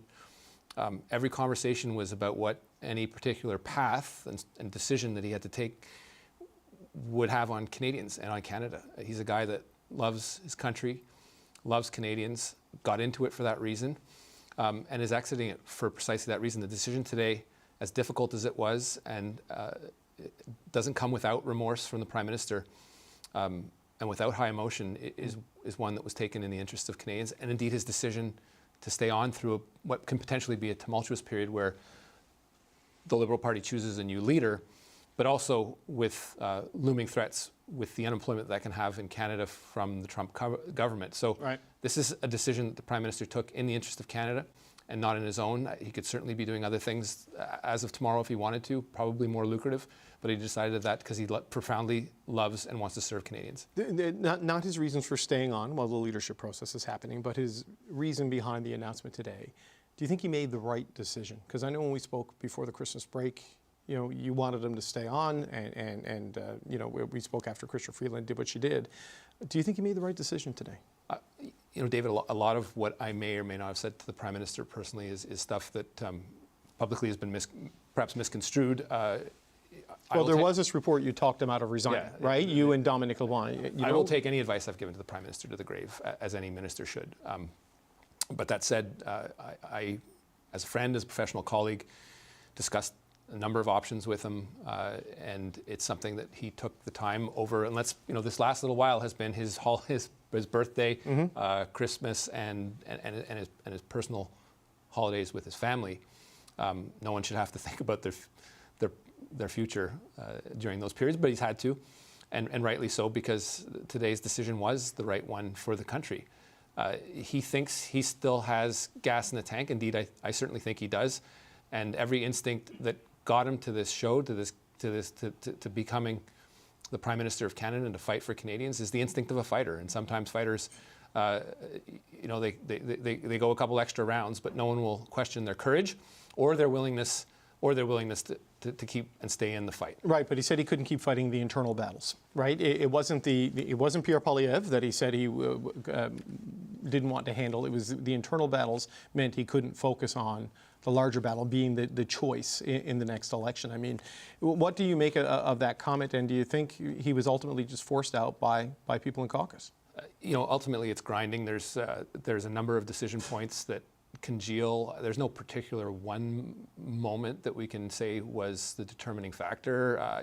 2 years ago, I think he'll concede himself. He was asking questions. They were very personal decisions about his future, concerns about his own family. There are periods during the 6-month period that were perhaps more grave 2 years ago.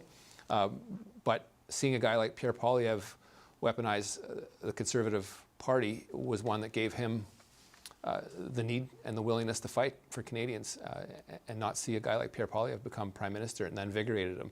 He's also a smart guy. He knows he can't win battles on 2 fronts, and that's what he was facing, including, I think most importantly, the threat that we face from the United States with the potential job losses, shuttering of businesses if Mr. Trump does indeed impose tariffs. Our focus, his first matter of business coming out of the announcement today, a very emotional moment, was to jump into a very technical Canada-US Cabinet Committee meeting talking about the measures that we plan should we need to respond to the Trump government. So he cares profoundly about how government moves forward in the next few months that can be existential to many people's jobs in this country. So I give him that. But again, the decision that he took today does reflect the grind that was within the party. Can you go in? It raises an additional question, I think, for those of us that will remain on to fight for the next election and to select the next leader. Is this the team that we want to present to Canadians? And do we deserve it?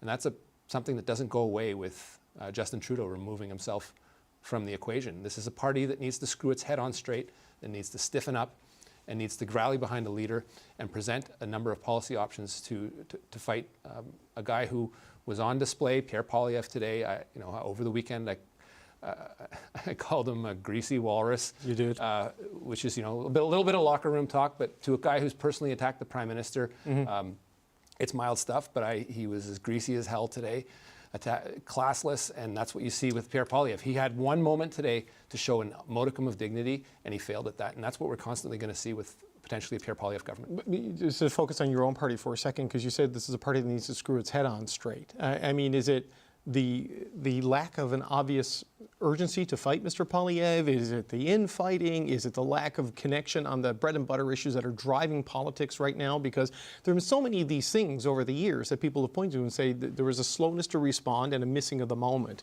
I mean, is that what you're talking about when you say the party's got to screw its head on straight? Well, look, if you can fault the Prime Minister for focusing more on Canadians than on the internal dynamics of the party, I think that's probably a flaw. But the issues that Canadians cared about, like inflation seemed to be slow on, cost of housing, cost of groceries. It was always explained in macro terms rather than focusing on the Canadian family and the Canadian And that's fair, David. I think we need to do a better job resonating with Canadians.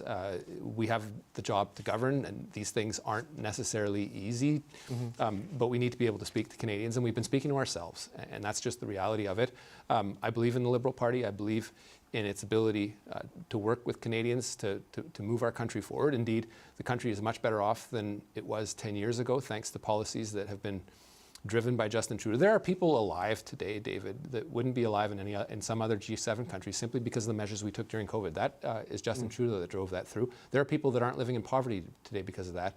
And there are measures that we took with respect to the environment that wouldn't have been taken by a Conservative government. That's a legacy that needs to be reflected on and offered to Canadians as part of what we will do in the next election as a unified front. But right now, Justin Trudeau going away or not re-upping doesn't change the fact that the party needs to do a better job, be more united, frankly, keep things in-house a little more, and come up unified and ready to fight Pierre Poilievre with a new leader. So how do you do that? Because part of screwing your head on straight is finding who's next, right? And there's 8 or 10 names out there of various degrees. I don't know if you want to announce a candidacy here. You're welcome to do that. There is not a chance I'm running, David. I can tell you that. Okay, that was pretty unequivocal. So we'll cross you off the list. But what now? Because there were members of your caucus who have been pushing for the Prime Minister to go for months and months and months. Now he's gone. What do you need to do to reconnect with Canadians? Because it is not just the change in leadership that's going to do it, right? And there's not a lot of runway left. So how do you get from where you are today to being a viable contender to hold on to government or at least opposition in the next election? I think the frankly question that we have to ask ourselves is, are we the horses that we need to go into battle with? And that includes those people who were quite vocal. I've been quite critical of some of them. I think a lot of people got things off their chest and were able to do things in private. The silent majority, you can ask yourself how it's feeling today about the caucus or the country? Of caucus, about how it's feeling. And certainly we're hearing from people around the country about their disappointment that the Prime Minister is leaving. We will have to choose and have a process that is robust within the party to select the new leader. We need to hear from all parts of the country. A caucus deciding who the next Prime Minister isn't fair to Liberal members in Saskatchewan that are voiceless currently. And I am part of a party that wants to respect Liberal voices in Saskatchewan, wants to respect Liberal voices in Alberta, despite the fact that I'm a Quebec Liberal MP, because that's the party I joined. And so having a process that is open to members, perhaps even rejuvenate parts of it, that's a big opportunity, and I think it's something we need to seize in relatively short order. How do you do that, though, in the time frame that you have available, right? Because I know the executives with 75% vote can change the rules and shorten the timelines. But boy, you're coming back to Parliament on the 24th of March, and everybody says they're going to vote non-confidence. And with prorogation, that means a throne speech, which means a confidence vote on that. And if not that, then on interim supply. So there is a deadline you're looking at as a government, quite potentially. So what is the process to get that new person in place? And like, does it need to be done by end of February, like 1st of March? That's sort of a timeline, because going up to the 24th, you're cutting it close. Yeah, look, lots of people have been pumping their chests or saying they're going to rip this up and do this and that, and yet they voted confidence in the past. That we owe it as a minority government to reach out to them and see if there is a path forward. It's unfathomable to me that we can't choose a leader of a Liberal Party in a 30 to 60 day period, whereas you can choose the Prime Minister of Canada or the leader of the country according to the Elections Act in a 30 to 45, 60 day period. So those rules that were not necessarily designed for a minority parliament under this type of pressure can be adapted, but we have to come to some consensus within the party to get that done.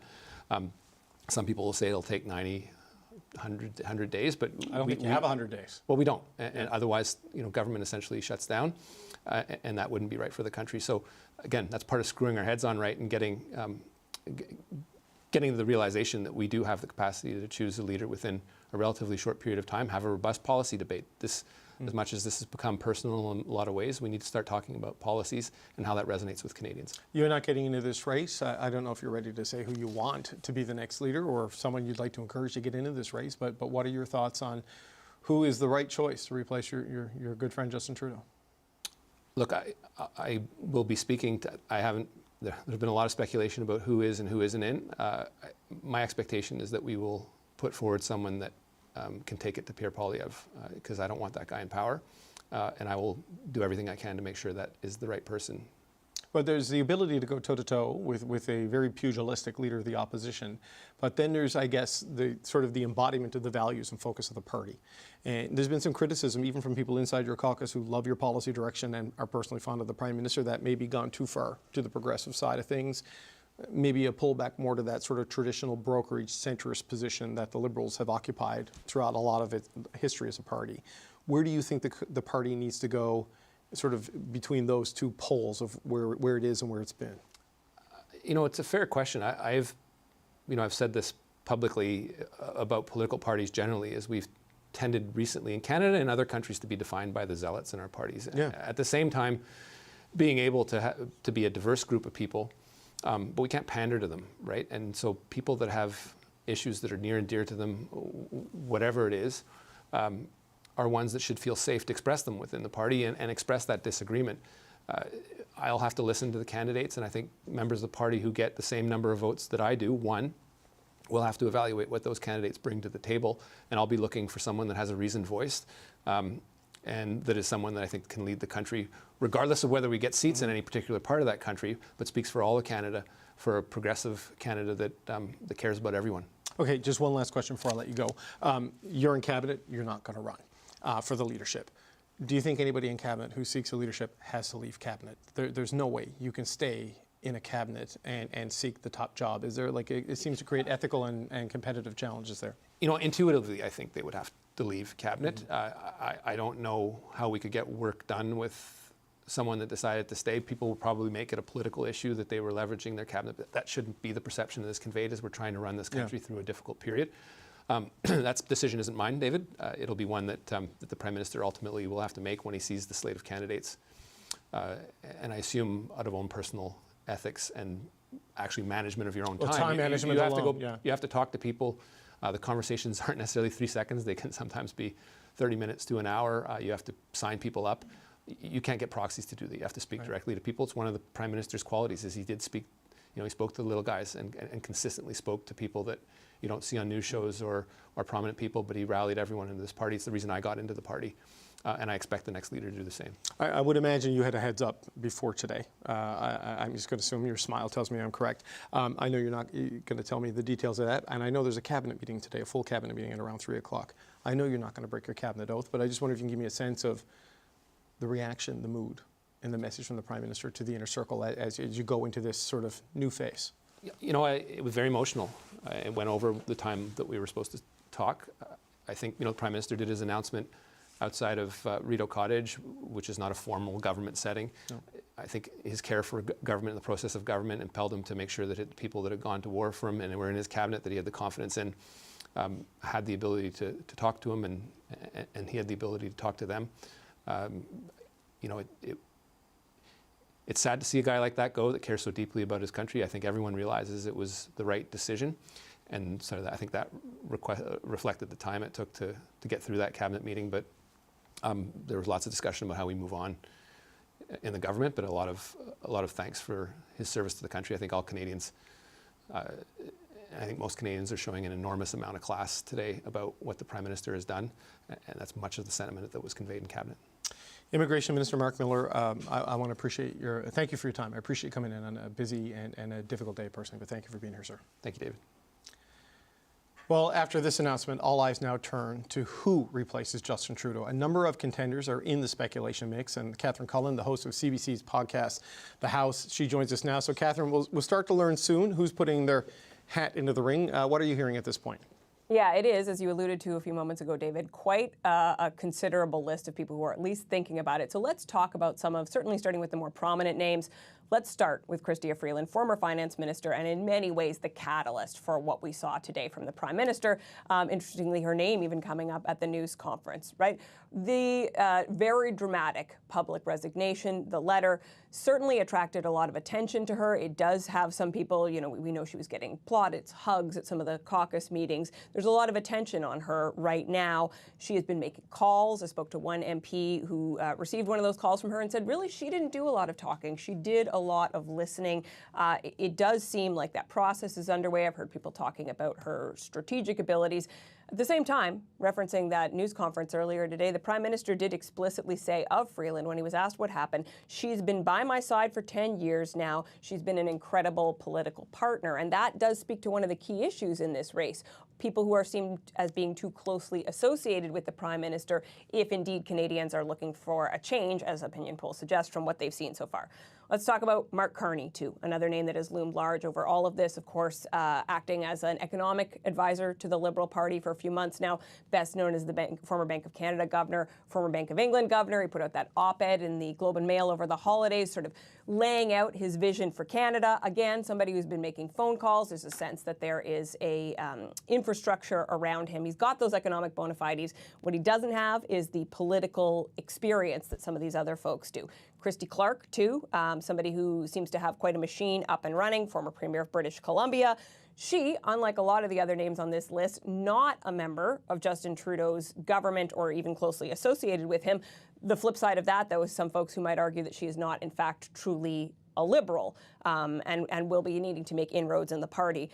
One more interesting set of information we've got today from our colleague Kate McKenna, David. Dominic LeBlanc, according to somebody with knowledge of his leadership plans, saying it's very likely that LeBlanc is going to present himself as a candidate. Until today's announcement, he has been reluctant to have conversations about the topic out of loyalty, but they have been sketching out a possible leadership plan for a number of weeks, suggesting there is significant support within the party and caucus. So those are some of the folks that we can see really actively organizing. Other names out there, we'll just run through them. Anita Anand, François-Philippe Champagne and Melanie Joly, questions. Certainly both folks who have seemed interested in this, but will they actually make the leap? And a couple of names that have emerged really only more recently, questions about whether Jonathan Wilkinson and Karina Gould might both be interested in jumping in. And as you alluded to before, David, that is a significant chunk of the Prime Minister's front bench. And if folks do indeed have to leave cabinet, should they decide to jump in, that may create some challenges, some new challenges for Justin Trudeau. No, it's a long list of names without a lot of runway in front of it, Catherine. So how will all of this unfold? Because it's been a month. What happens next? Yeah, indeed. And, you know, the party constitution, the Liberal Party constitution does suggest that a leadership race needs to be 90 days long. But there's like basically an asterisk baked in there that says, well, if things get messy, you could shake them up. And clearly they're going to have to do this with the prorogation only lasting until March 24th. So a lot of questions right now. How long is this leadership race going to be? What's the bar for entry? How many signatures do you need? What kind of fundraising do you need to do? There are even questions about how many debates and whatnot might happen. And so, you know, we may see people raising their hand almost immediately saying they're ready to go now, but it may take a little bit more time as the party sorts out what this race looks like exactly. I don't know that we're necessarily going to learn that this week, but I don't know that it'll take the full 27 days that are allowed under the party constitution either. As the race starts to shape up, you're going to see some of these folks making a decision about whether or not it's right to jump in. A shorter race helps some people, hurts others. Some of these conditions will make or break people's decision of whether or not they want to make a run for it. All right, Catherine, thank you so much. That's the CBC's Catherine Cullen. Well, Prime Minister Justin Trudeau's announcement today comes after mounting pressure to resign from within his own caucus. And one of those MPs who was a prominent voice calling on Trudeau to step down is Quebec Liberal MP Anthony Housefather, and he joins me now. Mr. Housefather, it's good to see you. Thank you for being here. Thanks for having me, David. What was your reaction when you heard that Justin Trudeau was going to leave? Well, first, I think he made the right decision for the party, for the country, and for himself, and I want to thank him for that. And I think today is sort of a day to reflect on all of the things that he's accomplished and how difficult a role he has and how he's played that role for a decade. You know, on days like this, it's really a day to show gratitude toward people who are stepping down, and that's how I feel. I feel an emotional connection, and I know how difficult it was for him, and I appreciate it. So what now? I mean, you were one of the many MPs who have called for him to go, and he's going. What now? Because that is the big question. Well, I mean, I'm very positive and optimistic about the future. I think that this is an opportunity for the Liberal Party to renew itself, to put forward vigorous policy debates, to have a discussion about who should lead us, and to go into the next election with a new face and a new version of change. It's clear that the Canadian people, I believe, feel that the Conservatives, I think most people feel the Conservatives are too far to the right, and I think many feel the Liberals have gone too far to the left.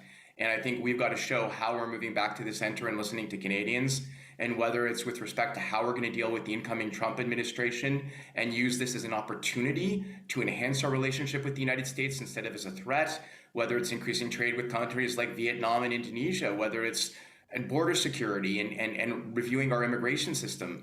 I think there's a lot of things that I keep hearing from people at the doors. I think we need that vigorous debate, and this will not give the opposition, the Conservatives in particular, the election they wanted. They wanted an election where Justin Trudeau was the ballot issue, and now people will be able to look beyond that and look at what each party is actually offering in terms of policy and change. Okay, so you've spelled out where you think the party should go from an ideological and policy perspective. That's the new version of change. Who's the new face? Who is the person to do this? Because Justin Trudeau is an incredible campaigner and a good communicator and a political asset until suddenly he wasn't. Who is the person you think can present this new version of change and do it credibly and successfully with Canadian voters? Look, I think there's a number of excellent candidates out there, whether from outside like Christy Clark, whether from inside like Chrystia Freeland or Dominic LeBlanc, Anita Anand. There are a number, François-Philippe Champagne, there's a number of good people that will probably put themselves forward. I've talked to many of them. And my goal is to make sure that whoever I support, whatever candidate I support, is one who shares my values. And in particular, David, the Jewish community of Canada, and I am a Canadian Jew, and I've had that role as the special advisor on Jewish community issues and anti-Semitism.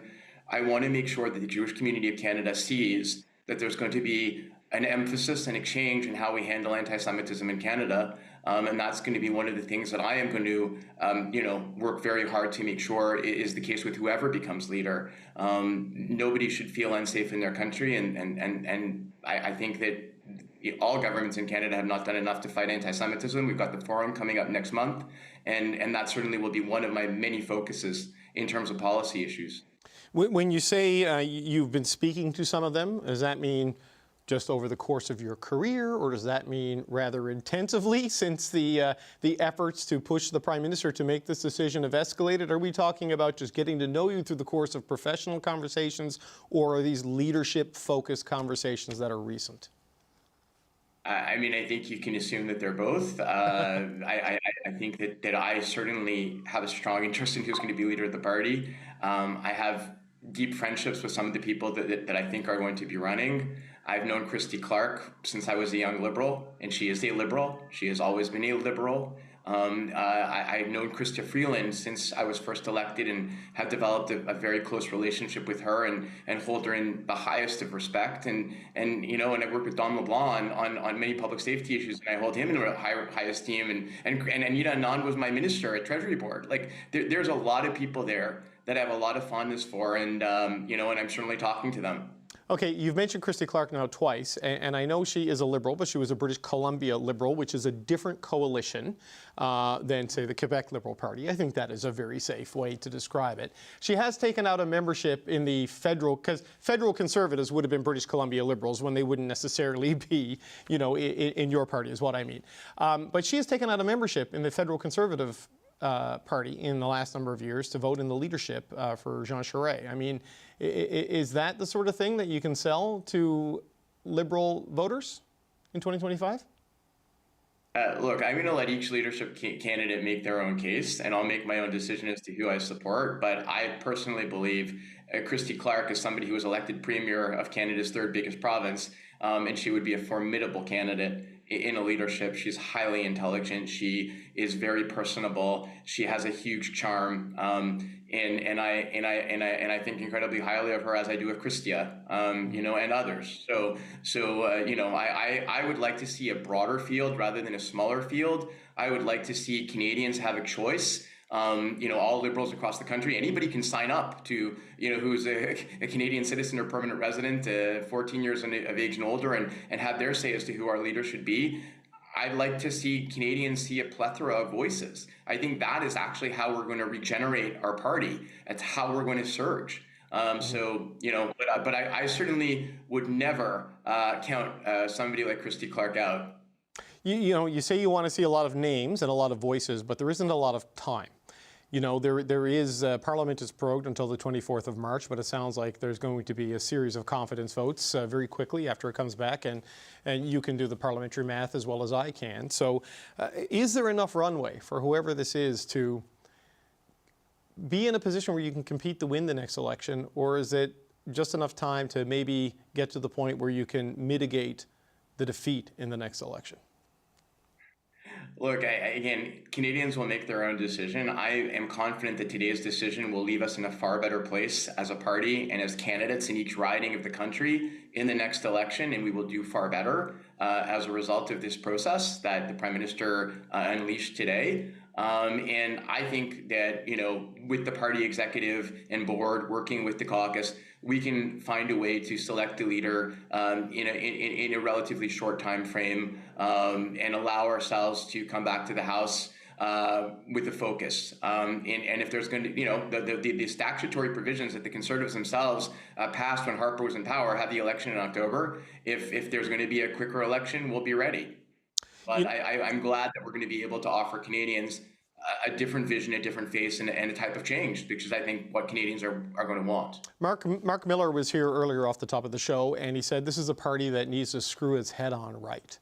Do you agree? Is the Liberal Party, does it need to screw its head on right? I mean, has its priorities been screwy? Has its focus been unfocused? I mean, has its priorities been wrong? I don't know what Mark is a very folksy guy. He, like I, are pretty plain-spoken people and unusually blunt for politicians. I think you'd probably agree with that, David. Mm-hmm. We have that in common. I don't know what he meant by that expression, but I think everybody would want their head screwed on right. Well, fair. I'm not a doctor, but I think medically that is correct. But you made the point that you seem to be one of these Liberals who would like things to shift more towards this centrist position, is the way you described it. Sort of traditionally, the Liberal Party has been more of a brokerage centrist party. And I don't think it's unfair to say that under Prime Minister Trudeau's leadership, it has gone in a very progressive, left-leaning direction. Where do you think the mood of the caucus and the party rank and file are on that? Because that seems to be the two poles, right?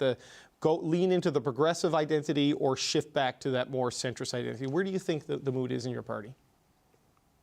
Well, I can't speak for others. What I want to see is a party where whether you're center left or center right or center, you feel comfortable in the Liberal Party. I think that is what I think Jean Chrétien's Liberal Party was. I think it's what Paul Martin's Liberal Party was. I think for many years it's what Justin Trudeau's Liberal Party has been. And I think that's where we need to go. If we want to win or we want to be close to the Conservatives and public support, we have to win a significant percentage of Canadians who are centrists, whether center left or center right. And I want everybody to feel comfortable in our party. There's going to be many progressive ideas that we've espoused that have to continue to be there, standing up for women's rights, standing up for all kinds of rights of minority communities. But there also has to be a renewed focus on not spending more than our means. And there has to be a renewed focus on defense and a principled foreign policy. And so, I think that there's a broad latitude of people we can appeal to. And I hope that whoever becomes leader will have that ability to appeal to a pretty wide tent. And that's the goal. Well, Anthony Housefather, it sounds like you have not made up your mind yet on who you might endorse. But if you get to that point, please let us know, because I'd love to hear what you decide once you know what the race is going to be. That's Liberal MP Anthony Housefather. Thank you for being here, sir. Thanks, David. Okay, we're going to turn now to John Manley, who was the former Deputy Prime Minister in Jean Chrétien's government and knows a thing or two about leadership drama inside the Liberal Party. So, John Manley, it's good to see you. Thank you for being here. I wonder, what are your thoughts on what unfolded today and the decision the Prime Minister has made? Well, I think he probably made the right decision. He just made it a little bit too late. I think it has been important that the party have an opportunity to have a renewal within its top ranks, a new leader with a new focus, a new program, a new team to refresh the interest that Canadians normally have in the Liberal Party. So it's a bit too late. Election's going to be sooner rather than later. Probably not as late as October as expected. And it's going to be a tough job to turn things around for whoever is chosen. So you think it's a little bit too late? I mean, we don't know yet what the leadership process is going to be and how long it is going to run. The Liberal executive is going to meet this week, though I know there are some early conversations to try to map something out that would accelerate things. But what can they do in the time that is available to have a leadership contest that is credible to the membership, to the candidates, and to the country, and leave the winner of that with any kind of runway to get ready for what looks increasingly like a spring-summer election? Well, I think they've got to find a process that they can really expedite this. And there's an additional factor here that they need to think about, and that is that Justice Hogue has been conducting an inquiry into foreign interference in Canadian elections, and of course most of that the attention has been on local ridings and the choice of candidates. Well, guess what? The process for choosing the leader of the party is very similar to the process for choosing the candidate in a local riding. So, and the party, some time ago opened up some of those rules. I mean, in my time, we used to have membership lists. They were all run by volunteers, which I think is suboptimal in a major Canadian political party. But it was. Now, if you go to the website and click on Liberal supporter, you're probably going to be able to vote. Doesn't matter if you're Canadian. So they've got to tighten all of that up, and they've got to do it in a way that's credible, and that the people have confidence that in fact whoever is chosen is really representative of the broad base of the Liberal Party.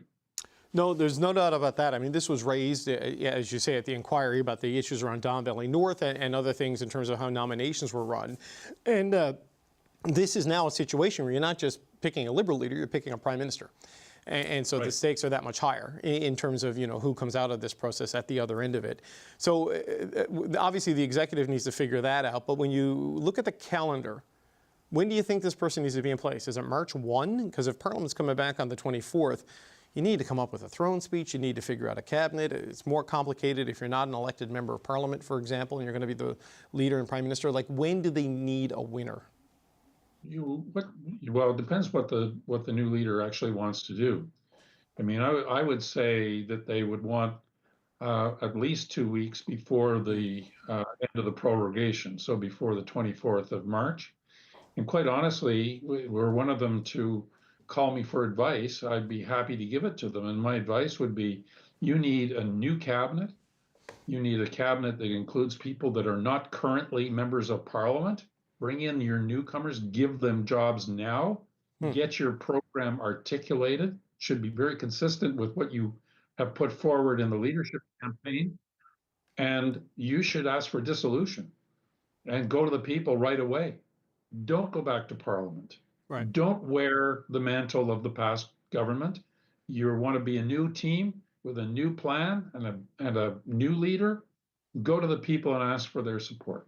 Do you think sticking unelected people in cabinet right away would be well received by the Canadian public? I know you're allowed to do it. I remember when Brian Tobin, who was the premier I was covering the early parts of my career, was sworn into Jean Chrétien's cabinet, but he had a commitment to run. Do you think, given the political mood of the moment, you could do something like that and get away with it?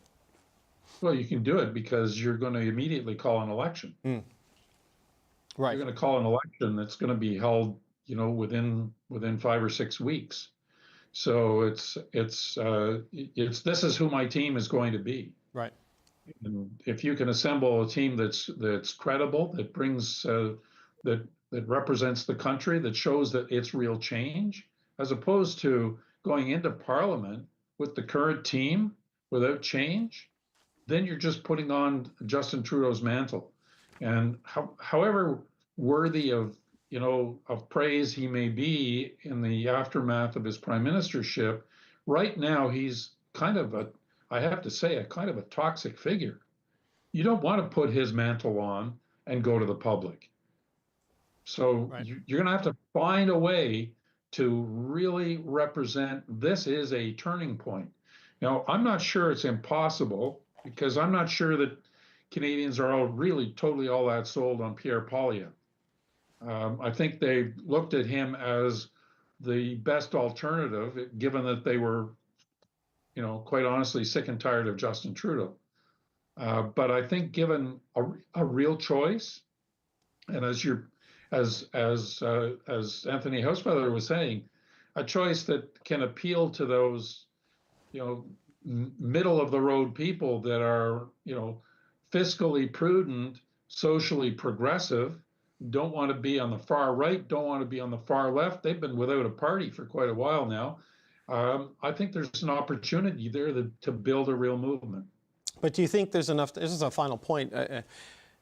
There's an opportunity there, but the time, the financial disadvantage that the Liberal Party is at compared to the Conservatives, the results in the by-elections, I know they were lost under the current Prime Minister, but that's not, those are data points and those are real. I mean, there's an opportunity to compete for government, or there's an opportunity to save the furniture from what looks like would have been a devastating loss under Justin Trudeau. How do you see the range of outcomes? Well, you don't go into the World Juniors hoping to leave in the quarterfinals. You go in hoping to win it. So you go into any contest hoping to win it, planning to win it, and trying to do your best to win it. I can't help but believe that the outcome, whether it's saving the furniture, may save more than the furniture. They may instead be competitive. My personal view is that we were going into a situation where 30 seats was going to be an optimistic outcome. The party could easily have come fourth behind the NDP and the Bloc Québécois. Now maybe they have a chance to, if they don't form a government, perhaps come second, perhaps be on the road to recovery. This is what they've got to be playing for, right? Because otherwise you may as well fold your tent and do something else. John Manley, appreciate the time, sir. Thank you for being here on what's been a big news day after a big news month. Appreciate your time, sir. Not at all. Thank you. Well, we're getting very close to the end of the road for Justin Trudeau after more than 9 years as Canada's Prime Minister. He will step aside as Liberal leader once the party chooses a successor. As you all know, I am a fighter, and I am not someone who backs away from a fight, particularly when a fight is as important as this one is. But I have always been driven by my love for Canada, by my desire to serve Canadians, and by what is in the best interest of Canadians. And Canadians deserve a real choice in the next election. And it has become obvious to me with the internal battles that I cannot be the one to carry the Liberal standard into the next election. Just a massive news day here in Ottawa, here in Canada. We're going to bring in the power panel now to talk about this. Brad Levine is a former national campaign director for the NDP. Lisa Raitt is a former Conservative cabinet minister. Rob Russo is the former CBC parliamentary bureau chief, now the Canada correspondent for The Economist. And here's me in the studio. She's back. It's Vandana Cotter, former advisor to Prime Minister Justin Trudeau. It's good to see you all. Rob, I'm going to start with you. I've heard from Lisa and Vandana earlier today. I'm going to give them a moment to hear some fresh insight. I mean, what do you make of this? I mean, when we last saw each other and spoke to each other, I think Chrystia Freeland had just resigned as Deputy Prime Minister and Finance Minister, and here 3 weeks later, the Prime Minister has announced he's leaving too. Well, it is historic, and if you talk to Liberal MPs, they are feeling some sympathy for the Prime Minister, but at the same time, they see this as a man who ambled for the exit when he should have sprinted to the exit. And as a result, they're now left with, at best, a sprint to find another leader and to present another vision and version of the Liberal Party before they are defeated. I found your interview with Mr. Manley fascinating because in some ways he was reflecting some of the thinking that Mr. Trudeau was probably entertaining before his confrontation with Chrystia Freeland. I think he was thinking about bringing in new people. I think that he was thinking about a renewed face on cabinet and on government. And I think that the way the exit of Ms. Freeland was handled scuttled that entire plan. And as a result, we are where we are. Mr. Manley also put things in some very stark perspective in terms of numbers. We have about 70 days until the House is scheduled now to come back. There's no reason, as Mr. Manley said, why any Liberal leader would want to face defeat in the House of Commons. They should choose the moment of their own dissolution on terms that favor them. That means we've really got about 50 or 55 days before a new leader is chosen. They come up with a platform, they choose a cabinet, and they go to the Governor General. So we really are in an electoral sprint, and I don't think that too many people are happy about the circumstances of that sprint or about the choices they have to make and how they're going to select the new leader. Brad, it is certainly not a lot of runway for whoever wins this process or runs in this process, with an interim supply vote, a throne speech, and confidence votes looming all at the end of March. What do you make of where this leaves Liberals? Well, in a very tough bind, and it's Justin Trudeau's making, which I think would frustrate a lot of Liberal members of Parliament, cabinet ministers, and those that want to seek the leadership of it. And of course, in all of this, nobody's talking about what's going on in the country to Canadians because of this.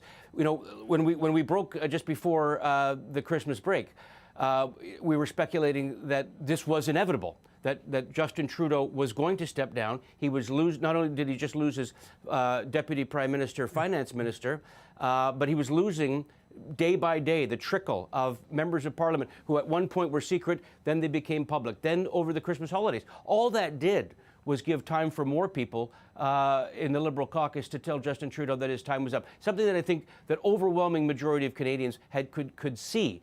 Yet Mr. Trudeau did not act, and that has now put his party on the defensive in a very bad situation. I believe that it speaks to this mistaken notion that he and only he could lead the Liberal Party against Pierre Poilievre and of the Conservatives and Jagmeet Singh of the Democrats into the next election, when that clearly he had lost the support of Canadians, a long time ago, many months ago. We've talked about this on the Monday panel for many, many months. And I don't know what the last 3 weeks have done other than to further handicap the Liberal chances of even having a fighting form in the spring 2025 election. Lisa, what are your thoughts on the state of play right now? Well, it's not only handicapping the Liberals, it's handicapping the country. What I found, you ran the clip again, David. I'm glad you did, because as I listened to the Prime Minister a second time, I'm struck with something that Brad just said. And I believe that Mr. Trudeau still thinks that he could win and that he may be the only one that could win. And the only reason why he's not leading them into the next election is because he has some internal problems, which sounds an awful lot like Joe Biden and what happened with the United States and the Democrats and how they ended up having to deal with their new leader and what the campaign looked like. There's a lot of lessons to be had, I think, in terms of what you should not do based on what they just went through in the United States. But we have that other United States issue, which is the fact that they are going to have two things happen, tariffs most likely. And secondly, they will seek to deport whoever they want to deport in the United States starting on day one. And that's going to cause a pressure on our border. And we won't have a parliament or committees or MPs. We just have one prime minister and some semblance of a cabinet. Well, yeah, I mean, there will be a prime minister and a cabinet to deal with it, but I take your point. If you need legislation and things like this, there's no capacity to do it. While the prorogue, though, Vandana, there will still be a government in place that can respond to this. But, the criticisms that Rob and Brad laid out there, and Lisa, is that this doesn't leave the party in great shape and the country is in a rough shape given the stakes that are on the table. I mean, how do you see it? I don't argue that. I think it has been difficult to come to this point. And, we have a shortened time frame. That being said, people wanted this. It's now here. And every Liberal I talk to is now just on the mode of now we need to figure out what's next. And, whether it is how you argue that earlier on this would have been easier, sure, that's not going to happen. There's no point in mulling over it. I don't see Liberals telling me they're not waiting and whining about it. They're just like, okay, what's next? How do we get to what's next? And we know we have a short time frame. How do we make what's best of it? And how do we make sure we have a good chance? Who is the best leader to lead us into the next election, who can show change and to help build authenticity and those connections to Canadians?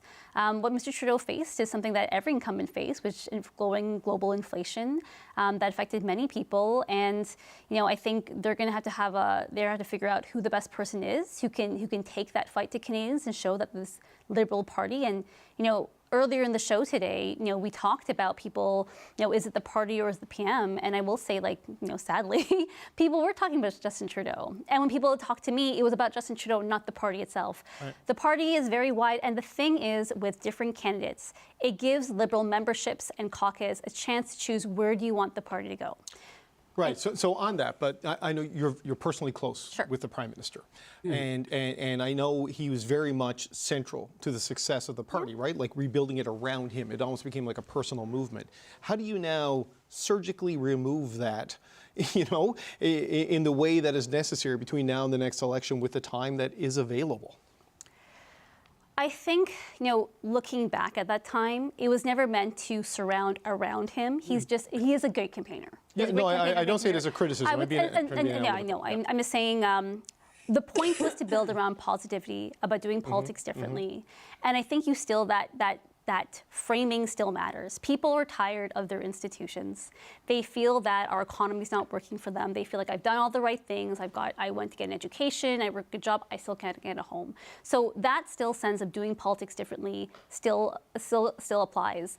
And I think it's about just recognizing the fact that Canadians are different now than they were 10 years ago. And they want different things. That original young people, they're my age. They're millennials and they're parents and they want to own homes if they don't already have them. So I think you still can. I think you definitely can still take the values of the party. I think the Liberal Party values, overall, people think about multiculturalism. They know what the party is historically responsible for and what they've done.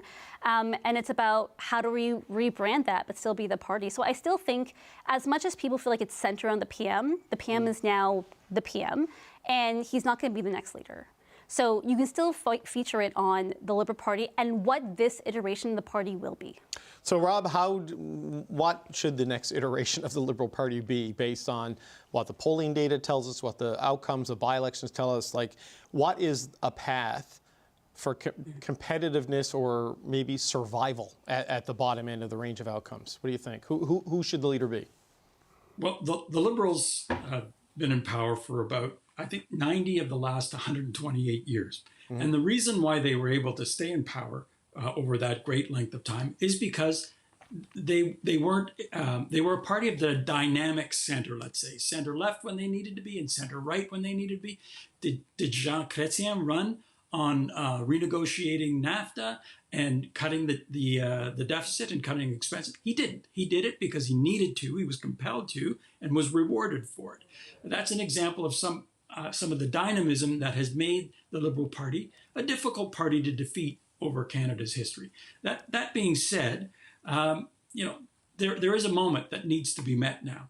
There is a Trump moment that needs to be met now. I think that's the greatest imminent threat to Canada, not just Canada's economy, but I take his musings and ramblings about our sovereignty more seriously than other people do as well. I don't think it's by accident that he's doing that. I think that I've covered enough national unity and unity debates to know that it's a fragile country still. We're a relatively young country. So 20 minutes down the road from where I am now, there is a threat. And whoever can say that they are prepared to meet the Trump moment, I think will do well as a Liberal leader. There's also that dynamism. Who has the ability to be pragmatic rather than dogmatic about preaching, about identity politics? Who's prepared to meet the problems that we face as a country? Our productivity problems, our problems associated with housing and immigration. Who is prepared to do something bold and different outside of the mold? It's going to be difficult for those who've been in cabinet for the last 10 years, not impossible. Right. It's going to be difficult for an outsider to come along and say, I'm fire tested, I'm ready. That's the debate that the Liberal leaders are probably going to have over the next little while. It might be easier for people in cabinet if they resigned in dramatic fashion about 3 weeks ago. But I want to put up a list. I want to show you the list of names that we have of people who are either thought to be interested or being courted to be interested or being talked about as potential candidates. Starting at the top row, left to right, you've got Anita Anand, who is the Minister of Transport. That's Frank Baylis, who's a former Liberal MP and a businessman in Montreal. Former Bank of Canada Governor Mark Carney, Francois-Philippe Champagne, Christy Clark, the former Premier of British Columbia. Bottom row, Chrystia Freeland, Karina Gould, the government House Leader, Melanie Joly, the Foreign Affairs Minister, Dominic LeBlanc, the Finance Minister and Minister of Janitorial Affairs, and Jonathan Wilkinson, the Minister of Natural Resources. I have to say that about LeBlanc because, boy, you talk about messes to clean up, Brad. This feels like one of them. You look at all the things that Rob laid out and the pivot opportunities that Vandana laid out. You look at those 10 names. Maybe there are more, maybe there are less. Who do you think emerges from it? Well, and also add to it that we don't know the rules yet, but we do know that it will be truncated. It won't be this long, lovely, multi-months, get to know the people, go on a tour across the country, sign up supporters who can vote in the inevitable leadership election. So that's going to, I think that the shortness of time is going to harm outsiders who don't have names. And these folks, I mean, they're household names to us and viewers of this program, but to the average folks at home, they wouldn't be able to point out very many of the list that you just rattled off there.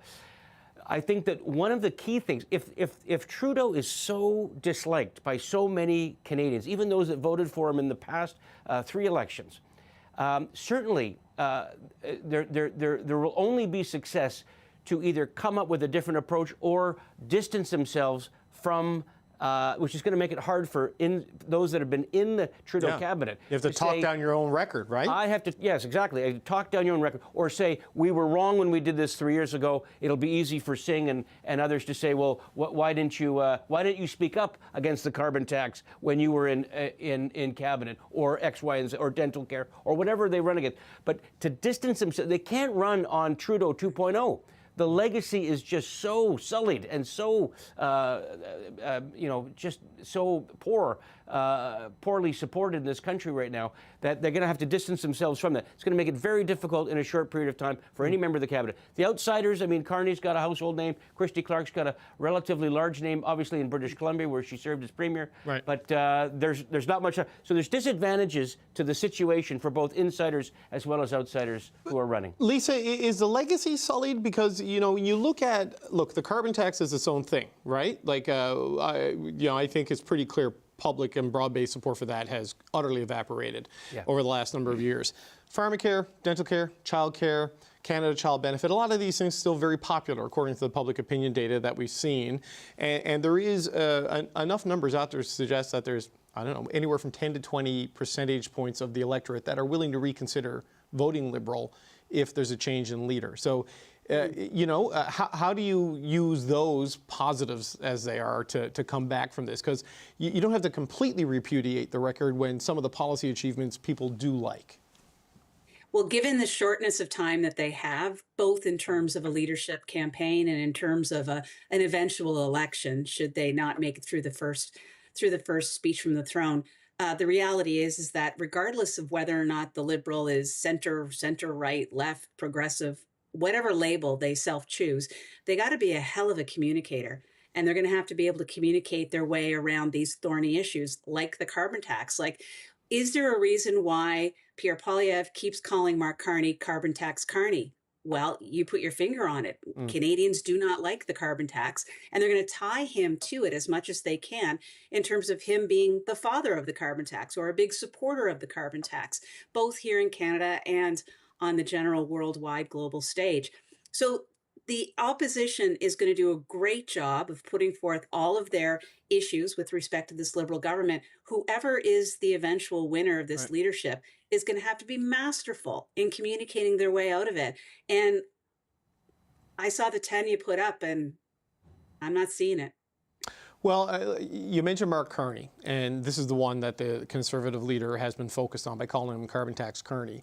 Though he did say a year or so ago in a speech in Toronto that he feels it's a policy that has outlived its usefulness because of where public opinion has gone, which sounds like a very pragmatic approach you can take to it. That it was a good idea at the time. Public opinion has shifted. We've got to pivot so we can keep fighting climate. Was essentially the substance of what he was saying. Is that the way to acknowledge the legacy but promise change if you're going to come in and defend yourself against the carbon tax Carney nickname and inevitable ad campaign featuring that? And the hard part about that is that this government is going to be tested on their policy in general. So Pierre's he wants a carbon tax election. It's going to be a referendum on whether or not you want a carbon tax. If Mr. Carney turns around and says, no, we don't want a carbon tax anymore, where do all the progressives go that voted for the Liberals last time instead of voting for the NDP or the Greens? They're going to go back there because to them, their number one issue is going to be about climate, and their number one tool is using the carbon tax to move forward. So you've got a tent that you got to keep together in order to pursue the more of the centrist kind of views by getting rid of the carbon tax. They're going to lose the progressive side. And maybe that's why Jagmeet Singh suddenly feels that it's good time to go to an election because the Liberals have been put into this untenable position where either they defend it and they are not going to get elected, or they abandon it and they're going to lose support to the NDP. Well, Jagmeet Singh he's kind of abandoned carbon pricing as well, right? He is, he's made that clear, and sort of Brad's, dynamic of how you have to run for leader, but rejecting some of that's kind of the Jagmeet Singh, I'm very disappointed in this government that keeps giving me some things that I like argument that he's done. So how do you square the circle on climate right now, given how deeply wedded this government has been to carbon tax, carbon pricing as they call it, but acknowledging just where the country is, at least in terms of mood? I had a conversation with someone who runs to run. And one thing they would... Can you give us initials? No. But I would say that, and I've talked to a few people who wanted to run, so it's not a big chunk of those people you put up. But I would say people care about the environment. I think one thing that people acknowledge, and part of you going back to branding of the party, is that being so, to Rob's point, dogmatic or pragmatic, carbon tax is a great tool. I think people are okay with it, especially when the economy was better. They didn't fully understand it and how it would affect them on the day-to-day basis. I think there's a number of ways that you can show progress in climate. I think people do care about the climate, and as long as the leader shows a plan and says, the next leader, like, I'm not going to have a carbon tax, or maybe it's just not a consumer carbon tax, maybe it's just industrial, but I'm going to do X, Y, and Z on the climate, I think that will go a long way. I think the problem is people were selling the carbon tax as like one of the only ways to fight climate, but there's a number of ways. And I think as long as someone shows a well thought out plan that is practical for everyday Canadians who are facing an affordability crisis, I think that's fine. On some earlier points, Lisa brought up some really good points on communications. I actually think one of the problems with the party is that it was becoming everything to everyone. And you don't have a consistent one-track message, which is the opposition's very good at. And I think having whoever is able to go on a consistent message that can hit the most amount of Canadians as well as members of the Liberal Party, they're going to be the ones who can win. Do you think the party was becoming everything to everyone, or was trying to become everything to everyone who was in a major urban center? Because coming from Atlantic Canada, I can tell you, there are big cities in an Atlantic context where I'm from, but certainly not in an Ontario, Montreal, and Lower Mainland context. And that's a place that voted big Liberal in 3 elections. And there's a frustration and an anger out there right now that's hurting even the provincial Liberal government in Newfoundland and Labrador. Do you think they need to focus on things that cut across all constituencies instead of this? I mean, yeah, absolutely. I mean, is there things that can affect whether you're living in rural Newfoundland as well as Toronto? Yes, the affordability crisis does that. And I think trying to find a way to connect to everyone across in a way that doesn't wedge people. And, I think a lot of people were confident and happy with our policies, but also want to know, like, what's there for me? I'm fine with all the stuff you're doing around feminism and estimated Canadians, but I would like to know what you're doing for me. And I think recognizing that a lot of Canadians, no matter where they're from, are struggling is going to be key. And I think hitting that message over and over again is going to be important, especially because you have a shorter time frame. Right. Like what I said earlier in the show, as whatever leadership message you're having, the winner is going to have to transfer that into a federal election campaign. So what can hit the most amount of Canadians? And I think being consistent on it, and I think some of the points were hit on this panel already, the border, dealing with Trump, affordability, as well as just opportunity. I don't think people want Mr. Poilievre necessarily. I think people are looking for other options. And I think it's whoever can give that option to say this is a fighting chance. And I think people are tired of the wedge. I think they're tired of the anger. And I think whoever can provide that and also connect to Canadians, having a strong digital strategy is going to be really important here. Who can be creative enough to do that? Rob, all of these, just as a final point, these are the basic mechanics and bread and butter and nuts and bolts of a modern day election campaign, right? That have kind of been missing from the party that's been in power for about 9 years. And now we are entering a leadership race that will choose the next prime minister of this country. We don't know the timeline. We don't know the rules. We don't know the entry. I mean, the Liberal Party needs to make a decision pretty fast and be very clear to the Canadian public about how this process is going to go, don't you think? Yeah, if I take the Prime Minister at his word, when he said he wants a robust and a competitive process, that means that he wants to, I think, go beyond the current members of caucus. How you do that without the prospect of foreign interference is going to be a challenge. How you do that in the time frame that we have is going to be an enormous challenge as well for whoever is running. There are lots of people who think that we should have had an election today. I think the best time for an election probably would have been several months ago. We don't have that. But I do think that an election campaign, if it's not subject to, if it's a medal-free process, would be a salubrious thing, a leadership campaign for the Liberal Party to have a serious debate about what they want to do in terms of the future of the country, in terms of meeting the Trump moment, in terms of what they're going to offer people. And it's not climate change.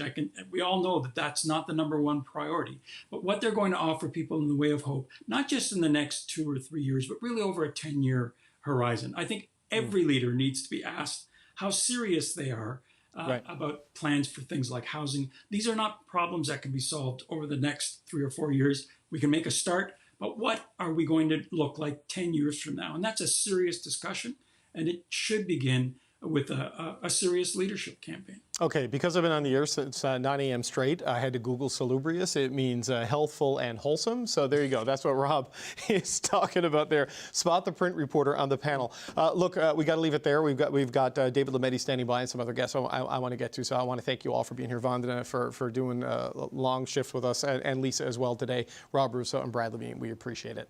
We still have lots more to come tonight on Power and Politics. Up next, as I said, former Justice Minister David Lametti reacts to the Prime Minister's plan to resign and discuss what comes next for the Liberal Party. First, though, what a few Toronto voters had to say about today's big news. He's doing what the people have asked. He's going to resign. And that's good. That's good, because people finally a politician that listens. Isn't that funny? It's a good idea that he does. Enough Canadians have had enough with him. It's just the economy's bad, and I don't think he's really helping. So it's about time. I'm not opposed to Trudeau, and on the whole, I have not been unhappy with how he's handled things, but I think it's clear that if he remains the leader, we're going to end up with a Conservative government, and that's something I really don't want to see. After nearly a decade as Prime Minister, Justin Trudeau said today that he will be stepping down as the Liberal Party leader. The decision comes after he said he would take the holidays to reflect on those growing calls to resign from within his own caucus. Trudeau's decision will set off a competitive leadership race to replace him as Prime Minister and find a contender to go up against frontrunner and Conservative leader Pierre Poilievre in the next election. This country deserves a real choice in the next election, and it has become clear to me that if I'm having to fight internal battles, I cannot be the best option in that election. For more reaction to today's news, David Lametti joins me now. He's the former Justice Minister and Attorney General of Canada. David Lametti, it's good to see you. Thank you for being here, sir. Thank you, David. Good to see you again. Did you see this coming today? It looked inevitable and impossible at the same time when you're up close. What was your view? Well, look, I live in Verdun. I live in LaSalle-Verdun, a riding that we lost, that we haven't lost in a while, not since I got into politics in any event.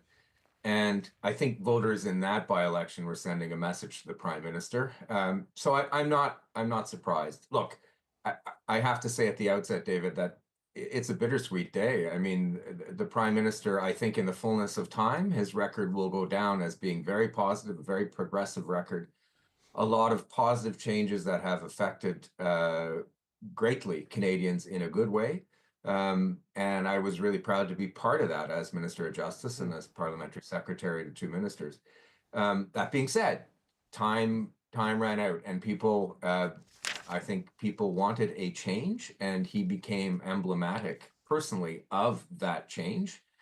And so I think he's done the right thing today by stepping away, allowing the party to have a reset, allowing the party to have a robust leadership race and debate ideas, recenter itself, and then get out in an election that it will be inevitable at some point in 2025 to go to Canadians with a new plan and a way to counteract Mr. Poilievre. I just want to talk a bit about the by-election. You mentioned you live in Verdun, LaSalle-Verdun, which was your riding until you retired, after leaving cabinet. Losing that after losing Toronto St. Paul's were two pretty big shockwaves throughout the Liberal community, the Liberal Party. I mean, a lot of people look at what happened in your riding and taking nothing away from the bounce you gave the Liberal brand in the last couple of elections. Was it the drag the Prime Minister's popularity was creating for the Liberal Party that did them in that by-election and handed the seat to the Bloc? And how does Montreal look right now? Well, certainly in my riding, there were a number of people who reached out to me to said, look, we're Liberals, but we're going to vote differently this time just to send a message to the Prime Minister. And they were both Anglophone and Francophone voters. So there was a great deal of that going on. I did put a lot of work into the riding. I don't want anyone to think it was a perfectly safe seat. There are areas in the riding that tend to vote Liberal. There are areas in the riding that tended not to vote Liberal. And I worked very hard in those places over 3 elections to get elected. But there were certainly people who were saying this is a message, and I think that message has finally gotten through. On the island of Montreal, again, I'm out and about in terms of my work, my current work now for my law firm, and again there's a sentiment there that they generally like our government here in Montreal, like what we have done, but it was time to change the leadership, and so that's what's happened. This is a good opportunity. as a party, we have to seize this opportunity as the right way to serve Canadians, which is to listen to them, hear their concerns. There are Canadians who are concerned about the economy, concerned about inflation, concerned about the ability to buy a house, price of food. All of that's critically important. We need to listen to that and formulate good policies as a result of that. You need to listen and you need to formulate the policies, but someone has to sell them. They have to be credible and meaningful, and the person who is going to do this needs to be able to connect with Canadians.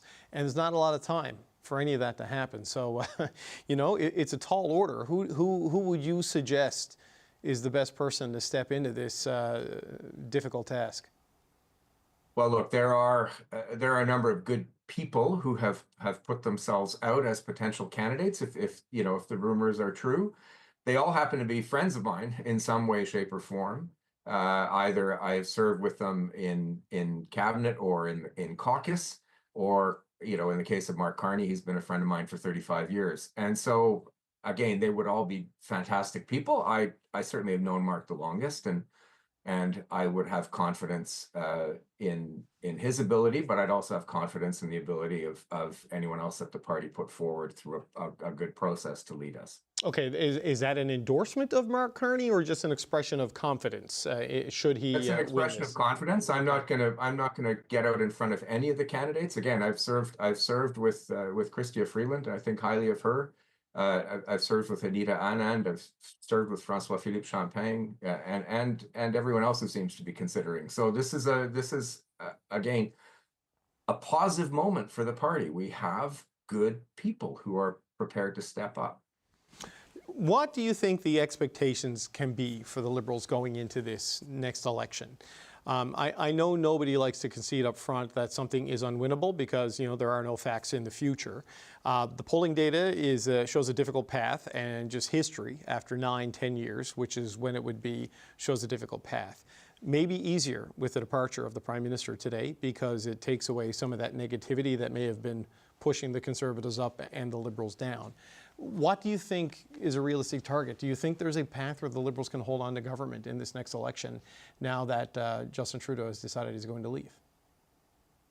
Well, the flip side of what I was hearing in LaSalle, Lamar, Verdun with respect to the Prime Minister was that, well, we don't like the leader of the Conservatives either. And we really would like you, Mr. Prime Minister, to leave such that we can have a viable alternative to Mr. Poilievre, because we don't want him in government. I think you're going to see a great deal of momentum very, very quickly towards whoever leads the Liberal Party. And I think I'm pretty optimistic. I would never say never. We went from third to first in 2015, and nobody expected that. I think with good policy brains and with good messages and with a great leader, with that rejuvenation, I think anything is possible. I'm not going to discount anything right now. I wonder about the timelines that are there, Mr. Lametti. There is not a lot of runway. Justin Trudeau has come to, there's Katie Simpson, who we're going to be talking to next. So, hi, Katie. Is David Lametti still there? Yes, I would like to, if we can. Hi, Katie. All right, yeah, we're having it's been a long day, Mr. Lametti. You know, there's going to be a couple of little things that happen. I just wonder about the timeline that's there. Like, they've got to do this very quickly. They've got to pick someone very quickly. There's not a lot of time to have a big, long process here. What do you think the party needs to do to sort of find this replacement and by when? Because, boy, there's not a lot of runway there. There is not a lot of runway. We can't waste a single moment. We need to have the longest, most robust process within the time frame that we have. And so, you know, I'm going to say, I would hope that we could do something that approaches the longest possible process that gets us a leader before Parliament comes back after the prorogation. We'll see what the National Executive, the National Committee does as a result of the rules. They're going to have to meet right away and come back with a process. But that's hopefully what we can achieve, which is, again, the longest possible process given the shortest period of time and working within that time frame. But it seems like we want to give Canadians a good view and have a robust discussion and a robust leadership. but we are time restricted. There's no question. They've got to do it well before Parliament comes back. Do you think you need a new leader in place, a new Prime Minister in place? Because you're going to run right into confidence votes and everybody says they're going to vote no. So if you come back to Parliament with Justin Trudeau still in that job, that's going to lead to a very chaotic transition into an election as a Prime Minister who said he's going to leave, probably loses a confidence vote within 48 hours coming back, right? So what, like March 1, do you think they can do it then? Is that going to be credible, do you think, with supporters? Well, we'll have to see. I think there's a great deal of goodwill within the party to move this process forward quickly. Right. There's a great deal of goodwill within the party to make sure anybody who wants to run has a chance to run. These kinds of discussions, I from what I can tell, have been, I wasn't in caucus, but from what I can tell, have been going on for a while. So there have been a number of people who've been testing their leadership aspirations with trial balloons over the last little while. So I think it can be done. I think the goodwill is there. The question is, you know, we all within the Liberal movement have to accept that we need to move quickly. We have to move in good faith. And even if we're supporting different candidates, we have to move together. David Lametti, I appreciate the time on a busy day. It's good to speak with you again. Thanks for being here. Thank you, David. Thank you, sir. Okay, I do want to get to Katie Simpson in just a moment, but before we do that, I gotta do a public service announcement for Canadians and for journalists. There's a website out there called kearneyforcanada.ca, and a lot of people are jumping on this and saying, that's it, Mark Carney is in. This is his launch, this is his leadership page. If you click through and go to the privacy and legal section of that page, there's a section which you don't normally see in legal literature, says satirical parody notice. This website is 100% satire and is not authorized or endorsed by Mark Carney or any candidate's campaign. Carney for Canada is not affiliated with Mark Carney, any candidate's campaign, and or the Liberal Party of Canada. Please contact us using our contact form if you have any gripes or legal concerns related to Carney for Canada. People are punching their personal data and information into this, thinking it's a leadership sign-up. It's just a bit of mischief making. So I want to put that out there because I see headlines saying he's already launched and this webpage is a hoax. And it's not me saying it, it's the webpage. Okay, now I want to get to Katie Simpson because Justin Trudeau's decision to resign comes 2 weeks before Donald Trump begins his second term as U.S. president. And Trump appears to be taking some credit for Trudeau's departure. Because of course, the CBC's Katie Simpson joins us now from Washington. So Katie, how is this news going over down there? Well, I want to give you a sense of the moment that Justin Trudeau made it official. We were watching Fox News, and the host, Harris Faulkner, broke into programming to bring a little bit of the announcement live. She was actually interviewing a Republican member of Congress. She's from Florida. She's a very big Trump supporter. And as this news broke, she sort of offered an insight into how the conservative world in the United States, how the Republican world is really responding to this news. Have a listen. Well, down in the South, what we would say, Harris, is bless his heart. He has struggled. And I think he sat down across the table from President-elect Donald Trump and said, you know, I don't think I'm qualified to handle this. And I think that that's why we're seeing him exit stage left. And so that kind of sentiment, that's sorry. That's the thought down here. Yep. And David, but wait, there's more. Donald Trump's statement was very similar to that kind of sentiment. She also added that, you know, this is just sort of another country in the world that is sort of realigning itself, as we've seen these elections where incumbents have been booted out the door time after time after time after time, per the, you know, Donald Trump happening here in the United States. But we also want to bring in what Donald Trump had to say, because Donald Trump sort of echoed the same kind of sentiments. And he put a rather lengthy statement up on Truth Social. And he said, let me just pull it up here. You know, David, you've had a very long day today, and look at me, not here with my little graphic board here, not prepared with my little graphic I've board got here. it. Do you want me to read it? No, I've got it. Here we go. So we'll bring up the now graphic board. Yep. Okay, thank you. So writing on social media, he said, the United States can no longer suffer the massive trade deficits and subsidies that Canada needs to stay afloat. Justin Trudeau knew this and resigned. Sure. If Canada merged with the U.S., there would be no tariffs, taxes would go way down, and they would be totally secure. Together, what a great nation it would be. So that's the thing is Donald Trump keeps talking about this, and we got a little insight into who else he's hearing this from. We've Kevin O'Leary, who is a businessman who also had a run in conservative politics in Canada. He was actually at Mar-a-Lago on Saturday night, and he was talking about this with Donald Trump. So he said during an interview today on Fox News. So it could be fresh of mind from his conversation with Kevin O'Leary if he is sharing the information as it went down. But again, this is something that Donald Trump keeps saying. And the question is, at what point is this, Donald Trump just trying to humiliate Justin Trudeau? What point is this something that's serious? What is the sort of breaking point here? Yeah, Kevin O'Leary is interesting. If he wants to do foreign policy on behalf of Canada, he should maybe come back and run for office rather than just go to Mar-a-Lago, because I don't think he's entitled to do that. But, we had this situation, like the Fox News thing it's the first time I've seen that today, Katie, and that is wild, because I think Justin Trudeau actually thinks he's probably the best person to deal with Donald Trump. That's why we're here.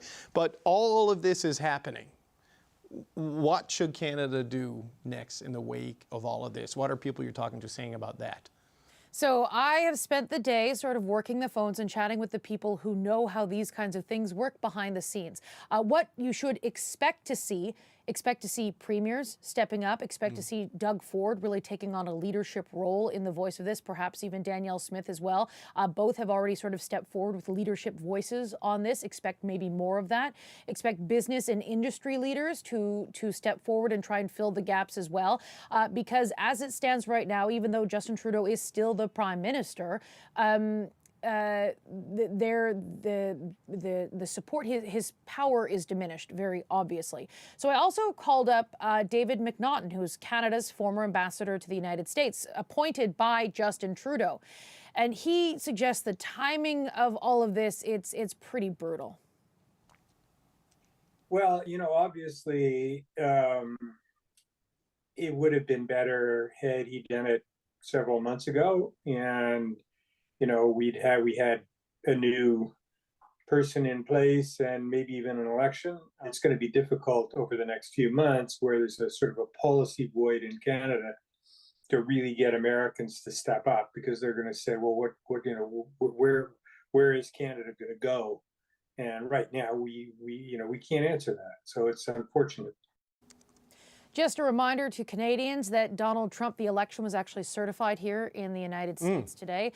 So Donald Trump will be returning to the White House on January 20th. Donald Trump has said on social media that he will impose 25% tariffs on both Canada and Mexico on day one in office. His threat at first saying that he wanted to see significant changes at both the northern and southern border. Canada, of course, responded with about $1 billion in spending to improve border security and address his concerns. And then he also started really going after the trade deficit with Canada. Some of his statements have exaggerated the size of the trade deficit, but that, of course, is a far more complicated thing than trying to address security concerns at a border. No, when you buy a pile of natural resources from a natural resource country, and some of those are valuable, like oil, you're going to get trade deficits. But here we are. It's math, and it's 2025. Katie, thank you so much. Always good to talk to you. Appreciate you being on the show. That's the CBC's Katie Simpson in Washington.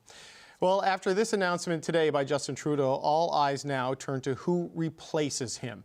A number of contenders are in the speculation mix, and Catherine Cullen is the host of CBC's podcast, The House.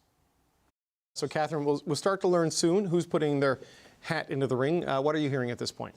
Yeah, it is, as you alluded to a few moments ago, David, quite a considerable list of people who are at least thinking about it. So let's talk about some of, certainly starting with the more prominent names. Let's start with Chrystia Freeland, former finance minister, and in many ways the catalyst for what we saw today from the Prime Minister. Interestingly, her name even coming up at the news conference, right?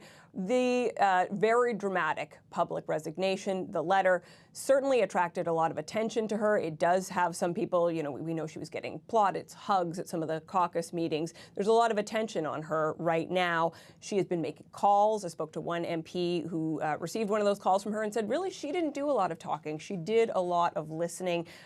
It does seem like that process is underway. I've heard people talking about her strategic abilities. At the same time, referencing that news conference earlier today, the Prime Minister did explicitly say of Freeland when he was asked what happened, she's been by my side for 10 years now. She's been an incredible political partner. And that does speak to one of the key issues in this race. people who are seen as being too closely associated with the Prime Minister, if indeed Canadians are looking for a change, as opinion polls suggest, from what they've seen so far. Let's talk about Mark Carney, too, another name that has loomed large over all of this, of course, acting as an economic advisor to the Liberal Party for a few months now, best known as the former Bank of Canada governor, former Bank of England governor. He put out that op-ed in the Globe and Mail over the holidays, sort of laying out his vision for Canada. Again, somebody who's been making phone calls. There's a sense that there is a infrastructure around him. He's got those economic bona fides. What he doesn't have is the political experience that some of these other folks do. Christy Clark, too, somebody who seems to have quite a machine up and running, former Premier of British Columbia. She, unlike a lot of the other names on this list, not a member of Justin Trudeau's government or even closely associated with him. The flip side of that, though, is some folks who might argue that she is not, in fact, truly a Liberal and will be needing to make inroads in the party. One more interesting set of information we've got today from our colleague Kate McKenna, David. Dominic LeBlanc, according to somebody with knowledge of his leadership plans, saying it's very likely that LeBlanc is going to present himself as a candidate. Until today's announcement, he has been reluctant to have conversations about the topic out of loyalty, but they have been sketching out a possible leadership plan for a number of weeks, suggesting there is significant support within the party and caucus. So those are some of the folks that we can see really actively organizing. Other names out there, we'll just run through them. Anita Anand, François-Philippe Champagne and Melanie Joly, questions. Certainly both folks who seemed interested in this, but will they actually make the leap? And a couple of names that have emerged really only more recently, questions about whether Jonathan Wilkinson and Karina Gould might both be interested in jumping in. And as you alluded to before, David, that is a significant chunk of the Prime Minister's front bench. And if folks do indeed have to leave cabinet, should they decide to jump in, that may create some challenges, some new challenges for Justin Trudeau. No, it's a long list of names without a lot of runway in front of it, Catherine. So how will all of this unfold? Because, it's been a month. What happens next? Yeah, indeed. And, the party constitution, the Liberal Party constitution, does suggest that a leadership race needs to be 90 days long. But there's basically an asterisk baked in there that says, well, if things get messy, you could shake them up. And clearly they're going to have to do this with the prorogation only lasting until March 24. So a lot of questions right now. How long is this leadership race going to be? What's the bar for entry? How many signatures do you need? What kind of fundraising do you need to do? There are even questions about how many debates and whatnot might happen. And so, we may see people raising their hand almost immediately saying they're ready to go now, but it may take a little bit more time as the party sorts out what this race looks like exactly. I don't know that we're necessarily going to learn that this week, but I don't know that it'll take the full 27 days that are allowed under the party constitution either. As the race starts to shape up, you're going to see some of these folks making a decision about whether or not it's right to jump in. A shorter race helps some people, hurts others. Some of these conditions will make or break people's decision of whether or not they want to make a run for it. All right, Catherine, thanks so much. That's the CBC's Catherine Cullen. Well, some provincial leaders have weighed in on Justin Trudeau's decision to step aside and have someone else steer the Liberals into the next election. Have a listen. I think the history books will look back on the Trudeau government with probably some different lenses, and it'll be easier to see once you're further away from it than it is in the moment. Canadians have expressed that it's time for a refresh, reset, and a new direction, and so I think this is the right decision for the Prime Minister to have made. We need the Prime Minister to focus 100% on the U.S. tariffs. We have 14 days left before elect President Trump gets inaugurated, and we need to focus to make sure these tariffs don't move forward, and if they do move forward, we need to make sure that the federal government has a strong plan. I also spoke earlier to Alberta Premier Danielle Smith, and I asked her about potential replacements and what her advice to the Liberals would be. Well, as you know, I'd be voting for a different political party than any of those options that you put forward. But if you want to talk about what's best for the country right now from a stability point of view, I would hope that Dominic LeBlanc doesn't put his name forward so that he can be that stable voice at the table on behalf of Canada for the next couple of months. He accompanied the Prime Minister to Mar-a-Lago. He has since gone down again with Melanie Joly. He has had an ongoing relationship with the individuals he met when he's been down there. And so I would say that having some kind of voice at the table that is a sort of a stable voice, I would like to see Dominic LeBlanc be that voice for the coming months. Since we last spoke, as you said, Minister LeBlanc and Minister Joly have gone to Mar-a-Lago to speak with the Trump officials. I know you're going to the inauguration and you have a good relationship with a lot of Republican politicians in the United States. What signals have you gotten from people in the Trump orbit and in Trump world on how they're viewing the response that's been put forward to the demands for a tighter border by Canada? Are you more hopeful or more pessimistic than you were before the Christmas break about where things may be going on this battle over the tariff? Yeah, it's very tough to tell. I mean, the U.S. president keeps trolling our prime minister. He did again today, say once again his line about Canada becoming the 51st state. And so that doesn't suggest to me that we're having a significant breakthrough. I think it was a relatively good meeting that Dominic LeBlanc had when he was down there. There did seem to be some positive comments that came out after that.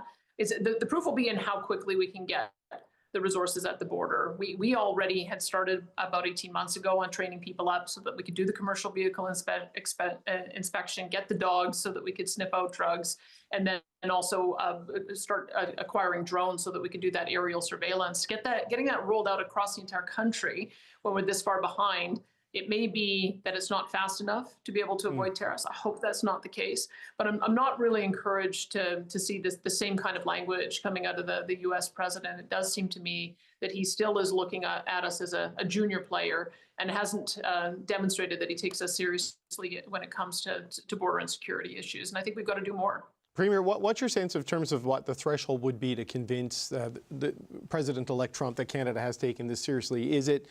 It doesn't seem like there's enough time between now and the 20th of January to demonstrate results. You know, you're not going to have comprehensive data on fentanyl flows and migrant flows, you know, since the measures were put in. But is it the robustness of the plan? Is it the scale of the intention? I mean, what is your sense from the people you speak to in the U.S. of what it is that the country needs to produce by the 20th of January? Well, I can tell you that there was just an announcement of a major drug bust of cocaine coming into our province from the United States. I think it was a street value of $2 million. And I think that does make the point that we have cross-border flow of illegal products and illegal activity happening both ways. And so we're going to continue doing what we can to shore up the support at the border in Alberta. And I hope every province is doing the same. And we just have to make sure that as we find that evidence of criminal activity, that we are doing the press releases, that we are making sure that there's a demonstration that our law enforcement is able to find the bad guys and be able to take those products off the street. And so that's what we're doing. And I see that other provinces are doing the same as well. I think though, that we have to be realistic about what it is that the president wants. And I don't know that we know the answer to that yet. He seems to want across the board tariffs, regardless of who his trading partner is. And if that is the case, that he wants to use tariffs as a way of generating revenue for his country, it's going to be a very different conversation that we need to have. I think that if we can be Fortress North America, that we can demonstrate that we can allow the Americans to achieve their aspirations of energy dominance by being the safe and secure supplier of oil and gas, I think that's going to be one aspect. With China coming back and saying that they're going to ban the export of critical minerals, we know that you can source them in British Columbia and Ontario and Quebec. That's an argument we have to make. Uranium is vitally important. Saskatchewan provides 20% of the world's supply of uranium. We export 85% of it. We can grow that. That's going to be important. So it does seem to me that we have a lot of arguments to make about why Canada should be treated in a special way. I'll be making that argument. Not to mention the fact that we are the biggest consumer of American products too, and that's kind of what the U.S. president is looking for as well. That was Alberta Premier Danielle Smith. Okay, it's time now for our daily power rankings, our look at who is up and who is down on Canada's political stage. And what a day for them to be here. I'm joined now by Rick Bell, who's a columnist with Post Media. Rob Benzie, why he's the Queen's Park Bureau Chief for the Toronto Star. And here's me in the studio, Mia Rabson, Deputy Parliamentary Bureau Chief for the Canadian Press. Okay, we're not going to fool around with making you guess the quote of the day. We're going to get our panel's reaction to this seismic announcement in Ottawa today. I intend to resign as party leader, as Prime Minister, after the party selects its next leader through a robust, nationwide, competitive process. Okay, Mia, what do you think? Because this is seems like it's been a long time coming, but also seemed like it might never happen because of the dynamics, but here we are. What are your thoughts? After the last 2 or 3 weeks, and to be fair, I don't actually know how many weeks it's been because they're all rolling together at this point. Sure. This was not a surprise. Yeah. When your caucus in Ontario, your caucus in Quebec, your caucus in the Atlantic, most of your MPs in Western Canada are saying it's time for you to go. Yeah. He could not survive this. But it is a big departure. For more than a year, he has answered every question about his future. I'm staying. I will lead this party into the next election. He survived one attempt in October by his caucus to push him out. Didn't happen. So it was not surprising today after the last few weeks, but it definitely was not expected. This is not something that I thought would happen in October. He seemed very steadfast despite that opposition. But I think the calls just grew too loud.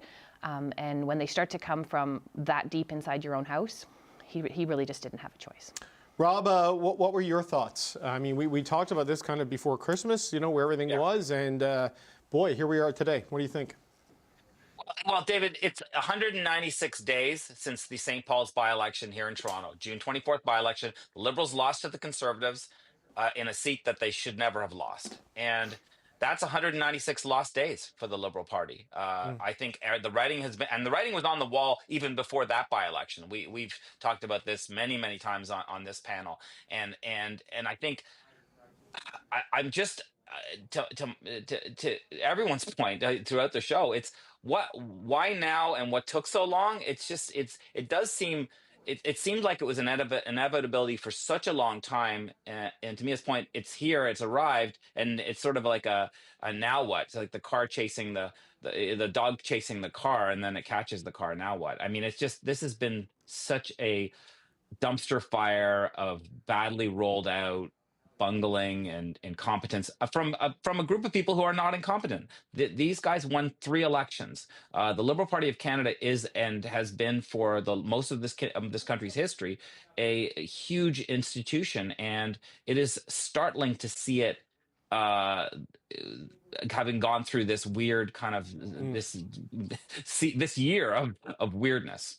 Rob, did you track all 196 days since the Toronto St. Paul by-election, or use one of those websites? How many days between two? David, as I said to you before Christmas, remember it was the Toronto Star, the CBC, and Radio Canada that were the only ones there. Stewart's headquarters the night that the Tories won St. Paul. So yeah, we've been counting the days. Everyone else was watching Game 7. Rick, your thoughts on this? I spoke to the Premier earlier, Danielle Smith. I don't think she's shedding a tear here.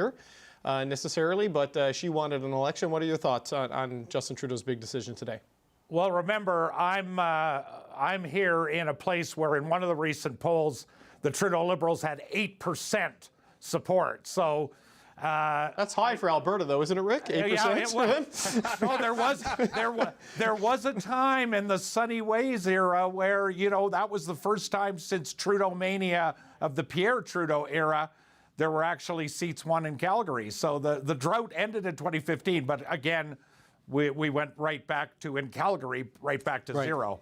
But on the one hand, and I've talked to quite a few people today preparing for coming on this program, and for a minute there is a bit of relief. Okay, finally there is a decision. But immediately or shortly thereafter kicks in another feeling, which is, and I'm going to be honest here, a lot of people out here really wanted an election because they wanted to defeat, crush Justin Trudeau. Right. They wanted to punish the Prime Minister and the Liberals under his leadership for a multitude of sins, mortal and venial. Right. So that's part of it too. So when people are talking about the desire for him to have gone to the Governor General and have an election, some of it is bound up in the fact that they actually wanted to see him defeated as opposed to walk away and have an election with a new leader. Right. The other part that people are concerned about is, not speaking of conspiracy theories, but just speaking about perhaps mild justified paranoia, is the fact of what could possibly happen now that would be strange, weird, crazy, to sort of complicate matters more come the time for an election. In other words, Parliament is not around. Then we get to the end of March. Is that when we're going to get an election? I'm just reflecting what people are saying. Or is it April? Or is it May? Or does Jagmeet Singh decide to back the Trudeau Liberals without Trudeau again?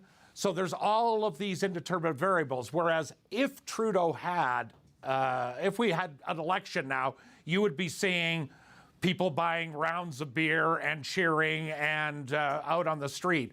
But right now, we're waiting. We're waiting for what the next move is. And I think it's a very different reaction here. So it is somewhat muted, and there really was a desire, as Premier Smith and many others have said, to have an election. I find it fascinating, Rick, that after Toronto St. Paul's, Joe Biden bowing out, LaSalle MR Verdun, a letter-writing campaign, Chrystia Freeland's resignation, and Trudeau today, you're saying, what weird thing's going to happen now? And by the way, Donald Trump got reelected.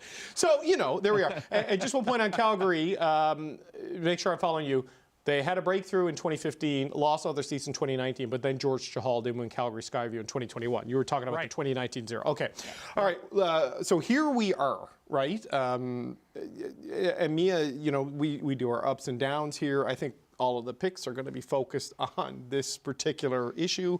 You get us started. You've got a down here on sort of how things ended up here. I mean, I might have talked about Canada's World Junior team, but after today...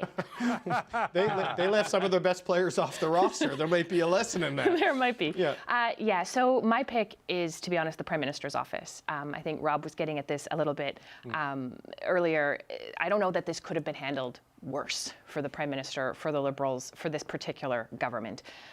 If the Prime Minister had even done this in October and not now, when the noise after those two by-elections, in particular, the one you mentioned in Toronto and then in Montreal, went so badly. If he'd done this in October, they would have had a longer runway. There were MPs telling me in October this is what they wanted him to do. Yeah. Step aside, prorogue Parliament for a few months, have a leadership race, let's get renewal.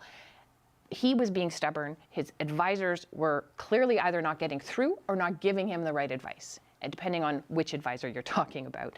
And he hung on. And now we are days from Donald Trump being inaugurated as the president of the United States, days away possibly from 25% across-the-board tariffs being imposed on Canada, going into it with a prime minister who is a lame duck for Donald Trump and for all intents and purposes for the Canadian government.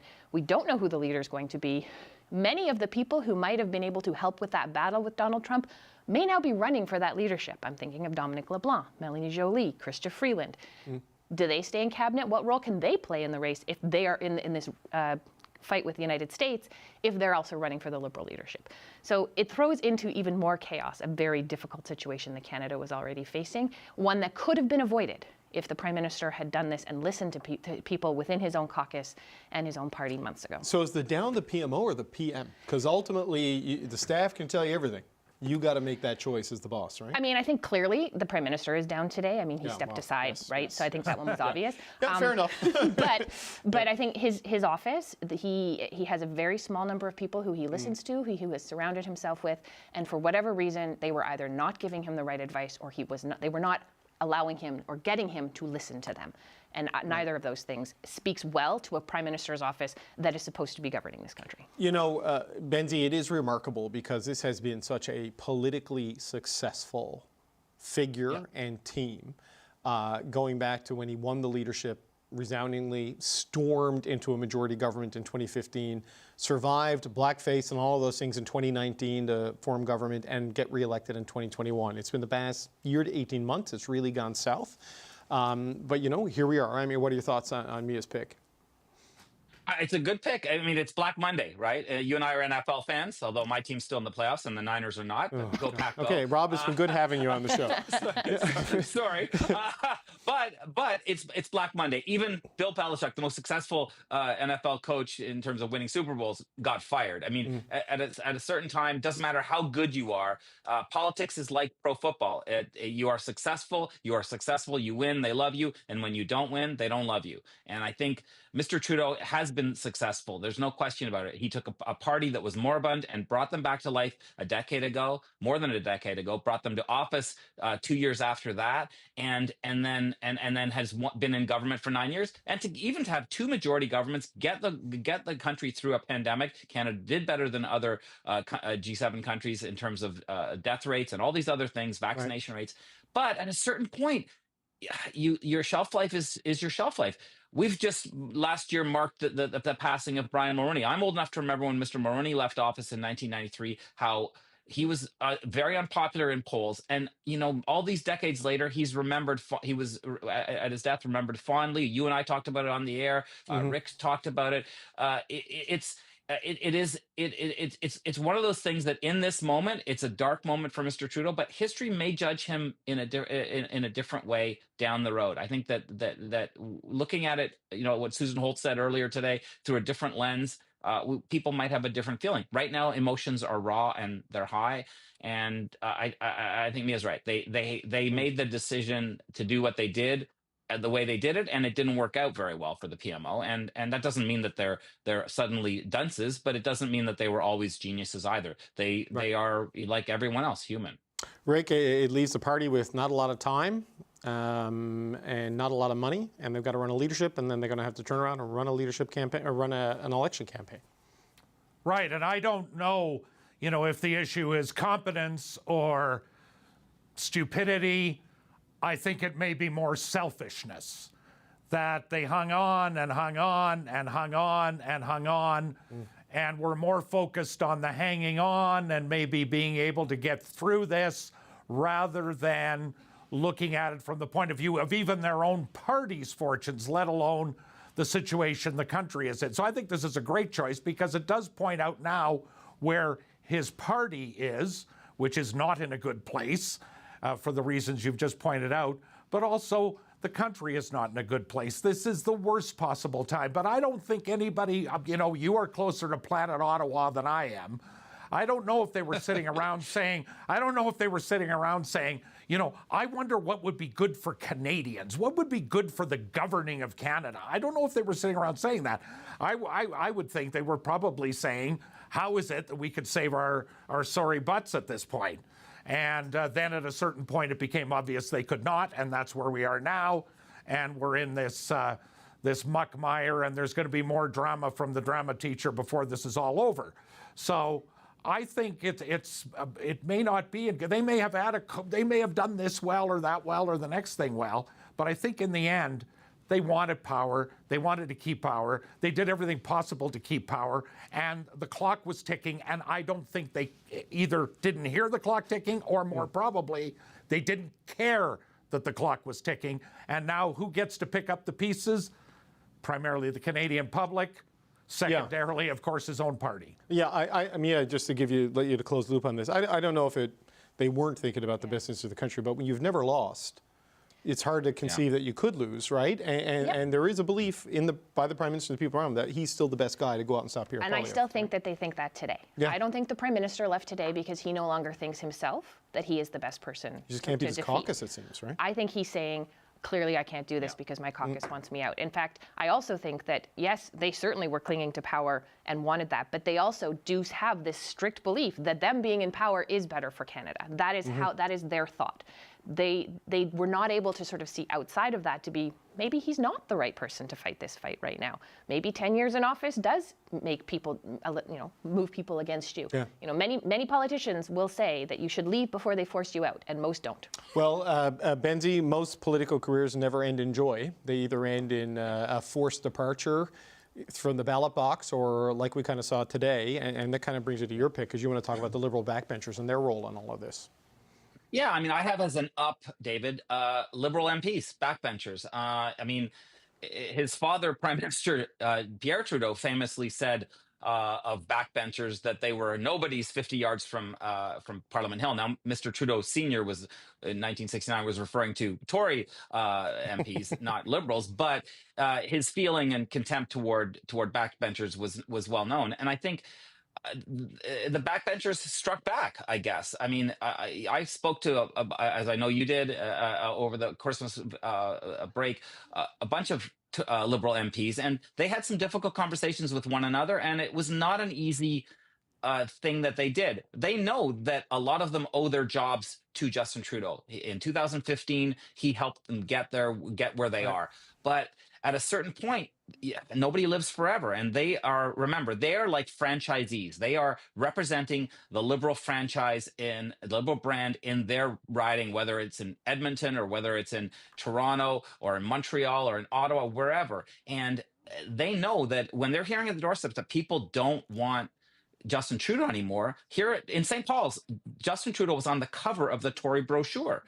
Don Stewart's brochure had Trudeau's face on it. That told you he was the ballot question.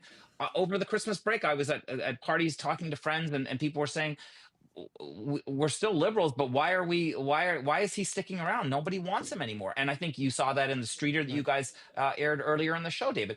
So I think Liberal backbenchers did the heavy lifting. It was not easy, but if they hadn't stood up and said to the Prime Minister, with the regional caucuses and whatever, that this can't go on. I think Wednesday's meeting would have been a bloodbath, and I think that he has circumvented it by doing it. He's reluctant. Our cartoon in the Star tomorrow, Theo Madakis, has a great one.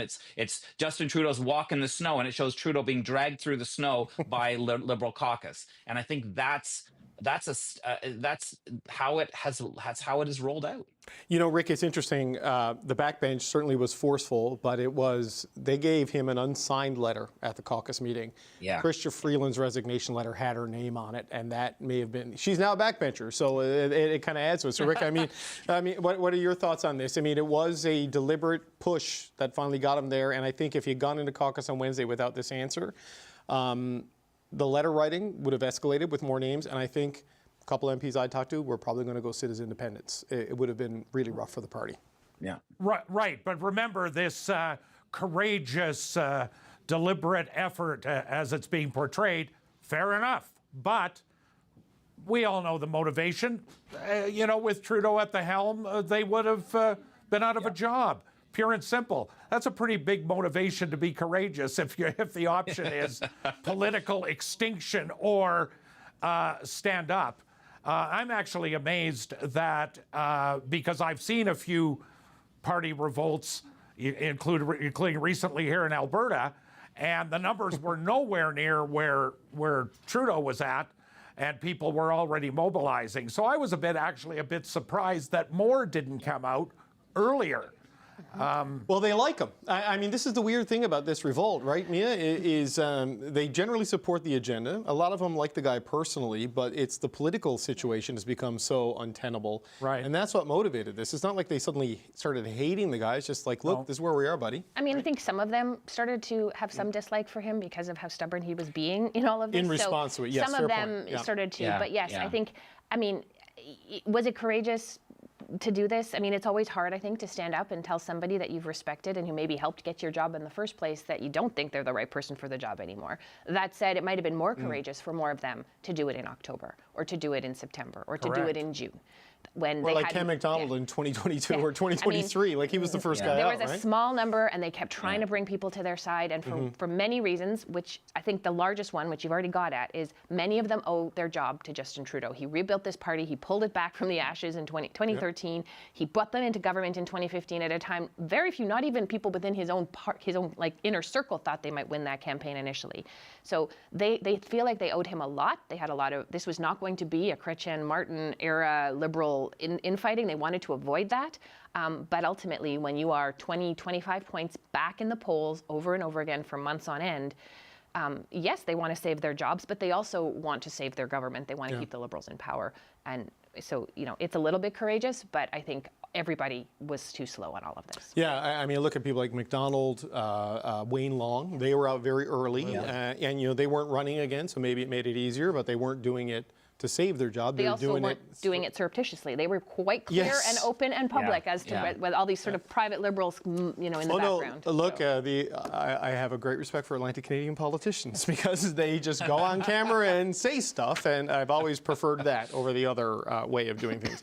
All right, Rick, you have no problem going on camera and saying stuff. Give us your pick on this historic Feast of the Epiphany.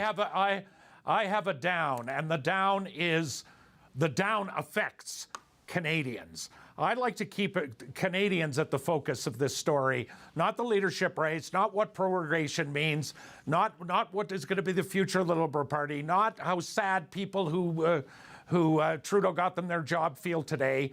I'm looking at Canadians, and it was mentioned earlier in this program, on this segment, about what Canadians are now left with, and that's where the down is, the situation of Canadians. We are now left, and I don't even really at this moment care what the Liberal Party's sad, sorry state is and how they have to dig themselves out and find a leader. I'm looking at Canadians, and Canadians right now, yes, he is signaling his intention to resign, but now, because of the timing and because of the fact there's not an election happening right now, we are in a pretty sorry state, with not just with the tariffs, but with the various crises in this country, the various policies that need to be handled, the cabinet ministers that will not be around. I mean, it goes on and on and on. It isn't just inside baseball. But I think Canadians were ultimately let down. And this is from a guy who proclaimed every day in every way how much he cares about Canada, fair enough, and how much he cares about Canadians, fair enough. But now Canadians are left to deal with this mess that exists, and I think the word chaos was used a few minutes ago, and the chaos that may arise because of this. So I'm upset more by the fact that I think the focus in the next days ahead should be on Canadians and what we're left with, irrespective of political stripe. Well, Rob, there is going to be definitely chaos inside the Liberal Party of Canada as they try to figure out what the heck comes next. But, the Prime Minister is still the Prime Minister. There is a continuity of government. The civil service is still there. The U.S. ambassador, the ambassador to the U.S., is still there. So fundamentally, in terms of the mechanics of operations, it's still what it was yesterday. You know what I mean? Yeah. But the question is whether anybody takes them seriously, knowing the change that is about to happen, right? So. Yeah, and I think Rick makes a good point that there is a lot of chaos and turmoil. But you know what? This isn't May 1940 in England. And thank God. This is we have an existential threat from a U.S. president threatening tariffs. We're going to have a trade war inevitably. It will be bad. But I think the next prime minister, whoever it is, whoever he or she is, will do what they can to mitigate that. I know a lot of Canadians are pretty happy today that Mr. Trudeau has finally made a decision. They think they wish he had made this decision many, many months ago. And I think to Rick's point, it would have been better if this had happened at a different time. But it's happened, as Vandana said earlier on the show. It's happened. It's time to look what can be done now. The Trump tariff threat. We were speaking to Premier Doug Ford at Queen's Park today about this. It is still the biggest headache that Canada has on the horizon. And that's where the threat really comes from, right? It comes from the impulses of Trump. I did notice that Doug Ford refused to rule out, despite many great attempts at an early election, but that can maybe be... I tried, I'm sorry. No, I watched. Mia, what are your thoughts on this? There is, the civil service is still there. There's a cabinet. It will change as people run for leader. There's still a prime minister who now, unencumbered by his own political future, can actually focus on some of this stuff. Whether he carries the weight of the office now when dealing with Donald Trump and them, that's a difficult question to answer. But where do you think things are right now that the dust is starting to settle maybe on at least the internal fighting in the Liberals? See, I actually think the dust is just starting to kick up on the internal fighting with the Liberals because they now have to decide who's going to lead them. And that is going to be an interesting argument. It's going to be an interesting battle. Is there it's going a new cloud of dust, though, right?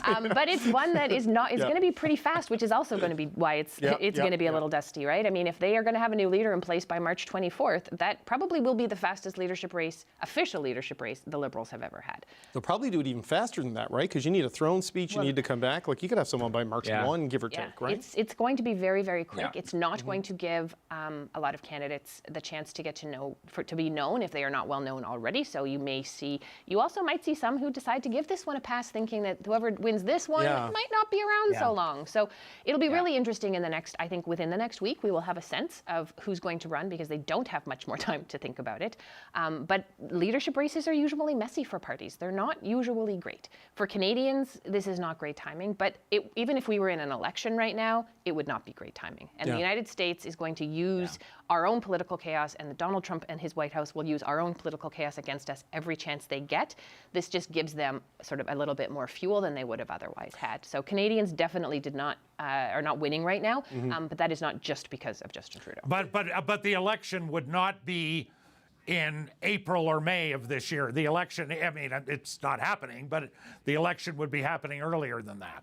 Wait, sorry. So what do you mean? So the amount of so-called chaos might be at least shortened somewhat if today we were going to an election. I mean, I honestly believe that. Could you imagine if the headline tomorrow was, we're on our way to an election? I mean, that really would have sped up a lot of this stuff. And of course, there wouldn't have been that Liberal leadership issue, which is going to consume the Liberals, if nobody else. But we're not, and here we are, and that's the parliamentary system. We'll see where it goes. But just as a final point, Mia mentioning some people may sit this one out. I was hearing a lot of that today. I have not been able to make the phone calls because I've been on television since 8:30 this morning. But we're going to let you guys go so you can all make calls and scoop me on this. Mia Rabson, Rick Bell, and Rob Benzie. Thanks so much, gang. A lot of fun. Appreciate it. Hi, guys. Thank you.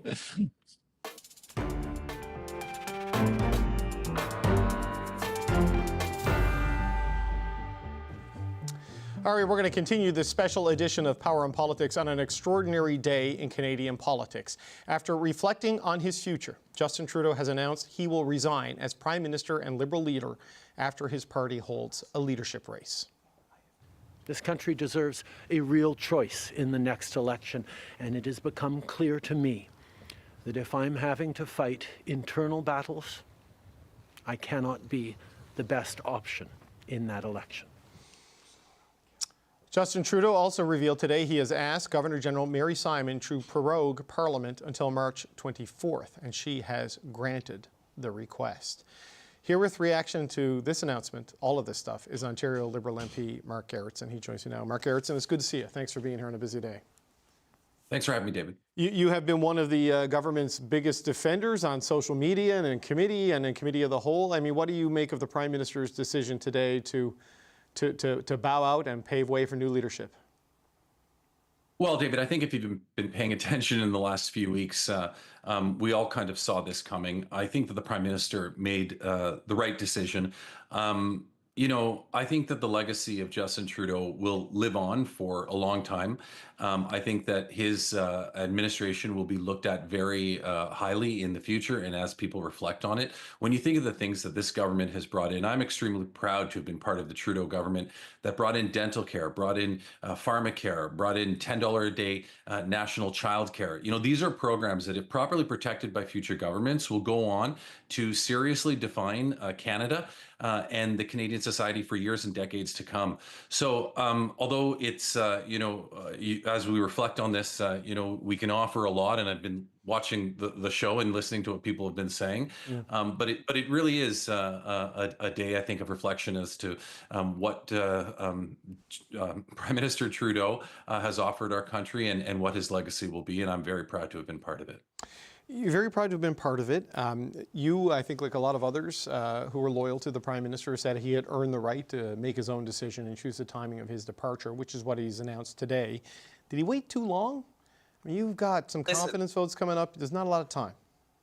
Listen, I mean, this kind of decision is not one that I think anybody takes lightly. And I've definitely heard, I think I'm a lot more optimistic than the last three people that you had on in terms of timing moving forward. But I will say that this isn't an easy decision to make. And I know one thing about Justin Trudeau is he takes his job very seriously and he reflects on this stuff in a very serious manner. And he came to this conclusion and this decision on his own. Sure, there was a lot of pressure, but he made this decision, and I respect the timing that it took for him to get to this place. Notwithstanding that, we have a lot of work to do moving forward into the weeks and months to come. And I can assure you that the Liberal Party of Canada is prepared for that, and we're willing to take on that challenge. What makes you optimistic, though, Mark Erickson? Because we don't know who exactly is going to run, though we have a preliminary list of options that will almost certainly be whittled down as the days go on. Don't know the process, don't know the timeline, don't know how quick it can happen and whether people will be happy with whatever the executive decides on. And then it's back to Parliament on the 24th of March with like a string of confidence votes staring you right in the face.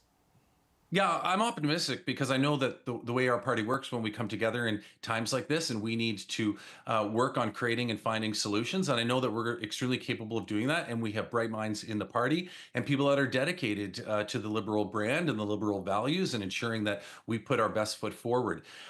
You know, like I said, I've been watching the program and I saw the 10 names that you've accumulated so far pop up on the screen. Yeah. And the one, you know, when I look at that and I think of who do I want to lead our party into the future, I want somebody that can take on Pierre Poilievre, that is not afraid to take the fight to him, and somebody that can get right and connect with Canadians and talk to Canadians in a way that resonates well with them.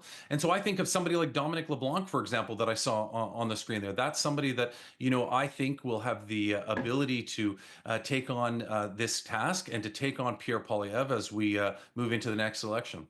Okay, so is that an encouragement for Dom LeBlanc to run, an endorsement of him should he choose to run? Because, look, as an East Coaster, I heard a lot of this from people back in St. John's over Christmas saying he's sort of that middle-of-the-road Liberal, you know, in terms of ideology. He's got that Atlantic Canadian sensibility in terms of retail politics, and they think he raises your floor out east and maybe makes you competitive in Quebec and Ontario in ways that you haven't been for a while. So are you endorsing LeBlanc? Is that how we should interpret that?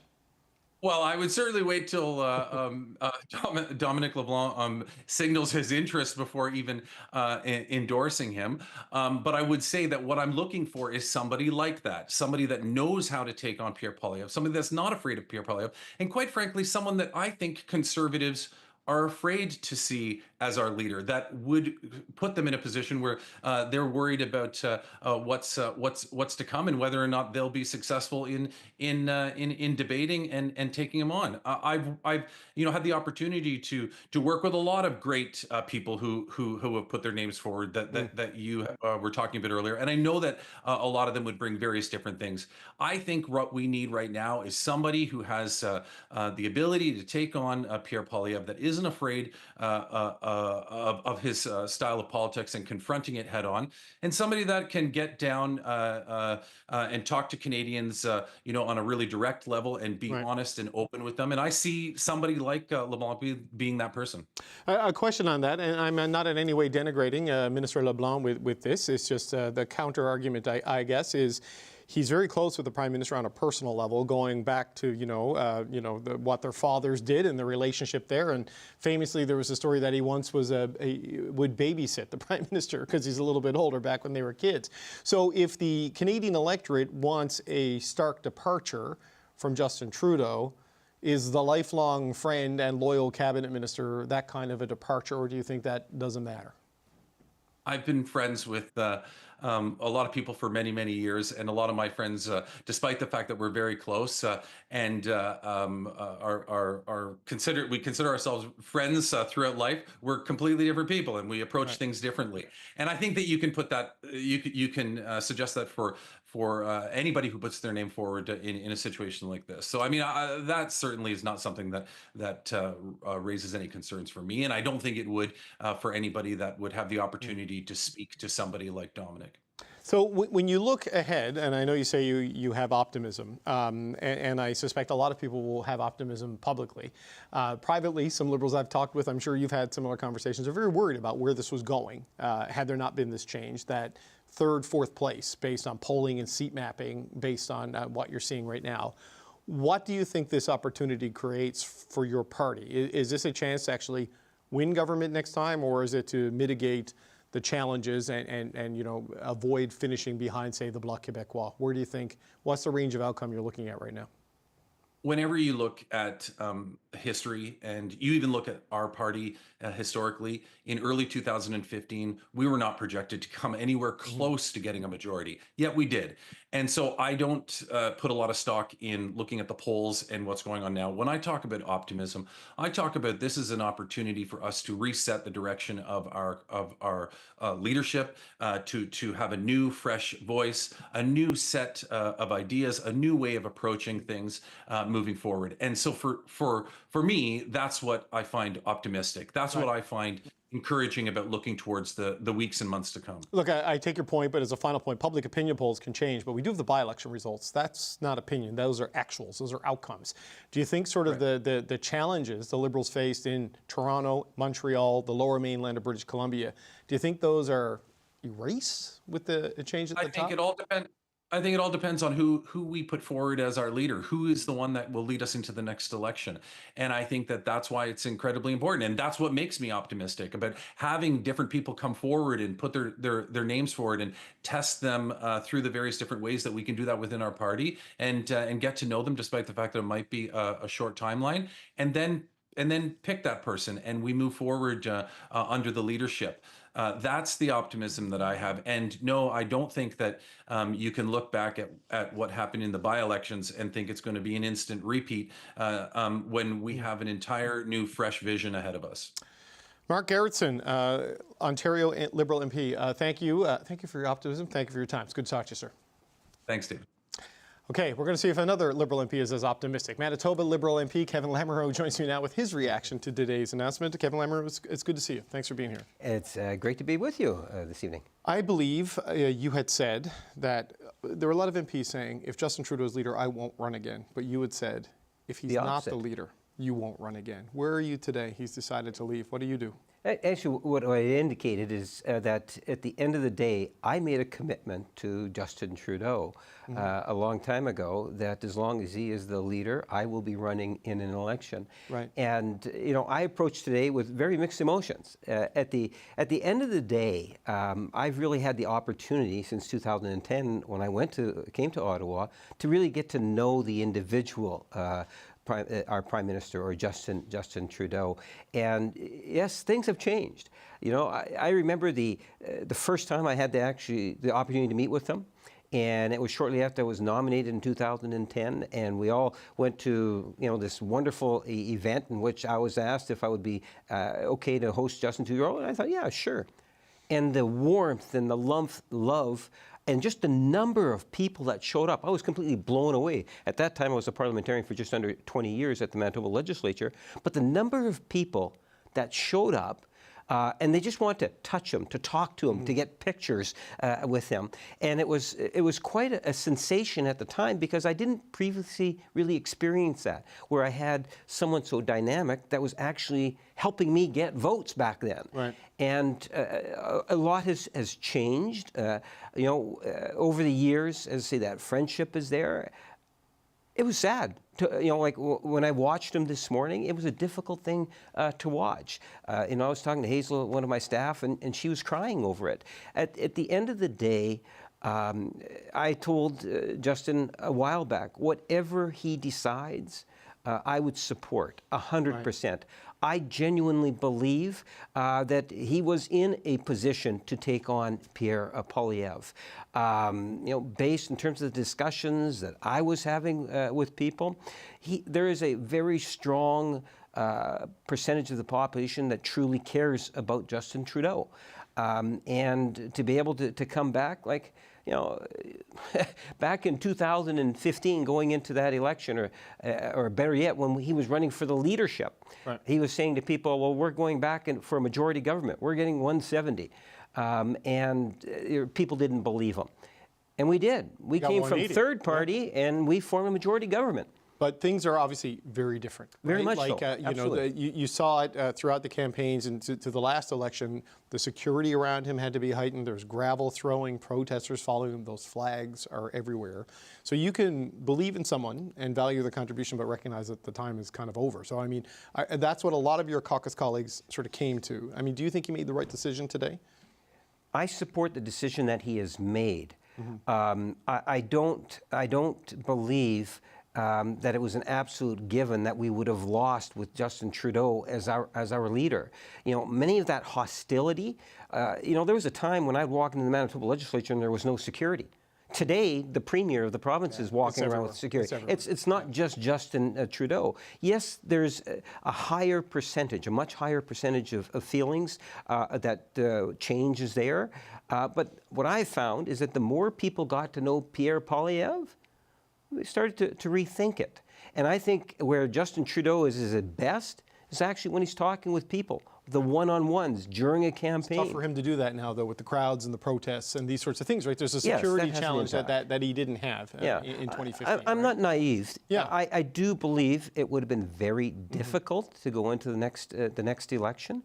I think it's going to be difficult no matter who is the leader of the Liberal Party. We've been in government for just over 9 years now. People have a sense of change. You know, over the last 9 years, we've done a lot of wonderful things. There's been some issues that we've been challenged on. Yes. I'll concede that. And I think what's going to be important going into a leadership convention is that all of my colleagues and Liberals in general have got to have an open mind and truly an open mind to whom those leadership candidates are going to be. Who do you think it should be? You know, there's like 10 names out there. I'm not sure how many of them will all be in or out or whatever. But who do you think it needs to be able to take on Pierre Poilievre and sort of win back the affection of a disillusioned electorate? Well, if we exclude my daughter, I'm not prepared to endorse anyone. You know, at the end of the day, is your daughter running? No. Well, you know, she's done quite well at the provincial level. You never know. True. But anyway, at the end of the day, there will be a time in which, no doubt, I'll come forward. As of right now, I have not made any decision, right. And I'm in no hurry. I'm hoping that we'll see a national campaign that's going to get people engaged. And that's why I say I think it's more important that the party recognize that we have to listen to what people are telling us. And that means those leadership candidates, I'm looking forward to their ideas. And, you know, there's some things I don't waver on. I love our healthcare system. But there's other issues that I think that we need to be open-minded on it. Climate, for example? Climate is one of them. Absolutely. Yeah. You know, there's a number of issues there, and hopefully we'll get a lot of dialogue across the nation. And at the end of the day, and this is why I talk about the prorogation, I see it as a good thing. We give up 25 days. What do we get in return? In return, we get a prime minister now that can focus with Donald Trump, not worry about the Liberal leadership or opposition parties, and we will get a stronger and healthier Liberal Party of Canada, which is better for democracy, because I suspect I'm going to be knocking on doors come April, given what Mr. Jagmeet is saying. Okay, so you're going to be knocking on doors come April. That means you are going to run again, even if there's a leadership change? I'm running in the next election. I've committed to run, with the one caveat with my daughter, as I say. But anyway. Right, I gotcha. Because, well, look, Jagmeet Singh did kind of move up things a little bit today in his position, right? Because previously, you have to parse what they were saying, that they were prepared to vote non-confidence, but it would be a motion that they would bring forward rather than a Pierre Poilievre-fueled motion, because he gets to do it first as the official opposition. But today it was the first chance we get. We're voting non-confidence and we're voting for an election. So you come back March 24th, you got what, 4 days? What do you think? Well, you know what, before the snow started to fly in Manitoba, I had taken my signs out and got them in a sheltered area so they're easily put out. You know, I would think that most elected officials, in fact candidates, have been out knocking on doors and getting their campaigns ready. I'm anticipating that there will be an election in April. I'm hoping that we will be able to present a throne speech will provide contrast between Pierre Poilievre and a rejuvenated, new-faced National Liberal Party. And I look forward to the election. I think it's an opportunity after 3.5 years. This is the longest that we've ever seen a minority government in Canada. So we have an opportunity to be able to refresh ourselves. I hope that we'll take advantage of that. Is a change in leadership enough, just as a final point? I mean, it is going to be very much a lot of the same caucus, seemingly. I mean, there are some retirements and things, but, you know, is the change in leadership enough, or do you really need to sort of reposition the party on the spectrum in a noticeable and material way? I think at the end of the day, it's more than just the leadership, that we have to be able to communicate in a very genuine way to the people of Canada as to why it is that voting for the Liberal Party equates to also voting for change. Right. And that often requires, you know, we've now made the decision or heard the decision by our Prime Minister, so now we need to accept it, as I have, and we need to now start to put together something that not only gives the impression that it's genuine change, right, but it's something that is, in fact, genuine change, and some individual, a new leader, that's prepared to take on Pierre Poilievre and the Conservative Party of Canada. That is a tough needle to thread with not a lot of time to do it, right? There's a lot of time. You know, at the end of the day, like when I was first elected back in 1988, the NDP were going to be demolished completely in the province of Manitoba. They actually had a leadership race during the election itself, and they came out quite well. Gary Doer eventually went on to become the premier. You know, it's the way one looks at it. I think there's plenty of time. Well, Kevin Lamoureux, when you do decide who you want to endorse, and if your daughter does decide to get in, we'll have her on the show. So thanks for being here. This is Kevin Lamoureux, Manitoba MP for the Liberals. Thank you, sir. Thank you. Okay, so what could the Prime Minister's plan to resign mean for Liberal fortunes? Well, Shachi Kurl, she's the president of the Angus Reid Institute. You normally see her here on Thursdays, but it's one of those days. She joins me now.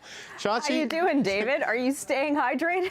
Yeah. Hydration is a challenge when there's no commercial breaks. But here we are. That is true. Speaking of challenges, look, the polling has shown a Justin Trudeau-led Liberal Party was not going to do well in the next election.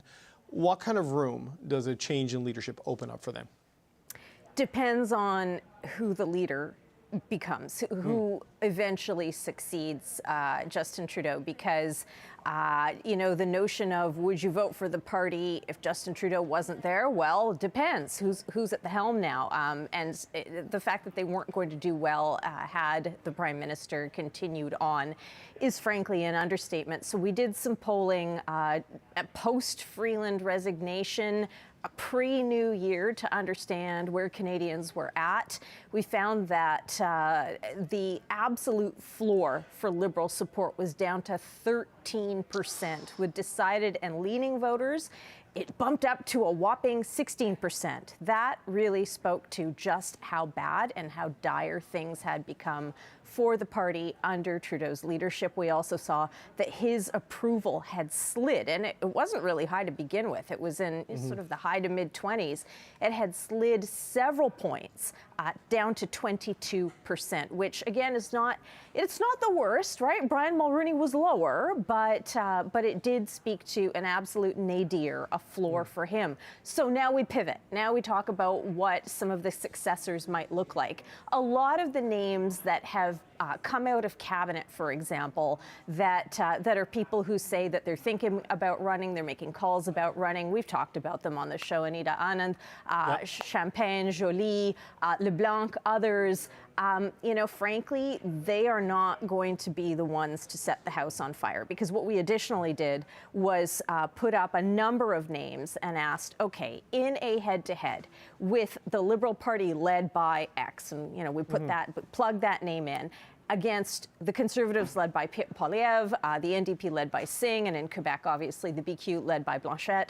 There was really only three 3 candidates who were going to be in the double digits. A lot of those potential successors were in the single digits. And the one candidate, interestingly, who has got a little bit more momentum today, and of course, things are always changing, always in flux, is Chrystia Freeland. Right. She has the potential to take the party up to 21% from that absolute floor of 13. I mean, it's some wind in the Liberal sails, but not a lot, David, when you think about the fact that the Conservatives are in 40-plus territory. Well, 13%. I mean, you're polling somewhere around pink eye and stomach flu, and 21% is kind of friends and family for the Liberals, and that's it, right? So that's polling, though, kind of in the moment. I know polls are a snapshot in time, but you would have a leadership race. You would have all of the attention that gets, presumably, candidates would become better known. Is there data on... There's the Liberal Party is led by Justin Trudeau, and that is depressed because of his popularity. But just a hypothetical opening in the leadership, does that just raise the floor or maybe raise the ceiling potential for the Liberal Party brand? You know what I mean? Well, that's an interesting question, because what is the Liberal Party brand? And that is a question that the Liberals themselves are going to have to figure out very quickly. For the better part of a decade, really a dozen years, David, the party brand has been the brand of Justin Trudeau. It has been the Trudeau Party, a strong leader who came in and said, look, I'm not about party politics, I'm about a movement. Remember, the whole idea is, oh, well, I'm at the helm of a movement. Yeah. So in many ways, it's a bit of back to the future. I think back to when his father stepped down, and Greg Weston wrote eloquently about the state of Liberal headquarters and sort of some dusty binders, and really how the machine and the operation was out of PMO. I'm not suggesting it's exactly the same thing, but the party now has to very quickly figure out, who are they? Are they that red-orange party that Trudeau led over the better part of a dozen years, 10 years, and said, we're going to pivot harder to the left? Or are they going to try to move more to the center, or try to be that sort of purple party, that center, a slightly right party of fiscal responsibility of the Chrétien-Martin era? So they don't have a lot of time to figure this out. But going back to your question about the ceiling or the floor, for sure, what the resignation does today is it pulls a pressure valve, right? It just relieves some pressure. It provides a little bit of breathing room, but not much, because there's a lot to be figured out. And, I guess that you talked about pink eye and stomach flu. What I would say is that the party under Justin Trudeau, you're talking about triage. This was a patient that was going to be dead on arrival. What some of the other potential candidates bring to it, the patient maybe gets into the ICU, but it's still pretty touch and go. Okay, so the change in leadership is one pressure release valve that you're talking about there. And I mean, who knows how effective it is and what it is, because we've got the leadership race to go through, and we don't know where that's going to go. But there is also the question about a change in priorities and a shifting along the political spectrum, because Justin Trudeau took this party to the left, kind of filled a lot of that politics and government as a force of positive change that the late Jack Layton left with his untimely passing, and was able to capitalize on that sentiment. Now there's a swing in the other direction, right? People want to focus on the basics, want to focus on fundamental issues. Where does the data show there's room there? Because the Liberals would argue a lot of the Conservative numbers is just frustration with them, not necessarily affection for Poilievre. That's absolutely true, yeah. And maybe a shift back. Or a focus on those things. There's room for growth there on the spectrum, as well as changing the leader.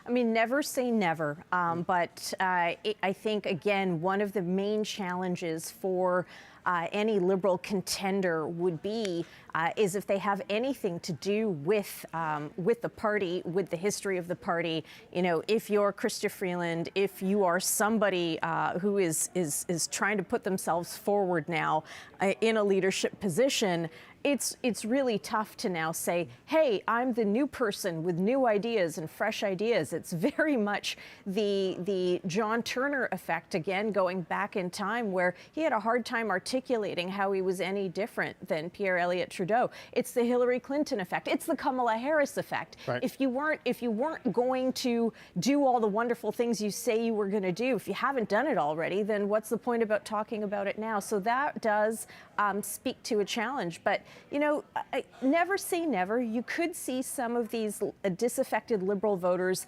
come back from the Conservatives. I'm not sure that I see it right now, but wait and see. Never say never.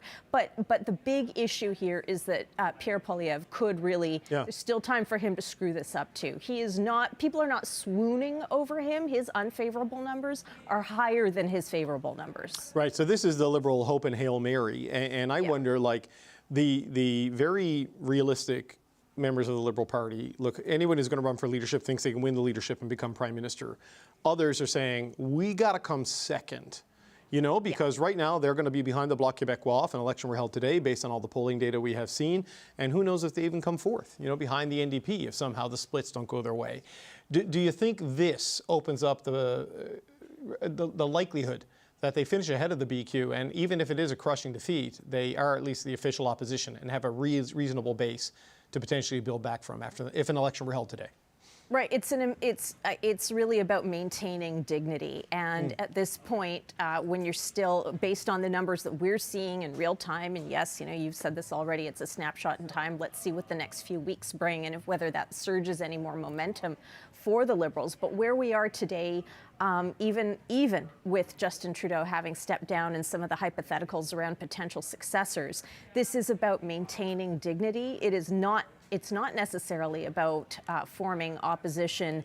It's not even about beating the NDP. Again, depending on how things go, it's just about trying not to be wiped out and facing really a decade-long rebuild, which may be the case anyway, because history tells us when we see these significant switches in party banner, whether it's the Mulroney years, whether it's the Chrétien years, or whether it's the Harper years, when things flip, they really flip, and it is the losing party that does take a long time to sort of find its way back to purpose and North Star.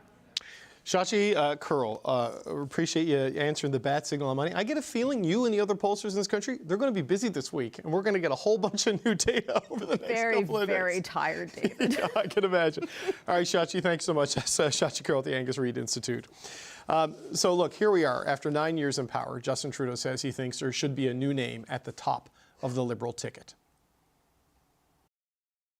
I intend to resign as party leader, as Prime Minister, after the party selects its next leader through a robust, nationwide, competitive process. Last night, I asked the President of the Liberal Party to begin that process. This country deserves a real choice in the next election, and it has become clear to me that if I'm having to fight internal battles, I cannot be the best option in that election. Obviously a significant day, a day so significant one power panel wouldn't do, so we've got a second power panel joining us now. James Moore is a former Conservative cabinet minister, Zane Velji is a former strategist for the Alberta NDP, and Stevie O'Brien is a former chief of staff to Liberal cabinet ministers. Good to see you all. Thanks for being here. Stevie, let's start with you as the Liberal representative here. Where do you think your party is now? How are people inside the Liberal Party feeling now that Justin Trudeau has made this decision?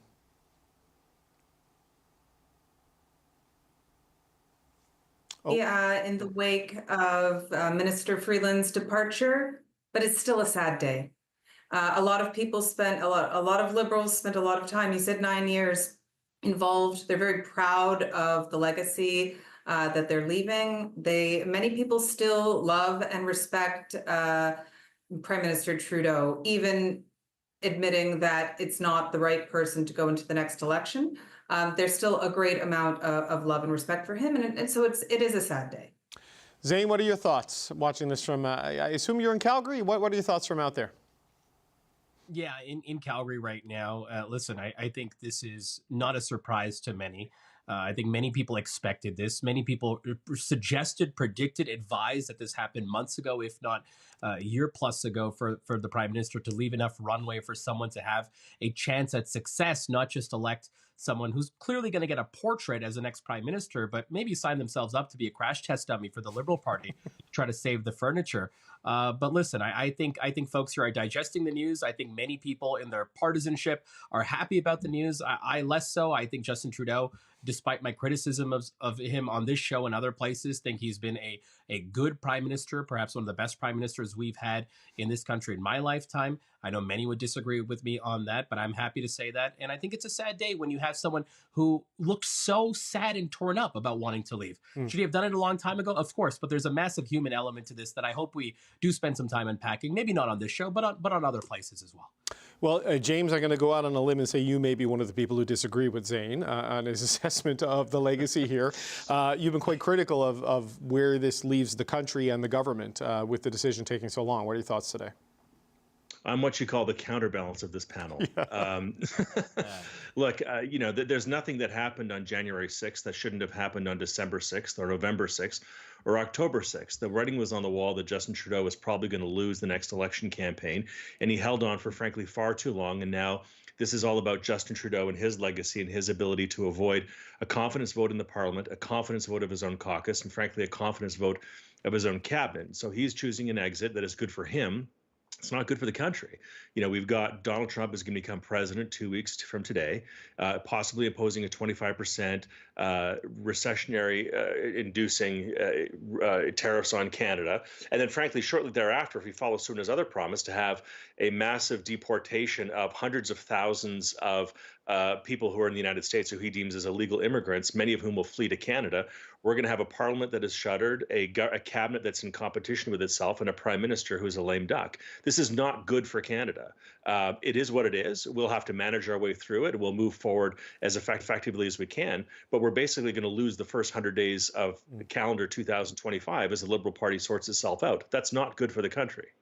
But James, on that point, I mean, can a prime minister, even in this status, with a cabinet, in this status, with the civil service, with the ambassador, can they still make the case to the U.S., do you think? I mean, the Liberal Party's got to figure out what the Liberal Party's going to do, but there's still a government. How can that work in this dynamic? They will have to. And of course, our ambassador in Washington is top notch, and she's done a fantastic job. Premiers will also have to pick up the torch and carry some water. So will the business community. So will civil society. So will, big city mayors, industry folks, and others as well. I think Justin Trudeau, that was the heat that I gave. I think he'll probably have politically some air cover because in 2 weeks from today, Donald Trump will be inaugurated as president of the United States, and also because the province of Ontario is probably going to go into an election campaign. So in terms of the mental GDP that Canadians have to devote to politics, a lot of that will be consumed with American, the drama in the United States and the Ontario election campaign. So a lot of that will sort of consume some of our focus. But make no mistake, the government of Canada is weak and absent in a time when we can't afford it. Yeah, you just laid all that out, and it's my first day back from vacation, and I'm already exhausted, James. So thank you for that. What I have in my future there, Stevie. In terms of the process, the soon-to-be ex-Liberal leader and soon-to-be ex-Prime Minister has kickstarted today by calling the party president last night, saying, "Let's go. Let's have a leadership, and I'll step down when it's over." I mean, is there enough runway with the prorogation and the confidence votes to do this in a meaningful way? What are your thoughts on that? I'm going to be really interested in reading with a fine, all the fine print on the rules that come out on how this upcoming leadership is going to be run. We've been, Parliament is prorogued until March 24th, but that's not the deadline of when a leadership has to happen. You would have to give a leader some runway until to prepare for a speech for a throne. So you'd probably need to have everything done by the end of February. That's a very short runway. And are you doing it online? You said nationwide. Last time it was online voting. But I think 2013 and 2025 are very different times when we look at the potential for foreign interference and, with an online voting system. So I'm also interested to see whether cabinet ministers are going to be required to step out of cabinet to if they are interested in running, because some of the most important can-US relation sort of protectors, Dominic LeBlanc, Melanie Joly, and others are also the ones that we hear are interested in pursuing leadership. Well, that's a big one, Stevie. Just to stick on that, Melanie Joly is the Foreign Affairs Minister, and Dominic LeBlanc is the Finance Minister, who kept responsibility for the border, like that component of public safety. if they were to get into a leadership race, I mean, how does a finance minister and a foreign affairs minister solicit donations for a leadership while also holding down cabinet posts and having the bandwidth to do both at the same time? Like, they are human beings, and that is a superhuman task. I mean, seemingly, this, to James' point, this maybe further destabilizes things in the core functioning of the Canadian government right now. This is not the ideal time for this all to have been happening. I will agree with James on that. It would have been better if this was 6 months ago. I think there was an expectation or a hope that after the US election, things would have been more favorable to the Trudeau administration. So they, things are wild in politics. They can change really quickly. So there was holding on and hoping that the world would change. It didn't.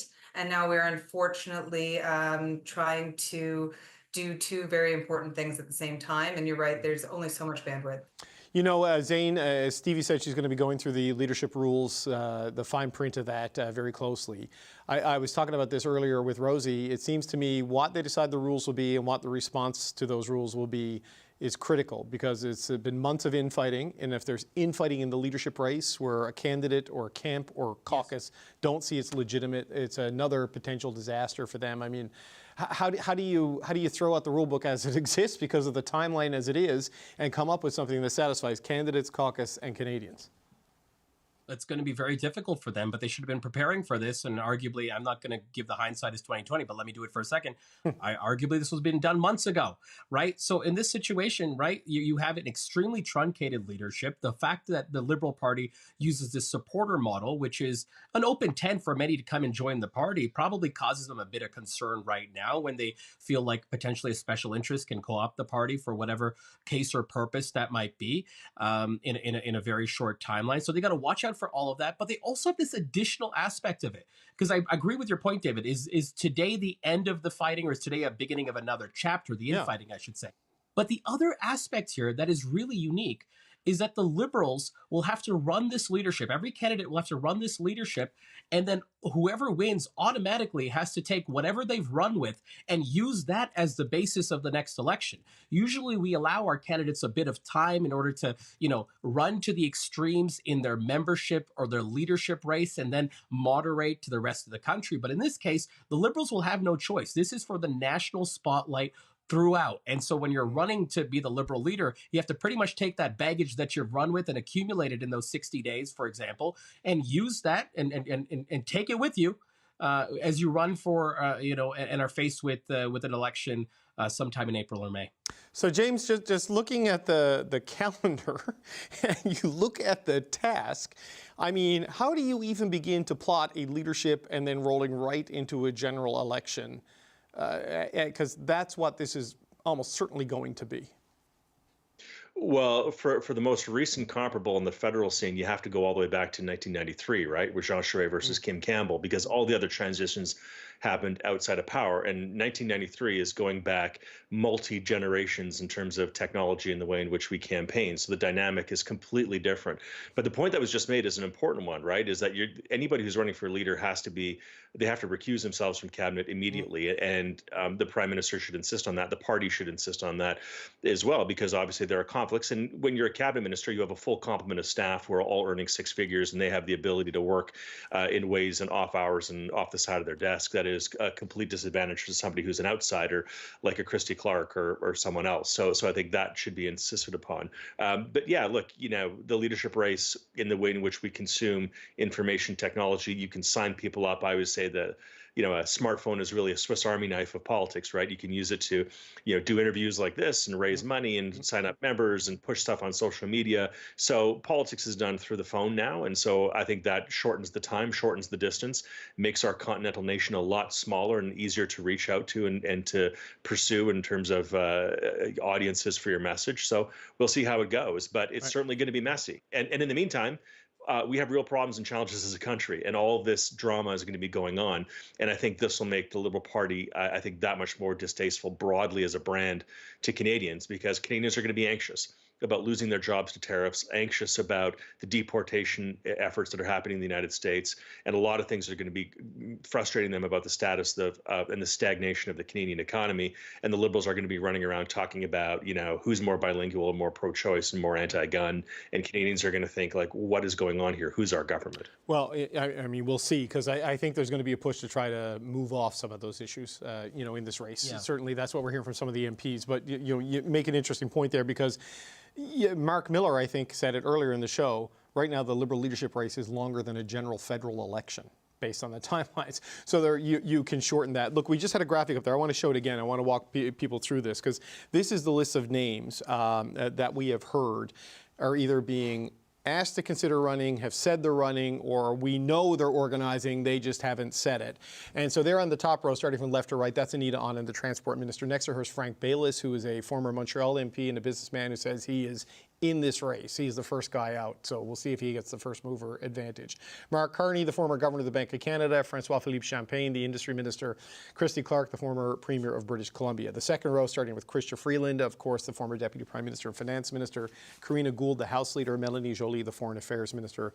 Dominic LeBlanc, the finance minister and borders are, and Jonathan Wilkinson, the natural resources minister. So, Stevie, when you look at that, I mean, I can't imagine all 10 will get in. Maybe there are other names we don't know about who might consider doing something. But when you look at the people who can, from that, who can be a counterweight to the Justin Trudeau issues, can help bring this party back to some level of credibility, who do you think stands out in those 10 names? I do like that it's gender balanced. Well, because it's 2025. But anyway, go ahead. Exactly. But there are some really smart and accomplished people on that list. Obviously, there are two that have an advantage of being able to distance themselves more from the current administration, that being Carney and Clark. But they would be at the disadvantage of not being as close to caucus, as close to staff, as close to party membership as the others. I think it's going to be interesting to see how much of the how much of the dip of the polls was anti-Trudeau and how much is anti-liberal, and whether or not there will be, you're going to see, as you said earlier, the pollsters really checking to see who's going to be able to save more of the furniture than anybody else. Yeah, so Zane, when you look at that, I don't know who else there might be, right? I mean, who do you think, there's who can win the leadership, I suppose, but you've got to look at this as who can immediately be a credible option in the election. Some Liberals think they can still win government next time around. Others are saying we just got to come second, right? We need a credible base to build back from. I mean, when you look at the names we've seen so far, Zane, I mean, what jumps out to you? A couple of things jump out to me. I think the outsiders have the advantage here. The distance from Trudeau is going to be a big factor here because, as I said earlier, this is not just about what Liberals believe, this small club of people across the country. This is about what the general electorate believes, because your statements and what you say and what you believe has to be evergreen into the general election. You can't etch a sketch. You don't have enough time. People will remember, and the opposition parties are going to hold you to account for what you say, what you do, who you stand with, literally and metaphorically, in this Liberal leadership race. So advantage outsiders. The second factor here that is a bit of an X factor is the money. What is the threshold in terms of entering this leadership race? How many hundreds of thousands of dollars or tens of thousands of dollars does it cost? And who could raise money rapidly? Because if you agree with James' premise, as I do, that campaigning has fundamentally changed, in a truncated 60-day cycle, things like advertising and other things which cost money, which are paid, but that reduce the size of this country, metaphorically, are going to matter more than the 6, 10, 20-person coffee parties, door to door, et cetera, that you'd have time if this was a 9-month runway, which you don't have. So at the end of the day, money's going to be a huge factor. And who has something to say, something meaningful to say in this leadership? And Mark Carney just can't show up, for example, and say, I'm Mark Carney. He has to have something meaningful to say, something interesting, something bold to say that can excite not just the Liberal base, but that can start exciting Canadians, because he's already in a general election as soon as he decides he's in this Liberal leadership race. James, how do you see it? When you look at the names that are there that have been floated out, I don't know if there's some great outsider in addition to this, but your thoughts on what you see there? Well, look, there's also a component to this that matters still in politics, right? Is that you have to have either an ideological base or a chunk of the party or a regional base or chunk of the country on which you can build from, right? And so, Christy Clark may have some of that. Melanie Joly may have some of that if Champagne doesn't run and there's the Montreal base and all that. So I think that's certainly part of it. But the second is, I think it's pretty hard for anybody to run as an outsider because, as you say, as it's been said, that, Justin Trudeau still has the admiration of a lot of people within the Liberal Party because he won 3 elections in a row, even though he lost the popular vote in 2 of the 3, it must be said. But still, the Liberal Party for a decade now has had messianic sort of cult-like leadership around the personality of Justin Trudeau. And there is a thing that's different about Liberals. And I don't mean this to come off as some, overly partisan thing, but Liberals historically, really, you need to love your leader. They need to love their leader. Conservatives have a different mindset. We need to respect our leader. We can put up with some rough edges and some coldness, but if we need to, internally, conservatives really need to respect the intellect and the strength and the toughness of a leader. Liberals need to love their leader. So who can really sort of connect to the heart, but do so in a way while distancing themselves from Justin Trudeau? It's pretty hard to distance yourself from a decade of, again, messianic leadership within the Liberal Party, where everybody has sort of fawned and hugged and loved Justin Trudeau for a decade. How do you dissociate yourself from that and then pivot to Canadians and say, I'm something new? I don't think anybody will get away with it. Okay, I just want to pause you there for a second because I've just received a statement from Mark Carney that I would like to read. I join Canadians in thanking the Prime Minister for his long record of contributions to our country and the many sacrifices that he and his family have made for public service. I'm encouraged and honored by the support that I've been hearing from Liberal MPs and Liberals across the country who want us to move forward with positive change and a winning economic plan. That's what it will take to defeat Pierre Poilievre, to get Canada back on track, and to build the strongest economy that works for all Canadians. I'll be considering this decision closely with my family over the coming few days. So James, just to pick up on that, this is an outsider from Cabinet, was the Bank of Canada governor when you were in government, I believe, if it overlaps, and then went off to England and did the job there. Significant economic bona fides. Politically, who knows, right? That remains to be seen, but is he enough of an outsider to differentiate himself from the Trudeau record, in your view? Going back to what I just said, he doesn't have a base of support and he doesn't have an ideological constituency within the party. And Liberals who are really focused on economic issues kind of don't exist. It's not really a thing anymore. So if he wants to draw those people back into the party, good for him, because they've been flogged and beaten away from the party for quite a long time now. So good luck to him for trying it. But we'll see. I also think that my instant reaction to the message that was just read is that, I've heard a lot of nice messages. Continue to woo me and I will think about it. I don't know that that's terribly compelling. I've known a lot of people who have run for leaders of political parties, provincial and federal. And my message or my advice to them is always, if you're thinking of running for leader, the answer to the question of are you running is not yes or no. It's yes or hell yes. Yeah. And if it's not hell yes, you don't run, because you won't survive. You won't survive the scrutiny, the burden, the torture, the belittling, the cruelty, the social media pressure, the nastiness that exists out there. So if he's kind of maybe in, maybe out, now maybe privately he's really all in and he's just trying to play cute here and trying to smoke out some support. But if mentally he's really not in the hell yes mindset, don't do it. No, I agree with you. And I was saying this earlier, and Stevie, people wait for the stars to align in this perfect constellation of opportunity. While you're waiting for that, someone hungrier comes and takes it. And when the stars are all aligned and things are perfect, the job isn't open. So, the opportunity isn't there. But I just wonder what your thoughts are on that message from Mark Carney, and whether you, as a Liberal, think, well, first of all, are there economic liberals? as James says, there are not. Economic liberal, I think. I don't know. What do you think? I think that Mark Carney has been teasing the Liberal Party for over a decade about whether he's going to jump in and run. His name was floated around in 2013 in our last leadership, and he didn't move. There have been several times where he's come close, and we've thought maybe he'd run, and he hasn't. So this is a little bit more of the same. To win, he may have some broad appeal across, Canadians or undecideds or maybe more centrists. But to win, and that might bode well in the general election. But to win a leadership, you need caucus, you need staff, and you need membership, core membership support. And I don't think that after this sort of decade of will I, won't I, Carney has that base support. Zane, I seem to recall a former mayor of Calgary who people associated with maybe running for provincial office and always said, no, didn't do it until he finally did. You know, sure. And you were part of that campaign. Maybe even on the show he did that a few times. I believe it was one of the, it sort of played out here a little bit. I mean, what are your thoughts on this, what you just heard? How do you parse what we heard in that statement from Mark Carney? I'm happy to come back and eat a bucket of crow, but Mark Carney's in.